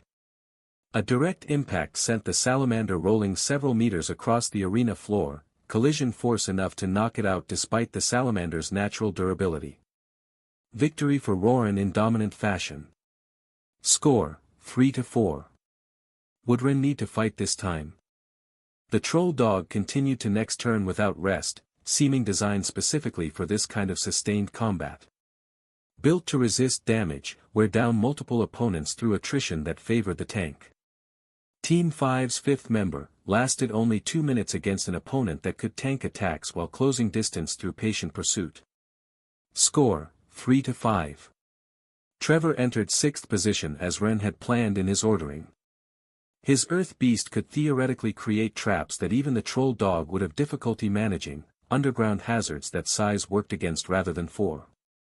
The strategy worked initially with Trevor creating sinkholes and unstable ground that made the Troll Dog's footing unreliable. But Roran had trained his beast against Earth tactics extensively, anticipating this exact kind of counter. The Troll Dog simply excavated with its enormous body strength, destroying the traps rapidly before they could function properly. It forced Trevor's beast into open confrontation through brute power that made his technique irrelevant. 10 minutes, only 10 minutes Trevor's beast lasted, an impressive endurance against a very superior opponent. But eventually the Troll Dog's overwhelming physical advantage won through small accumulated damages that earth traps and defenses couldn't fully mitigate. Victory for Roran in his 4th consecutive win. Score, 3-6. Roran had used his 4th turn deployment to eliminate 4 opponents consecutively, exactly the momentum-breaking strategy Ren had anticipated but couldn't completely counter without revealing his own capabilities more fully. Although even the giant troll dog had limits that couldn't be surpassed through training alone. He'd created numerical advantages that would be extremely difficult to overcome through normal means or without Ren's big participation. Roran himself was finally defeated in his next confrontation after 4 consecutive battles had depleted his beast's seemingly endless stamina. Team 5's 7th member managed to wear it down from a distance after it had already spent so much energy. The mighty beast fell suffocated by the accumulated damage it couldn't heal fast enough while exhausted. Score, 4-6. But the damage was done to Team 5's chances to avoid using Ren. Roran had eliminated 4 fighters while Team 12 still had 6 fresh members remaining. The next turn was victory for Team 12 as their fresh Silver 2 beast overwhelmed Team 5's tired Silver 1. Score, 4-7. Then Team 5 managed a win through a lucky favorable matchup. Score, 5-7. In the following turn, another Team 5 member lost against a superior opponent. Score, 5-8. Team 5's ace entered, their Silver 2 beast that had been held in reserve, but it wasn't sufficient against Team 12's numbers. Score, 7-9. Despite their maximum efforts from team members who'd given everything they had, Ren would still have to enter at the end. Team 12's leader had chosen one of his Silver 2 beasts for this position. Still fresh, well-rested, one of their best remaining options that seemed to put the best they had in the early placements. Ren walked toward the arena while everyone held their breath in anticipation. Nobody dared giving him advice or suggestions, understanding that he operated on a different level than they could comprehend. Team 12 still had 3 fighters with beasts capable of combat, each one representing an obstacle between Ren and victory. To win, Ren needed to defeat all 3 consecutively without rest, without opportunity for recovery between battles. Continuous combat that would make some nobles happy before and test the stamina limits even for beasts with deep reserves. It was a situation that would have been impossible for most students facing opponents of equal or higher rank. The stamina drain alone from sustained combat would cripple even powerful beasts before the 3rd consecutive fight. But Ren walked toward the arena with the same tranquil expression he'd maintained all day, showing no concern about the disadvantageous numbers. And for the first time in the competition, he manifested his mantis at his side, but for just a moment, visible only briefly before full camouflage engaged. The Bronze 2 beast that few truly knew because of how difficult it was to observe if you didn't have mana-enhanced vision. Slender and lethal with blade arms that gleamed faintly under sunlight, deceptively delicate appearance hiding capabilities most people couldn't comprehend. The practice field went completely silent as realization spread through observers. Because everyone knew what was coming even if they'd never witnessed it personally. All had heard the stories. About Ren Patenter's shenanigans. Very few had actually witnessed the invisible mantis of Ren Patenter in serious combat. That was about to change. The Silver 2 beast facing it was a fire element, large and aggressive, clearly chosen to counter what they assumed would be Ren's strategy. But they didn't understand what they were actually facing. Didn't comprehend that rank comparisons became meaningless when fundamental rules of combat were rewritten through fusion mechanics nobody else possessed. The mantis waited, utterly still for her tamer's command. And Ren gave it with a single word that made his opponent's confident expression falter. Begin. The first opponent Team 12 had sent against Ren was a fire bear at Silver 2 rank that radiated heat even standing still. It wasn't the evolved version it would reach at gold rank, the pyroplastic shell bear with natural armor hard as stone that made it nearly invulnerable. But it was already a robust beast, massive in size, with fur that constantly smoked and eyes that glowed with internal heat suggesting not a mana but a volcanic core. The bear's tamer smiled with confidence while his beast stepped onto the arena floor. The ground beneath its paws heated instantly, leaving scorched marks in stone that should have been resistant to casual burning. "I don't need to see it to burn your tiny beast," he declared toward Ren with a mocking tone focused on the size difference that suggested low cultivation rank. Almost all beasts grew in size with rank advancement, especially those oriented toward battle. Fire will fill the entire marked space. There's nowhere to hide for your insect. It was a valid strategy that acknowledged the mantis's invisibility rather than ignoring it. The bear could create area of effect fire explosions covering the entire arena. And with its tank-like body nature, it could absorb counterattacks while maintaining constant pressure that would eventually overwhelm any defense. Against an invisible opponent you couldn't track visually, eliminating the spaces where it could hide was an intelligent tactic that forced confrontation. Begin. The bear roared with a sound that shook the air itself. Fire exploded from its body in an expansive wave that filled half the arena with bright orange flames that distorted vision through the heat shimmer. The mantis remained disappeared in invisibility that made tracking impossible for normal observers. But the heat was an inescapable reality. The air itself burned with a temperature that would scorch lungs. Any creature trapped in that zone would be charred in seconds, invisibility providing no protection against such an environmental hazard. The bear's tamer waited expectantly to hear a shriek of pain, the crackling sound of chitin burning under sustained heat that nothing bronze rank could resist. Instead, the fire extinguished itself. Not gradually. Instantaneously, like a switch being flipped. As if someone had dumped the ocean onto the flames. Water materialized in the air from nothing, droplets condensing despite the intense heat in defiance of normal non-magic physics.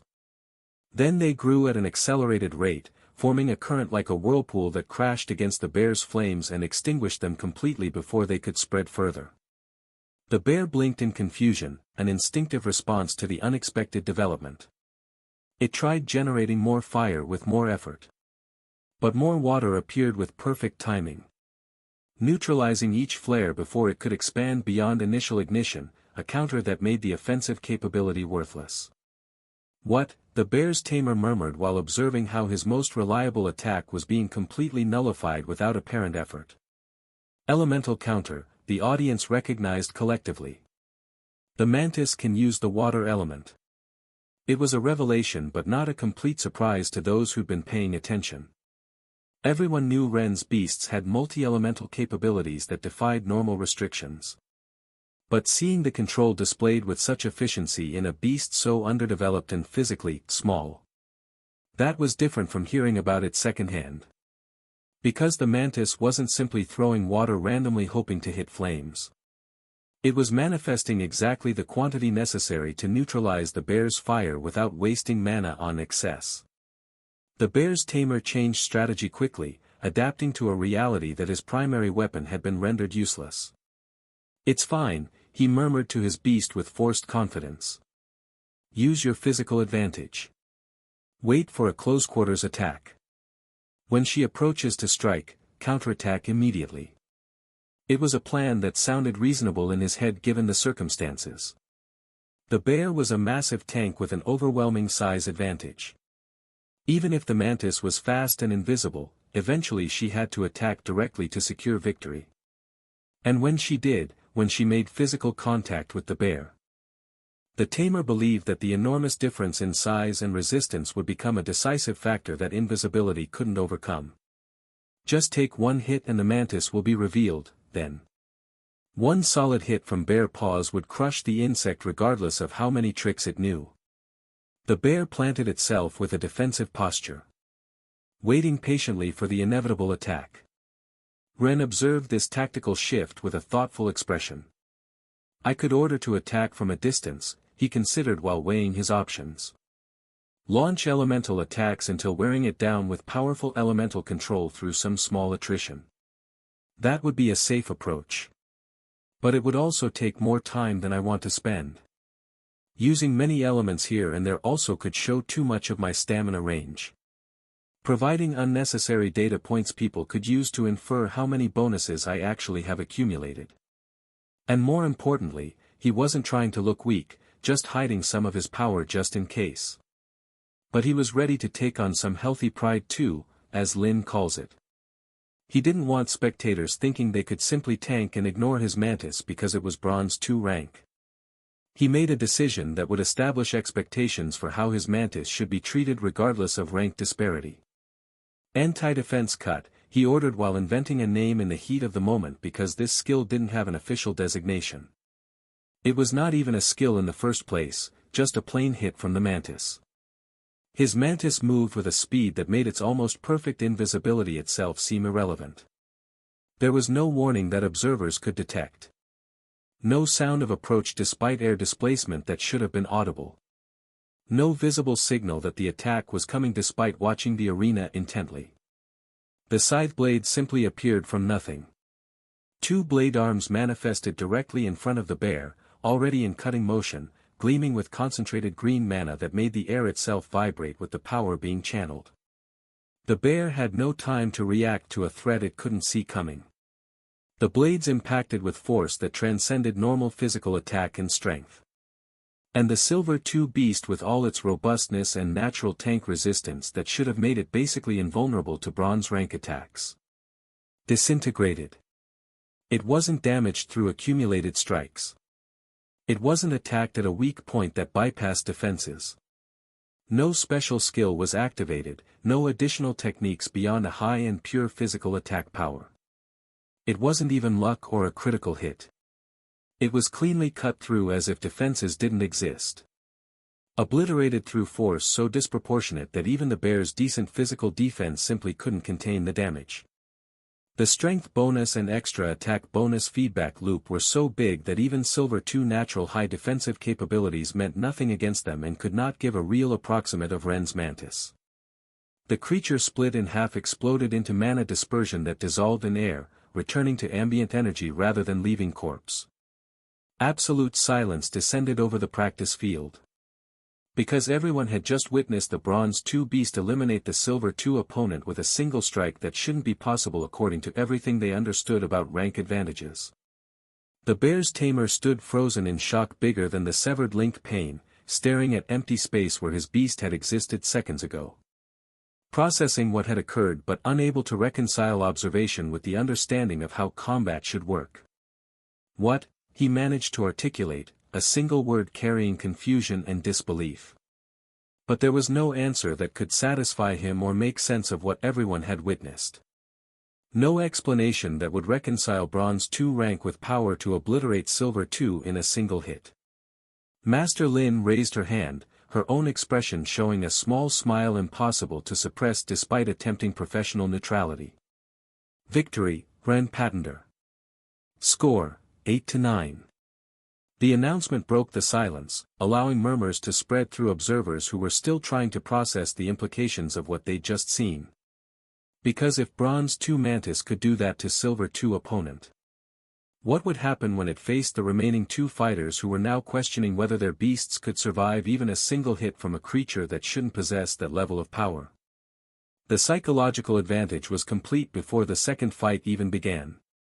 Team 12's remaining fighters exchanged glances that showed uncertainty replacing the confidence they'd felt moments ago. And Ren stood calmly waiting for the next opponent to enter the arena, his expression suggesting this outcome had been exactly what he'd expected rather than a surprising result. Because he'd known what his mantis could do.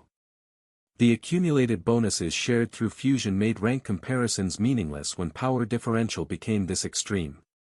The question now wasn't whether he could win the remaining 2 fights. It was whether his opponents would even try after seeing what awaited them in the arena. Second battle. The silence between matches was oppressing. Team 12's remaining fighters stood together, discussing strategy in hushed voices that carried undertones of desperation rather than confidence. The Bear's obliteration had shattered assumptions about what Bronze 2 rank meant when applied to Ren's beasts. Roran stood slightly apart from his leftover teammates, arms crossed, his expression thoughtful rather than defeated. "I know what you're thinking," he said to the girl preparing to enter second. "You saw what happened to the Bear."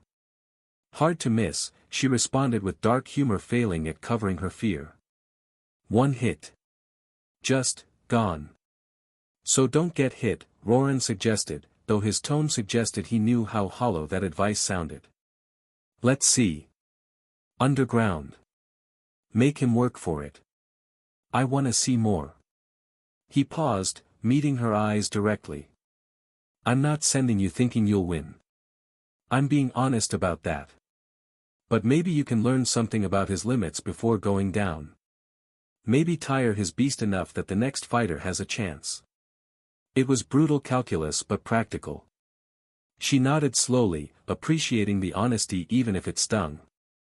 "So I'm the sacrifice to probe for ceiling?"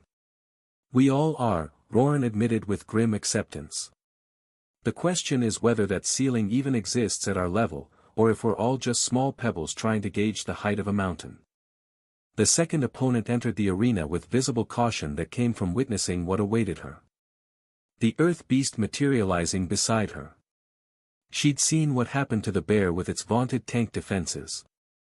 She wasn't going to commit the same error of underestimating the Mantis's attack power just because of rank disparity after that. Underground, now, she ordered her beast the instant combat began, not wasting a second on probing or testing. The beast didn't hesitate, sinking into the arena floor like it was liquid rather than solid stone. Earth manipulation at its finest. Underground it would be practically invisible to normal senses, just like the mantis above. And the mantis's strong water element wouldn't affect it if it went deep enough, earth-absorbing moisture without suffering damage. It was going to be a stalemate strategy rather than victory-seeking. If she couldn't win, at least she could force the beast to exhaust itself trying. Maybe with extreme luck even force Ren to deploy another beast to avoid running out of the maximum time in this match, creating joint elimination that would count as a draw. Making Ren spend sufficient mana would already be something worth bragging about, would improve her ranking score for grade advancement and maybe even nobility title if she hadn't secured hers yet. Ren remained relaxed in his position, expression suggesting he'd anticipated this exact type of tactic. He said only one word. "No." Then his mantis moved. Or rather, it didn't move. But we're talking about the Earth. Not the mantis, since whether the mantis moved nobody could confirm since it remained invisible. The Earth Beast was confused. Stone that should have parted easily became rigid, refusing commands from the beast that had manipulated it effortlessly seconds ago. The realization came too late. The mantis had indeed moved. Earth wasn't the mantis's weakness, it was just another element in its repertoire. The ground resisting with some invisible force was indeed the mantis' superior control. It appeared above the beast while it was still disoriented from the unexpected counter-control, positioning perfect for an attack it couldn't defend against. Her blade arm struck in an X pattern, crossing motion that generated clean cuts through the beast's body. 2 strikes executed so quickly they registered as single motion to observers without enhanced perception. For a moment the beast seemed intact. Then it separated along those cut lines, sections sliding apart as structural integrity failed catastrophically. The mana form holding the creature together collapsed like a building losing its foundation. Master Lin's voice cut through the girl's shock and pain. "Victory, Ren Patender. Score, 9-9. The girl walked back to her team on unsteady legs, processing what had just occurred with a weird expression of both respect and horror. Roran caught her shoulder, steadying her. "You okay? 2 hits, or was it 1?" she said, voice distant. "My beast is supposed to be resistance-based and it just came apart like it was made of sand." "Did you learn anything from up close?" Roran asked, genuinely curious despite knowing the answer was probably depressing. She laughed without humor. "Yeah. That we're nowhere near his ceiling. Not even a bit close." Roran nodded slowly, his own assessment matching hers. He'd hoped sending the beast underground would reveal something about the mantis's limitations, would show some strain or a difficulty in control that could be exploited. Instead it had demonstrated the mantis could counter even earth element-based beasts as easily as it had countered fire, could manipulate stone with the same casual efficiency it had shown with water. "Last fighter," Roran said, looking at their final teammate, with his silver one-winged beast that specialized in aerial combat. "You saw what just happened. Still want to try?" He swallowed hard but nodded. "I can't look worse than a coward that doesn't even go up there, right? But got a better idea?" "Not really," Roran admitted. "Maybe aerial advantage works where big area attacks and underground traps failed. Or maybe we'll just find out that mantis can fly faster than your beast too." Third battle. The last opponent from Team 12 was the second option for a tactical leader close in votes before Roran voted himself. His Windhawk materialized in a flash of mana, a sleek predator built for speed. It had aerial dominance where most terrestrial beasts had an inherent disadvantage. The hawk ascended immediately, not wasting a second on ground level. Gaining altitude, creating distance, using its element to generate air currents that would make any terrestrial attack difficult to execute. It was a strategy that had worked brilliantly during their previous battle against Mira and Sora's team, 2 of Ren's companions just like Roran himself. The hawk had secured their advancement by staying out of reach until the last opponent exhausted itself. But Ren's mantis was no longer a purely terrestrial beast if it had ever been limited to ground combat in the first place. But Ren had not lost time either, not 1 second had passed since the combat had started. As the hawk started trying to fly higher, Ren spoke with the same casual tone he'd used all match. "Reach it now." His mantis launched itself upward. It wasn't a normal jump that obeyed physics of mass and gravity. It was a single beat from the wings and a push from its big wind control. It generated a propulsion that defied natural law, wings that weren't quite adapted for sustained flight pushing with such force and speed that limitations became irrelevant at these altitudes. The beast ascended 100 meters in less than 2 seconds, closing the distance the hawk thought was a safety margin with an acceleration that made the wind tamer's jaw drop. They hadn't even processed where the mantis had been, hadn't finished understanding the implications of Ren's command before it was too late to respond. The mantis reached its prey. Moving through the air with a speed that shouldn't be possible for insects of its size, generating thrust that overcame any aerodynamic disadvantages through pure concentrated force. It intercepted the hawk mid-flight, blade arms striking while both creatures were airborne. 2 cuts again. The hawk disintegrated mid-air, mana form collapsing as fatal damage overwhelmed its cohesion. Fragments of energy scattered like fireworks, beautiful and terrible in their dispersal pattern. Master Lin didn't need to verify the outcome. Victory, Ren Pattender's team. Score, 10-9. Team 5 had won their match through their leader's solo effort. And most importantly, without revealing even close to the full scope of his abilities. He hadn't used most of his elemental repertoire that rumors suggested existed. Hadn't shown lightning or ice. Hadn't revealed how much mana he truly had in reserve or what his beast stamina limits actually were. It had fought 3 consecutive battles and emerged looking completely fresh, not even breathing hard from exertion. Roran watched Ren walk off the arena with admiration and resignation. He'd sent 3 teammates knowing they'd lose, hoping to gather intelligence about where Ren's ceiling actually existed. Hoping to find some limit that could be exploited in future matches if they faced each other in later tournaments. Instead he'd confirmed what he'd suspected but hoped wasn't true. That ceiling, if it existed, was so far above them they couldn't even glimpse it from where they stood. Wishful thinking, he muttered to himself while gathering his defeated team. Roran wasn't stupid despite his perverted tendencies. He understood, recognized when someone was operating on a completely different level. Ren was simply too far beyond them. Not just in power but in versatility, in control, in efficiency, all that made rank comparisons meaningless when accumulated advantages became this extreme. The audience sat in stunned silence, processing what they'd witnessed. 3 silver rank beasts eliminated by a supposedly bronze 2 mantis. The question haunting everyone's thoughts was the same one Roran had failed to answer. Where does Ren Patender's ceiling actually exist? And is anyone in this competition capable of reaching high enough to find it? Goldcrest territory, the concession. Victor observed the Goldcrest castle from the distance while flying atop his enormous golden eagle with an expression that revealed nothing of what he was thinking beneath. They'd finally secured access after months of patient maneuvering. After months of carefully applied political pressure that had been calibrated to push without breaking. After economically cornering the largest noble union in the territory through debt restructuring and trade restrictions. The opportunists had yielded, though the concession had been extracted rather than freely given.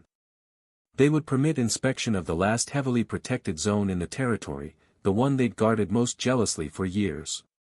The one they'd defended even after the war, with resources they couldn't afford to spend but spent anyway because what they protected was worth more than the cost.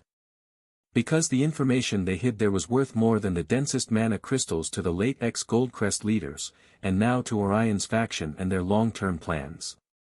Only 20 men, Julius had said when requesting Victor to handle the incursion personally. No more than that. Sufficient to protect you and escape if they try something stupid, but not so many that it looks like an invasion force. It was a delicate balance that required careful calibration. The nobles from the easternmost part of Goldcrest territory and the opportunists who still remained in the small territory that together with the entire noble union they had not permitted to be lost, were nervous about this development. On edge in ways that made them dangerous and unpredictable. If they thought this was attack rather than inspection, if they interpreted Victor's presence as the first step toward complete conquest, they could trigger massive retaliation from the complete group of opportunist nobles and Starweaver factions scattered across different zones. Coordinated attacks that would cause real damage even to Ashenway and Dravenholm houses from within before they could be properly contained. Which was what they'd been trying to avoid all along. The reason they'd played the political game so carefully instead of simply taking what they wanted through force that would have been faster but much more messier. A mess they and a city full of innocents couldn't afford. At this point we can only give them more extended deadlines, nothing more. Selphira had explained during the planning meeting with a tone suggesting resignation to slow the process she was enjoying. Recalculate their debts to strangle them slower. Make them feel they still have a chance if they cooperate with our demands. Days later, after additional pressure had been applied, they finally agreed to reveal the ruin. Julius had concluded with satisfaction that came from a campaign successfully executed. The deep one, the secret one, you were right, the ex-Goldcrest territory side wants time to recover wealth and regroup at any cost. Even behind Orion's back. The cave that had generated the second core for the Starweaver territory door that required 3 cores to open. The one that was similar to the ruined Sirius had explored under Starweaver territory before becoming trapped. The one the Goldcrest faction had possessed and kept hidden from even their nominal allies. Victor walked toward the castle entrance with his 20 men following in formation that projected strength without aggression. 2 Goldcrest nobles waited at the gate, looking like they'd prefer being anywhere else in the world than greeting the head of the Dravenholm in power and now their inspector. Lord Victor, one greeted with forced courtesy that barely masked the resentment. Come. We'll show you what you came to see. There was no unnecessary conversation that might have eased tension. No false welcome or pretense of hospitality that would have suggested this was anything other than what it was. Only the tense efficiency of people fulfilling obligations they deeply resented but couldn't refuse without consequences. They led him through hallways Victor recognized from previous diplomatic visits when relations had been less strained.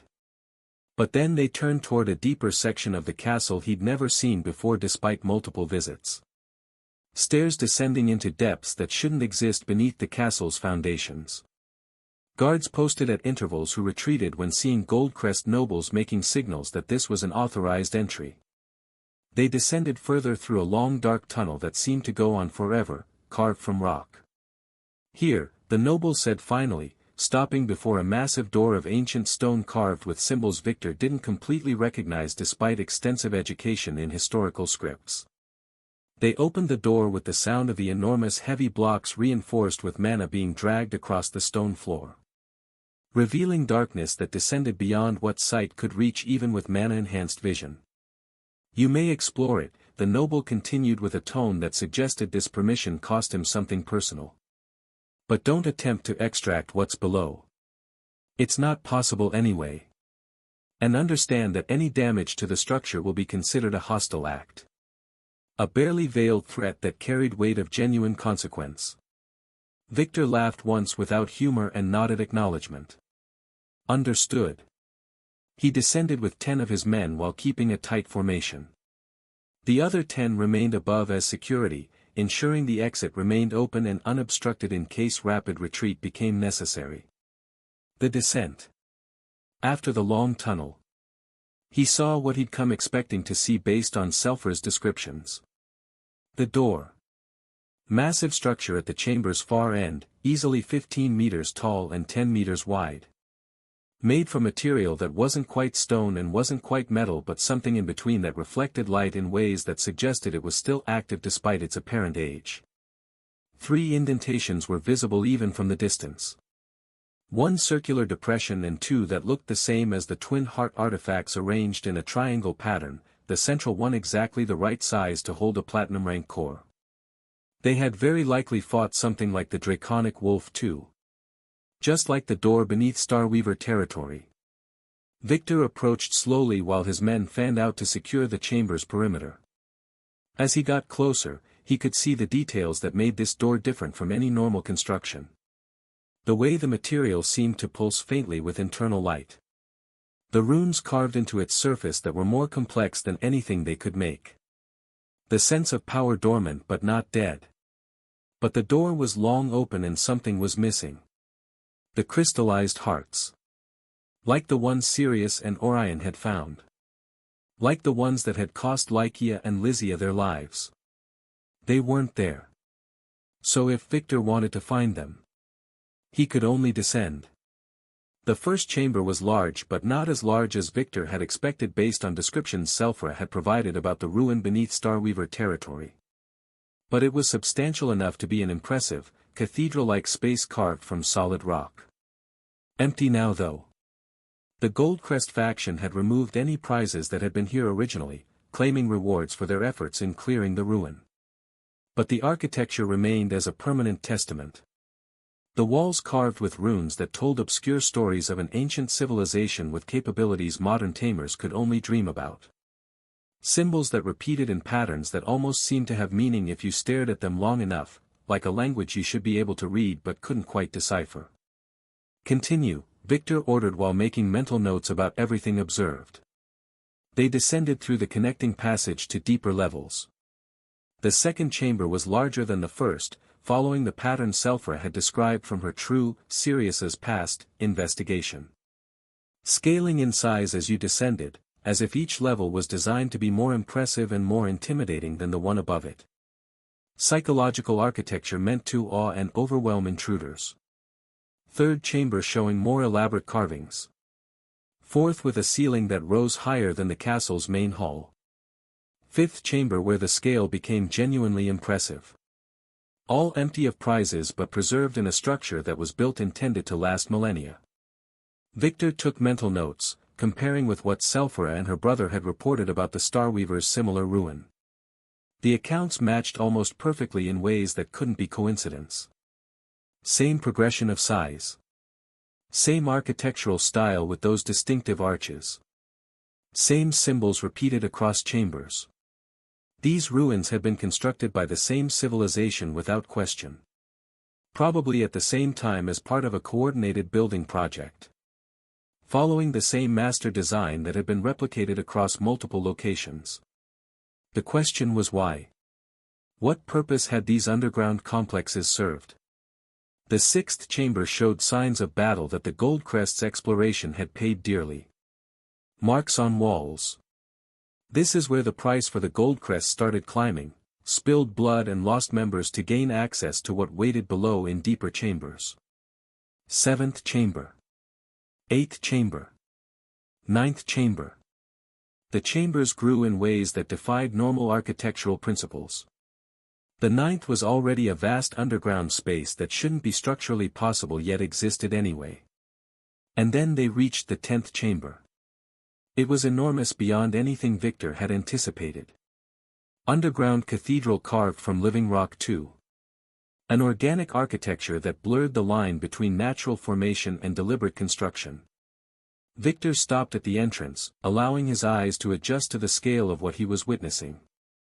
After crossing the vast chamber, he descended through the final tunnel that led to whatever secrets the Goldcrest had been hiding. And then he saw what he'd expected to see. The door. Or rather, no, because it wasn't there at all. There was no door with 3 indentations for cores like Selphra had described from the Starweaver ruin. No door that required 3 cores to open. The Starweaver door seemed to be the main one, and had consumed the core that likely was obtained here but without opening because one more was still needed.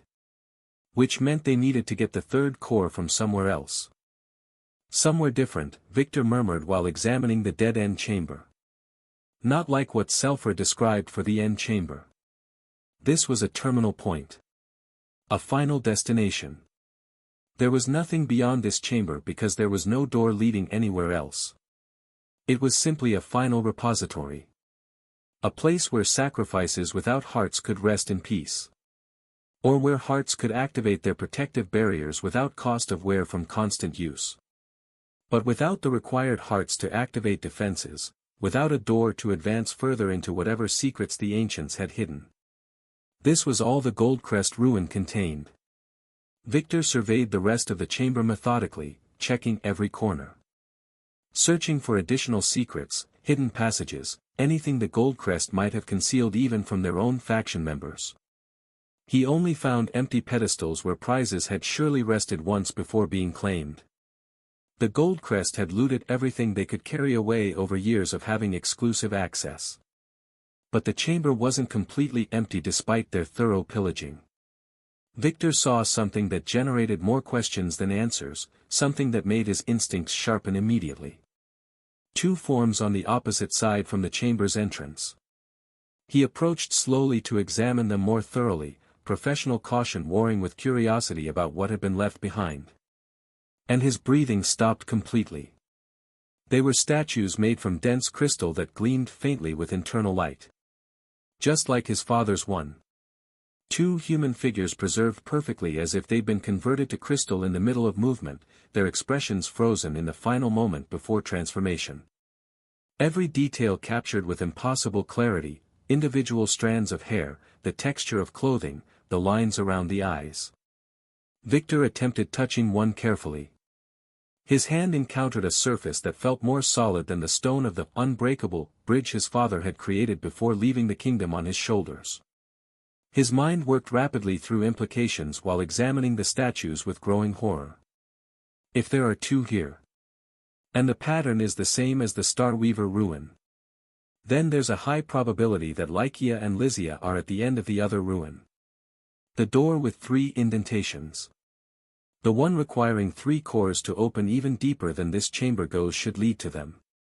Victor returned his attention to the statues before him, studying details that were still visible clearly in the chamber's strange ambient light. Both had hollows in their chests that drew his focus immediately. Perfect cavities. Geometric precision. As if something with complex connections had been removed perfectly intact without damaging surrounding the crystalline structure at all. Where the mana hearts had been before transformation. Is it impossible to recover the person even by returning the heart? Victor wondered while tracing the hollow with his fingers. Or perhaps the Goldcrest never returned them, he thought with sadness mixing with anger. They may have obtained the crystallized hearts and simply kept them, using them as weapons, as political tools for leverage and power. But if that's true, where are they now? The question troubled him more than the discovery itself. Because if the hearts weren't on pedestals protected by barriers or returned to their owners' chests, then someone had them somewhere, using them for purposes unknown. It was a disturbing thought that explained many things about recent events. It explained why Orion guarded these secrets so jealously despite the cost. They connected much further back than anyone had suspected, even before the Goldcrest betrayal during the war. And the extra hearts, if someone possessed them currently. If someone was using them actively. Then Victor noticed something that made everything click into place with horrible certainty. The faces of the statues. He examined the features carefully, his eye trained to identify noble lineages. The bone structure, the jaw shape, the particular proportions. Details that remained even when converted to crystal and preserved through unknown processes. The male statue had the distinctive features of Yano's high families. The strong jaw, the straight nose, the specific cheekbone structure that appeared consistently across generations of careful breeding. And the female. Victor moved to examine the second statue more closely, suspicion growing into certainty. The features were more delicate but equally distinctive. The pointed chin, the high cheekbones, the broader forehead characteristic of specific bloodlines. All features common to the high families of Yano Kingdom across the border. Victor felt something cold settling in his stomach. The Goldcrest hadn't formed their alliance with Yano by accident or recent opportunity. And perhaps Yano had obtained power for their crystal corruption techniques so rapidly, thanks to help from more factors that were still unknown. More rooted in the center of Yano's families than should have been possible if this was recent development. How long has this connection existed? Victor wondered while staring at the statues. How far back does this alliance really go?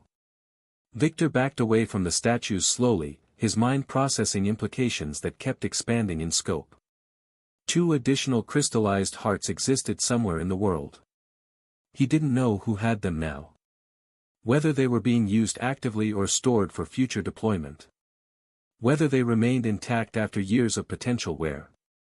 He had no way of knowing that Yano had possessed them long ago, but that was another story for later. He only knew with certainty that at some point they had existed. And someone, somewhere, might still have them. Hurried footsteps echoed in the stairs behind him, breaking his concentration. Victor turned sharply toward the sound, hand moving toward weapon instinctively. One of his soldiers appeared in the chamber entrance. Though semi-fused with his wind element beast for enhanced speed, he was limping badly. Blood staining his uniform in multiple places. Face pale from pain and exertion that had pushed him beyond normal limits. "Highness Victor," the soldier gasped, nearly collapsing from exhaustion. Victor crossed the distance in seconds.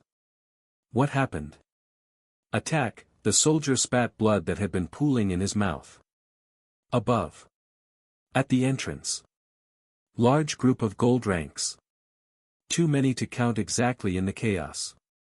They ambushed us. Victor froze while processing the words. Everyone was. The soldier coughed violently, more blood coming up. Captured or eliminated. I only escaped because everyone else covered me so I could reach the tunnel. He didn't finish the sentence. Collapsed against Victor with a final effort, exhausted.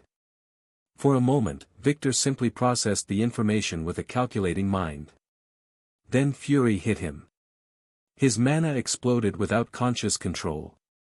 The Qilin manifested in his body through a transformation that made the atmosphere itself tremble with the power being released.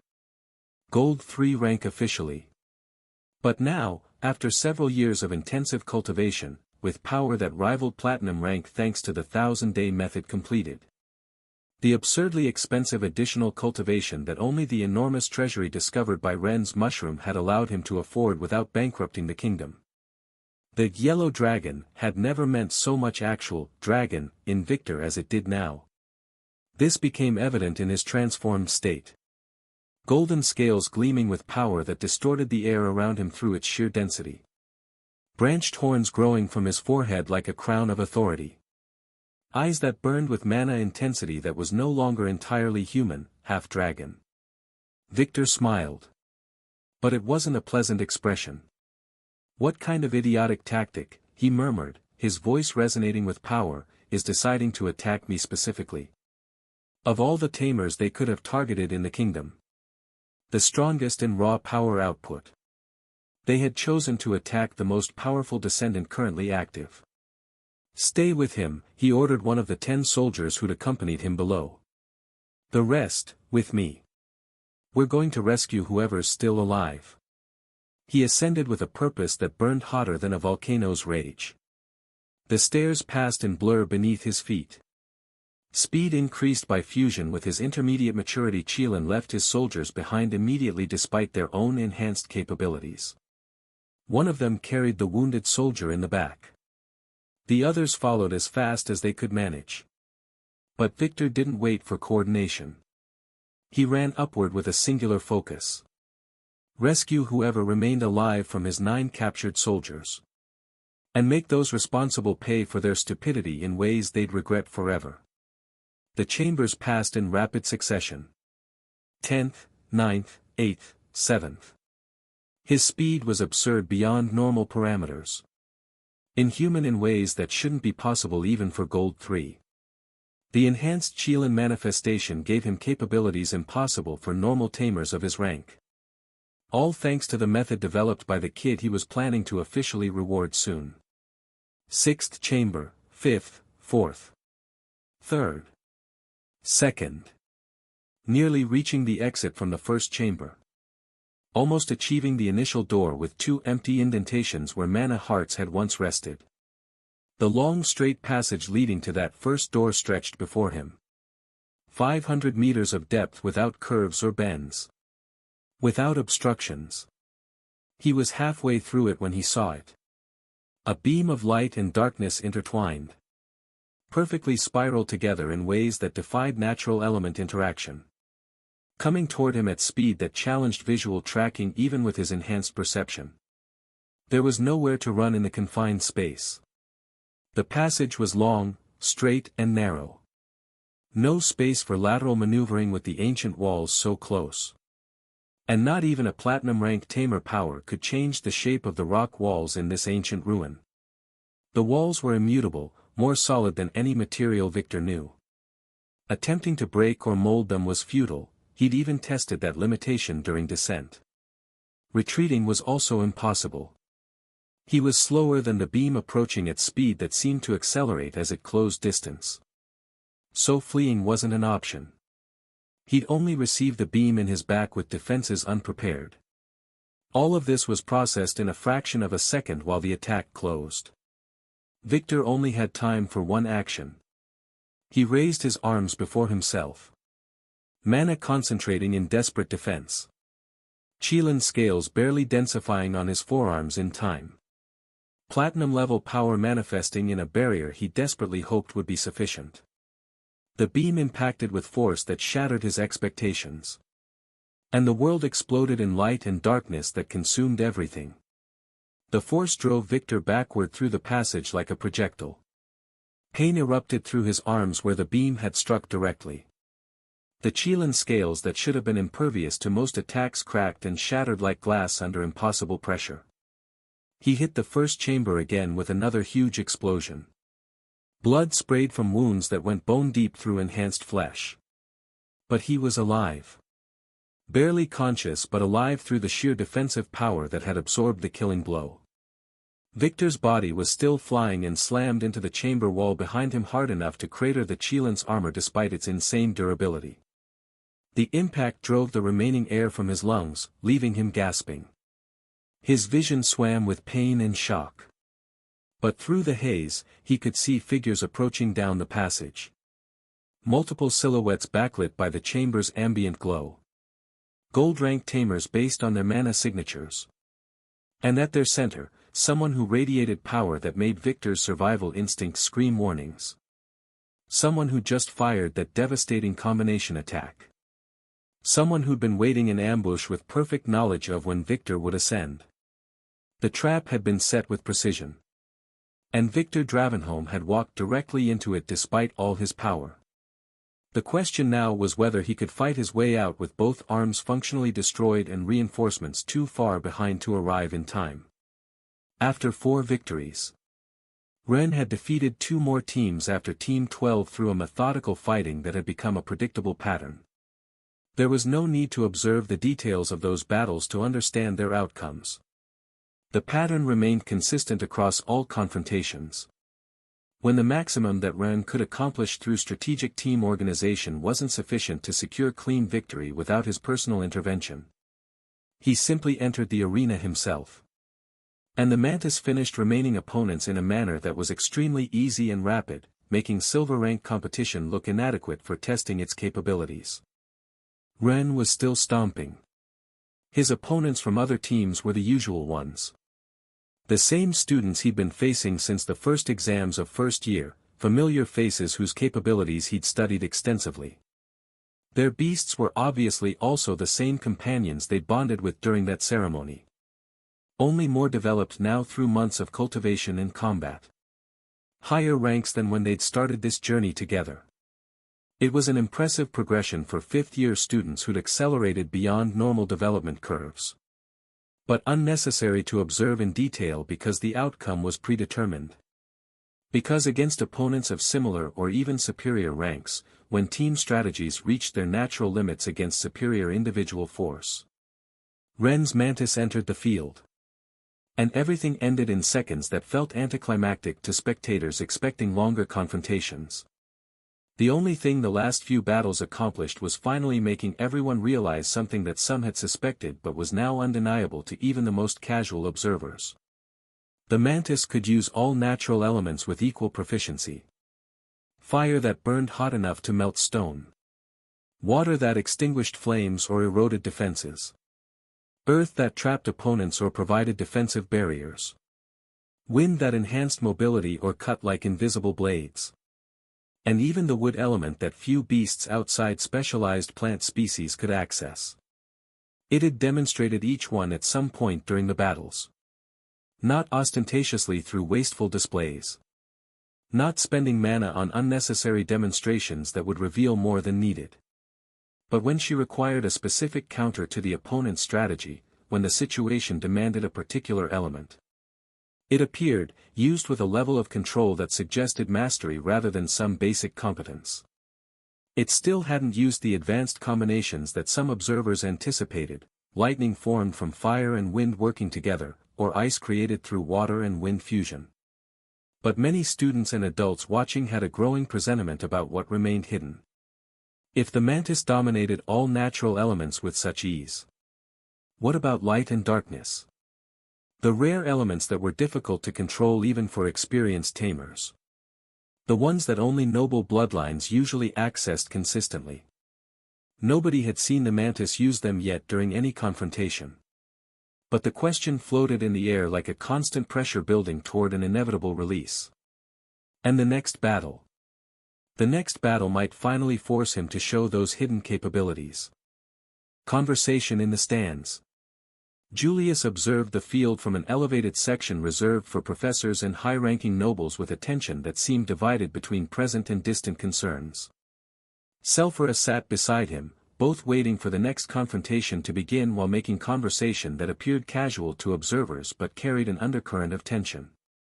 The organizers were announcing names while preparing the arena. Setting up barriers that would contain stray attacks while allowing clear observation. Julius frowned slightly, looking toward the distance as if he could see beyond the academy walls to a territory where Victor should have been completing his mission. Victor still hasn't sent any message, he commented in a low voice that only Selphira could hear despite sitting in a crowded section. She glanced at him sideways. Should he have by now? It's getting to be about time, Julius responded with a worried tone suggesting his concern was justified. Though he's disorganized about communication. He should have emerged already with some information about what he found. Even if he's being too meticulous exploring every chamber, the time elapsed is. He didn't complete the thought because finishing it would make the worry explicit. But the implication was clear enough between them. Something might not be going according to plan. Julius made a subtle gesture with his hand. One of his assistants approached immediately with deference that came from years of service. "Send a message to Arturo," Julius ordered in a voice low enough to avoid being overheard by nearby nobles. "Have him use the fastest scouts available to check the situation in the Goldcrest territory. I want to know why Victor hasn't reported on schedule." The assistant nodded once and withdrew rapidly to execute the order without requiring additional clarification. Selfra aside, her expression relaxing slightly into something resembling exasperated amusement that came from long familiarity with Victor's personality. "Victor is somewhat impulsive," she said with a fun tone suggesting this was a considerable understatement. "He's probably making the local nobles cry with his aggressive questioning. You know how he gets when he's excited about something. He likes to press harder than strictly necessary for information extraction." Julius didn't look completely convinced by that explanation despite its plausibility. "Even so. Everything should be fine," Selfra continued with more seriousness creeping into her tone. "Thanks to Ren's contributions, Victor is now almost as strong as your father was during his prime." It was a significant statement that carried weight beyond simple power comparison. Victor was already considered the kingdom's most powerful tamer in terms of sustained raw force output. Though he wasn't completely at the level of possessing 2 true platinum-rank beasts or decades of real combat experience and refined control over every aspect of his power that Dragarian had accumulated. Victor still approached that legendary level after only completing the 1,000-day method through the absurdly expensive additional cultivation that the treasury opened by Ren's small and weird creature had made possible. It was a testament both to Victor's natural potential and to the incalculable value of those resources that had seemed impossible to obtain in sufficient quantity. Dragarian had more experience, Selfra admitted while making a fair assessment. Better control over his power because he'd been at that level for much longer, understanding nuances that only come through time. And he had better synergy having 2 legendary beasts of the exact same rank working in perfect tandem through the fusion that his ring enabled. But Victor might well already be in a similar power category now, even if he's like a rookie Dragarian, still learning. Julius nodded in agreement with that evaluation. It was an accurate description of the current situation without either understating or overstating Victor's capabilities. Victor isn't far behind at all, Selfra concluded with confidence born from intimate observation. And there shouldn't be anyone with a force big enough on that side capable of confronting him seriously. The double tamers they always keep defending their territory are competent, yes, but none anywhere near the level necessary to threaten Victor with genuine danger. Then why? Julius began, concern not fully alleviated despite reassurances. "He's probably just having fun," Selfra interrupted with a tone suggesting she'd witnessed this behavior pattern in him before. "He found something interesting and is taking his time. Or he's enjoying intimidating local nobles too much and lost track of time while extracting extra information." Julius didn't respond immediately to that theory. His expression remained thoughtful in ways that suggested he wasn't entirely satisfied despite what seemed like logical explanations. But there was nothing more they could do from here at this moment. Arturo would check the situation with scouts who could travel quickly. If there was a real problem requiring intervention, they'd know soon enough to respond on time. In the end Selfra was right, Victor and themselves were way stronger than the enemy. Attacking them now would be suicide. They had no way of whining, right? For now they could only wait and observe what was happening in front of them. "The next confrontation is beginning," Selfra pointed toward the field where the 2 students were taking their positions. Julius followed her gaze with attention shifting to the immediate concerns of getting to know Ren's development. Then saw him walking toward the arena with the same calm expression he'd maintained throughout previous battles. The final point. Ren's Team 5 faced Team 18 in a matchup that would determine the advancement to the next tournament stage. And Team 18's leader was Lu, the quiet boy who rarely spoke unnecessarily, conserving words like precious resources. The same Lu whose beast was now a lesser vampire that had evolved from its original small bat form. Who had just reached gold rank several months ago through cultivation that had accelerated way beyond normal fifth-year student progression. Lu had eliminated the last two remaining members of Ren's team with his vampire without particular difficulty that would have suggested a close contest. The vampire absorbed energy from its opponents with each successful attack, recovering vitality even while fighting in ways that made stamina management irrelevant. It was a beast that seemed designed specifically for prolonged battles where endurance mattered. The longer it fought, the relatively stronger it became because opponents weakened from energy drain while the vampire maintained fresh condition through the parasitic feeding. Now the score stood at 9-9, perfectly balanced on the knife's edge. Team 5 needed Ren to secure victory for advancement. But first, Ren needed to defeat 2 gold-rank beasts consecutively. Lu's vampire stood in the arena, crimson eyes gleaming with hunger that was both literal and metaphorical. The creature had already fed during previous fights, absorbing life energy that made it more dangerous now than when entering fresh. And beyond, Lu as a double tamer had one more gold-rank fighter in his roster. This was different from previous battles where silver-rank opponents had fallen in seconds to the Mantis's superior powers. Gold rank represented a genuine threshold. The difference between silver 3 and gold 1 wasn't a linear progression, it was a multiplicative 3x jump in capabilities that made gold rank vastly more dangerous than even talented silver rank tamers. The crowd sensed this shift in challenge level. Murmurs spread through the stands as people recognized that Ren was about to face his first real test in this tournament. Against Lu's energy-draining vampire that had already been strengthened through previous feeds. And his huge hyena. 2 gold-rank beasts standing between Ren and advancement.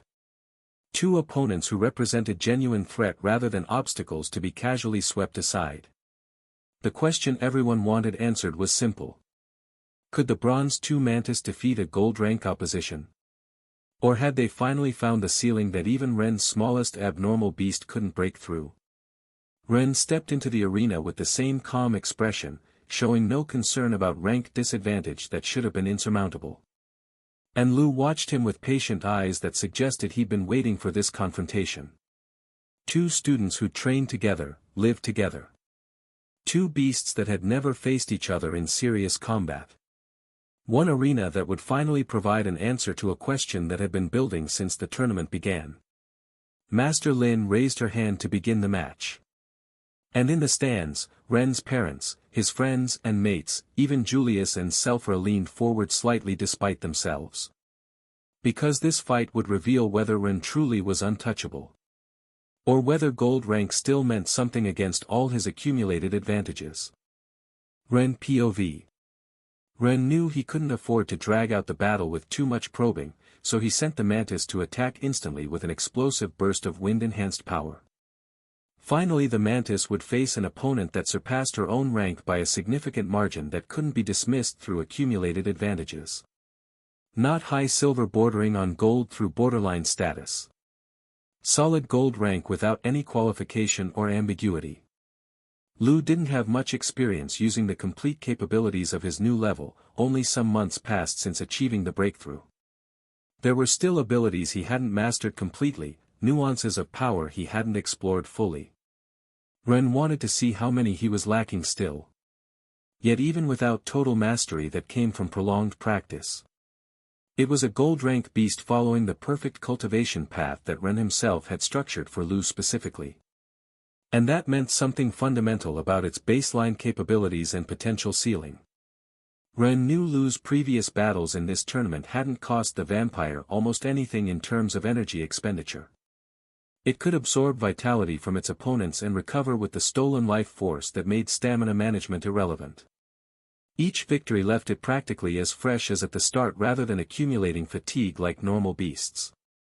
So Ren couldn't count on facing a weakened vampire that would be easier to defeat through superior endurance. It would be fresh. Complete. A powerful beast operating at maximum capacity with full reserves. And it had specific advantages that made this confrontation particularly problematic for him compared to previous silver rank opponents who'd been easily overwhelmed. Sound attacks were the first major problem that couldn't be countered from a distance through simple evasion. The vampire could project sonic waves that didn't require direct line of sight to be effective. Attacks that bounced off walls, filled spaces, found targets even when you couldn't see them visually through normal perception. Aerial advantage more pronounced than any previous opponent had possessed in the tournament. The vampire didn't just have the flight capability as a secondary feature, it was a creature specifically designed for aerial combat through evolutionary specialization. And primarily, most importantly for countering the mantis's signature advantage. The sonar. The vampire navigated through natural echolocation like bats from which its lineage descended. It didn't need to see its prey with eyes that could be deceived by invisibility. Could track by sound, by echo of its own cries bouncing off objects and returning with information about position, movement, even size and shape. Which meant the mantis's invisibility advantage that had proven decisive in previous battles wouldn't serve much purpose against this opponent. Or possibly none at all.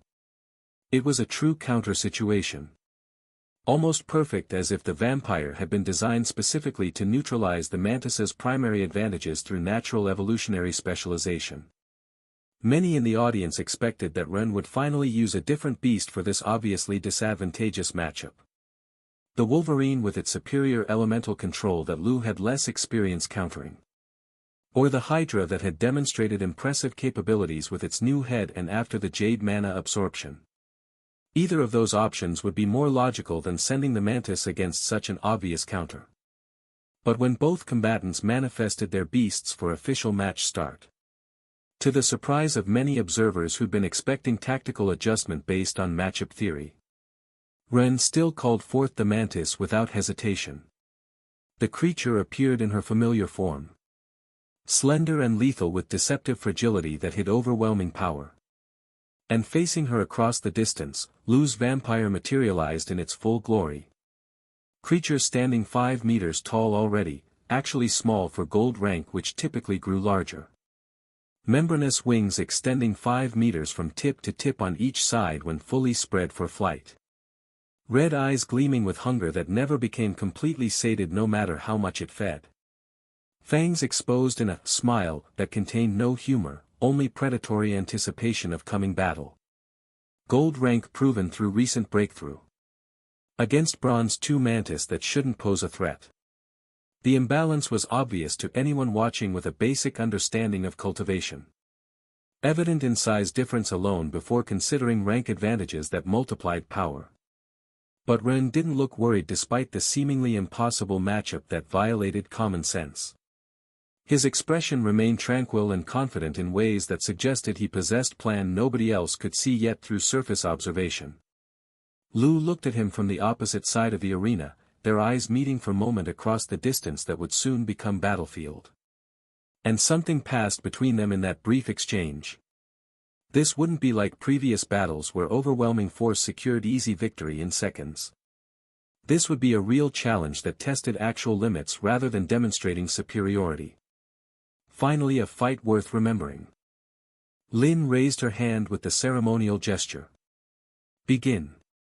Lu's vampire launched itself upward with a burst of wind that created a visible pressure wave against the arena floor.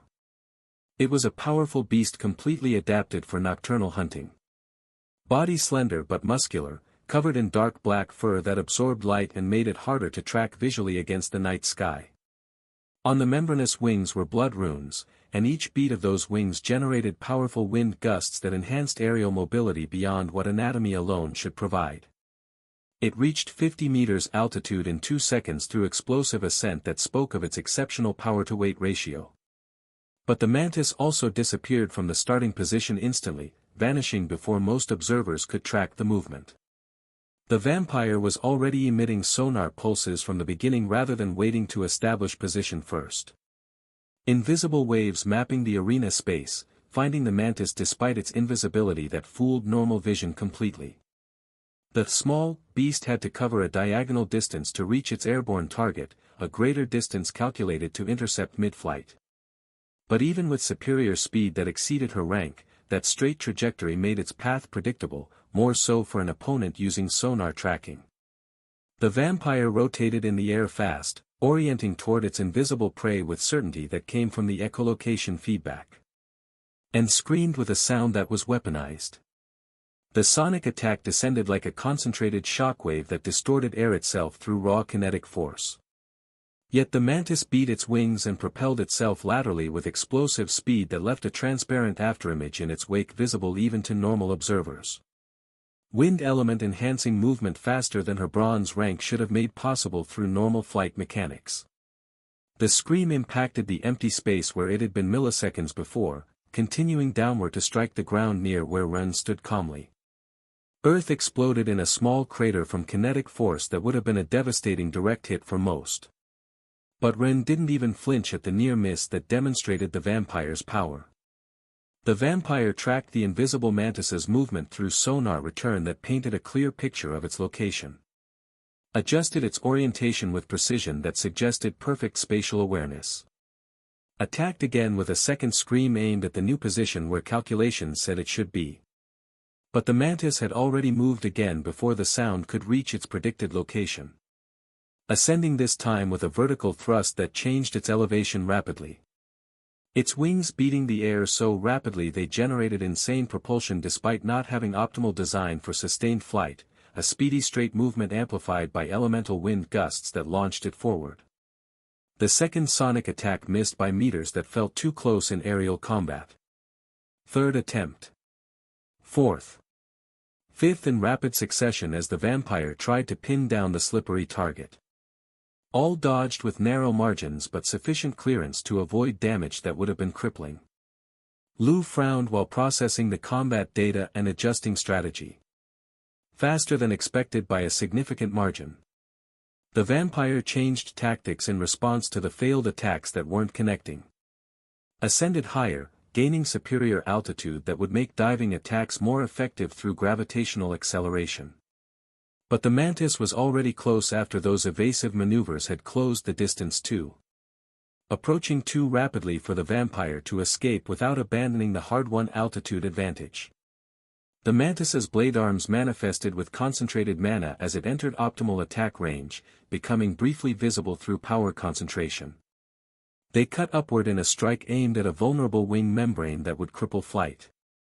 Impacted the vampire's side instead as it twisted defensively.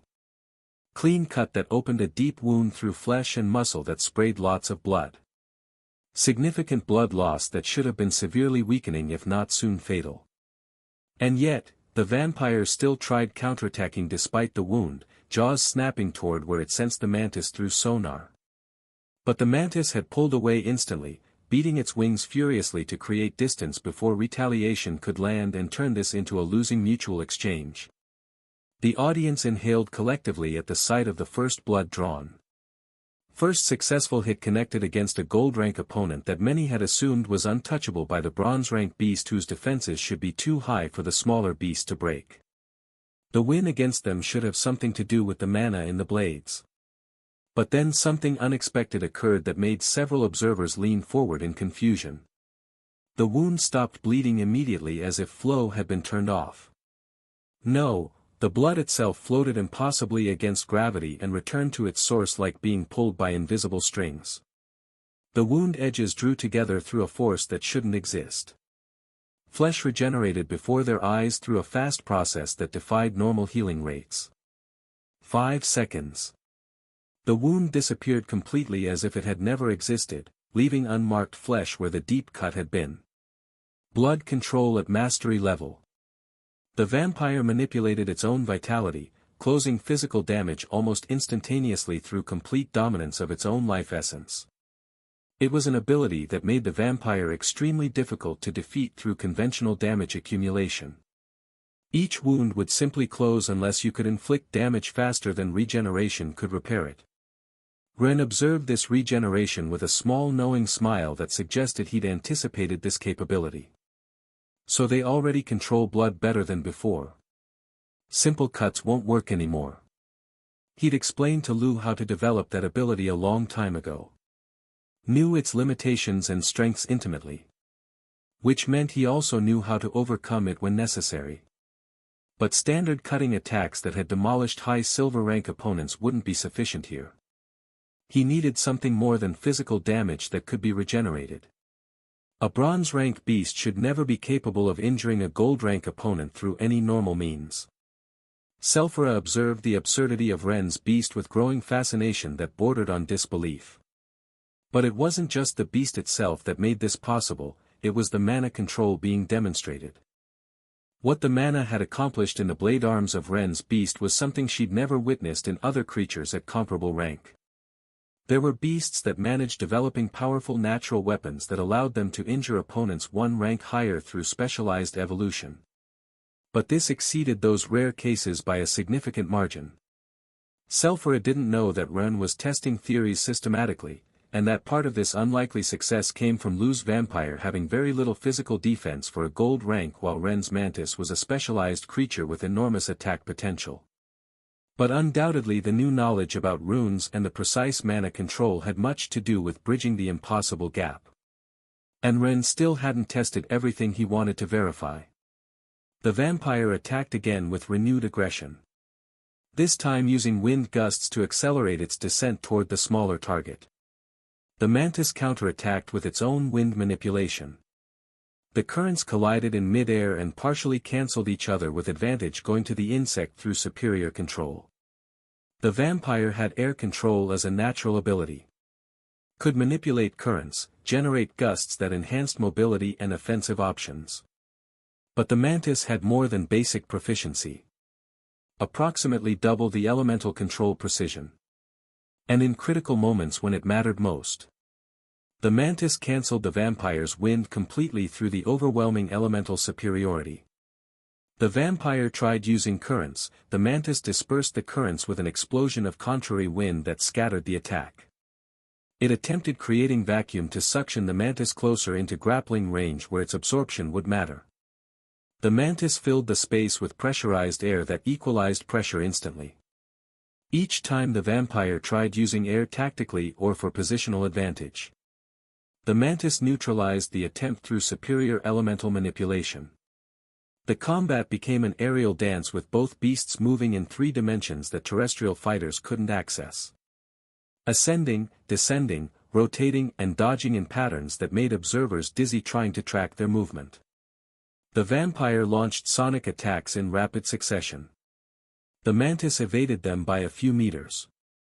The mantis counterattacked with its blade arms whenever opportunity presented itself. When hits connected, when the blades reached the vampire and opened new wounds that sprayed blood. They closed in seconds through blood manipulation. Every single time without exception. The vampire was a gold-rank beast with a regeneration that wasn't a minor ability. It was a fundamental capability that made it extremely difficult to kill through pure physical damage accumulation. But Ren had been testing different approaches systematically. And although he already knew the theory behind most of them, he still wanted to observe the practical effects in real combat. He thought about his recent training with weapons over the past weeks. The last several sessions practicing with his arsenal. Imbuing elemental power into them for enhanced effects. The bow hadn't worked well yet. Too complex to maintain stable elemental energy in a projectile that was fired and separated from direct control. But the spear, that had responded better to channeling. The dagger especially showed promise. He could channel fire, wood, and other elements directly into the edge with good stability. And the mantis. The mantis had blade arms that functioned identically to weapons in terms of mana channeling. And the same way the mimic ability worked to help him. It could easily go the other way around. This was why Ren didn't change beasts. He ordered the mantis to use concentrated water mana in the next attack. The cuts that connected dealt minor damage that healed almost instantaneously too, water doing nothing to slow regeneration. Earth element next. This created small layers in the wound that absorbed blood slightly and interfered with flow. The vampire destroyed them rapidly through sheer gold rank strength. Wind element next. Created wider cuts with sharp air blades that enhanced the physical damage. The vampire found itself enveloped in strange currents after the attack too but dispersed them with its own air control and power. Inferior to the mantis's mastery, yes, but sufficient for defending against basic elemental attacks that ultimately remained physical damage in a certain sense. Each attempt failed to produce a lasting effect. The vampire regenerated from everything. The mantis couldn't achieve durable damage that would accumulate into victory. And the longer the battle continued without resolution, the more opportunities the vampire had to close distance. It just needed to hit once. Or to trap the mantis in range where its blood absorption would become a decisive factor that turned the tide. In the stands, students observed with growing tension that made conversation sparse. "Can it actually win?" someone murmured with doubt clear in their voice. "Nothing's working. Nothing it does lasts long enough. The vampire's going to wear it down eventually. Going to force an error and then." They didn't need to complete the sentence. Everyone knew what would happen if the mantis committed a single mistake that left it vulnerable. The vampire could heal from any of the attacks by the beast that miraculously could damage it despite the huge rank difference. But if the bronze rank beast received a direct hit from the gold rank opponent, it would be over in a single exchange. Tactical shift. Ren observed the latest cut closing on the vampire's side with analytical mind. His mind worked through observations, analyzing in detail what his curiosity had pushed him to test systematically. Physical cuts are indeed useless. Water, earth and wind don't interrupt regeneration at all. I need to start using something that blood control can't simply close. Something that persists. That damages in a way regeneration can't ignore. It was time to stop playing with experimental approaches and commit to his known solutions. Enough games. "Imbue fire," Ren ordered in a voice low enough that only his beast could hear through their bond while giving the mimic pattern to the mana. The mantis responded instantaneously without hesitation. Its blade arms began glowing with inner light. Orange first. Then red as temperature increased. Flames manifesting around the chitinous edge in ways that suggested the fire was part of the weapon rather than an external coating. It was condensed elemental fire. Not external fire that could be extinguished. Fire imbued directly into the blades themselves, converting them into elemental weapons that carried a persistent effect. The vampire descended again with confidence, trying to force a close-quarters exchange again while still trusting in its regeneration to offset any damage received. The mantis countered the approach with perfect timing. Blade arms cut through a defensive posture that covered the head, this time carrying fire with them into the wound. They impacted the vampire's shoulder, opening a deep wound that should have closed immediately like the others. But the elemental fire entered the wound itself, burning from within where blood control couldn't simply expel it. The vampire shrieked. Not an attack scream but the sound of real pain that made obvious the genuine damage. It pulled away, beating wings desperately to create distance from a new threat it couldn't regenerate through. The wound kept trying to close through automatic blood control activation. But the fire interfered with the process. Cauterized tissue that attempted regenerating. Created continuous damage that the vampire had to heal actively instead of closing passively through natural ability. The wound took 15 seconds to close completely. 3 times slower than previous injuries. And the vampire had spent significantly more mana accomplishing the healing against the persistent fire damage. Lu observed his beast with surprise that broke his calm expression. The regeneration is weak to fire element. But he didn't have time for adjusting strategy based on new information. The mantis was already attacking again before the vampire could recover position. This time from a different angle that exploited the momentary disorientation.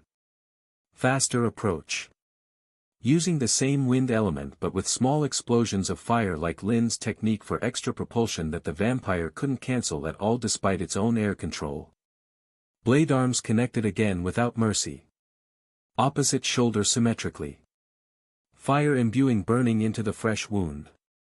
More pain. More forced regeneration. More mana spent on healing instead of attacking.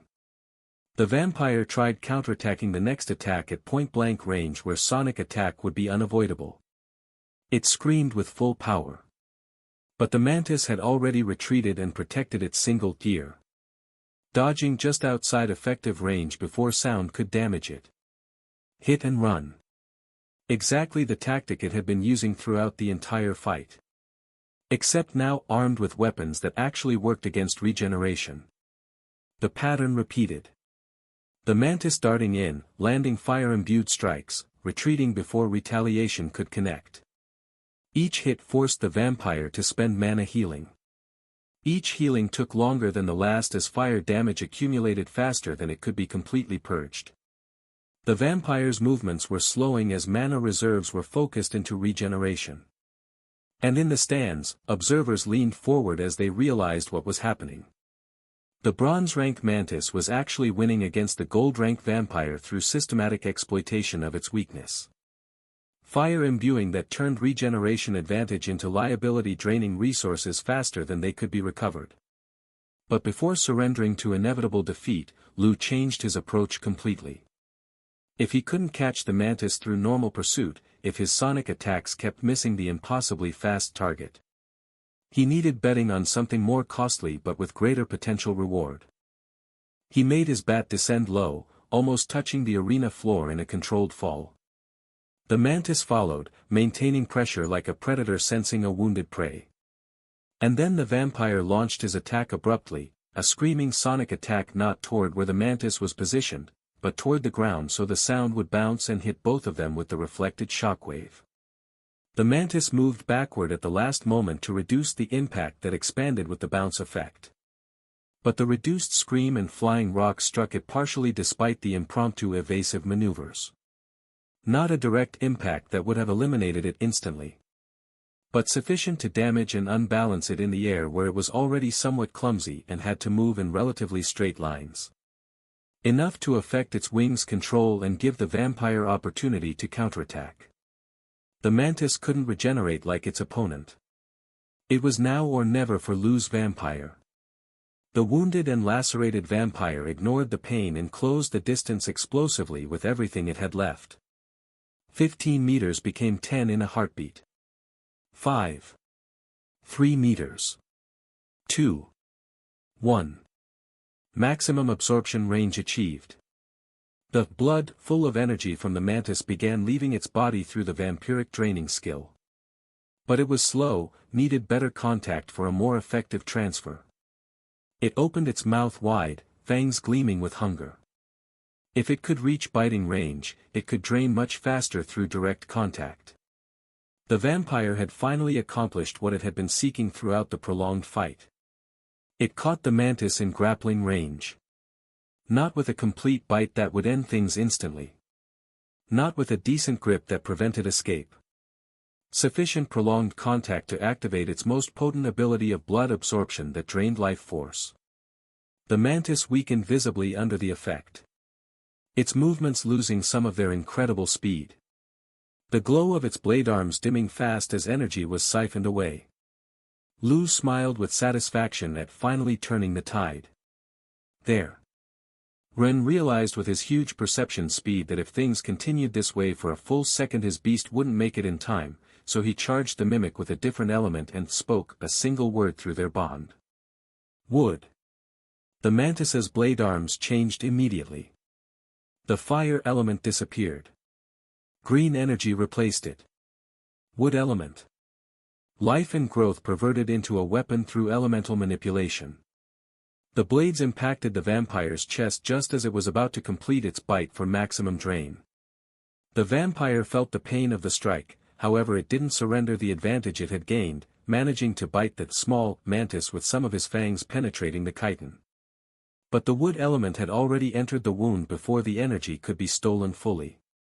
And it began growing with unnatural speed.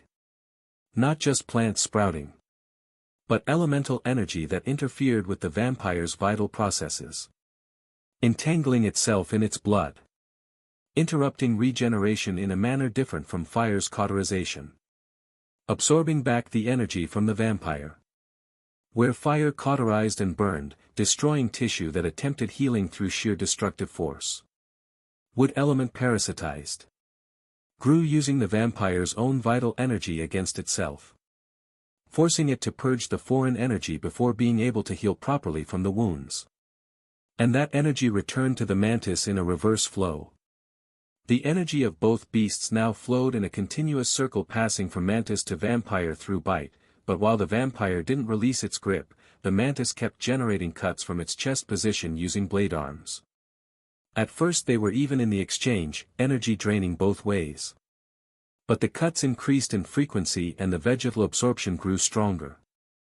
And soon the vampire looked visibly more exhausted, also thanks to previous expenditures that had already depleted reserves significantly.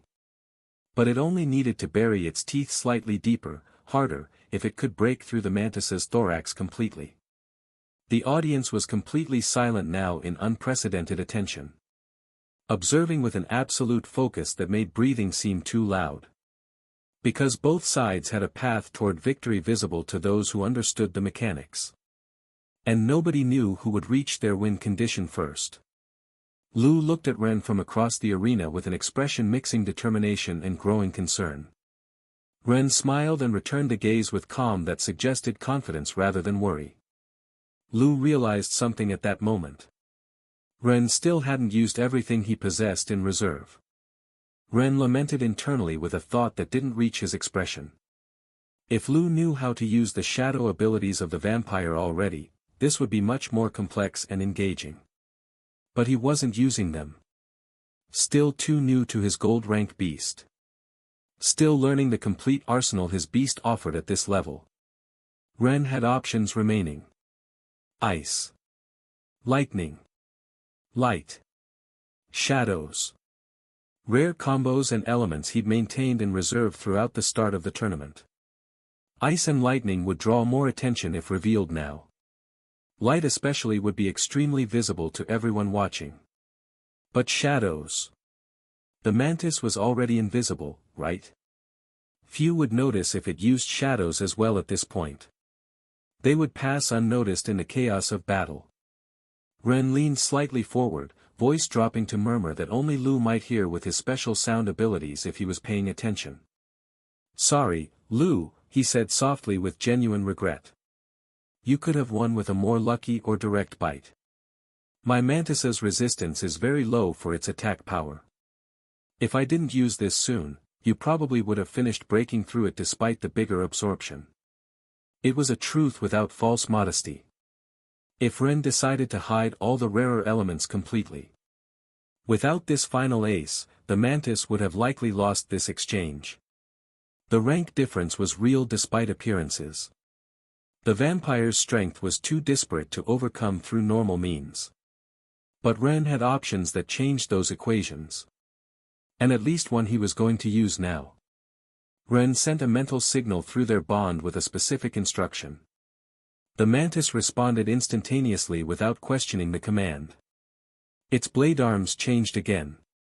The green of the wood element disappeared. Fire came back and replaced it with intensity that made the observers flinch. Everyone thought it was a suicidal attack when they saw the concentrated fire. Intense flames that would consume both combatants at this range.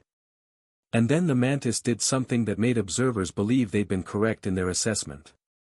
It channeled that fire toward the vampire's body, the same body that surrounded it in a grappling position.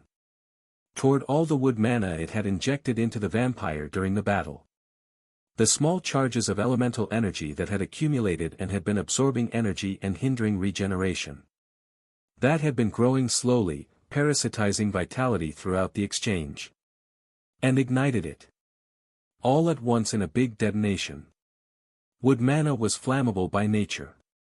Life and growth energy that fed flames like oil feeding fire through natural affinity. And when it ignited inside the vampire's body in dozens of small points simultaneously. The vampire shrieked with a sound that pierced the arena's silence. Not an attack scream but a scream of pure agony that made obvious there was damage beyond what regeneration could handle. It burned from within. Fire propagating through its system, consuming the wood mana, using that energy to burn more intensely in a self-sustaining reaction. It tried regenerating desperately. Activated blood control with everything it had remaining. But its mana was critically low. Had spent too much during the prolonged battle. And the fire was too intense, amplified by the wood mana serving as a perfect combustible fuel source. The regeneration failed to counter the internal burning. The spectators could only see an enormous fireball consuming both combatants. An apparent draw that would eliminate both beasts. But they hadn't seen what happened in the moment before the flames obscured the visibility. The vampire had tried gripping the mantis more firmly in the death embrace. If it was being eliminated, at least it wouldn't go alone.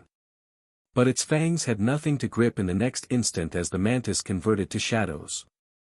This wasn't its invisibility camouflage. This was fundamentally different. For a moment, the mantis wasn't a physical creature but pure darkness. A shadow that slipped from the vampire's grasp as if it didn't exist on the same plane. Shadow jump. The mantis reappeared near the ground where the dancing shadows from the fireball projected across the arena floor. Several meters below. Outside the reach of the falling vampire that was consumed by the huge flames. Invisible to most observers but completely physical again. The vampire fell. Still burning from the inside. Still trying desperately to regenerate as its mana reserves hit zero. It hit the ground with an impact that created a small crater. And then its form dispersed into mana particles that dissolved into ambient energy. The fireball dissipated as the vampire ceased to exist. Silence held for 3 seconds as observers processed what they'd witnessed. First victory, Grand Patenter. The announcement broke the spell. Conversation exploded across the stands as people discussed what they'd seen and what it meant. Lou stared at the space where his vampire had been, processing the defeat with an expression that mixed a bit of pain, disappointment and yet, also acceptance. He'd known it was a small possibility when talking about Ren. But had hoped his vampire's advantages would be sufficient. Yet Ren had found a way like always. And that shadow jump at the end. Lou looked at Ren and sighed. He knew the mantis could use not only shadow element. Ren had been holding back even more than Lou had expected. The question wasn't whether Ren could defeat his next gold-rank beast. It was whether anyone in the first-year tournament could push him hard enough to see his actual limits. And Lou suspected the answer was no.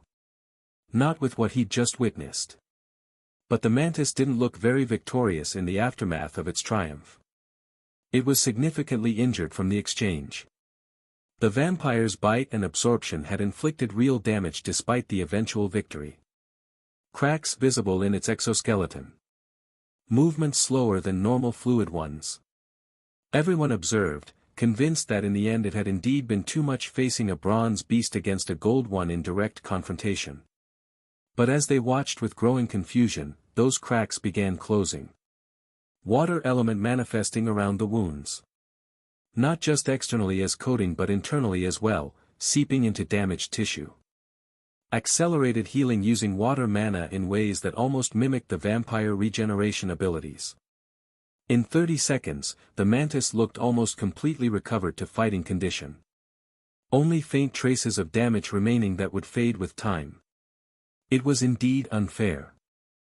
In the stands, the silence was absolute as observers processed what they were witnessing.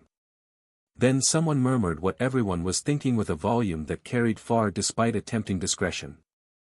Forget the Wolverines and their elemental flexibility. That's a true monster of elemental versatility. Another voice added with admiration and maybe a bit of desperation at the implications. Its very existence feels like cheating. Because that was exactly what they had witnessed over the course of the battle. A beast that could use all natural elements with mastery that exceeded specialized creatures. That could imbue enormous density of elemental power into its blade arms for devastating strikes that hit way above its rank. That could heal itself with water after battle without requiring external support. Without even mentioning any of its basic abilities that were extremely useful in their own right. It wasn't a question of raw power output that could be measured and compared. It was absolute versatility that defied normal limitations. Responses for every situation. Solutions for every problem. How did you compete against that kind of comprehensive capability? How did you plan a strategy when your opponent had effective answers for everything you attempted? You couldn't. Not without overwhelming force or abilities so specialized they couldn't be countered even with a complete elemental arsenal. The mantis represented a new ceiling that most students couldn't hope to reach regardless of their own beast's potential. And Ren still had 2 more beasts he hadn't even deployed in the tournament. Would he even? Victor POV. The pain was unbearable, it transcended simple physical damage entering even into his mana system. Victor had blocked the first light-darkness beam with his arms raised defensively. Had resisted the impact with his basically platinum-level power through that long new method. But it hadn't been sufficient against an attack of that magnitude. The attack had launched him backward dozens of meters across the stone floor before the momentum finally stopped. His arms burned from the energy contact. Golden scales cracked like fractured glass. Blood dripping from dozens of small wounds that covered his forearms. The damage was done despite a somewhat successful defense. But Victor Dravenholm wasn't the son of the kingdom's strongest tamer by accident of birth alone. He didn't surrender easily to setbacks or pain. He stood despite agony screaming through nerve endings. Ignoring the pain with discipline born from years of combat training. Ignoring the dizziness from blood loss and shock. Ignoring the wounds that would have incapacitated lesser tamers. He made his decision with clarity despite everything. Complete fusion. He would fight with everything he possessed. Until now he'd been fused only with the Qilin as his primary beast. His most powerful companion that had been with him longest. But he had a second beast that he bonded with too. The Golden Eagle.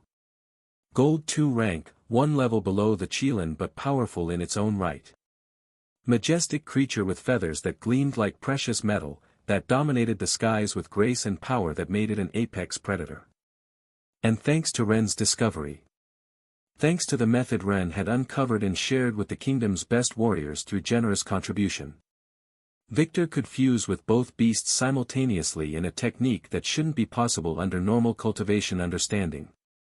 It was an ability he still hadn't completely mastered despite months of practice. That required exquisite control and massive mana reserves that would exhaust any tamer. But Victor had practiced it extensively. Had refined the technique during countless training sessions. And now in this desperate moment. Now he needed it to survive what was coming. Fusion, he ordered, his voice resonating with power that made the air itself vibrate with released energy. The Golden Eagle manifested in an explosion of brilliant light that made observers shield their eyes. And then it fused with Victor, combining with the Qilin already present in a transformation that pushed the limits of what fusion could achieve. The transformation was instantaneous and majestic in ways that defied simple description. The Qilin's horns grew larger and more regal in appearance. More imposing. Branching in patterns that resembled a big golden tree reaching toward the sky. The golden scales became covered with feathers in certain strategic areas, creating hybrid armor that combined the Qilin's resistance with the eagle's mobility. Wings manifested on his arms and back in 2 pairs that spread wide, 8 meters from tip to tip when fully extended. Not decorative additions but functional limbs that could actually provide flight. Victor's power tripled from the synergistic fusion. Perhaps more than that given how the abilities enhanced each other. This was what complete fusion with 2 mature, gold-rank beasts meant in practical combat terms. This was the limit of what a tamer could achieve before breaking through to platinum rank. It was a late deployment. The first attack had already inflicted damage. Victor was already injured and bleeding. But still in time to defend against what was still coming. Because from the passage in front of him, another beam of light and darkness was forming with ominous energy buildup. Second attack. A bit more powerful than the first based on the concentration visible. Energy accumulation that made the air crackle with static electricity. It launched toward Victor like a spear thrown by an enraged god seeking to punish his mortal presumption. This time Victor didn't raise his arms in that defensive posture that had failed before. This time he lowered his head with deliberate positioning. And received the attack with his horns in a technique his Qilin liked to use but he'd never attempted in real combat. The majestic horns of the fused Qilin enhanced by Eagle's power. Branched and reinforced. Gleaming with golden energy that rivaled the attacking beam's light in intensity. The impact resonated like thunder that even shook a bit the supposedly immovable ancient ruins' foundations. Light and darkness collided against pure gold in an explosion of conflicting energies. And Victor held firm against that overwhelming force. He didn't retreat despite pressure that would have crushed normal defenses. Wasn't launched backward like before. Didn't yield even a single centimeter of ground. His feet planted in the ancient stone floor like roots of power. His muscles tensed to maximum exertion. His complete power manifesting to resist the pushing force of the opponent hiding in the shadows. The beam pushed against his horns. Trying to penetrate through sheer persistence. Trying to overwhelm through its sustained pressure. Victor's horns held against the assault. Dispersing the energy to all sides and channeling the excess into the ground. If it was any normal place the power would have created a network of cracks in stone from the released power. It was a battle of pure force that transcended technique. Will against will in an impromptu contest. Power against power with no room for tricks. And Victor Dravenholm would not surrender to a coward attacking from safety. He was a powerful winged Qilin through complete fusion. A yellow dragon in truth rather than just title. Son of Dragarian who had reached heights that almost nobody in the kingdom could match. He wouldn't yield easily before pushing back the force of the enemy, one too cowardly to face him directly. The beam began weakening as its energy depleted against the absolute resistance. The energy dispersing into ambient mana. The attack losing cohesion against Victor's unwavering defense. And finally after what felt like an eternity of sustained pressure. It dissipated completely into harmless light. Victor raised his head slowly. His horns still gleaming with residual power. His eyes burning with contained fury that promised retribution. He looked toward the passage where the attack had originated from a hidden position at the top. And smiled with an expression that contained no warmth or humor. It was a promise rather than a greeting. Whoever you are. I'm going to find you. I'm going to get to you. And you're going to pay for this ambush. His energy wings spread wide in a display of power that made the chamber seem small. And Victor began moving forward with measured steps that echoed with authority. Toward the source of the attacks that had tried killing him. Toward whoever had committed the monumental error of attacking the son of a true dragon who'd inherited both power and will. The battle had only just begun in earnest. And this time going forward. Victor wouldn't be pushed backward by any force. He was done defending. Now he would attack. And whoever waited in that passage would learn why attacking Victor Dravenholm was a fatal mistake. His complete fusion granted him speed and power that few in the kingdom could match below platinum rank. And he intended to use every bit of it. The hunt was on. And the prey hiding in the shadows was about to discover what happened when you failed to kill a dragon's son with your opening strike. Victor's wings beat once, propelling him forward faster than running could achieve. Toward the top and a confrontation that would determine whether he escaped this trap alive. But he received the next beam. This one with stubborn fury and renewed confidence born from desperation. Because he had no other viable option in this trapped situation. Retreating meant exposing his soldiers behind him to the attacks. The 11 warriors who had accompanied him into the descent and were now climbing the stairs behind him while carrying the wounded soldier who'd warned him. Fortunately they were still several chambers below his current position and the wounded one even further down. If Victor yielded ground, the beams might become a problem for his soldiers as well, reaching them through the straight passage. Killing them before they could escape to safety. And advancing. Advancing was the only possible option for him. Forward through the straight passage without cover. Toward the stairs that led to the exit and freedom. toward where his cowardly enemy still hid while launching attacks from safety. He couldn't move to the sides, the passage was too narrow and the walls immutable. Forward or backward were the only viable directions. So only forward in the end. Because Victor Dravenholm had learned to retreat and throw his ego aside during the last war when being a leader demanded flexibility, but he wouldn't retreat when it was no longer about his ego but about protecting those under his command. Yet the complete fusion was extracting its price with each passing moment. He was already injured from the first attack. The wounds on his arms, the cracks in his scales, and the blood that still dripped because he hadn't had time to heal completely before the second beam. And now the effort of maintaining fusion with two gold-rank beasts simultaneously, ranks 2 and 3, while resisting attacks that would have killed most tamers. Maybe he was getting accustomed to the enormous power output of both the beam and his own capabilities. He resisted the third beam without being pushed backward. Then received another with the same horns that gleamed with dispersing energy. Each impact resonated through his fused body like a hammer striking a bell.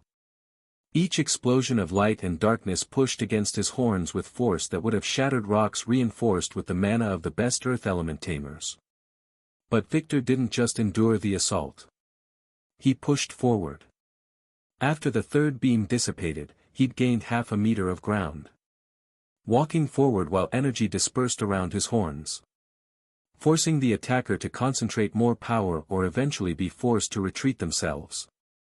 After the fourth beam, he advanced another full meter. He was truly making progress toward his goal. Slowly in increments that felt insufficient. Painfully with each step costing him reserves. But advancing nonetheless toward confrontation.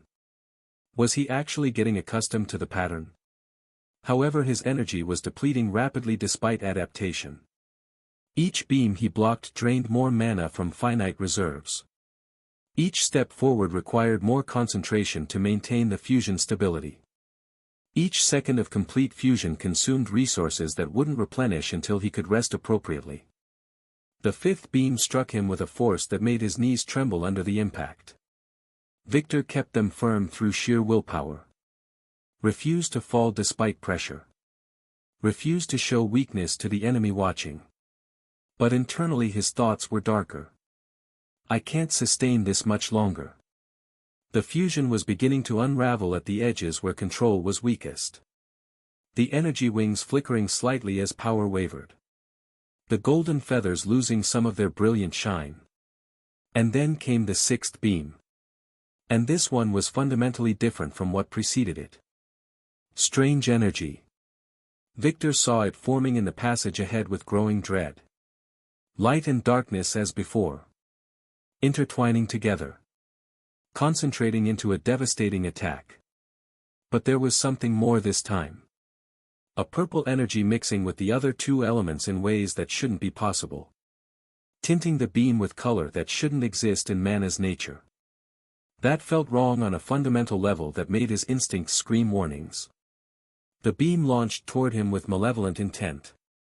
Victor positioned his horns to the front again to receive it in a defensive posture that had worked before. The impact was stronger than any previous attack by a significant margin. The force knocked him down despite his huge enhanced strength. His legs gave out under the impossible weight.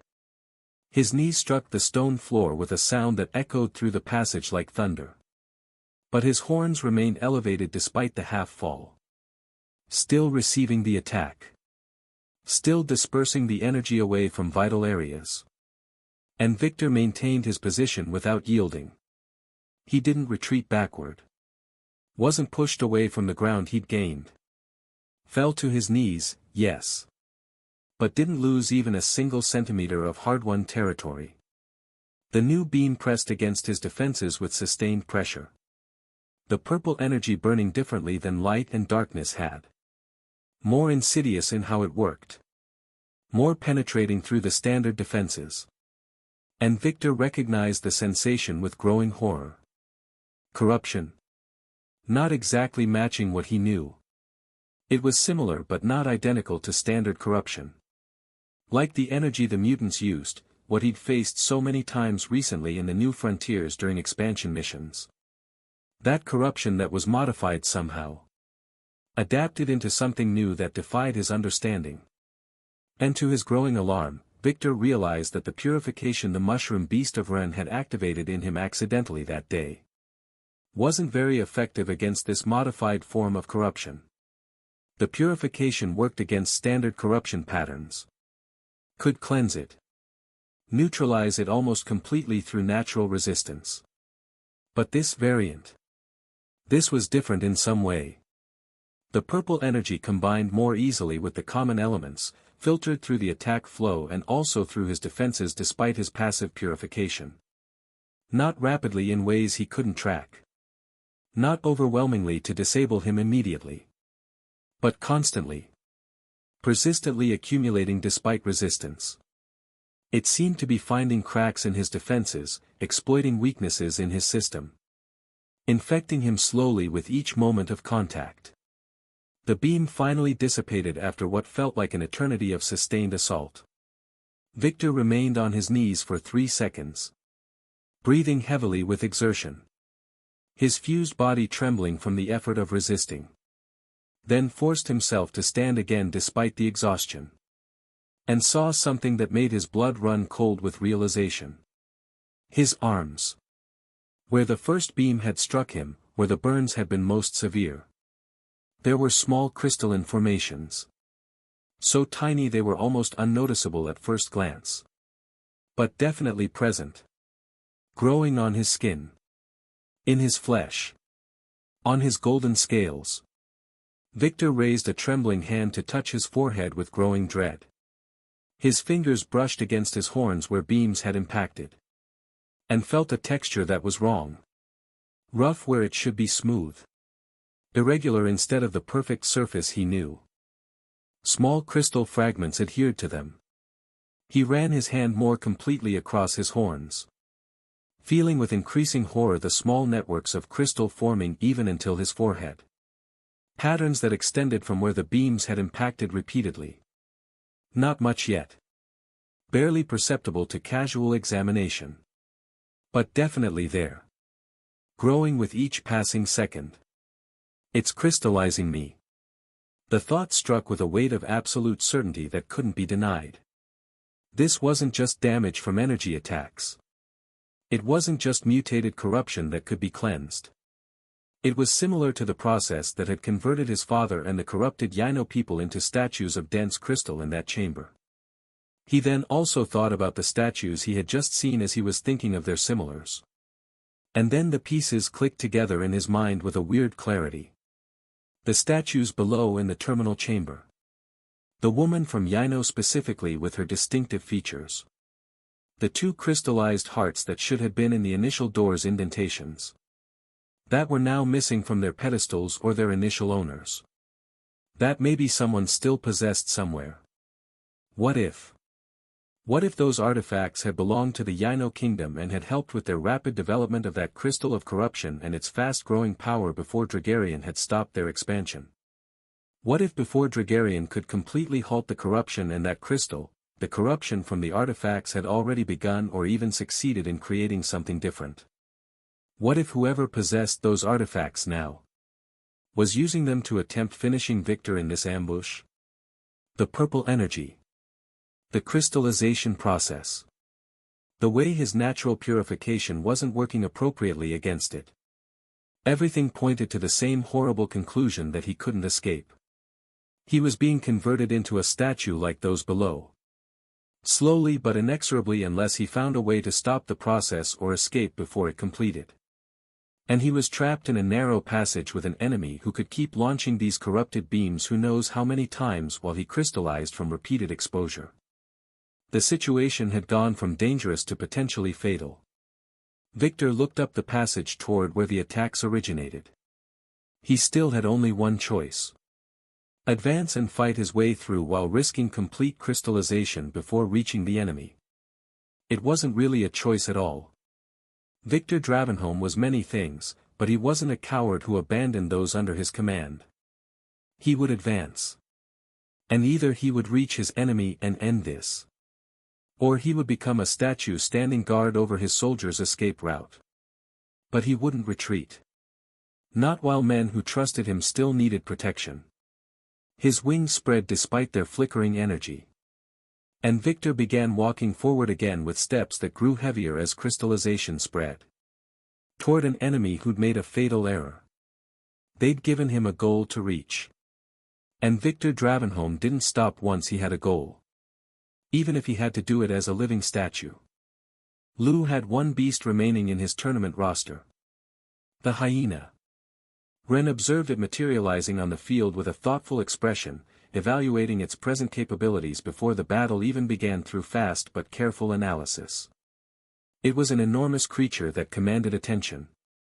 With a throat grotesquely expanded through specialization, muscle layered upon muscle designed specifically for generating sounds at impossible volumes. And the sounds it could produce. Ren had heard the hyena many times during previous training sessions when helping Lu develop its techniques. The screams were otherworldly in their intensity. Frequencies that shouldn't exist in nature. Waves that vibrated through bones and made internal organs tremble with resonance. The vampire's sound attacks had been impressive in their own right. Concentrated and precise for pinpoint targeting. But the hyena was fundamentally different in its approach. Its sonic strikes were broader in coverage. More sustained and complex in their patterns. Could maintain prolonged screams that filled complete spaces with destructive vibration that damaged everything within range. But if we're talking about sound attacks, Ren thought with a slight ironic smile, fortunately fused beasts don't participate here. Because he knew exactly what Lu could create if he fused the vampire with the hyena in the combination technique. He'd seen the result during training. Had helped Lu understand the possibilities when teaching him the advanced fusion methods. The combination was terrible in its effectiveness. But it made sense they weren't using fusion here. That the exam rules prohibited such techniques. Because fusing knocked the tamer unconscious for extended periods afterward. It wasn't the few hours necessary to recover connections lost in normal mana projection. Fusion consumed enormous quantities of energy that were lost in the transformation process. Required a full day or more of rest to recover appropriately for another attempt. If they permitted these fusions in the exams, the first student who used one would become useless for following rounds. The second day would reveal the last one to be a Pyrrhic victory at best. So a closer look at everyone's new fusions and whether I can defeat them in a serious battle will have to wait for later, Ren concluded with mild disappointment. For now, the unfused hyena was a big enough problem to solve. Because beyond its sonic capability that rivaled specialized beasts, it had good armor. Ren studied it more closely with an analytical eye. Bone plates covering the hyena's body in overlapping protection. Not any normal bone that could be shattered. Bone that appeared inherited from dragon lineage, white as ivory, with texture suggesting impossible density. The bones were so hard it was difficult to believe they were organic material. Ren had witnessed the hyena receiving strikes from low gold rank beasts that barely left marks on the armor when it was still silver rank. And now that the hyena had reached gold rank through cultivation, that defense had scaled proportionally with its rank increase. Lu's vampire had relied on regeneration as its defensive strategy. Sacrificed physical resistance in exchange for capacity to heal rapidly from injuries. Its defense wasn't particularly impressive for its rank tier. But the hyena was exactly the opposite in design philosophy. This beast had true gold rank defense that matched its offensive capabilities. In fact, even above average for the rank tier. The bone armor was more resistant than what most gold rank beasts could manifest naturally through normal evolution. Ren frowned slightly while making mental calculations about approach. Can the mantis deal sufficient damage to overcome that armor? Against the vampire, it had worked perfectly. The elemental imbuing attacks had penetrated because the vampire's defense was low and regeneration could be overwhelmed with different approaches. But against bone armor with resistance similar to semi-dragon scales, Ren was confident that if he pushed the mantis to imbue lightning into its blade arms, it would be sufficient to breach those defenses. The combination of fire and wind in concentrated electrical form had superior penetrating power. Or simply evading the hardest protected parts and cutting at unprotected zones at that speed wouldn't be difficult with proper maneuvering. But the question remained. Do I want to reveal that my Bronze 2 beast can combine elements for the general public? It was an important consideration that went beyond simple tactical advantage. Until now, the Mantis had demonstrated capability to use all natural elements individually with mastery. Fire, water, earth, wind, wood. And shadows, though few had noticed that last revealed during the escape. That alone was already impressive enough. Already broke expectations about what beast of its rank should be able to accomplish. But combining elements to the point of transforming them into new elements was a completely different level of mastery and control that only the most elite tamers achieved. Lightning was a fusion of fire and wind working in harmony. Required control over both elements simultaneously, balancing them in perfect equilibrium to create an emergent third element. Sulphurous ice was a fusion of water and wine through the same principle. Same level of difficulty that took decades to master. If Ren showed that the Mantis could accomplish that level of element fusion, he would be revealing a depth of capability that even expert tamers would find difficult to believe was possible at bronze rank. Would provoke more questions and speculation about his true strength that would serve as warning to his enemies, making them prepare too thoroughly in case they decided to attack him because of those revealed capabilities and would close off his options. Additionally, it was attention he perhaps didn't want yet at this stage. I've had enough fun with the Mantis already, Ren decided after a moment of consideration and weighing options. I tested for myself some pros and cons of versatility in a less resistant body. He'd learned what he needed from this battle against a gold-rank opponent. The Mantis was incredibly flexible in combat applications. Had answers for almost any situation through elemental mastery. Could adapt its strategy instantaneously to counter opponents. But it also had a fundamental weakness that couldn't be ignored: low resistance to direct damage. When the vampire had trapped it in absorption range, when it had received direct damage from the bite, it had deteriorated very rapidly despite superior power. Only luck and quick thinking with Shadow Jump had saved it from losing the battle by a narrow margin. Extreme versatility wasn't perfect protection against relative fragility when caught. Useful information to know. Important to understand for future strategic planning.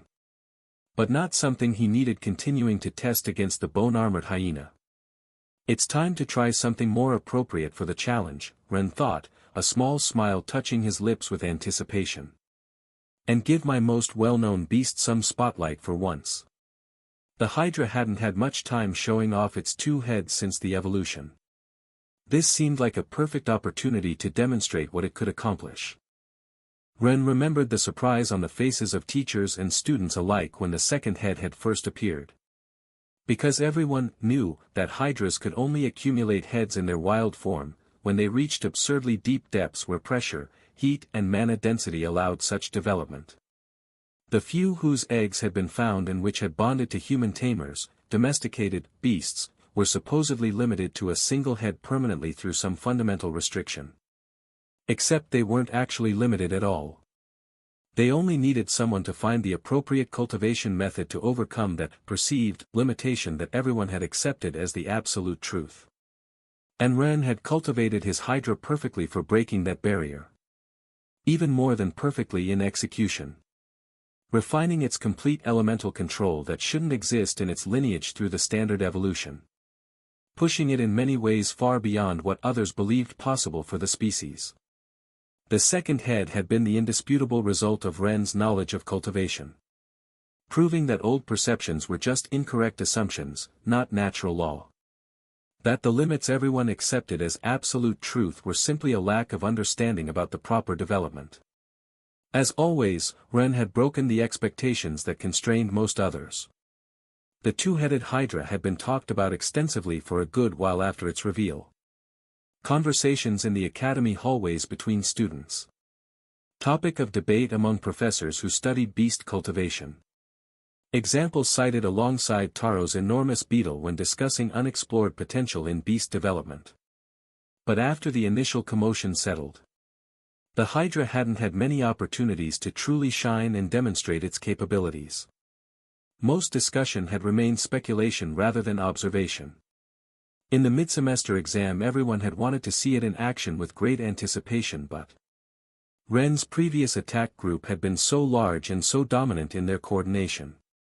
So many powerful beasts manifested simultaneously created a presence that eclipsed individual contributions or simply didn't allow them space to demonstrate their powers. The Hydra had participated in those battles, yes. Had contributed in team fights. Had demonstrated some of its power in the group context. But it hadn't needed to use much of its true power or acted in a moment that was truly its own. Hadn't shown what it was capable of when it had Ren's complete attention focused on it alone. And it also hadn't displayed its new multi-elemental capacity like the Mantis had been doing just now. Because the Hydra had also absorbed effects from the Jade Mana exposure. Had also developed control over multiple elements through that transformative process. Not at the same level as the Wolverine, which specialized in elemental manipulation. But sufficient given its much higher mana level and development to leave the Mantis considerably behind in raw power. Sufficient to surprise many with what would come now. Sufficient to make clear that Ren's elemental versatility wasn't limited to a single beast in his arsenal. It's time for putting two beasts of the same size to confront each other, Ren decided finally after considering matchup options. The hyena was enormous in stature. The Hydra also matched that scale. It would be a different kind of fight from what spectators had witnessed. Not speed versus power. Not flexibility versus regeneration. Size versus size. Power versus power. And Ren wanted to see how his Hydra handled that type of direct confrontation against an equally massive opponent. But first, satisfying the initial curiosity that his curious mind demanded. First he wanted one final data acquisition before committing to the main strategy. Master Lin raised her hand with the ceremonial gesture. Begin. The hyena opened its massive throat in preparation. The sound that emerged made several spectators cover their ears instinctively despite their distance from the arena. It wasn't a normal scream like the ones other beasts produced. Wasn't a roar or growl. It was a maddening pure vibration that traveled through the air like a visible physical wave, distorting everything it touched through sheer sonic force. Ren had already given an order to the Mantis before the sound could reach across the distance. Maximum speed, control at level 2. Test strike. The Mantis had used the combination of fire and wind before for its maximum revealed propulsion. Heat expanding the air behind it in controlled explosions. Wind channeling that expansion in specific directions with precision, gaining propulsion that launched it like a projectile toward its target. It wasn't lightning yet through complete elemental fusion. Wasn't the level 3 elemental control of combining the elements fully into electricity that would reveal true mastery. But it was fast regardless. Incredibly fast by any standard measurement. The Mantis shot toward the hyena like a blur, almost impossible to track visually even for enhanced observers. The hyena's sound wave reached it at the midway point between starting positions. The impact would have shattered normal beasts completely. The vibration entering its body, making organs vibrate out of synchronization, destroying internal structures through the resonance damage. But the Mantis created a small vacuum around itself as a defensive technique. Air being evacuated in a semi-sphere with a half-meter empty space from the Mantis exoskeleton. Without air as medium, sound couldn't travel appropriately through the empty space. It wasn't perfect protection against the attack.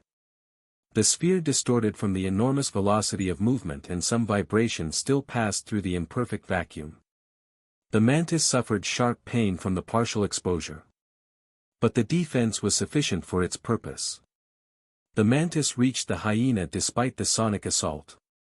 Its blade arms already manifested, gleaming with the concentrated and explosive wind and fire power for maximum impact. And struck with full force. But not at the inflated throat as it had targeted. The hyena managed to rotate in time and covered it with the bone of its foreleg in a defensive reflex. The blade arms impacted the bone armor on the hyena's side with a force that should have penetrated the harder shells of gold-rank pyroclast shell bears.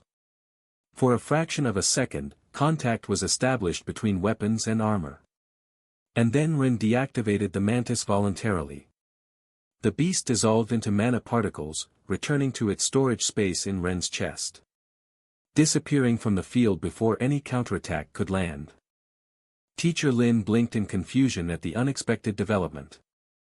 Raised her hand with uncertainty about what would be the proper procedure here. Second victory. Point 4. Lu, she announced hesitantly. Lu also looked confused despite the apparent win. Staring at the empty space where the mantis had been milliseconds ago. Then looking toward Ren as if looking for an explanation. The audience murmured with growing confusion. Not understanding what they'd just witnessed. Had Ren just given away the point? Free victory without contest. Almost correct in their assessment. But not completely accurate. Ren had obtained what he needed from that brief exchange. He didn't want to lose his link with the mantis through destruction. Deactivating it voluntarily didn't hurt, it was almost instantaneous and a natural process. And there was no point in letting it be destroyed and suffering that acceptable but still annoying pain of a broken connection. If he'd left the mantis manifested after the strike had made contact. The sound damage it had been avoiding with its vacuum defense would have traveled as direct vibrations through the physical contact. The hyena was the source of the sonic attack.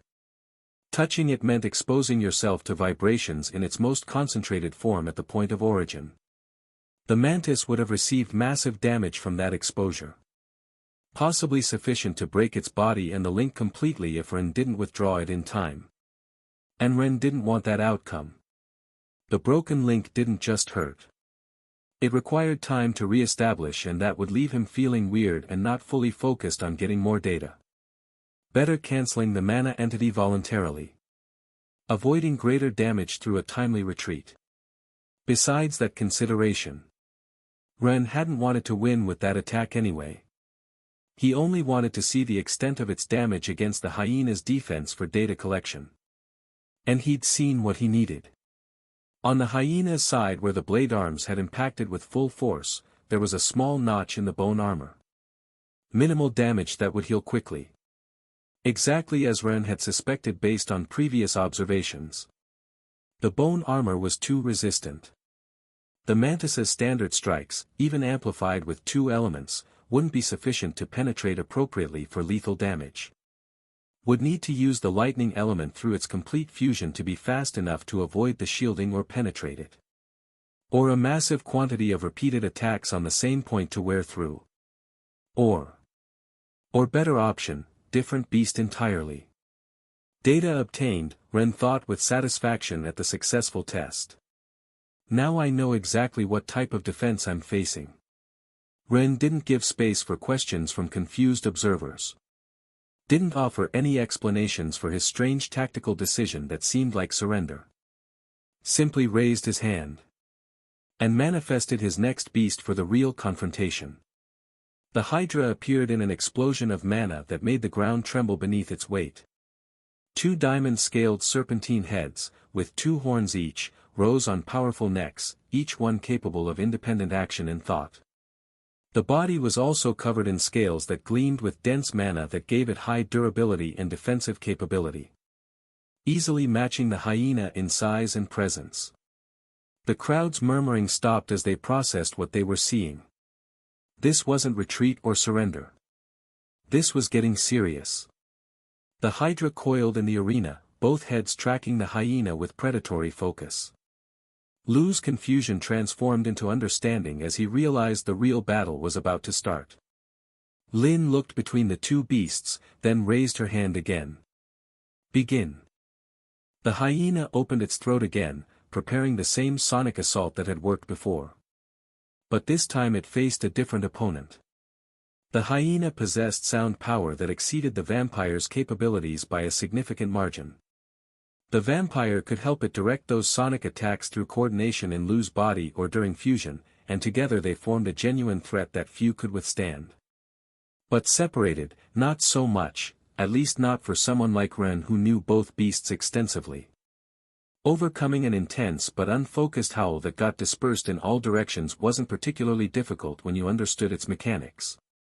The hyena ballooned its massive throat even more in preparation for its signature attack. The eerie and wild sound that emerged made half the spectators cover their ears immediately in an instinctive defensive reaction.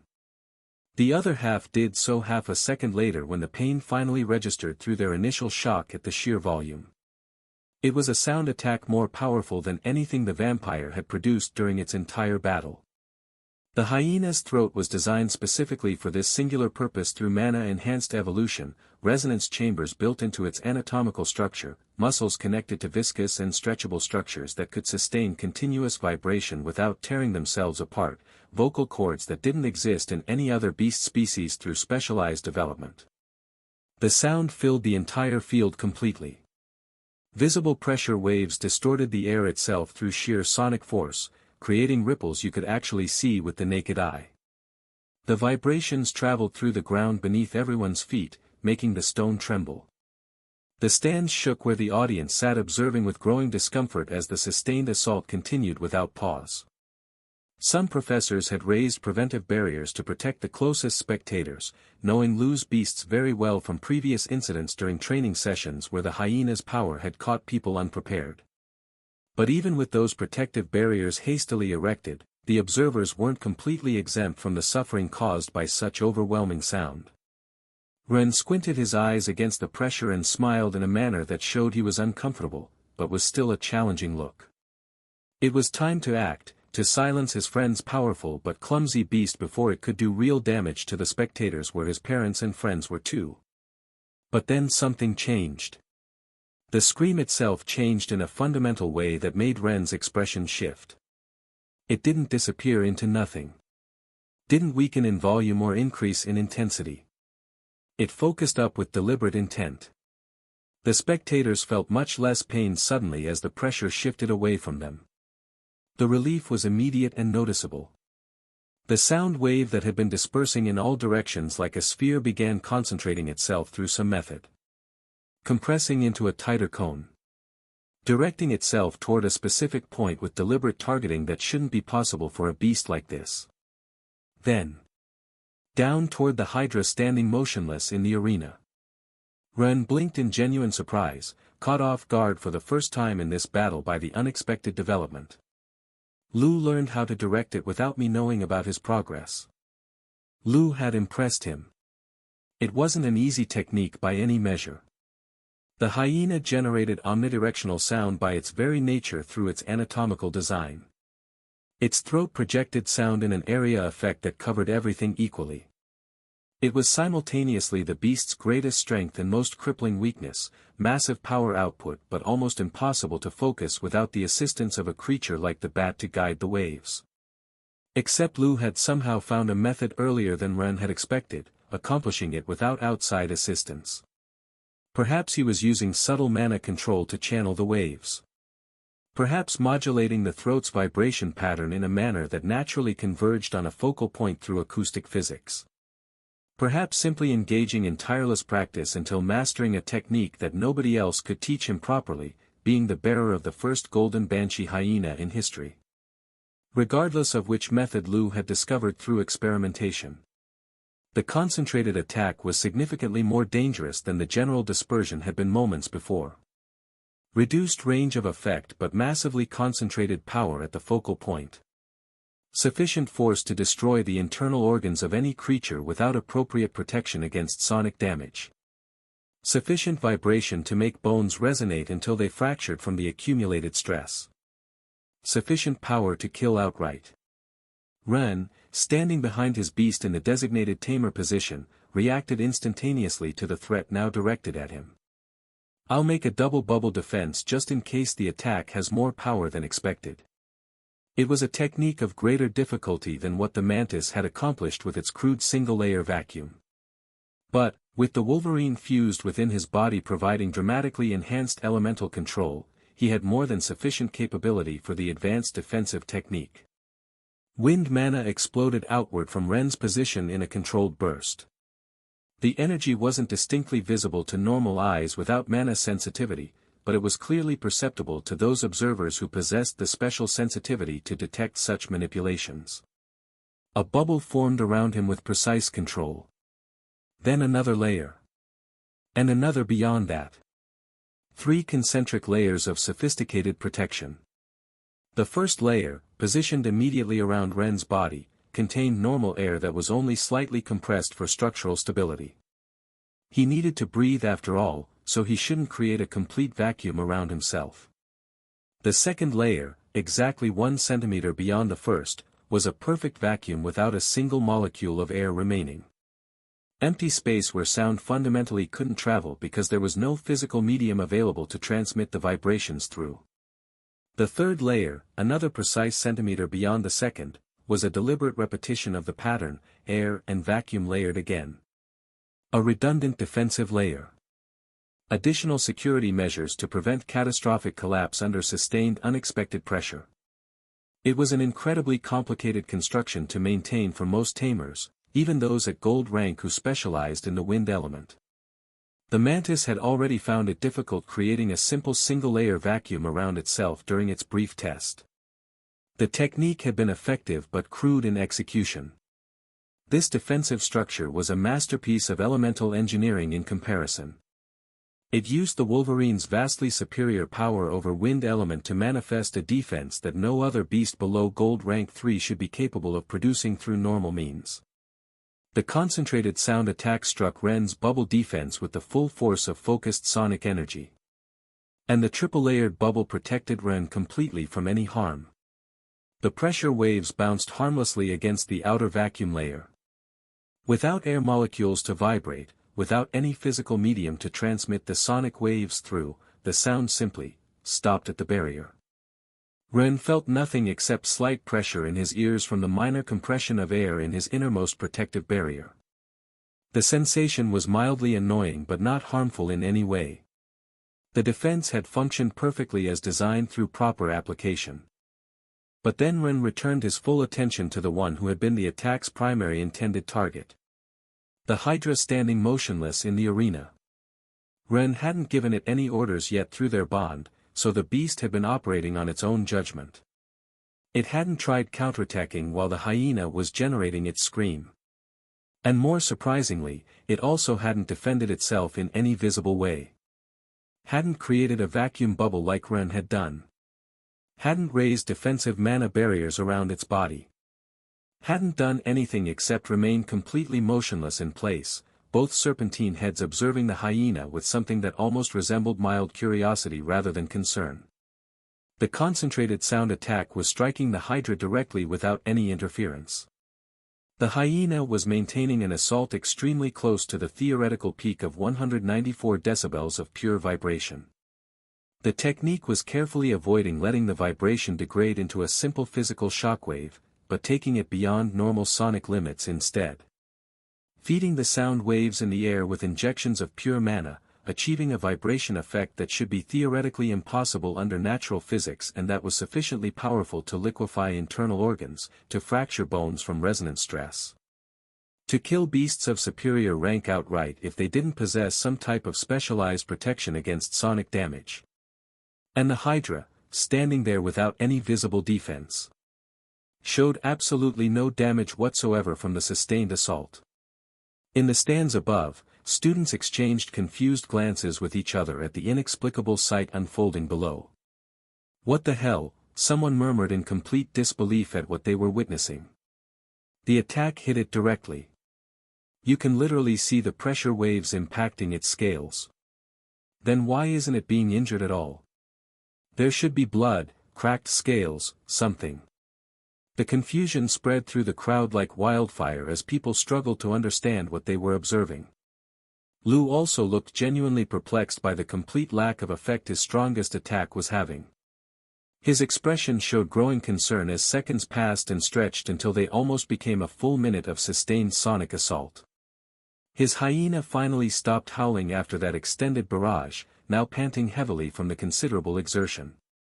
The concentrated attack technique required far more energy than the normal omnidirectional dispersion, draining stamina rapidly.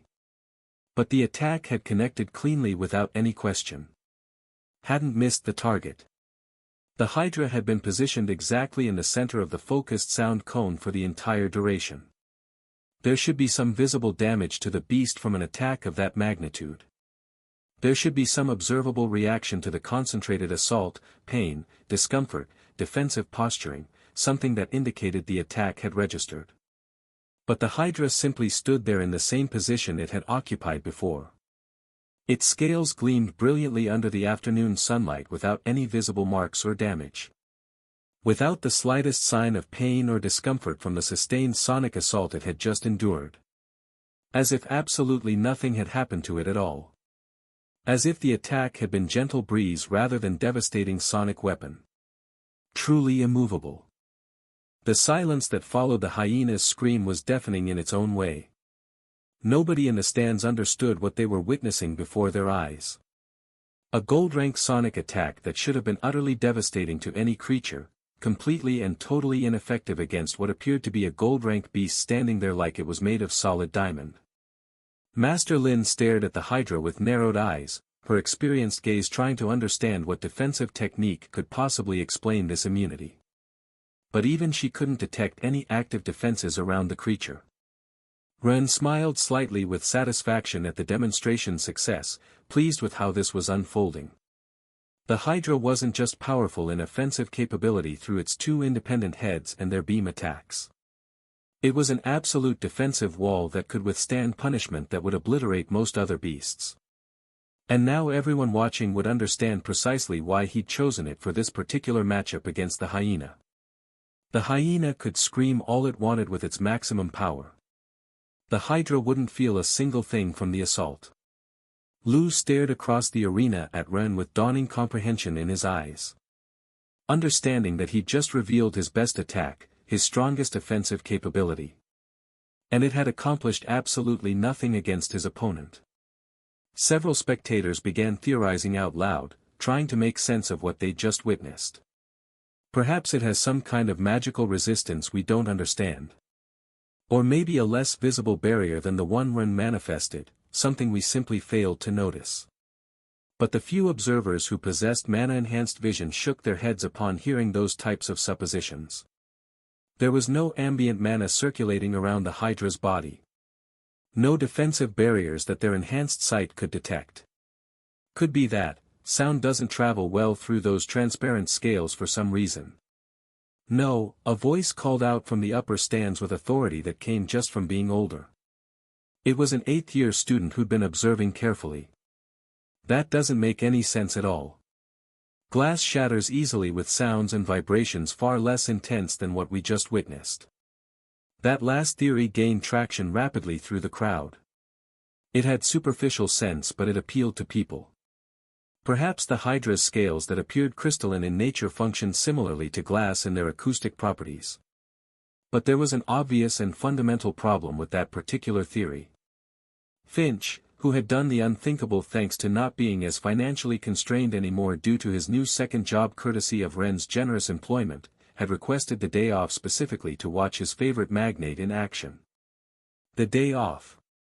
Me. Finch thought.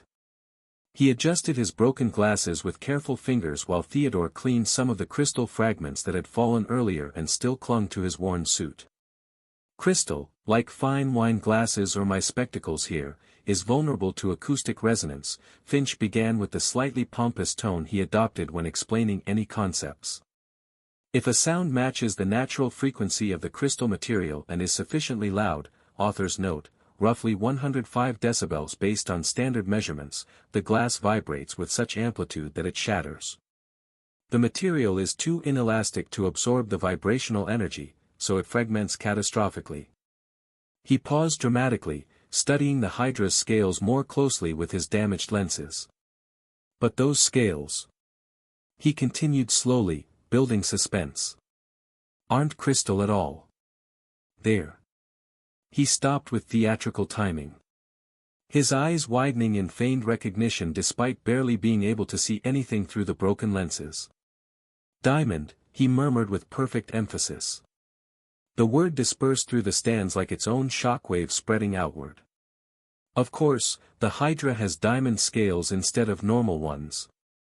And how is that different from crystal? Aren't they similar?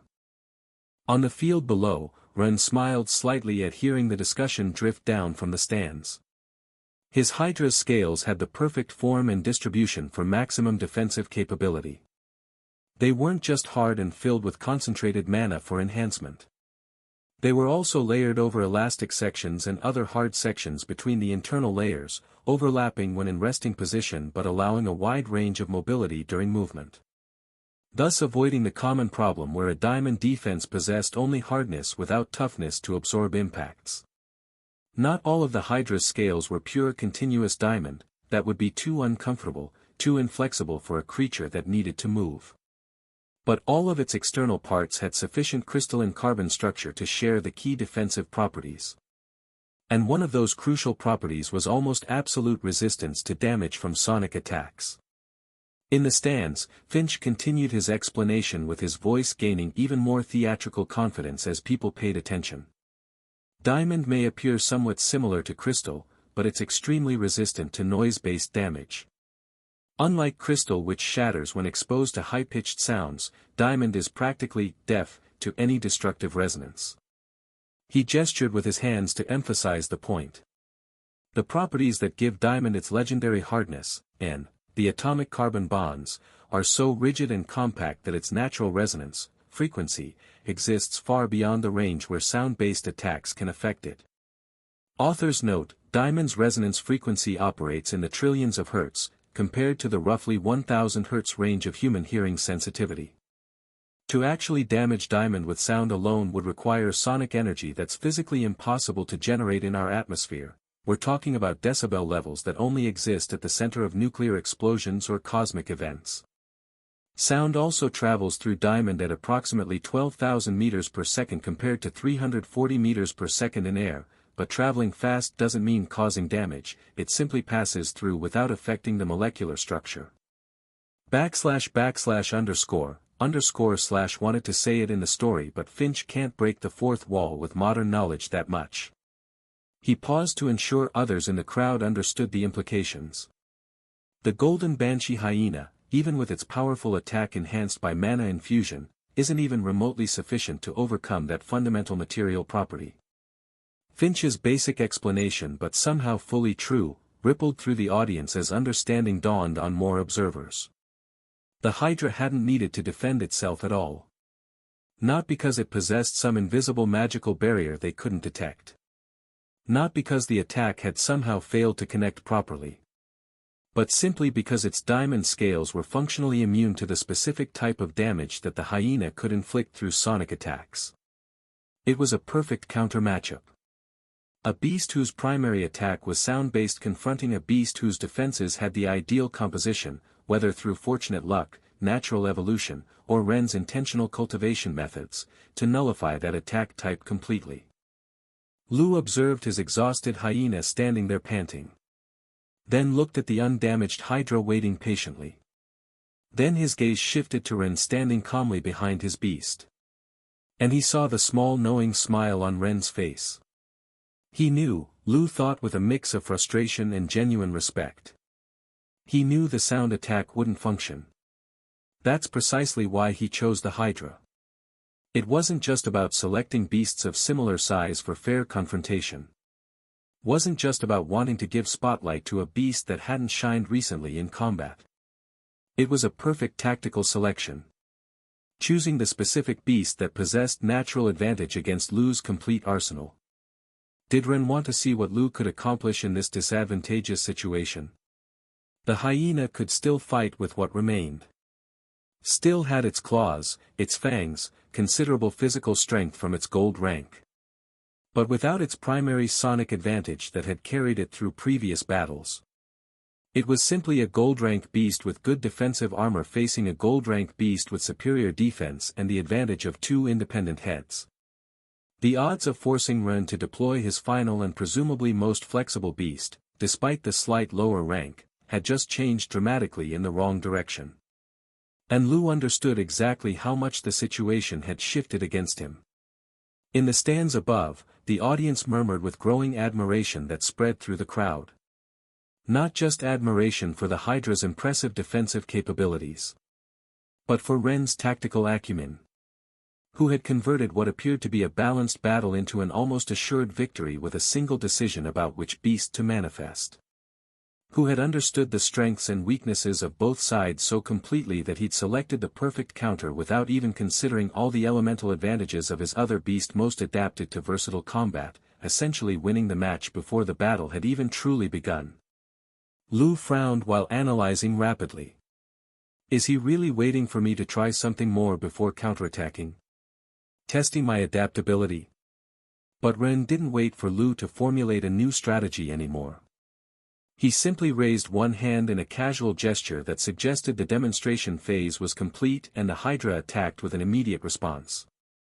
The first head rose smoothly on its serpentine neck, mouth opening to reveal the glowing interior. Light concentrating in the throat with visible energy buildup. It wasn't a slow manifestation that telegraphed the attack well in advance. There was no prolonged charging time where the attack announced itself with obvious preparation. It was almost instantaneous in its execution. One moment the Hydra stood motionless and patient. The next moment, a beam of pure light was shooting forth from the first head with huge devastating force. It was the signature move that Ren had used many times throughout his academy career with varying degrees of success. The attack that had once cost him considerable effort to manifest properly. But that had been years in the past. Before the cultivation had reached this current level. Before the second head had emerged. Before the Hydra had achieved its present development. Now Ren could deploy it casually without any significant strain. The beam of concentrated light crossed the arena in a fraction of a second. Lu barely had time to react to the threat. Dodge, he shouted through their bond with urgency. The hyena threw itself laterally in a desperate movement. Barely sufficient to avoid a direct impact. The light beam passed so close that it grazed the hyena's side, coming within centimeters of connecting. So close that Lu felt the searing heat radiating through their mental connection despite not being struck himself. But the hyena had successfully dodged the attack. And then Lu realized his critical error. The first beam hadn't been a genuine attempt to hit at all. It had forced the hyena to move in a specific direction through threat of impact. Had blocked certain evasive options. Had created a predictable path of movement that any experienced fighter could anticipate. And the Hydra's second head was already firing before that realization could help. Another beam of pure light. This time without any warning buildup. Without time for the hyena to dodge because it was still landing and recovering its balance from the first evasive movement. The second beam impacted directly where it wanted with devastating force. It struck the hyena's exposed flank with power that resonated through the entire field. Light so brilliantly intense that several spectators had to avert their eyes to avoid being blinded by the glare. The bone armor that had resisted so many attacks began to break under the assault. Not shattering completely into fragments. Not being utterly destroyed. But fracture lines were forming across the surface. Spreading outward from the point of impact. The hyena howled with a sound that made observers wince. Not its weaponized attack scream but genuine pain vocalization. Because the light beam wasn't a normal gold rank attack with standard power output. It was an attack amplified by elemental resonances from the other beasts in Ren's collection that provided support. The Wolverine contributing its superior elemental control. The Mantis adding its light affinity. Even minor contributions from beasts and a seed that weren't currently active but whose connections remained active through Ren's enhanced bonding capacity. Everything adding together. Multiplying through synergistic effects. 5 times the normal power output that a single beast should generate. It could have been even greater if the light and mana mushroom was accessible for direct channeling. If Ren's rings could channel additional power. If the seed wasn't cracked. But even without those additional resources being utilized. The amplified attack was sufficient to nearly end the battle with a single devastating strike. The hyena collapsed partially under the accumulated damage. its front legs giving out beneath it. Armor cracked and compromised. Breathing labored and difficult. It wasn't dead. Wasn't completely incapacitated beyond ability to fight. But it was very close to that threshold. Extremely close to being eliminated entirely. Lu observed his injured beast struggling to stand. Then looked at the Hydra that remained in its attacking position, both heads still glowing faintly with residual energy that suggested they could fire again immediately. He searched desperately for a way to continue the confrontation. To not concede a completely one-sided victory without further resistance. To demonstrate something more of value before the inevitable defeat occurred. But then he noticed something that made his analysis shift entirely. Lu saw the first beam's trail. It had passed very close to grazing the hyena's side, yes. But it had also passed dangerously close to where Lu was standing behind his beast in the designated Tamer position. If Ren had aimed more centrally toward the hyena's mass, the incredibly fast beam would have connected from the initial shot. If Ren had targeted directly instead of forcing the hyena to dodge laterally, the second beam would have passed through the hyena's body and potentially reached Lu standing behind as well. It could have been lethal for Lu if the beam maintained coherence. He was standing too close to the impact zone. The beam would have dispersed somewhat after piercing through the hyena. But it would have been extremely dangerous regardless. The second beam's trajectory. Lu reconstructed the entire sequence in his mind with growing realization. The hyena had dodged laterally in response to the first threat. Moving toward the right from Lu's perspective behind it. Which meant that when the second beam fired with precision, Lu was no longer positioned directly behind the hyena in the line of fire. He was displaced to the side. Outside the danger zone completely. The first beam was undoubtedly failed on purpose to avoid hitting me, Lu thought with his hypothesis growing into certainty. That's why it didn't connect from the start despite being fast enough. It forced the hyena to move so that I would be safe when the second attack connected with full power. And Lu hadn't shown that same consideration in return. When his hyena had launched the concentrated sonic attack toward the Hydra earlier, Ren had been standing directly behind his beast. In the direct line of potential fire. If Ren hadn't possessed some method of defending himself adequately, it would have ended badly for him because of Lu's carelessness. Lu hadn't thought about that danger at all. Hadn't adjusted his attack strategy to protect his opponent and friend from collateral damage in a battle that was supposed to involve only the beasts themselves. He'd simply attacked with maximum force toward his target without considering any consequences. Lu sighed heavily. The weight of that realization settled over him like a physical burden. He felt more thoroughly defeated in that moment than when the light beam had struck his hyena with its devastating force. Because one thing was losing because your opponent was stronger and better prepared. Something completely different was realizing that your opponent had been actively protecting you even while defeating you, and you'd been acting like a thoughtless fool in comparison. Ren had limited his own attack capability. Had made things more difficult for himself. Had created a two-strike sequence when he probably could have ended the battle with a single beam if he didn't care about Lu's well-being.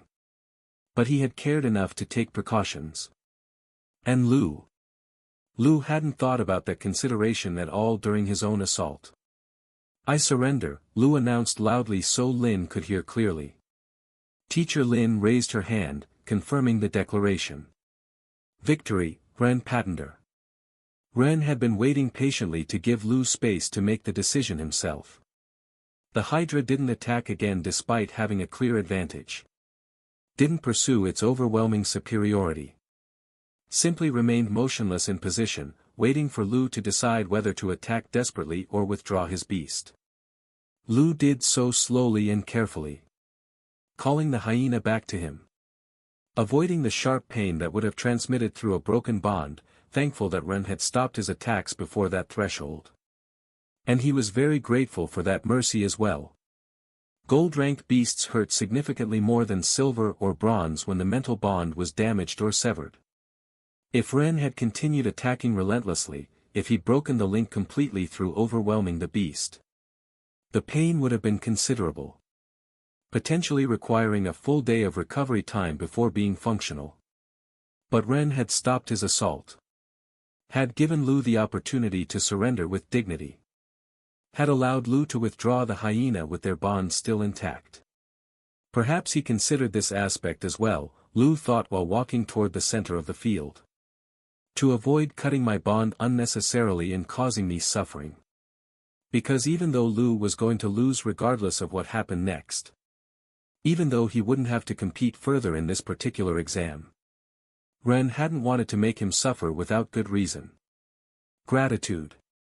Lu approached with a complex expression as it was mixing multiple emotions. Frustration at the decisive defeat, respect for the superior skill demonstrated, and something deeper than either. Genuine gratitude that transcended simple sportsmanship. He extended his hand when he reached Ren standing calmly. Ren took it without hesitation or awkwardness. "Thank you," Lu said simply with sincerity. Ren blinked, slightly confused by the unexpected gratitude. "For winning the match. For the power you've given me," Lu responded with weight behind the words. "The cultivation method to reach even gold rank with my beasts and the double bonding potion. The advanced techniques you shared freely. I never would have reached gold rank, much less achieved it this year without your assistance. Probably wouldn't have reached even silver if I'd continued following traditional methods." He paused, tightening the handshake slightly to emphasize his point. "But also thank you for not letting me become complacent with that power. For not allowing me to feel drunk on strength just because I reached gold rank and became stronger than most students and even adults." He smiled with some self-deprecating irony. "Feeling like the king of the world. With Ren Patender as a friend, experiencing that delusion is impossible. There will always be a reminder that no matter how strong you think you've become, someone stronger exists.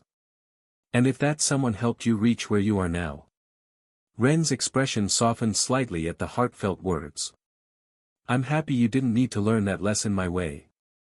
And you worked hard for that power," he said quietly. "The methods I shared were just tools. You're the one who put in the effort." It was a truth that resonated far beyond the simple words Lu had spoken. Because Ren had personally suffered the consequences of what happened when you became arrogant about your own abilities. Lu had been in danger of falling into that same trap. Especially after reaching gold rank through accelerated cultivation. Of feeling that he'd arrived at some special level of achievement that set him apart. But then he looked at Ren standing there calmly. Who, crucially, had been the one to help Lu reach that level in the first place. It was impossible to feel genuinely superior when your supposed advantage existed only because someone stronger had freely given you the tools to achieve it.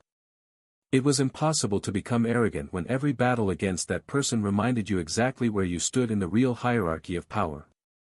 And Lu was profoundly grateful for that humbling reality. Because it meant he would continue improving his techniques. Continue training relentlessly. Continue pushing himself toward greater heights. Instead of stagnating in a false sense of accomplishment that would ultimately limit his growth. Tools matter. Having the right method versus the wrong one makes all the difference between reaching gold in 5 years versus never reaching it at all. He released the handshake and stepped back. Lu walked off the field with his head held high despite the loss. And in the stands, observers who'd witnessed the entire exchange murmured with approval. Because they'd just seen something more valuable than a simple demonstration of superior power. They'd seen genuine friendship between competitors. Humility in defeat. Grace in victory. The kind of character that mattered more than raw strength alone. Lin watched Ren return to his position and smiled slightly.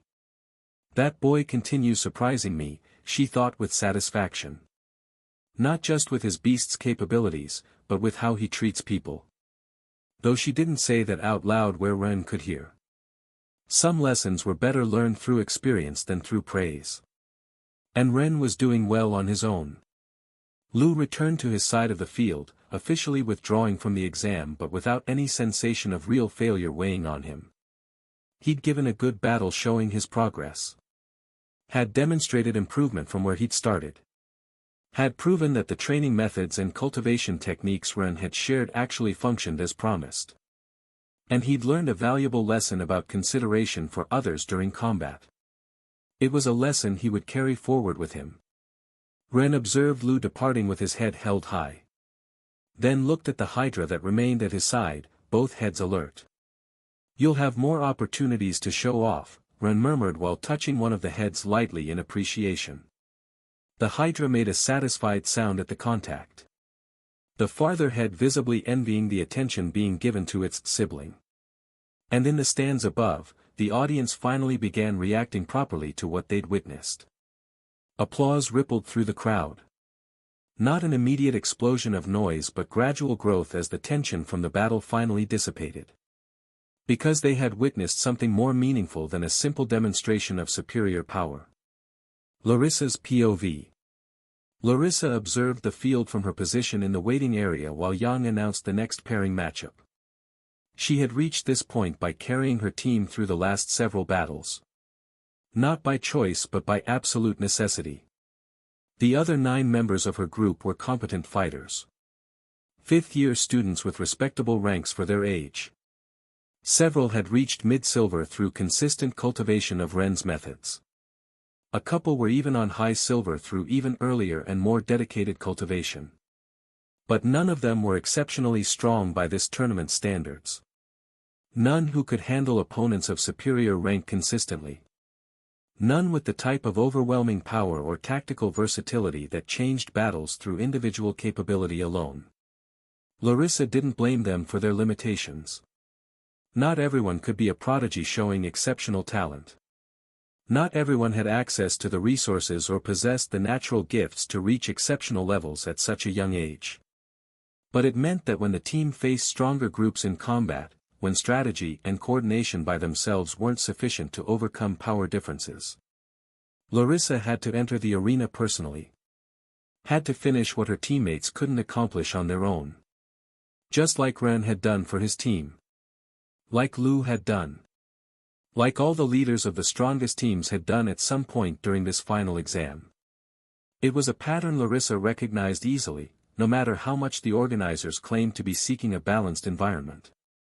Teams won or lost based primarily on who possessed the most powerful individual members. Strategy mattered to some degree, yes. Coordination certainly helped. But in the end, in this world powerful individuals decided victories by themselves. And Larissa was one of those who possessed sufficient power to carry her team by herself when necessary. Fortunately, or not. Since with Ren participating, even those individuals couldn't compete, ultimately no system could truly be fair in the traditional sense.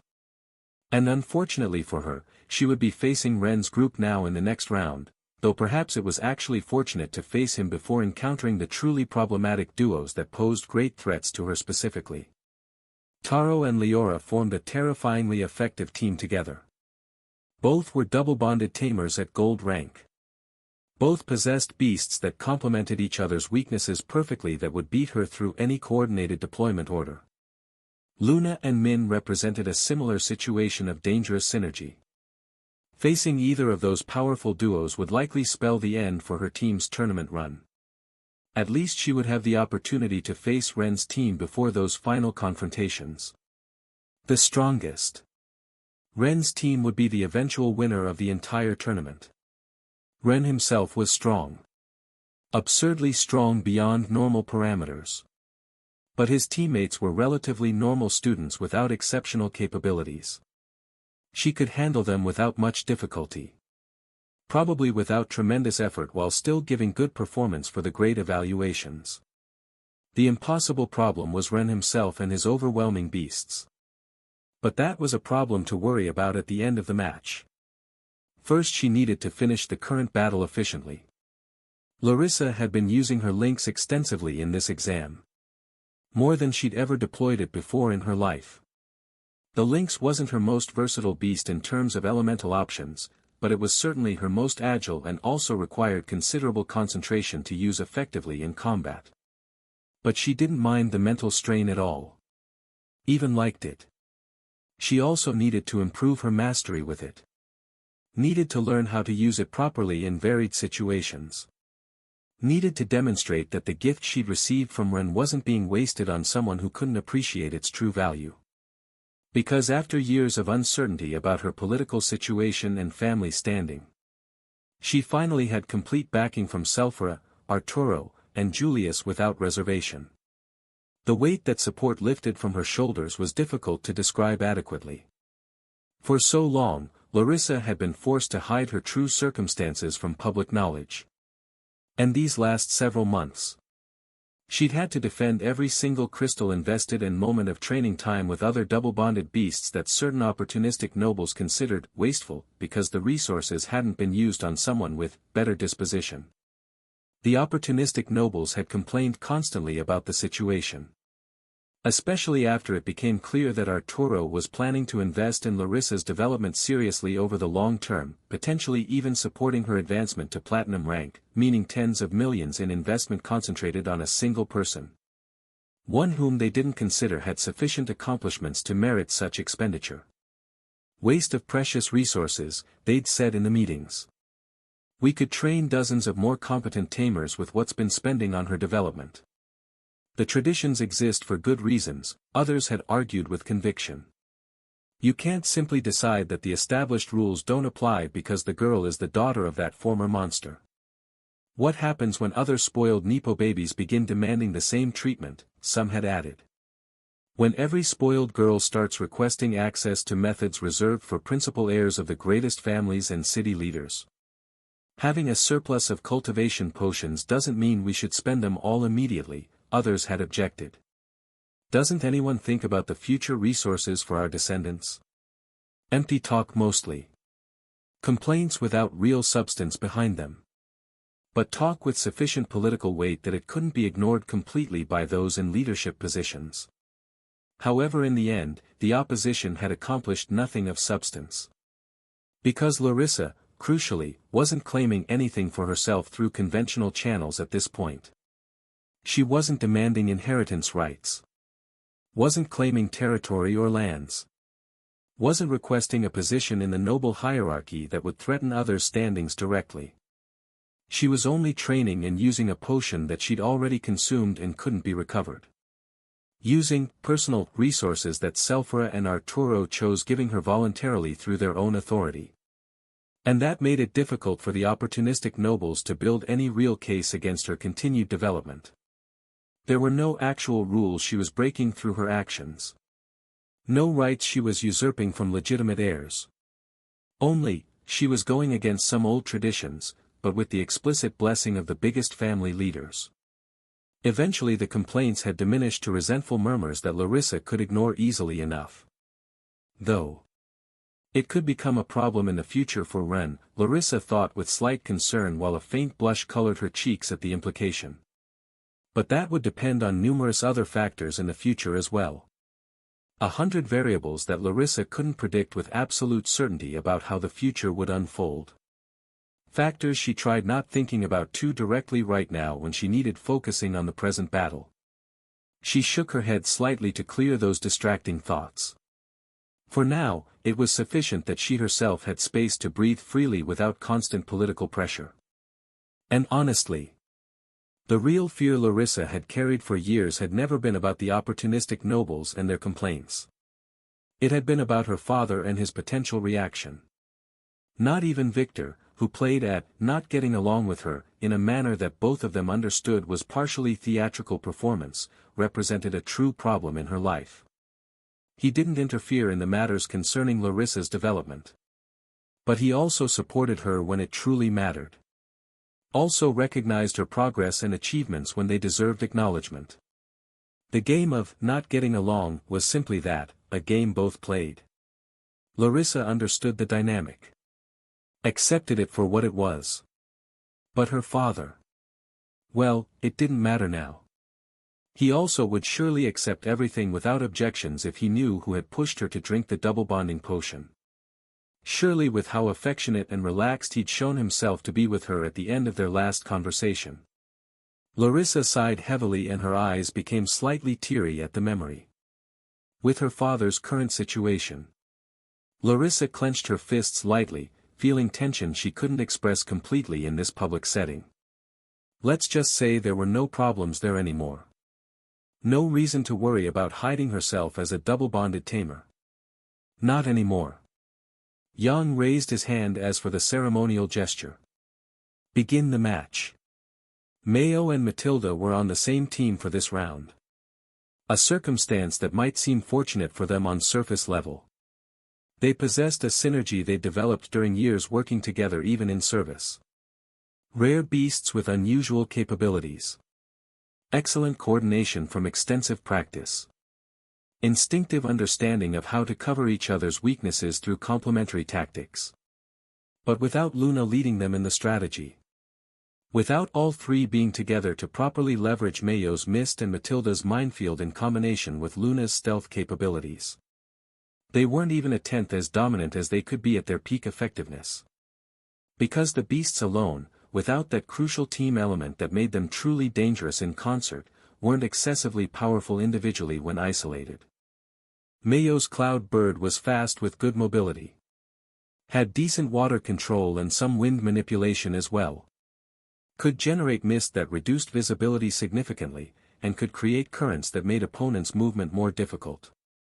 But its defense was mediocre at best. If you could reach it through the obscuring mist, if you could force a direct exchange. It fell relatively easily to short-range assaults.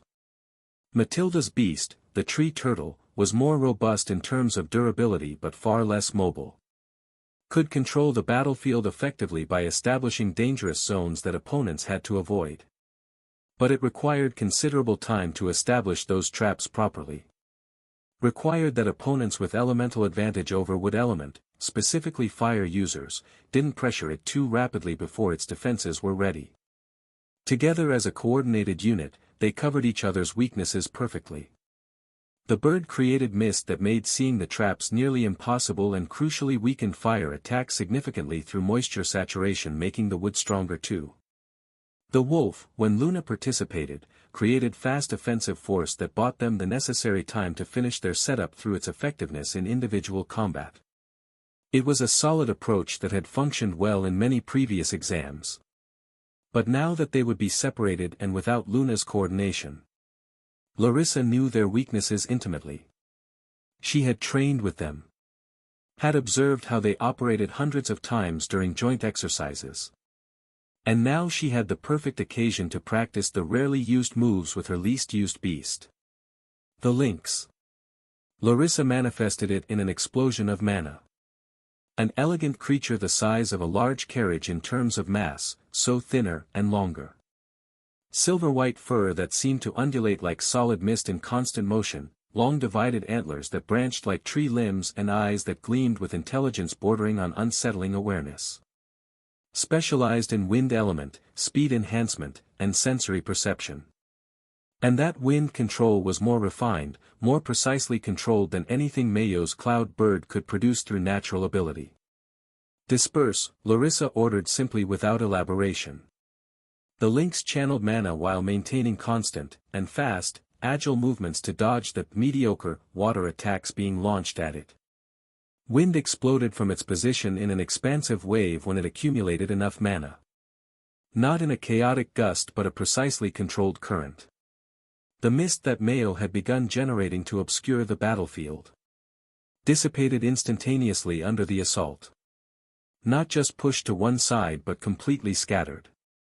The water droplets suspended in the air were dragged in different directions simultaneously, distributing so widely around Mayo's beast they could no longer create effective opacity for it.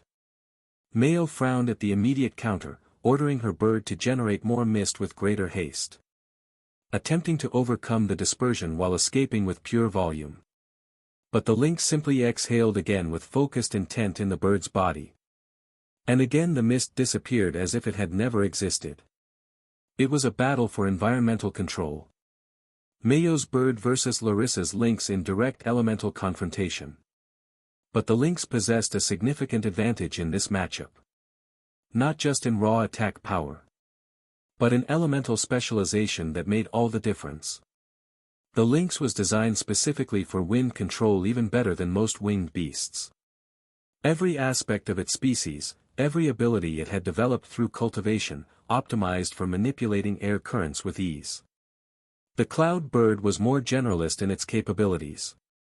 Could do several things decently well, but nothing exceptionally beyond normal parameters. And in a direct battle where the wind element was the dominant factor, specialization versus versatility. Specialization won decisively. After the second failed attempt to establish a persistent mist, Mayo changed tactics with visible frustration. She ordered the bird to ascend rapidly. Gain altitude where the lynx would theoretically be less effective due to being a ground-based quadrupedal.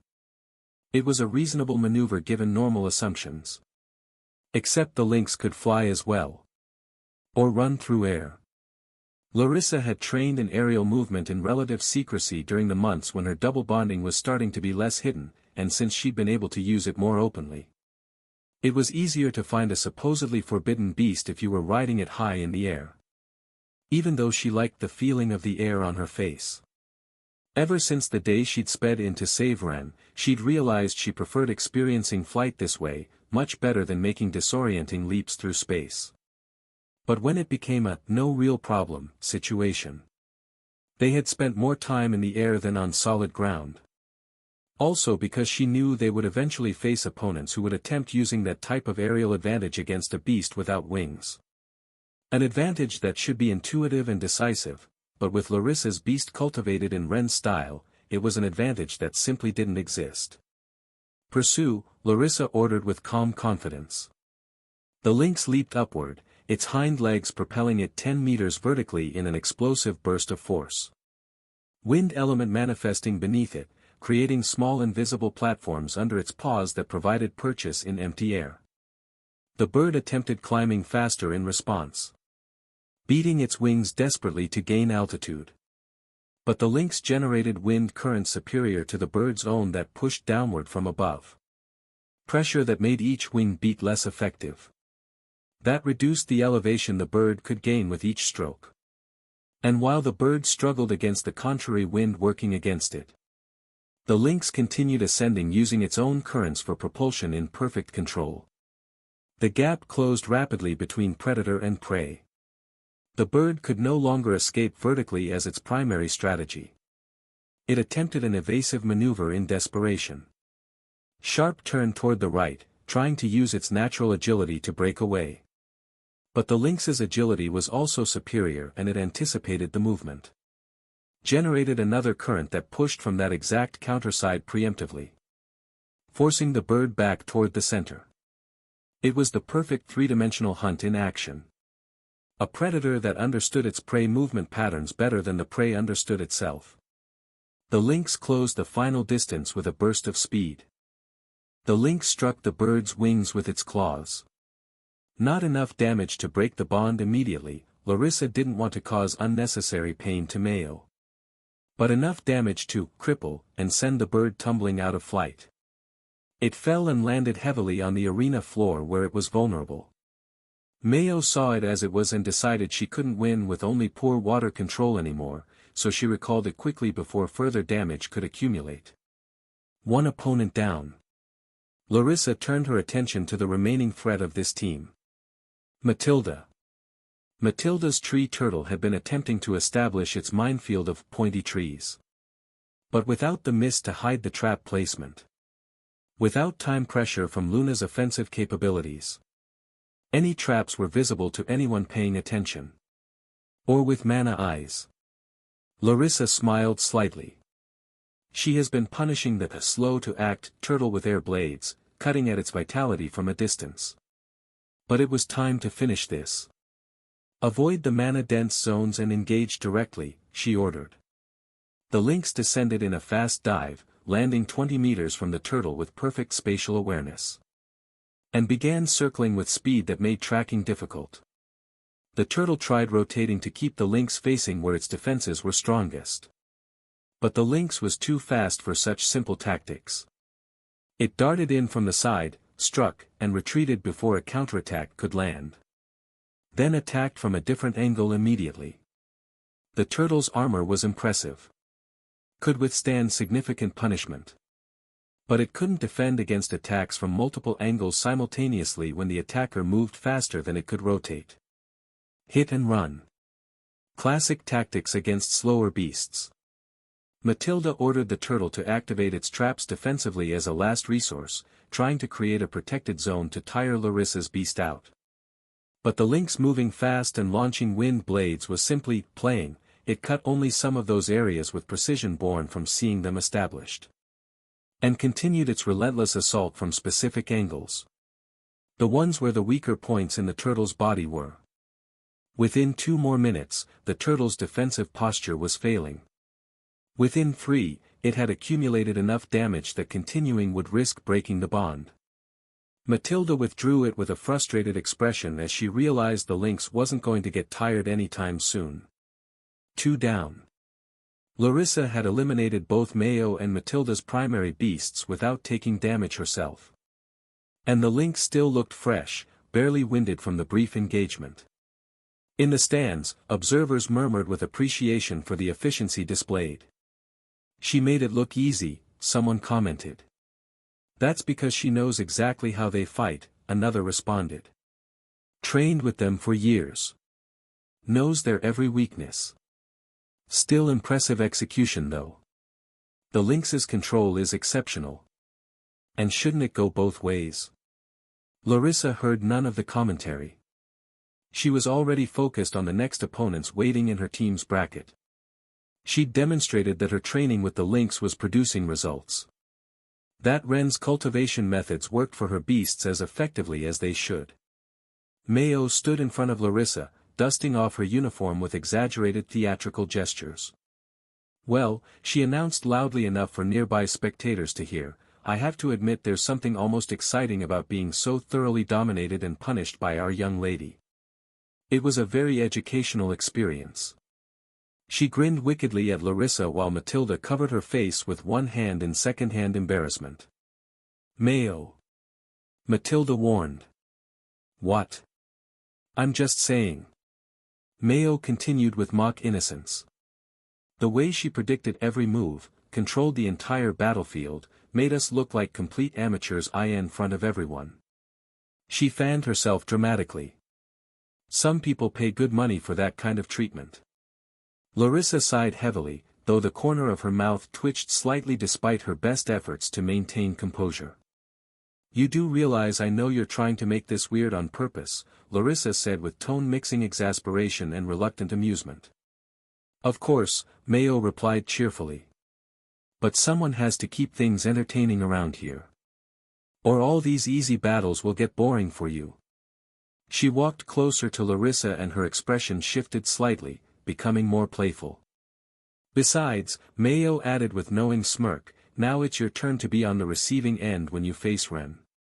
Fair warning, he's much better at this whole, dominating the battlefield, thing than you are. Though I suppose you already know that from your training sessions." Larissa's cheeks colored slightly at the implication, though whether from embarrassment or annoyance was unclear. "That's way out of context in your mind and you know it," she said while sighing. "Is it only in my mind though?" Mayo's grin widened. "Because from what I've seen, he's quite the sadist and when it comes to belly rubs."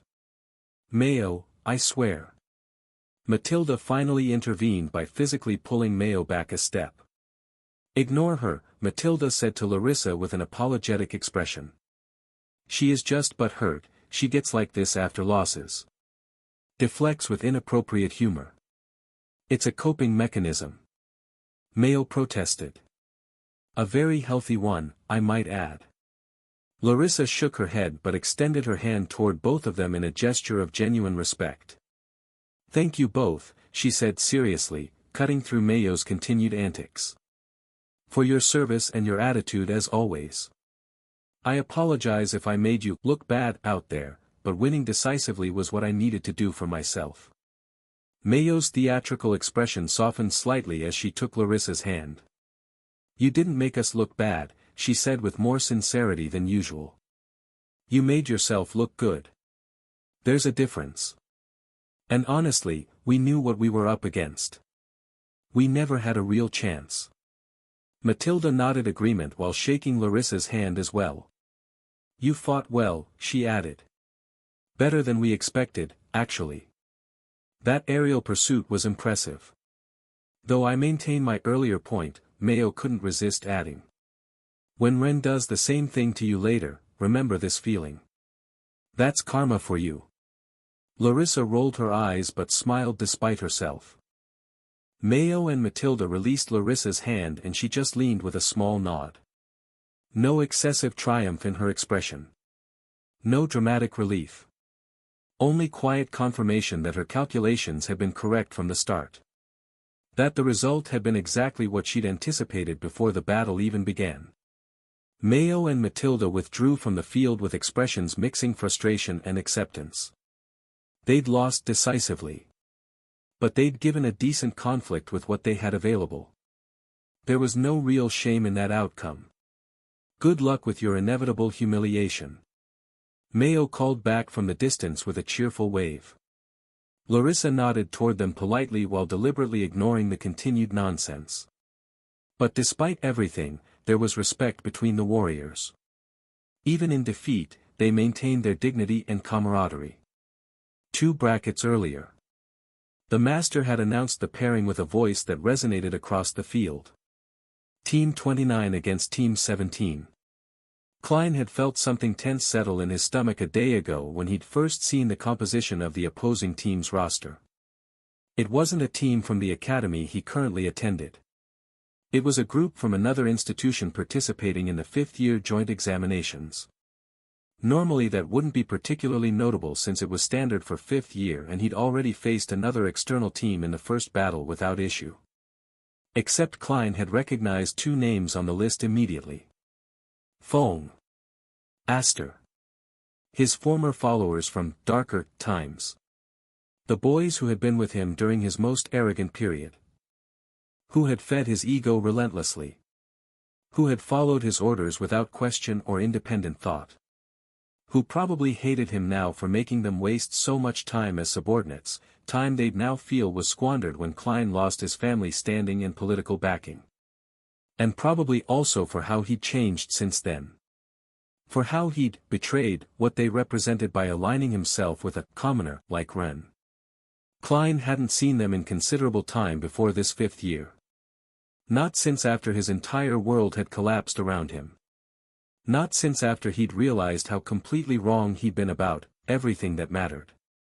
And now he would have to face them in direct combat. In front of judges and spectators. Part of him felt uncomfortable with that prospect. Not from fear of losing. Klein knew his capabilities had grown substantially. But from the inherent awkwardness of fighting against people he'd once considered allies, however misguided that alliance had been. But another part of him. Another part felt strangely appropriate about this confrontation. Like closing a circle. Like severing final ties with the version of himself he no longer wanted to be. Klein walked toward his designated position on the field with steady steps. And summoned his lion. The lion materialized in an explosion of golden mana that made the air shimmer. It wasn't the same beast it had been years ago in many ways.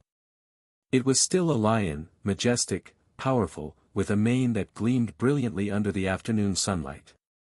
But it had changed in subtle ways that only Klein could perceive completely through their bond. It felt more stable in its power. More energetic without the previous fluctuations. As if energy flowed through it more smoothly, without the small blockages that used to exist in its mana circulation. Because Klein had adopted Ren's cultivation methods for his beast. He hadn't been using them as long as most of Ren's close associates. Most had been applying those techniques for years now. Taro had been using them longer than anyone else still. Klein had only begun recently. After he'd finally accepted that his family methods, the ones he'd been taught since childhood with such pride, had the fundamental flaws that Ren had cited for him with devastating accuracy. But even in that relatively short time since switching approaches, the differences were remarkably noticeable. The imbalances his family methods had created were gradually disappearing. The lion no longer showed that strange fatigue after certain exercises that had always puzzled Klein. no longer had those moments where its mana control failed inconsistently for no apparent reason. The beast felt more complete now. More coherent in all its aspects. And Klein could sense it clearly through their bond. The way mana circulated without obstruction. The way the lion responded to commands. The smoothness of each movement without the previous hitches. From the opposite side of the field, Feng manifested his beast with dramatic flourish. The red cobra. A creature now 5 meters long with scales that gleamed like polished rubies in the light. But Klein noticed immediately something that many other observers probably couldn't see. His beast displayed many of the same imbalances that Klein's lion used to suffer from before the method change. That subtle rigidity in certain movements. That minor inconsistency in mana control. Clear signs of cultivation methods that functioned decently but weren't optimal for the beast's natural development. Because Feng and Aster weren't using Ren's methods. Probably from pride preventing them from accepting help. Probably because accepting those methods would mean admitting many things intrinsically about their previous approach. Or simply because they didn't have proper access. Ren's most complete methods were shared generously with those who trained near him regularly. But many beast-specific refinements weren't distributed massively to other academies yet. Only the plant cultivation methods, which almost every common person had access to, were more complete in their public distribution. Regardless of the reason. Klein possessed an advantage they wouldn't anticipate. Begin, the teacher ordered. Feng immediately commanded his beast to attack first. Aggressively. As if wanting to prove a point through force. The cobra fired venom from its mouth in a concentrated projectile. Not a simple spit but weaponized poison that crossed the distance in a fraction of a second. Aimed directly at the lion's center mass. Klein had already ordered evasion before the venom fully left the cobra's mouth. The lion moved laterally with smooth motion. The venom passed by grazing range. Impacted the ground where the lion had been standing half a second earlier. Earth hissing and smoking where the acidic poison touched it. Feng frowned at the miss. Fired again with adjusted aim. Then another shot. For consecutive attacks, trying to predict the lion's movement pattern. All failed to connect. Not even one hit. Not because the lion was inherently faster than the cobra could aim accurately. But because Klein was anticipating each shot before it launched. Reading body language of the cobra. The tensing of specific muscles before spitting. The way its head was positioned for optimal trajectory. And reacting before the attacks fully committed. After the 6th failed shot, Feng changed tactics with visible frustration. Desperately. He ordered the cobra to generate toxic clouds across the field. Not directed attacks but area dispersion. Poisonous mist that expanded in all directions indiscriminately. It was a suicidal move in certain sense. The cobra would expose itself to the poison completely while generating the cloud. Like many venomous beasts, it didn't have immunity to its own weapon in its internal system despite having some external defense against its mechanics. So if damaged it ultimately would get paralyzed too and wouldn't be able to move effectively during the battle. But if it worked. If the lion became paralyzed too and trapped in the spreading poison. It could cause sufficient damage to change the battle's momentum and give Aster an easy win. Klein saw the desperation in the tactic immediately. And smiled slightly. Because Feng was making the same mistake Klein himself used to make. Thinking that, bigger, could substitute for proper technique and planning. Counter with a blow, Klein ordered calmly. The lion roared, channeling mana. Wind element was not the lion's natural affinity. But Ren's methods had unlocked a mana control that could almost emulate a gust, perfectly. The wind from the roar pushed the toxic cloud back toward the cobra that had generated it before it could spread effectively. Klein smiled slightly at the desperate tactic unfolding before him. Phantom claws, he ordered with calm confidence. The lion didn't need to close the distance physically. Its claws gleamed with concentrated golden energy that gathered at the tips. Then that energy separated from the physical claws themselves, manifesting as pure projection that could travel independently at range. Four rays of golden light shot forth from the lion's position. They crossed the 20 meters to the cobra in less than a second. Struck the venomous cloud around the snake. And dispersed it violently, creating a clear tunnel through the toxic mist in their trajectory. The phantom claws continued forward without losing momentum. They impacted the cobra directly, striking it in the flank with force that made the snake spin involuntarily from the kinetic energy. Not devastating damage that would end things immediately, but sufficient to unbalance it completely, to crack several protective scales, make it bleed from multiple points, and leave it vulnerable to its own paralyzing venom that now contacted broken skin. Feng's eyes widened in shock as his own attack turned against him. The lion was already moving before the claws even connected. Had begun its charge while the phantom projection was shooting forward, using the distraction of the ranged attack to close distance. It reached the cobra's position while the snake was still recovering from the unexpected impact, and bit down with decisive force. On the head. Directly behind the skull where the spine connected. The fangs penetrated through mana-weakened scales and vital tissue. Feng's bond with the cobra severed instantaneously from the catastrophic damage. The battle ended in that single exchange.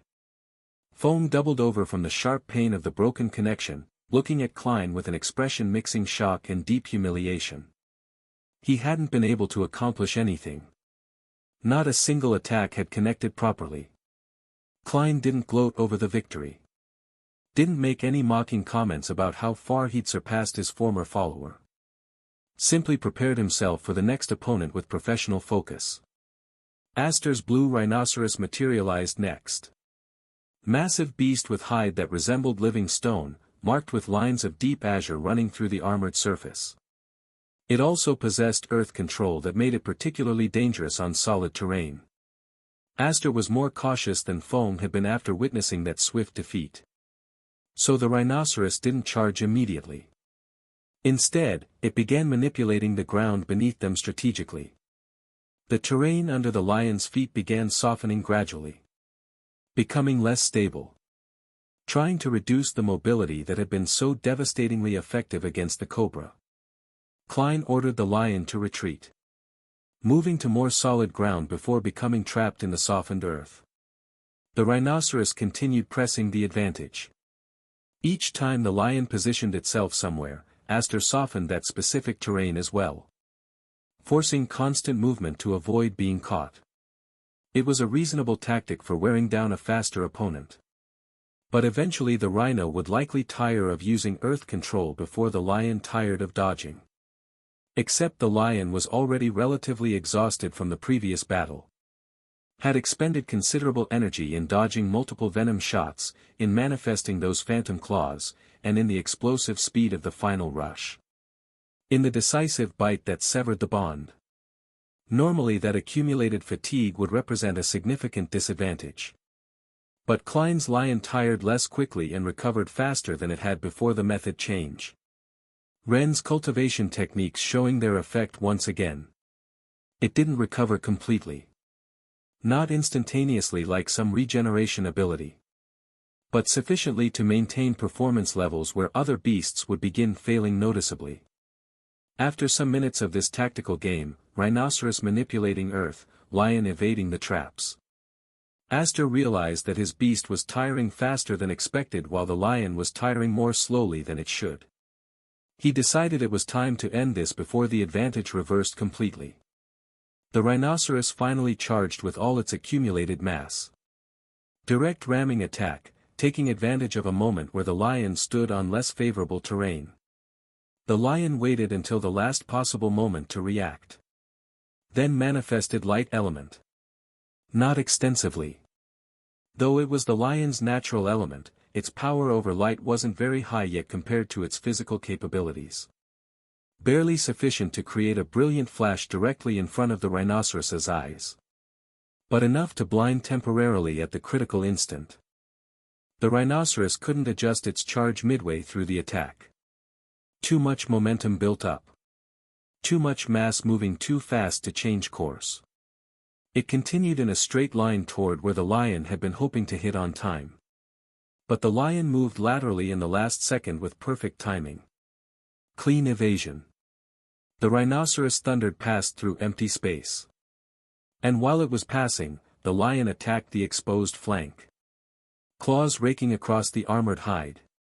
Not deep penetration, the rhinoceros's skin was too thick for that. But at least superficial damage that would accumulate over time. The rhinoceros wheeled around with surprising agility for its size. Attempted to ram again with renewed determination.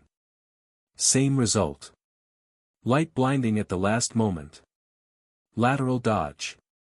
Attack to the flank as it passed. And again. And again. Dozens of times during the following minutes in a repetitive pattern. Each individual attack didn't accomplish much on its own. But after dozens of accumulated strikes, the rhinoceros began showing signs of being on its last legs. Breathing heavily through flared nostrils. Movements becoming slower and more labored. Blood dripping from multiple small wounds that collectively summed to significant damage. And then, after the next attempted charge, the rhinoceros simply collapsed under the accumulated strain. Fell to its knees first.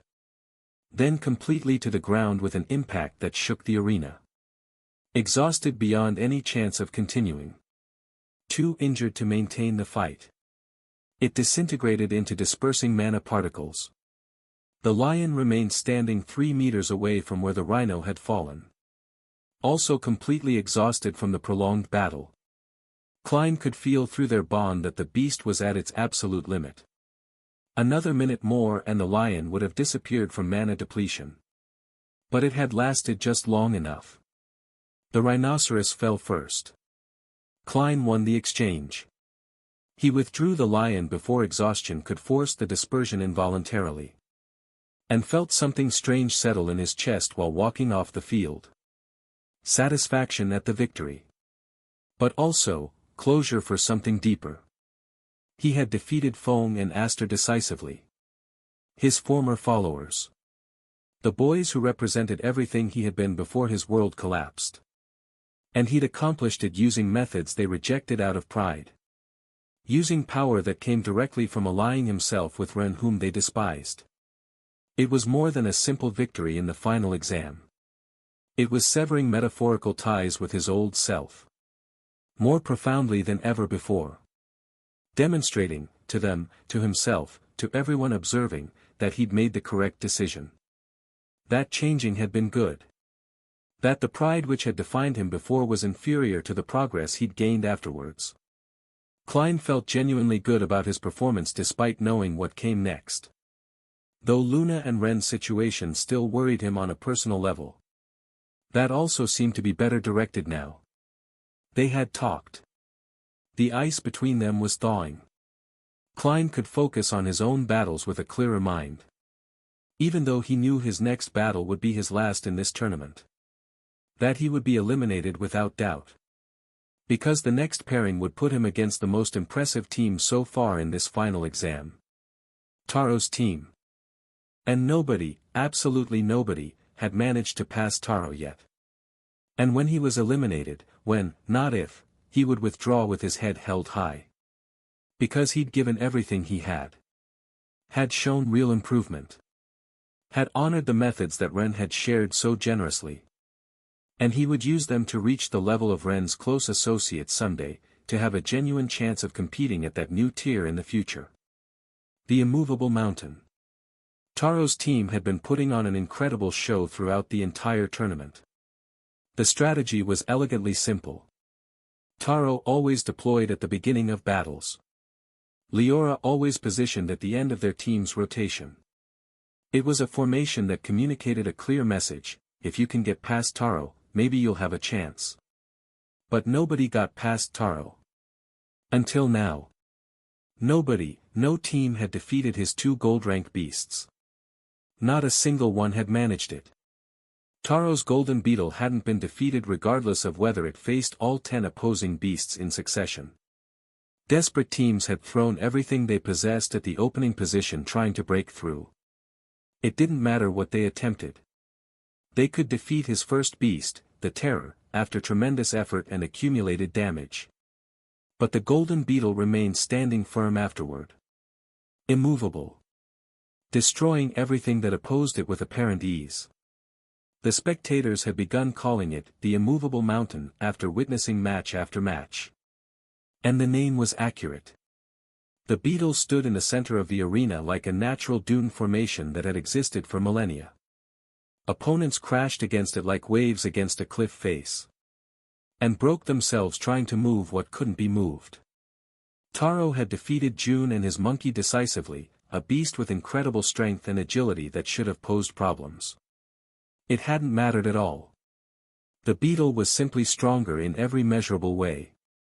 He'd crushed Sora and her deer without difficulty, an elegant creature with wood element control that should have given problems through elemental advantage.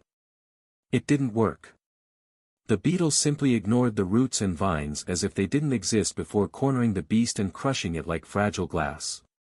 In earlier battles during the tournament, Taro had been fortunate enough to face off against Hector and Rosalind's team.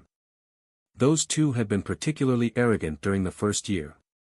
Particularly vocal about how Taro was wasting a spot at the school with such a mediocre beetle that didn't deserve attention. The golden beetle had demolished both of them in less than 1 minute combined. Vern and one of Jin's followers, Cass, had ended up on the same team through random draw assignment.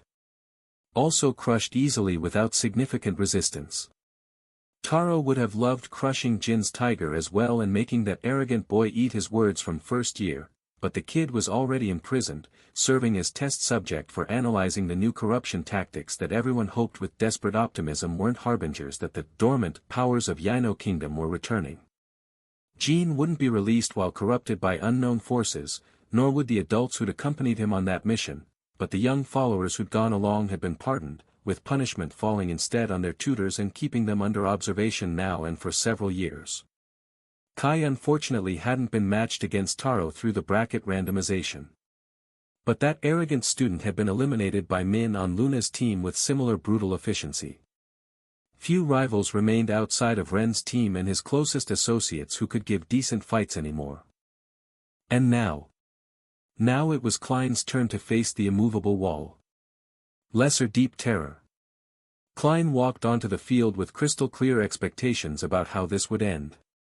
He would lose. Probably quickly. The question wasn't whether he'd lose but how long he'd last before it happened. Taro manifested his beast with a casual gesture. It wasn't the golden beetle. Klein blinked in genuine fear, his breath catching. He'd seen this creature many times before but couldn't get accustomed to its appearance no matter how many times he witnessed it. The creature that materialized was fundamentally different from everything you were accustomed to seeing on the surface. Dark where the beetle was brilliant and golden. Articulated in a disturbingly exaggerated manner that seemed wrong. With hairy legs, so many legs extending at angles that didn't seem natural for any living thing. The Lesser Deep Terror. The beast Taro had grown fond of deploying more frequently lately. At Gold 1 rank, it was no longer the small creature that Min had mocked to annoy Taro with jokes about long noses and strange appearance. Now it was a genuine threat that commanded respect.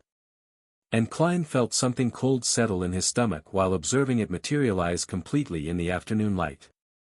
And he wasn't alone in his discomfort.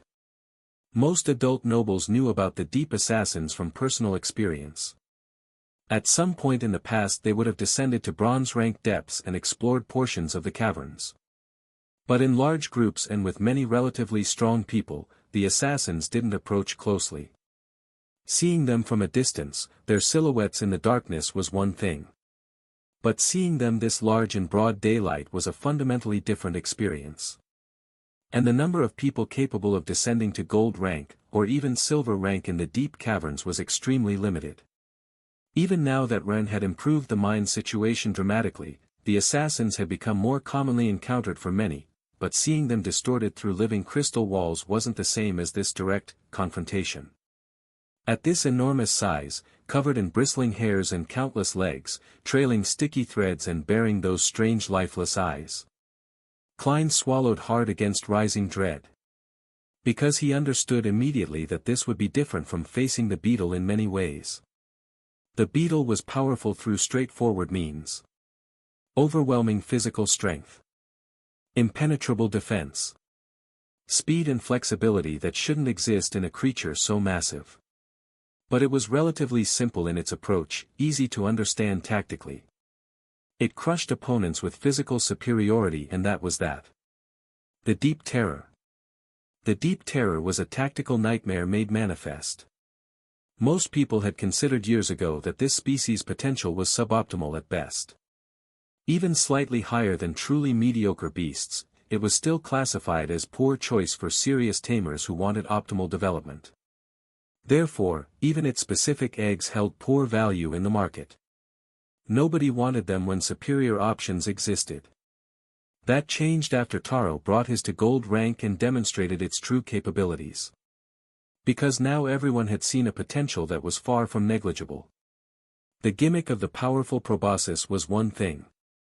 Not insignificant, having a penetration weapon that could damage opponents above its weight class. That became even more famous as Ren's spears became popular as well. But that was only the tip of the iceberg in terms of capabilities. The core manipulation ability was something Ren hadn't enjoyed much during the week of Taro learning to use it because he had hoarded considerable cores, practicing with them. But there was almost always surplus, so it soon stopped being a problem for experiments with nests. Now everyone could see why Taro had invested so much time perfecting that particular skill. The Deep Terror could manipulate multiple cores simultaneously with precision. Launching them as projectiles. Making them orbit around itself as a defensive barrier. Creating patterns that were almost hypnotic to observe. They were incredible juggling acts with objects that could be filled with mana and deliver enormous impacts if handled correctly. And then there was the versatility beyond just cores. From the Deep Terror's legs emerged a sticky and stretchable substance that resembled spider silk remarkably. Ren and others missed Han a bit when they saw that capability. The boy with the spider beast, which weren't common on this side of the kingdom, the boy who'd been their companion and who now didn't age, had been a frequently visited statue. His absence felt more notable when they saw a creature like Taro's using similar abilities. It was a particularly unique beast in all aspects. Most observers wondered, were so many legs really necessary? So long and so articulated? Basically, wouldn't tentacles be better for the same functions? Though when everything was said and done, tentacles wouldn't have the chitinous armor that the Deep Terror's legs possessed. Wouldn't have the rigidity that allowed them to function as spears when extended. It was an enormous beast now at full size. 10 meters of height in the central body order, using half the legs' reach to be suspended that high. The legs extending another 10 meters in all directions when deployed completely for maximum reach. Those legs. The ones not serving as giant morning stars, striking with devastating force thanks to articulated segments that accumulated momentum through the swing, served as powerful spears. Capable of penetrating defenses that would stop many other attacks completely. What more could the beast possibly ask for in terms of capabilities? Absorption ability almost as effective as Lu's vampire. The Deep Terror possessed it. Paralyzing venom delivered through the proboscis and spear legs. Also present. Agility and speed that defied its massive size. Of course it had that too. Taro's beast had everything necessary to dominate opponents.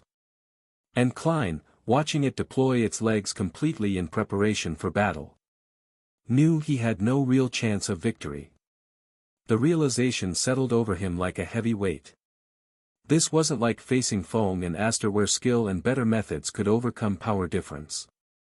This was facing a creature that had everything: power, versatility, defense, speed, piloted by someone who'd mastered Ren's techniques way longer than Klein had. The Deep Terror moved forward on its many legs with disturbing fluid grace. Each step placing a chitinous limb precisely where it needed to be. The body remaining level despite the complex coordination required. It was mesmerizing to watch in a horrible way. Like observing a predator that you knew was coming for you specifically. Klein sent his lion forward too with determined expression despite the fear. If he was going to lose, and he was, he'd at least test himself against the best. The lion in its golden glory, mane flowing, looked so small compared to the nightmare of legs and chitin facing it. There was no point in waiting for opportunity. No tactic Klein could employ that would change the inevitable outcome he faced. Only option remaining was giving his best effort and hoping to last long enough to not be completely humiliated in front of everyone. The deep terror stopped charging in response. It remained motionless in position at seeing Klein's beast attacking without fear. The lion roared. Useless. Klein ordered the lion to manifest light for the blinding counter. But the deep terror was mostly blind already, feeling the vibrations in the air and ground. Phantom claws, blocked by the way stronger legs armor. Nothing worked against this comprehensive toolkit. He could only try to bite, the strongest attack of his beast. Less than 1 minute. When the lion reached 5 meters from its position, 3 of the chitinous legs shot forward with devastating speed. Velocity that Klein could barely track visually even while watching for it. The lion dodged the first strike with reflexes honed through training. Twisted its body to evade the second attack. The third leg struck it barely in the flank. Not with full force. Taro was clearly restraining power to avoid destroying the lion instantaneously. But sufficient impact to launch the beast 3 meters laterally through the air. The lion recovered from the strike. Attempted attacking from a different angle to find opening. The deep terror counterattacked by launching a mana core as a projectile. Klein barely had time to order an evasive maneuver before the projectile exploded where the lion had been standing half a second earlier. The lion tried circling around the massive creature. Searching for a blind spot in coverage. Weakness in the overwhelming defense. None existed. The deep terror had too many legs available. Too many angles of attack it could deploy. Too much comprehensive coverage of approach vectors. No matter from which direction Klein attempted approaching, there was always a leg ready to block or counterattack effectively. And then the deep terror decided it had played with its prey sufficiently. 4 legs launched simultaneously. From different directions. Creating a net of attacks that was impossible for Klein to evade completely. The lion dodged 2 of them with impressive agility. Partially blocked the third. The fourth struck it directly with full force. Lifting it clean off the ground. Launching it 5 meters backward through the air. The lion attempted to rise after landing. And discovered it couldn't move properly. Paralyzing venom. Had entered its system at the moment of impact from the strike. Not lethal. Not permanent. But sufficient to end the battle decisively. The lion collapsed completely, muscles refusing to respond to commands. Klein withdrew it before the deep terror could approach closer for a finishing blow. Total battle time, 43 seconds. Less than a single minute. I surrender, he announced clearly. Teacher Yang confirmed. Victory, Taro. The lion, which had defeated both cobra and rhinoceros with relative ease earlier, hadn't lasted even that long against a creature operating on a completely different level. Relative mercy. Because Taro could have attacked with many more legs simultaneously. Could have launched multiple cores at once in devastating barrages. He could have ended it in less than 10 seconds instead of 43 if he'd wanted. The deep terror remained motionless at battle's conclusion, legs half deployed, ready to continue if necessary. But Taro didn't give that order too fast. Klein noticed the restraint. And understood the implicit message being sent. Taro still didn't particularly like him. It wasn't a secret between them. The two had history that couldn't be erased overnight. And Taro was incredibly loyal to Ren in all matters. But he was also far more grudge-holding than Ren himself had ever been. Ren forgave more easily. Forgot offenses rapidly if the person showed genuine change. It was almost frustrating sometimes for Taro how Ren let go of the past. Taro wasn't like that at all. Taro remembered every slight. Held grudges close. Kept them present in his mind even when pretending they didn't matter anymore. Klein had heard later, through Mayo who possessed fewer filters than everyone else, that Ren had specifically asked Taro not to take out too much revenge on Klein during the exam. Give him a fair fight, Ren had apparently said. But don't destroy him unnecessarily. He's already changed. He's trying to improve. And Taro, being Taro, had listened to that request. Not because he necessarily agreed with the sentiment. Not because his personal grudge had disappeared magically. But because Ren asked it of him. And Taro mostly did what Ren asked without question. So the elimination had been relatively gentle by comparison to what it could have been. Taro had given Klein an opportunity to withdraw his beast cleanly. Had restrained power sufficiently so that venom was the decisive factor instead of a devastating mana blow that would have shattered the lion in an instant. It was more consideration than Klein probably deserved in Taro's mind based on his past behavior. And Klein appreciated that restraint deeply. He inclined his head slightly toward Taro while exiting the field. Taro didn't respond visibly to the gesture. His expression remained neutral and unreadable. But Klein thought he saw something loosen slightly in Taro's shoulders. As if a minor tension had been released. Perhaps with time, when Klein demonstrated consistently that the change was permanent and not temporary performance. Perhaps Taro would finally let go of the grudge completely. Or perhaps not. Either way, Klein had work ahead of him. He needed to earn respect again. Not with words but with consistent actions demonstrated over months and years. It was a long road stretching before him. But Klein was committed to walking it regardless of how long it took. One day later. Taro's battle had been yesterday. Today was different in atmosphere. Today the stands were more crowded with spectators. The energy in the air more concentrated and electric. The attention of observers more intensely focused.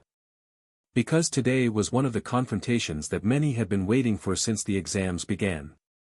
Ren Patender against Larissa Dravenholm. There were only 8 teams left to finish the last interscholastic war exam of the year.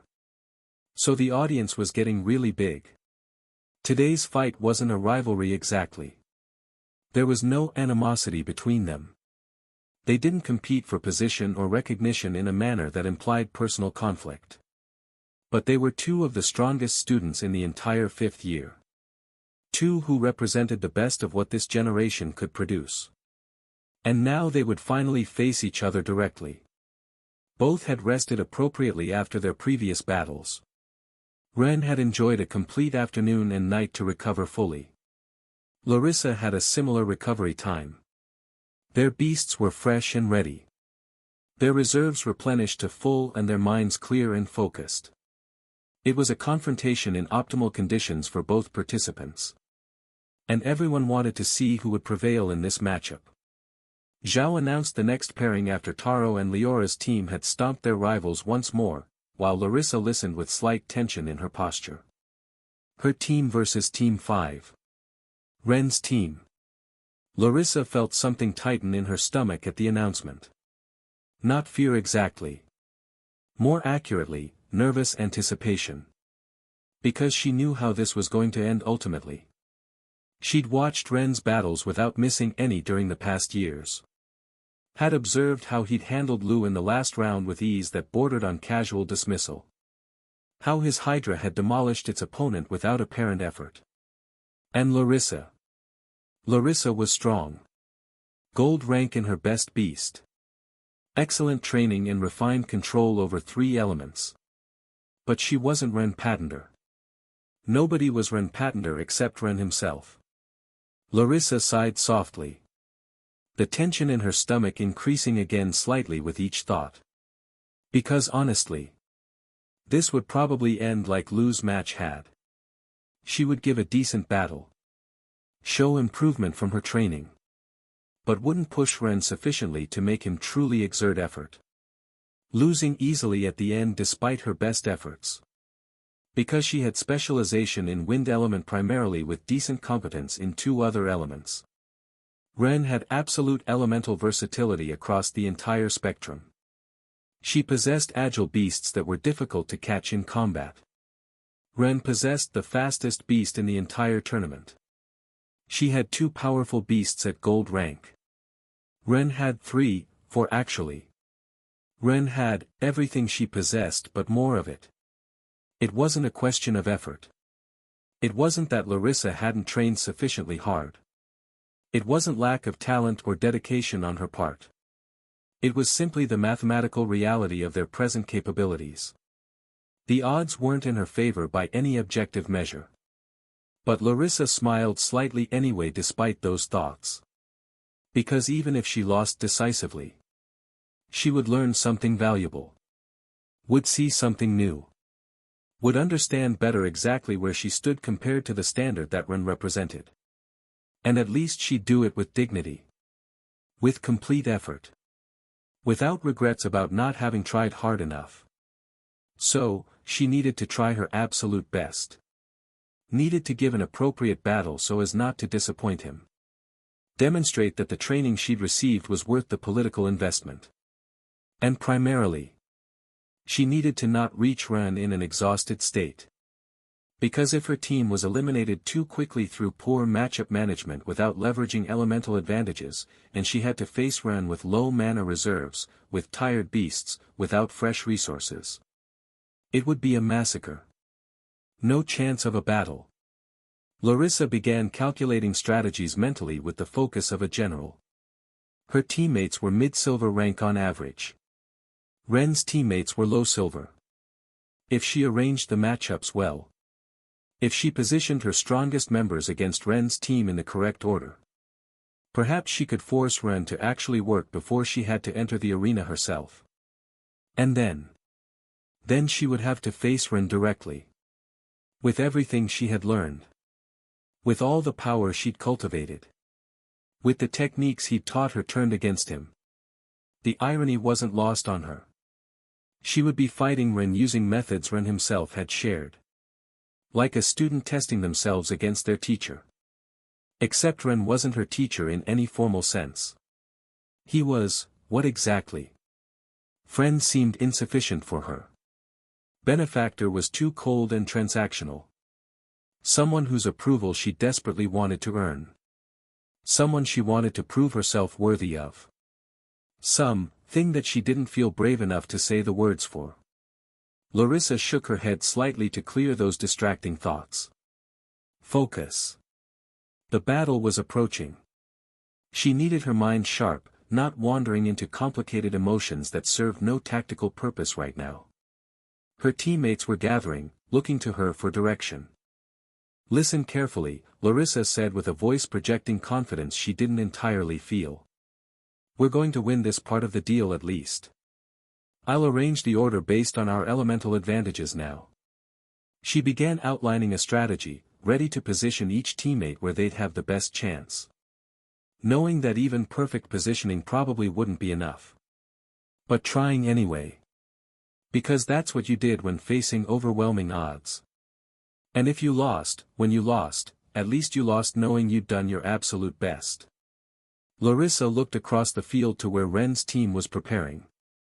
Ren stood calmly, not looking particularly concerned about the upcoming battle. That confidence should have been annoying. Instead, it made her more determined to surprise him. Larissa looked toward her teammates who looked back at her with expectation. Trusting she would organize them appropriately. That she'd maximize their collective chances. Deciding the order in which her members would fight. One against one in sequence. It was the strategic part of the exam that many overlooked. But Ren didn't. You needed to predict what your opponent would do. Anticipating their decisions. Placing your members against theirs in a manner that maximized advantages while minimizing weaknesses. Ren was good at it too, but it was scheming. Social intelligence. And Larissa was exceptionally good at that particular skill. She'd lived in noble society her entire life. Had grown up navigating court politics where every word mattered. where understanding what opponents were thinking was a question of survival. Ren was brilliant tactically. Better combatant. Better tamer in terms of pure capabilities. But in this specific aspect, Larissa held the advantage. The two teams worked on their arrangements simultaneously, each trying to predict the other's thinking, adjusting orders based on assumptions about what the opponent would prioritize. It was a chess game before the pieces even began moving. When they finally revealed their orders to Zhao for confirmation, Larissa had won the arrangement matchup. By a narrow margin. But sufficiently. She'd predicted correctly most of Ren's decisions about positioning, and had adjusted her own order to exploit those anticipated decisions, guaranteeing early victories that would build momentum before facing him directly. It was a small advantage. Ren's team was weaker on average than Larissa's anyway. He'd had fewer quality options in the random teammate assignment lottery. But every advantage counted in this situation. Especially when you knew eventually you'd have to face the monster at the end of the line. Larissa allowed herself a small smile when she saw confirmation that her prediction had been correct. Ren noticed the smile, understood what it meant, and nodded with genuine respect. Well played. Larissa inclined her head in acknowledgement. Thank you. But this only means I'll reach you with 2 or 3 victory advantages. Doesn't change the outcome. It was true and both knew it. But Larissa would take any advantage she could secure. The initial battles began with a ceremonial announcement. First member of Larissa's team against first member of Ren's team. Victory for Larissa as she'd anticipated. First against second. Victory for Larissa again. Faster this time. First against third. Ron entered here, demonstrating why he was one of the team's strong cards. Won cleanly against his opponent. But the score remained 2-1 in Larissa's favor. The pattern continued until Larissa obtained the final victory in the first phase, reaching Ren's turn with some more members than expected still having advantage. And then it was Ren's turn to enter the field. He stood on the opposite side, observing her with a neutral expression that revealed nothing of what he was thinking. Everyone expected Ren would use the Mantis first as always. It was his most frequently deployed beast lately. The most famous now after its tournament performance. The one that had destroyed opponents with ease during the entire exam. But Ren manifested the Hydra instead. The beast appeared in an explosion of blue-green mana. The now famous 2 heads rising on serpentine necks. Diamond scales gleaming brilliantly under the afternoon sunlight. And Ren had an expression that Larissa recognized immediately. He wasn't here to just win. He was here to showcase his beast. The next member of Larissa's team, a student with Earth Beast at Silver 2 rank, prepared defensively. The Hydra didn't wait for the opponent to establish position. The first head rose smoothly, its mouth opening to reveal the glowing interior. Light concentrating in the throat with visible intensity. And then it fired almost instantaneously without prolonged charge time. A beam of pure light crossing the field in fraction of a second. The student's beast attempted blocking with an earth barrier, raising a thick wall of reinforced rock, but it didn't even reach half the necessary height for coverage on time. And the beam still struck only the upper portion with half its circumference and penetrated as if the barrier didn't exist at all. Impacted the beast directly behind the inadequate defense. Exploded in brilliance that made several spectators avert their eyes from the glare. When the light dissipated, the remaining half of the beast was dispersing into mana on the ground. The bond severed cleanly. 1 strike. Not even 5 seconds of battle total. Zhao raised his hand, barely able to process how rapidly it had concluded. Victory, Ren Patender. Score now 9-6. The 7th member of Larissa's team entered with determination. Same result.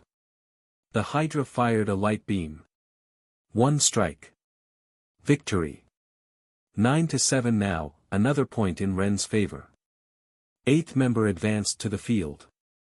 Light beam. One strike. Victory. 9-8. Same pattern repeating. The audience observed in a growing silence that felt oppressive. Because it wasn't just that Ren was winning. It was the absolute ease of it. Complete domination. Each opponent was eliminated with a single attack. Without visible effort and without significant fatigue accumulating in the Hydra. It was a demonstration of power that went beyond Taro's simple size oppression. It was a statement, like establishing a standard. This is the minimum my Hydra can accomplish. This is the level where it operates. The last member of Larissa's team entered with an expression mixing determination and resignation. Knew he would lose to the same attack pattern. But had to try anyway. The Hydra fired without ceremony. Light beam. One strike. Victory. 9-9. Ren had eliminated 4 members of Larissa's team consecutively. With a single blow from his beast. With a unique attack for each one, no combination necessary, no accumulated damage strategy. The Hydra remained in position, both heads still glowing faintly with residual energy. Showing no fatigue. Ready to continue if necessary. And Larissa. Larissa stood on her side of the field watching the systematic dismantling of her earned advantage. She'd known it would be one-sided. But seeing it was different from knowing it. 4 consecutive eliminations. 4 one-shot victories. Without the Hydra even using its second head to help in any coordinated attacks. Just the first head firing repeatedly. Like target practice. She swallowed against the tightness in her throat. This was what she'd trained so hard to face. This was the standard she'd been trying to reach. And the gap was larger than she'd hoped. But she couldn't afford dwelling on that now. Because it was her turn. She was the last member of her team remaining. The only one with a real chance of changing the outcome. The final obstacle between Ren and complete victory. And she had to give everything she had. Although honestly, it wasn't going to happen. Larissa walked to her position on the field with measured steps. But that wasn't really the point. The point was to put up a proper fight. To show improvement. To prove that the training and resources invested in her were worthwhile. And mainly, to see exactly where she stood compared to the standard Ren represented. Larissa stared at the Hydra in front of her. And honestly, she had no idea how to proceed against that immovable wall. The Hydra had eliminated 4 consecutive opponents without showing the slightest weakness in its overwhelming offense. Without revealing any exploitable opening in its pattern. Simply firing light beams that penetrated their defenses as if those barriers didn't exist at all. How did you fight against that kind of absolute dominance? How did you find any strategy against an opponent who resolved each battle with a single attack before you could even develop any appropriate response? Larissa didn't have a clear answer to those questions. But she had to choose a beast anyway for this confrontation. And so a thought occurred to her. If this is about at least resisting the light element beam, it benefits me more to deploy my light fairy first, right? It wasn't a perfect solution to the problem. It wasn't a brilliant plan that guaranteed victory or even survival. She was just using the same element to try surviving longer without really thinking about how to actually win this. But it was reasonable logic at least. If the Hydra attacked with light element, then a beast that possessed big affinity with light might have a better chance of resisting or countering those devastating attacks. Maybe. With luck. It was a thin hope to cling to. But better than nothing when facing overwhelming power. Larissa raised her hand while concentrating on the specific bond connection. Forward, she murmured. And manifested the light fairy onto the field. The creature appeared in an explosion of golden brilliance. Extremely small compared to the massive Hydra, barely a meter in height. With wings that seemed made of solid light itself. A face that was almost human but not completely, retaining something ethereal and otherworldly. It was a beautiful beast. Ethereal. The type that made spectators sigh with admiration when they saw it materialize. And with an appearance completely inadequate for the type of brutal combat that this exam now required from its participants. Except that against the Hydra. Against an opponent whose primary attack was an elemental light beam.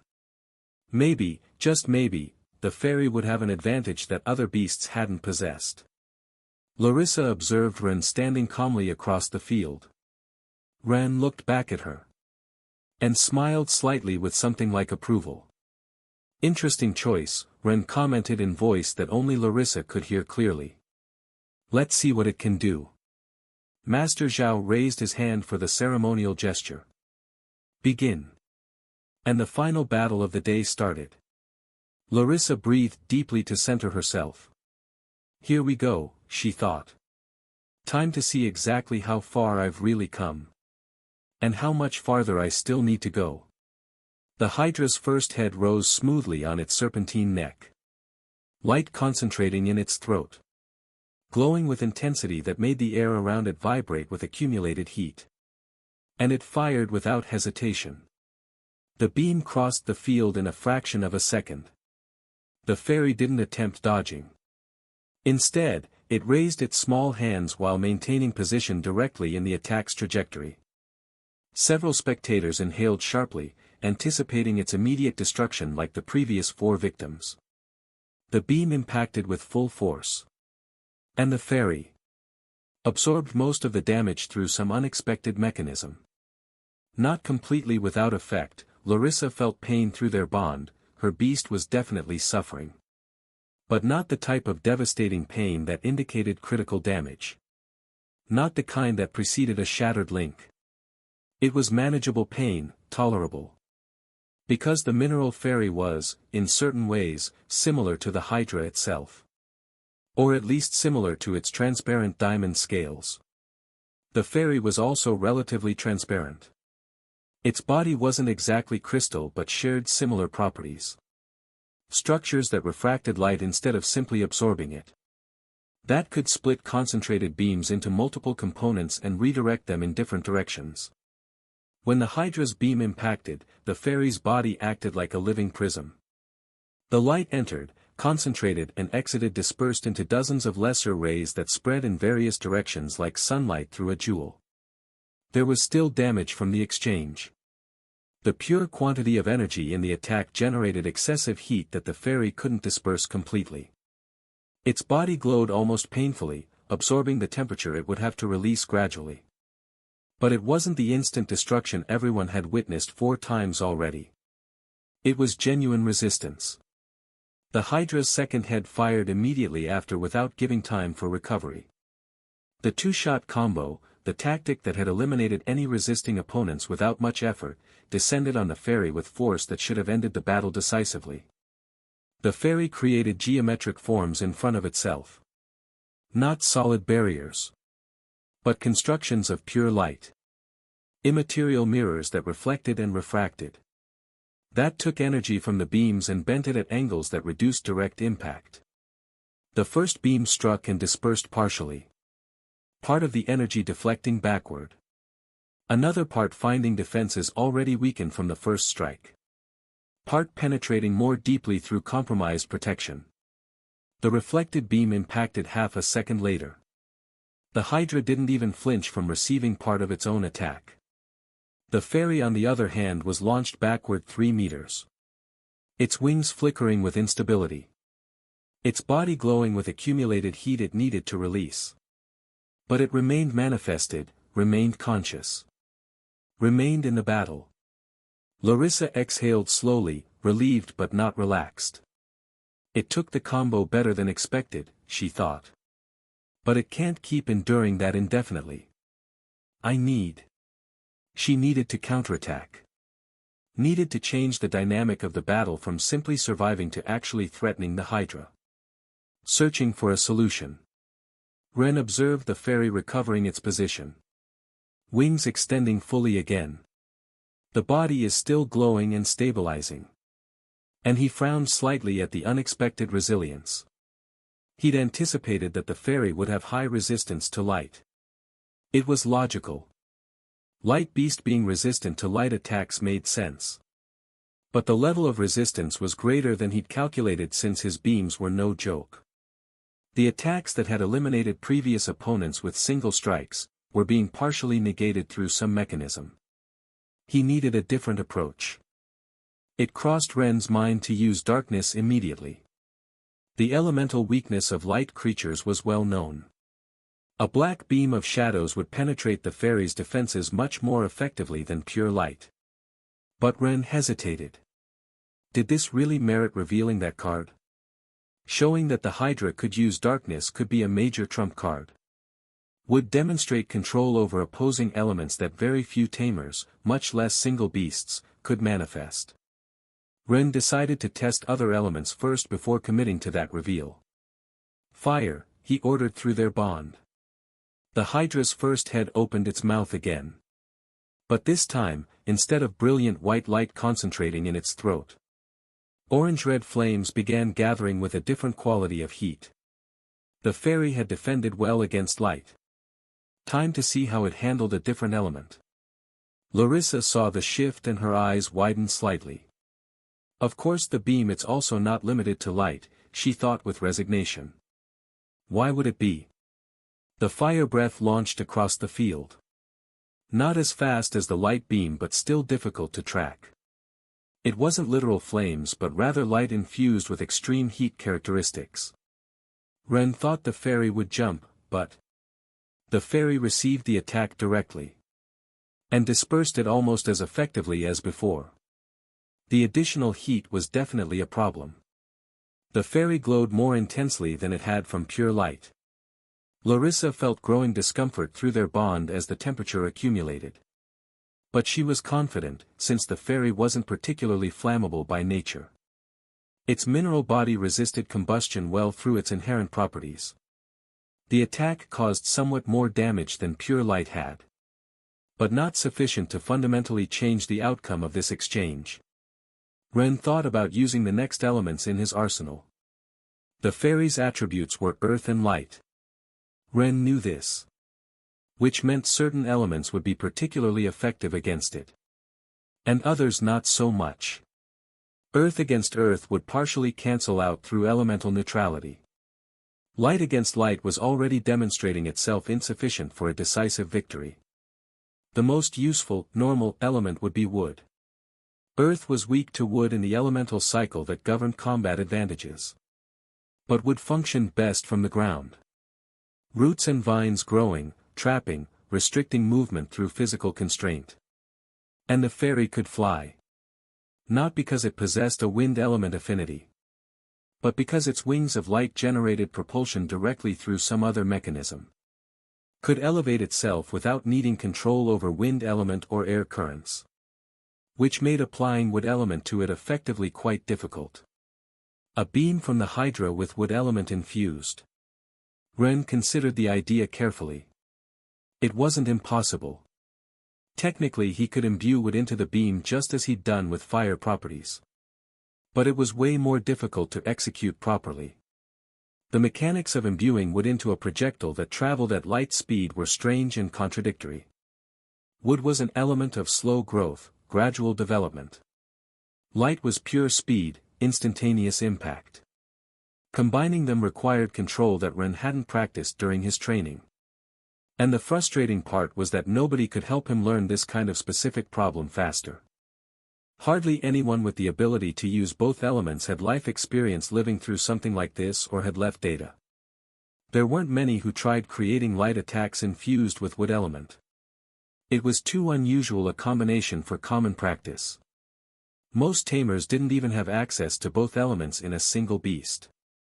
And those who possessed multiple beasts with different elements rarely had those two specific ones together. Ren was alone in this. And having to solve the mechanics in real time during an active battle. He attempted several shots but couldn't integrate the wood mana properly and the fairy could dodge the beams easily. Ren noticed something frustrating about the attempt. When he used wood element, the beam wasn't as fast as pure light. Imbuing elements added metaphorical weight to the attack. Made it slower. Gave the fairy additional fractions of a second to react. And the fairy used those fractions perfectly. Dodging with grace that seemed almost choreographed. Fluid movements that carried its small body out of trajectory just in time. After the sixth failed shot, Ren realized this approach wasn't going to work. He needed real elemental advantage. But a practiced one. He needed darkness. Darkness revelation. Ren finally made the decision. It was an important exam after all, the final one before becoming an adult in front of his parents and friends. It was time to demonstrate a bit more of his capabilities. Yes, he'd be revealing some cards, but there was no real reason to hold this back when he had more cards and everyone would eventually learn everything anyway. Or perhaps he was just looking for excuses to show off a little more in front of the public. Who knows? Darkness, he ordered simply through their bond. The Hydra's first head responded to the command. But this time the light in its throat changed dramatically. Golden brilliance being consumed by blackness that seemed to absorb light instead of emitting it. Darkness concentrating. Manifesting as a tangible presence that made the air around it feel noticeably colder. And it fired. A black beam crossing the field. Not with the speed of pure light, darkness was also slightly slower. But fast enough that dodging normally, like it did with wood, would be impossible. The fairy began moving laterally. Attempting to evade through speed. It wouldn't be sufficient. The beam would catch it, and darkness attacks were the fundamental weakness of light creatures. It would penetrate the defenses that had resisted pure light and would cause devastating damage. But then the fairy disappeared. Not invisibility. Not movement too fast to track visually. Literal disappearance from existence in one location. In one place one moment. In a completely different place the next instant. The black beam passed harmlessly through empty space. Continuing its trajectory until impacting the field wall in the distance. Dispersing without effect. The fairy reappeared 5 meters away. Unharmed. Spatial jump. Short-range teleportation. The same ability that Larissa used so skillfully herself. Of course, Ren thought with renewed appreciation. I thought it was strange not seeing it before, but Larissa wouldn't use such a costly ability without reason. She must have avoided using it during the heat beam because of the high mana cost. In the stands, a murmur of surprise rippled through the audience. Because now it was clear to everyone watching. The Hydra couldn't just use light element. It could also use darkness. The rarest opposing element. In the same beast and manifested with control that suggested complete mastery over both. How many elements can it use? Someone murmured in disbelief. We already saw that the mantis can use all the natural ones, another responded. Can the Hydra do the same? If it can use light and darkness, what can't it do? The questions floated without answers. Because nobody really knew the limits of what Ren had cultivated in his beasts. Ren fired again with a new adjusted aim for his new weapon. Darkness. Targeting where the fairy had repositioned itself. Spatial jump again. The fairy disappeared before impact. Third shot. Fourth. Fifth. Each time the same result as the fairy dodged with short teleportation that negated the speed advantage of the attack. The Hydra was having difficulty landing any successful hit despite the elemental advantage. Because it didn't matter how powerful or effective the attack was if it couldn't connect with the target. The fairy could teleport out of danger consistently. Larissa felt confidence growing despite the overwhelming power gap. Not much confidence. She wasn't under the illusion that she could win without counterattacking eventually. But maybe I can make him work for this. Maybe I can force him to actually exert real effort. And if she could accomplish that. If she could tire the Hydra enough that her lynx could finish the job. That would be her own victory. Small but significant. No. She couldn't settle for just that. She decided it was time to change the dynamic of this battle. To stop only defending. to attack at her own tempo and force Ren to respond. The fairy possessed two elements of its own: earth and light. The question was how to use them to obtain any advantage against the overwhelming power. Earth could create structures, could manifest solid projectiles. But the Hydra could use earth as well and had already shown capability to disperse physical attacks before. Light was the shared base element. The fairy might not cause damage with that, but perhaps it could blind, distract, or create an opening for a more substantial attack. Larissa began formulating a rapid plan, which she quickly developed and applied in the next exchange. If she didn't have sufficient attack power to damage the Hydra directly, she would use the Hydra's own elevated power against it. The mana was depleting with so many spatial jumps, so she had to act quickly. Larissa ordered the fairy to create a curved and symmetrical structure while dodging, a structure that would direct all captured energy toward the center and reflect it back. Another beam, a powerful flash of light from the fairy to distract Anne. It was completed. The next shot was captured by the crystalline structure which caught all the energy and managed to return it. It seemed the plan had worked perfectly when the crystal formation didn't shatter and functioned as intended, but Larissa lost hope when Ren smiled with his eyes closed. It was a small smile, but Larissa saw it clearly thanks to the light, and felt alarm growing in her stomach. He had something new planned. The Hydra seemed to have decided it could receive the reflected strike directly by trusting in its resistance, struck the ground with one massive limb, and a large pointed rock covered in roots broke through the formation in front of the fairy. If Ren couldn't imbue the rock's weakness into the beam properly, at least he could do it through the ground as was commonly done. The roots didn't just break the fairy's structure, they also tried to trap the small beast, forcing it to jump, teleporting laterally to evade the grasping tendrils. The fairy reappeared several meters beyond in a costly jump to escape the root's range. And Larissa felt through their bond that it had used a significant portion of what little mana remained. The cooldown for spatial jump with so little mana wouldn't be as quick now. The ability was expensive and couldn't be used infinitely without pause. And Ren had just forced that cooldown. Deliberately. At the exact moment he wanted. Because when the Hydra was about to receive its own reflected darkness beam, it disappeared. The enormous beast completely vanished. Its own personal teleportation. A capability almost nobody knew it possessed. Spatial jump identical to the fairy's own. And it reappeared directly behind the fairy. 2 meters of distance. Too close to evade physically. Too close for normal dodging to function. Both heads were already manifesting energy for the attack. One illuminated with blinding light. The other darkened with pure blackness. And they fired simultaneously. 2 beams. Light and darkness. Launched at angles that converged on the target. They didn't fuse perfectly. The union was imperfect, you could see the separations where one element ended and another began. But they fused sufficiently well.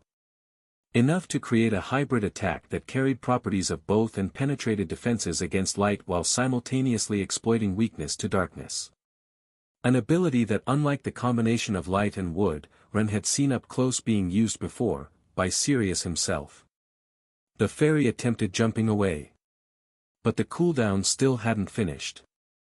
Half a second more and perhaps it would have been able to teleport to safety.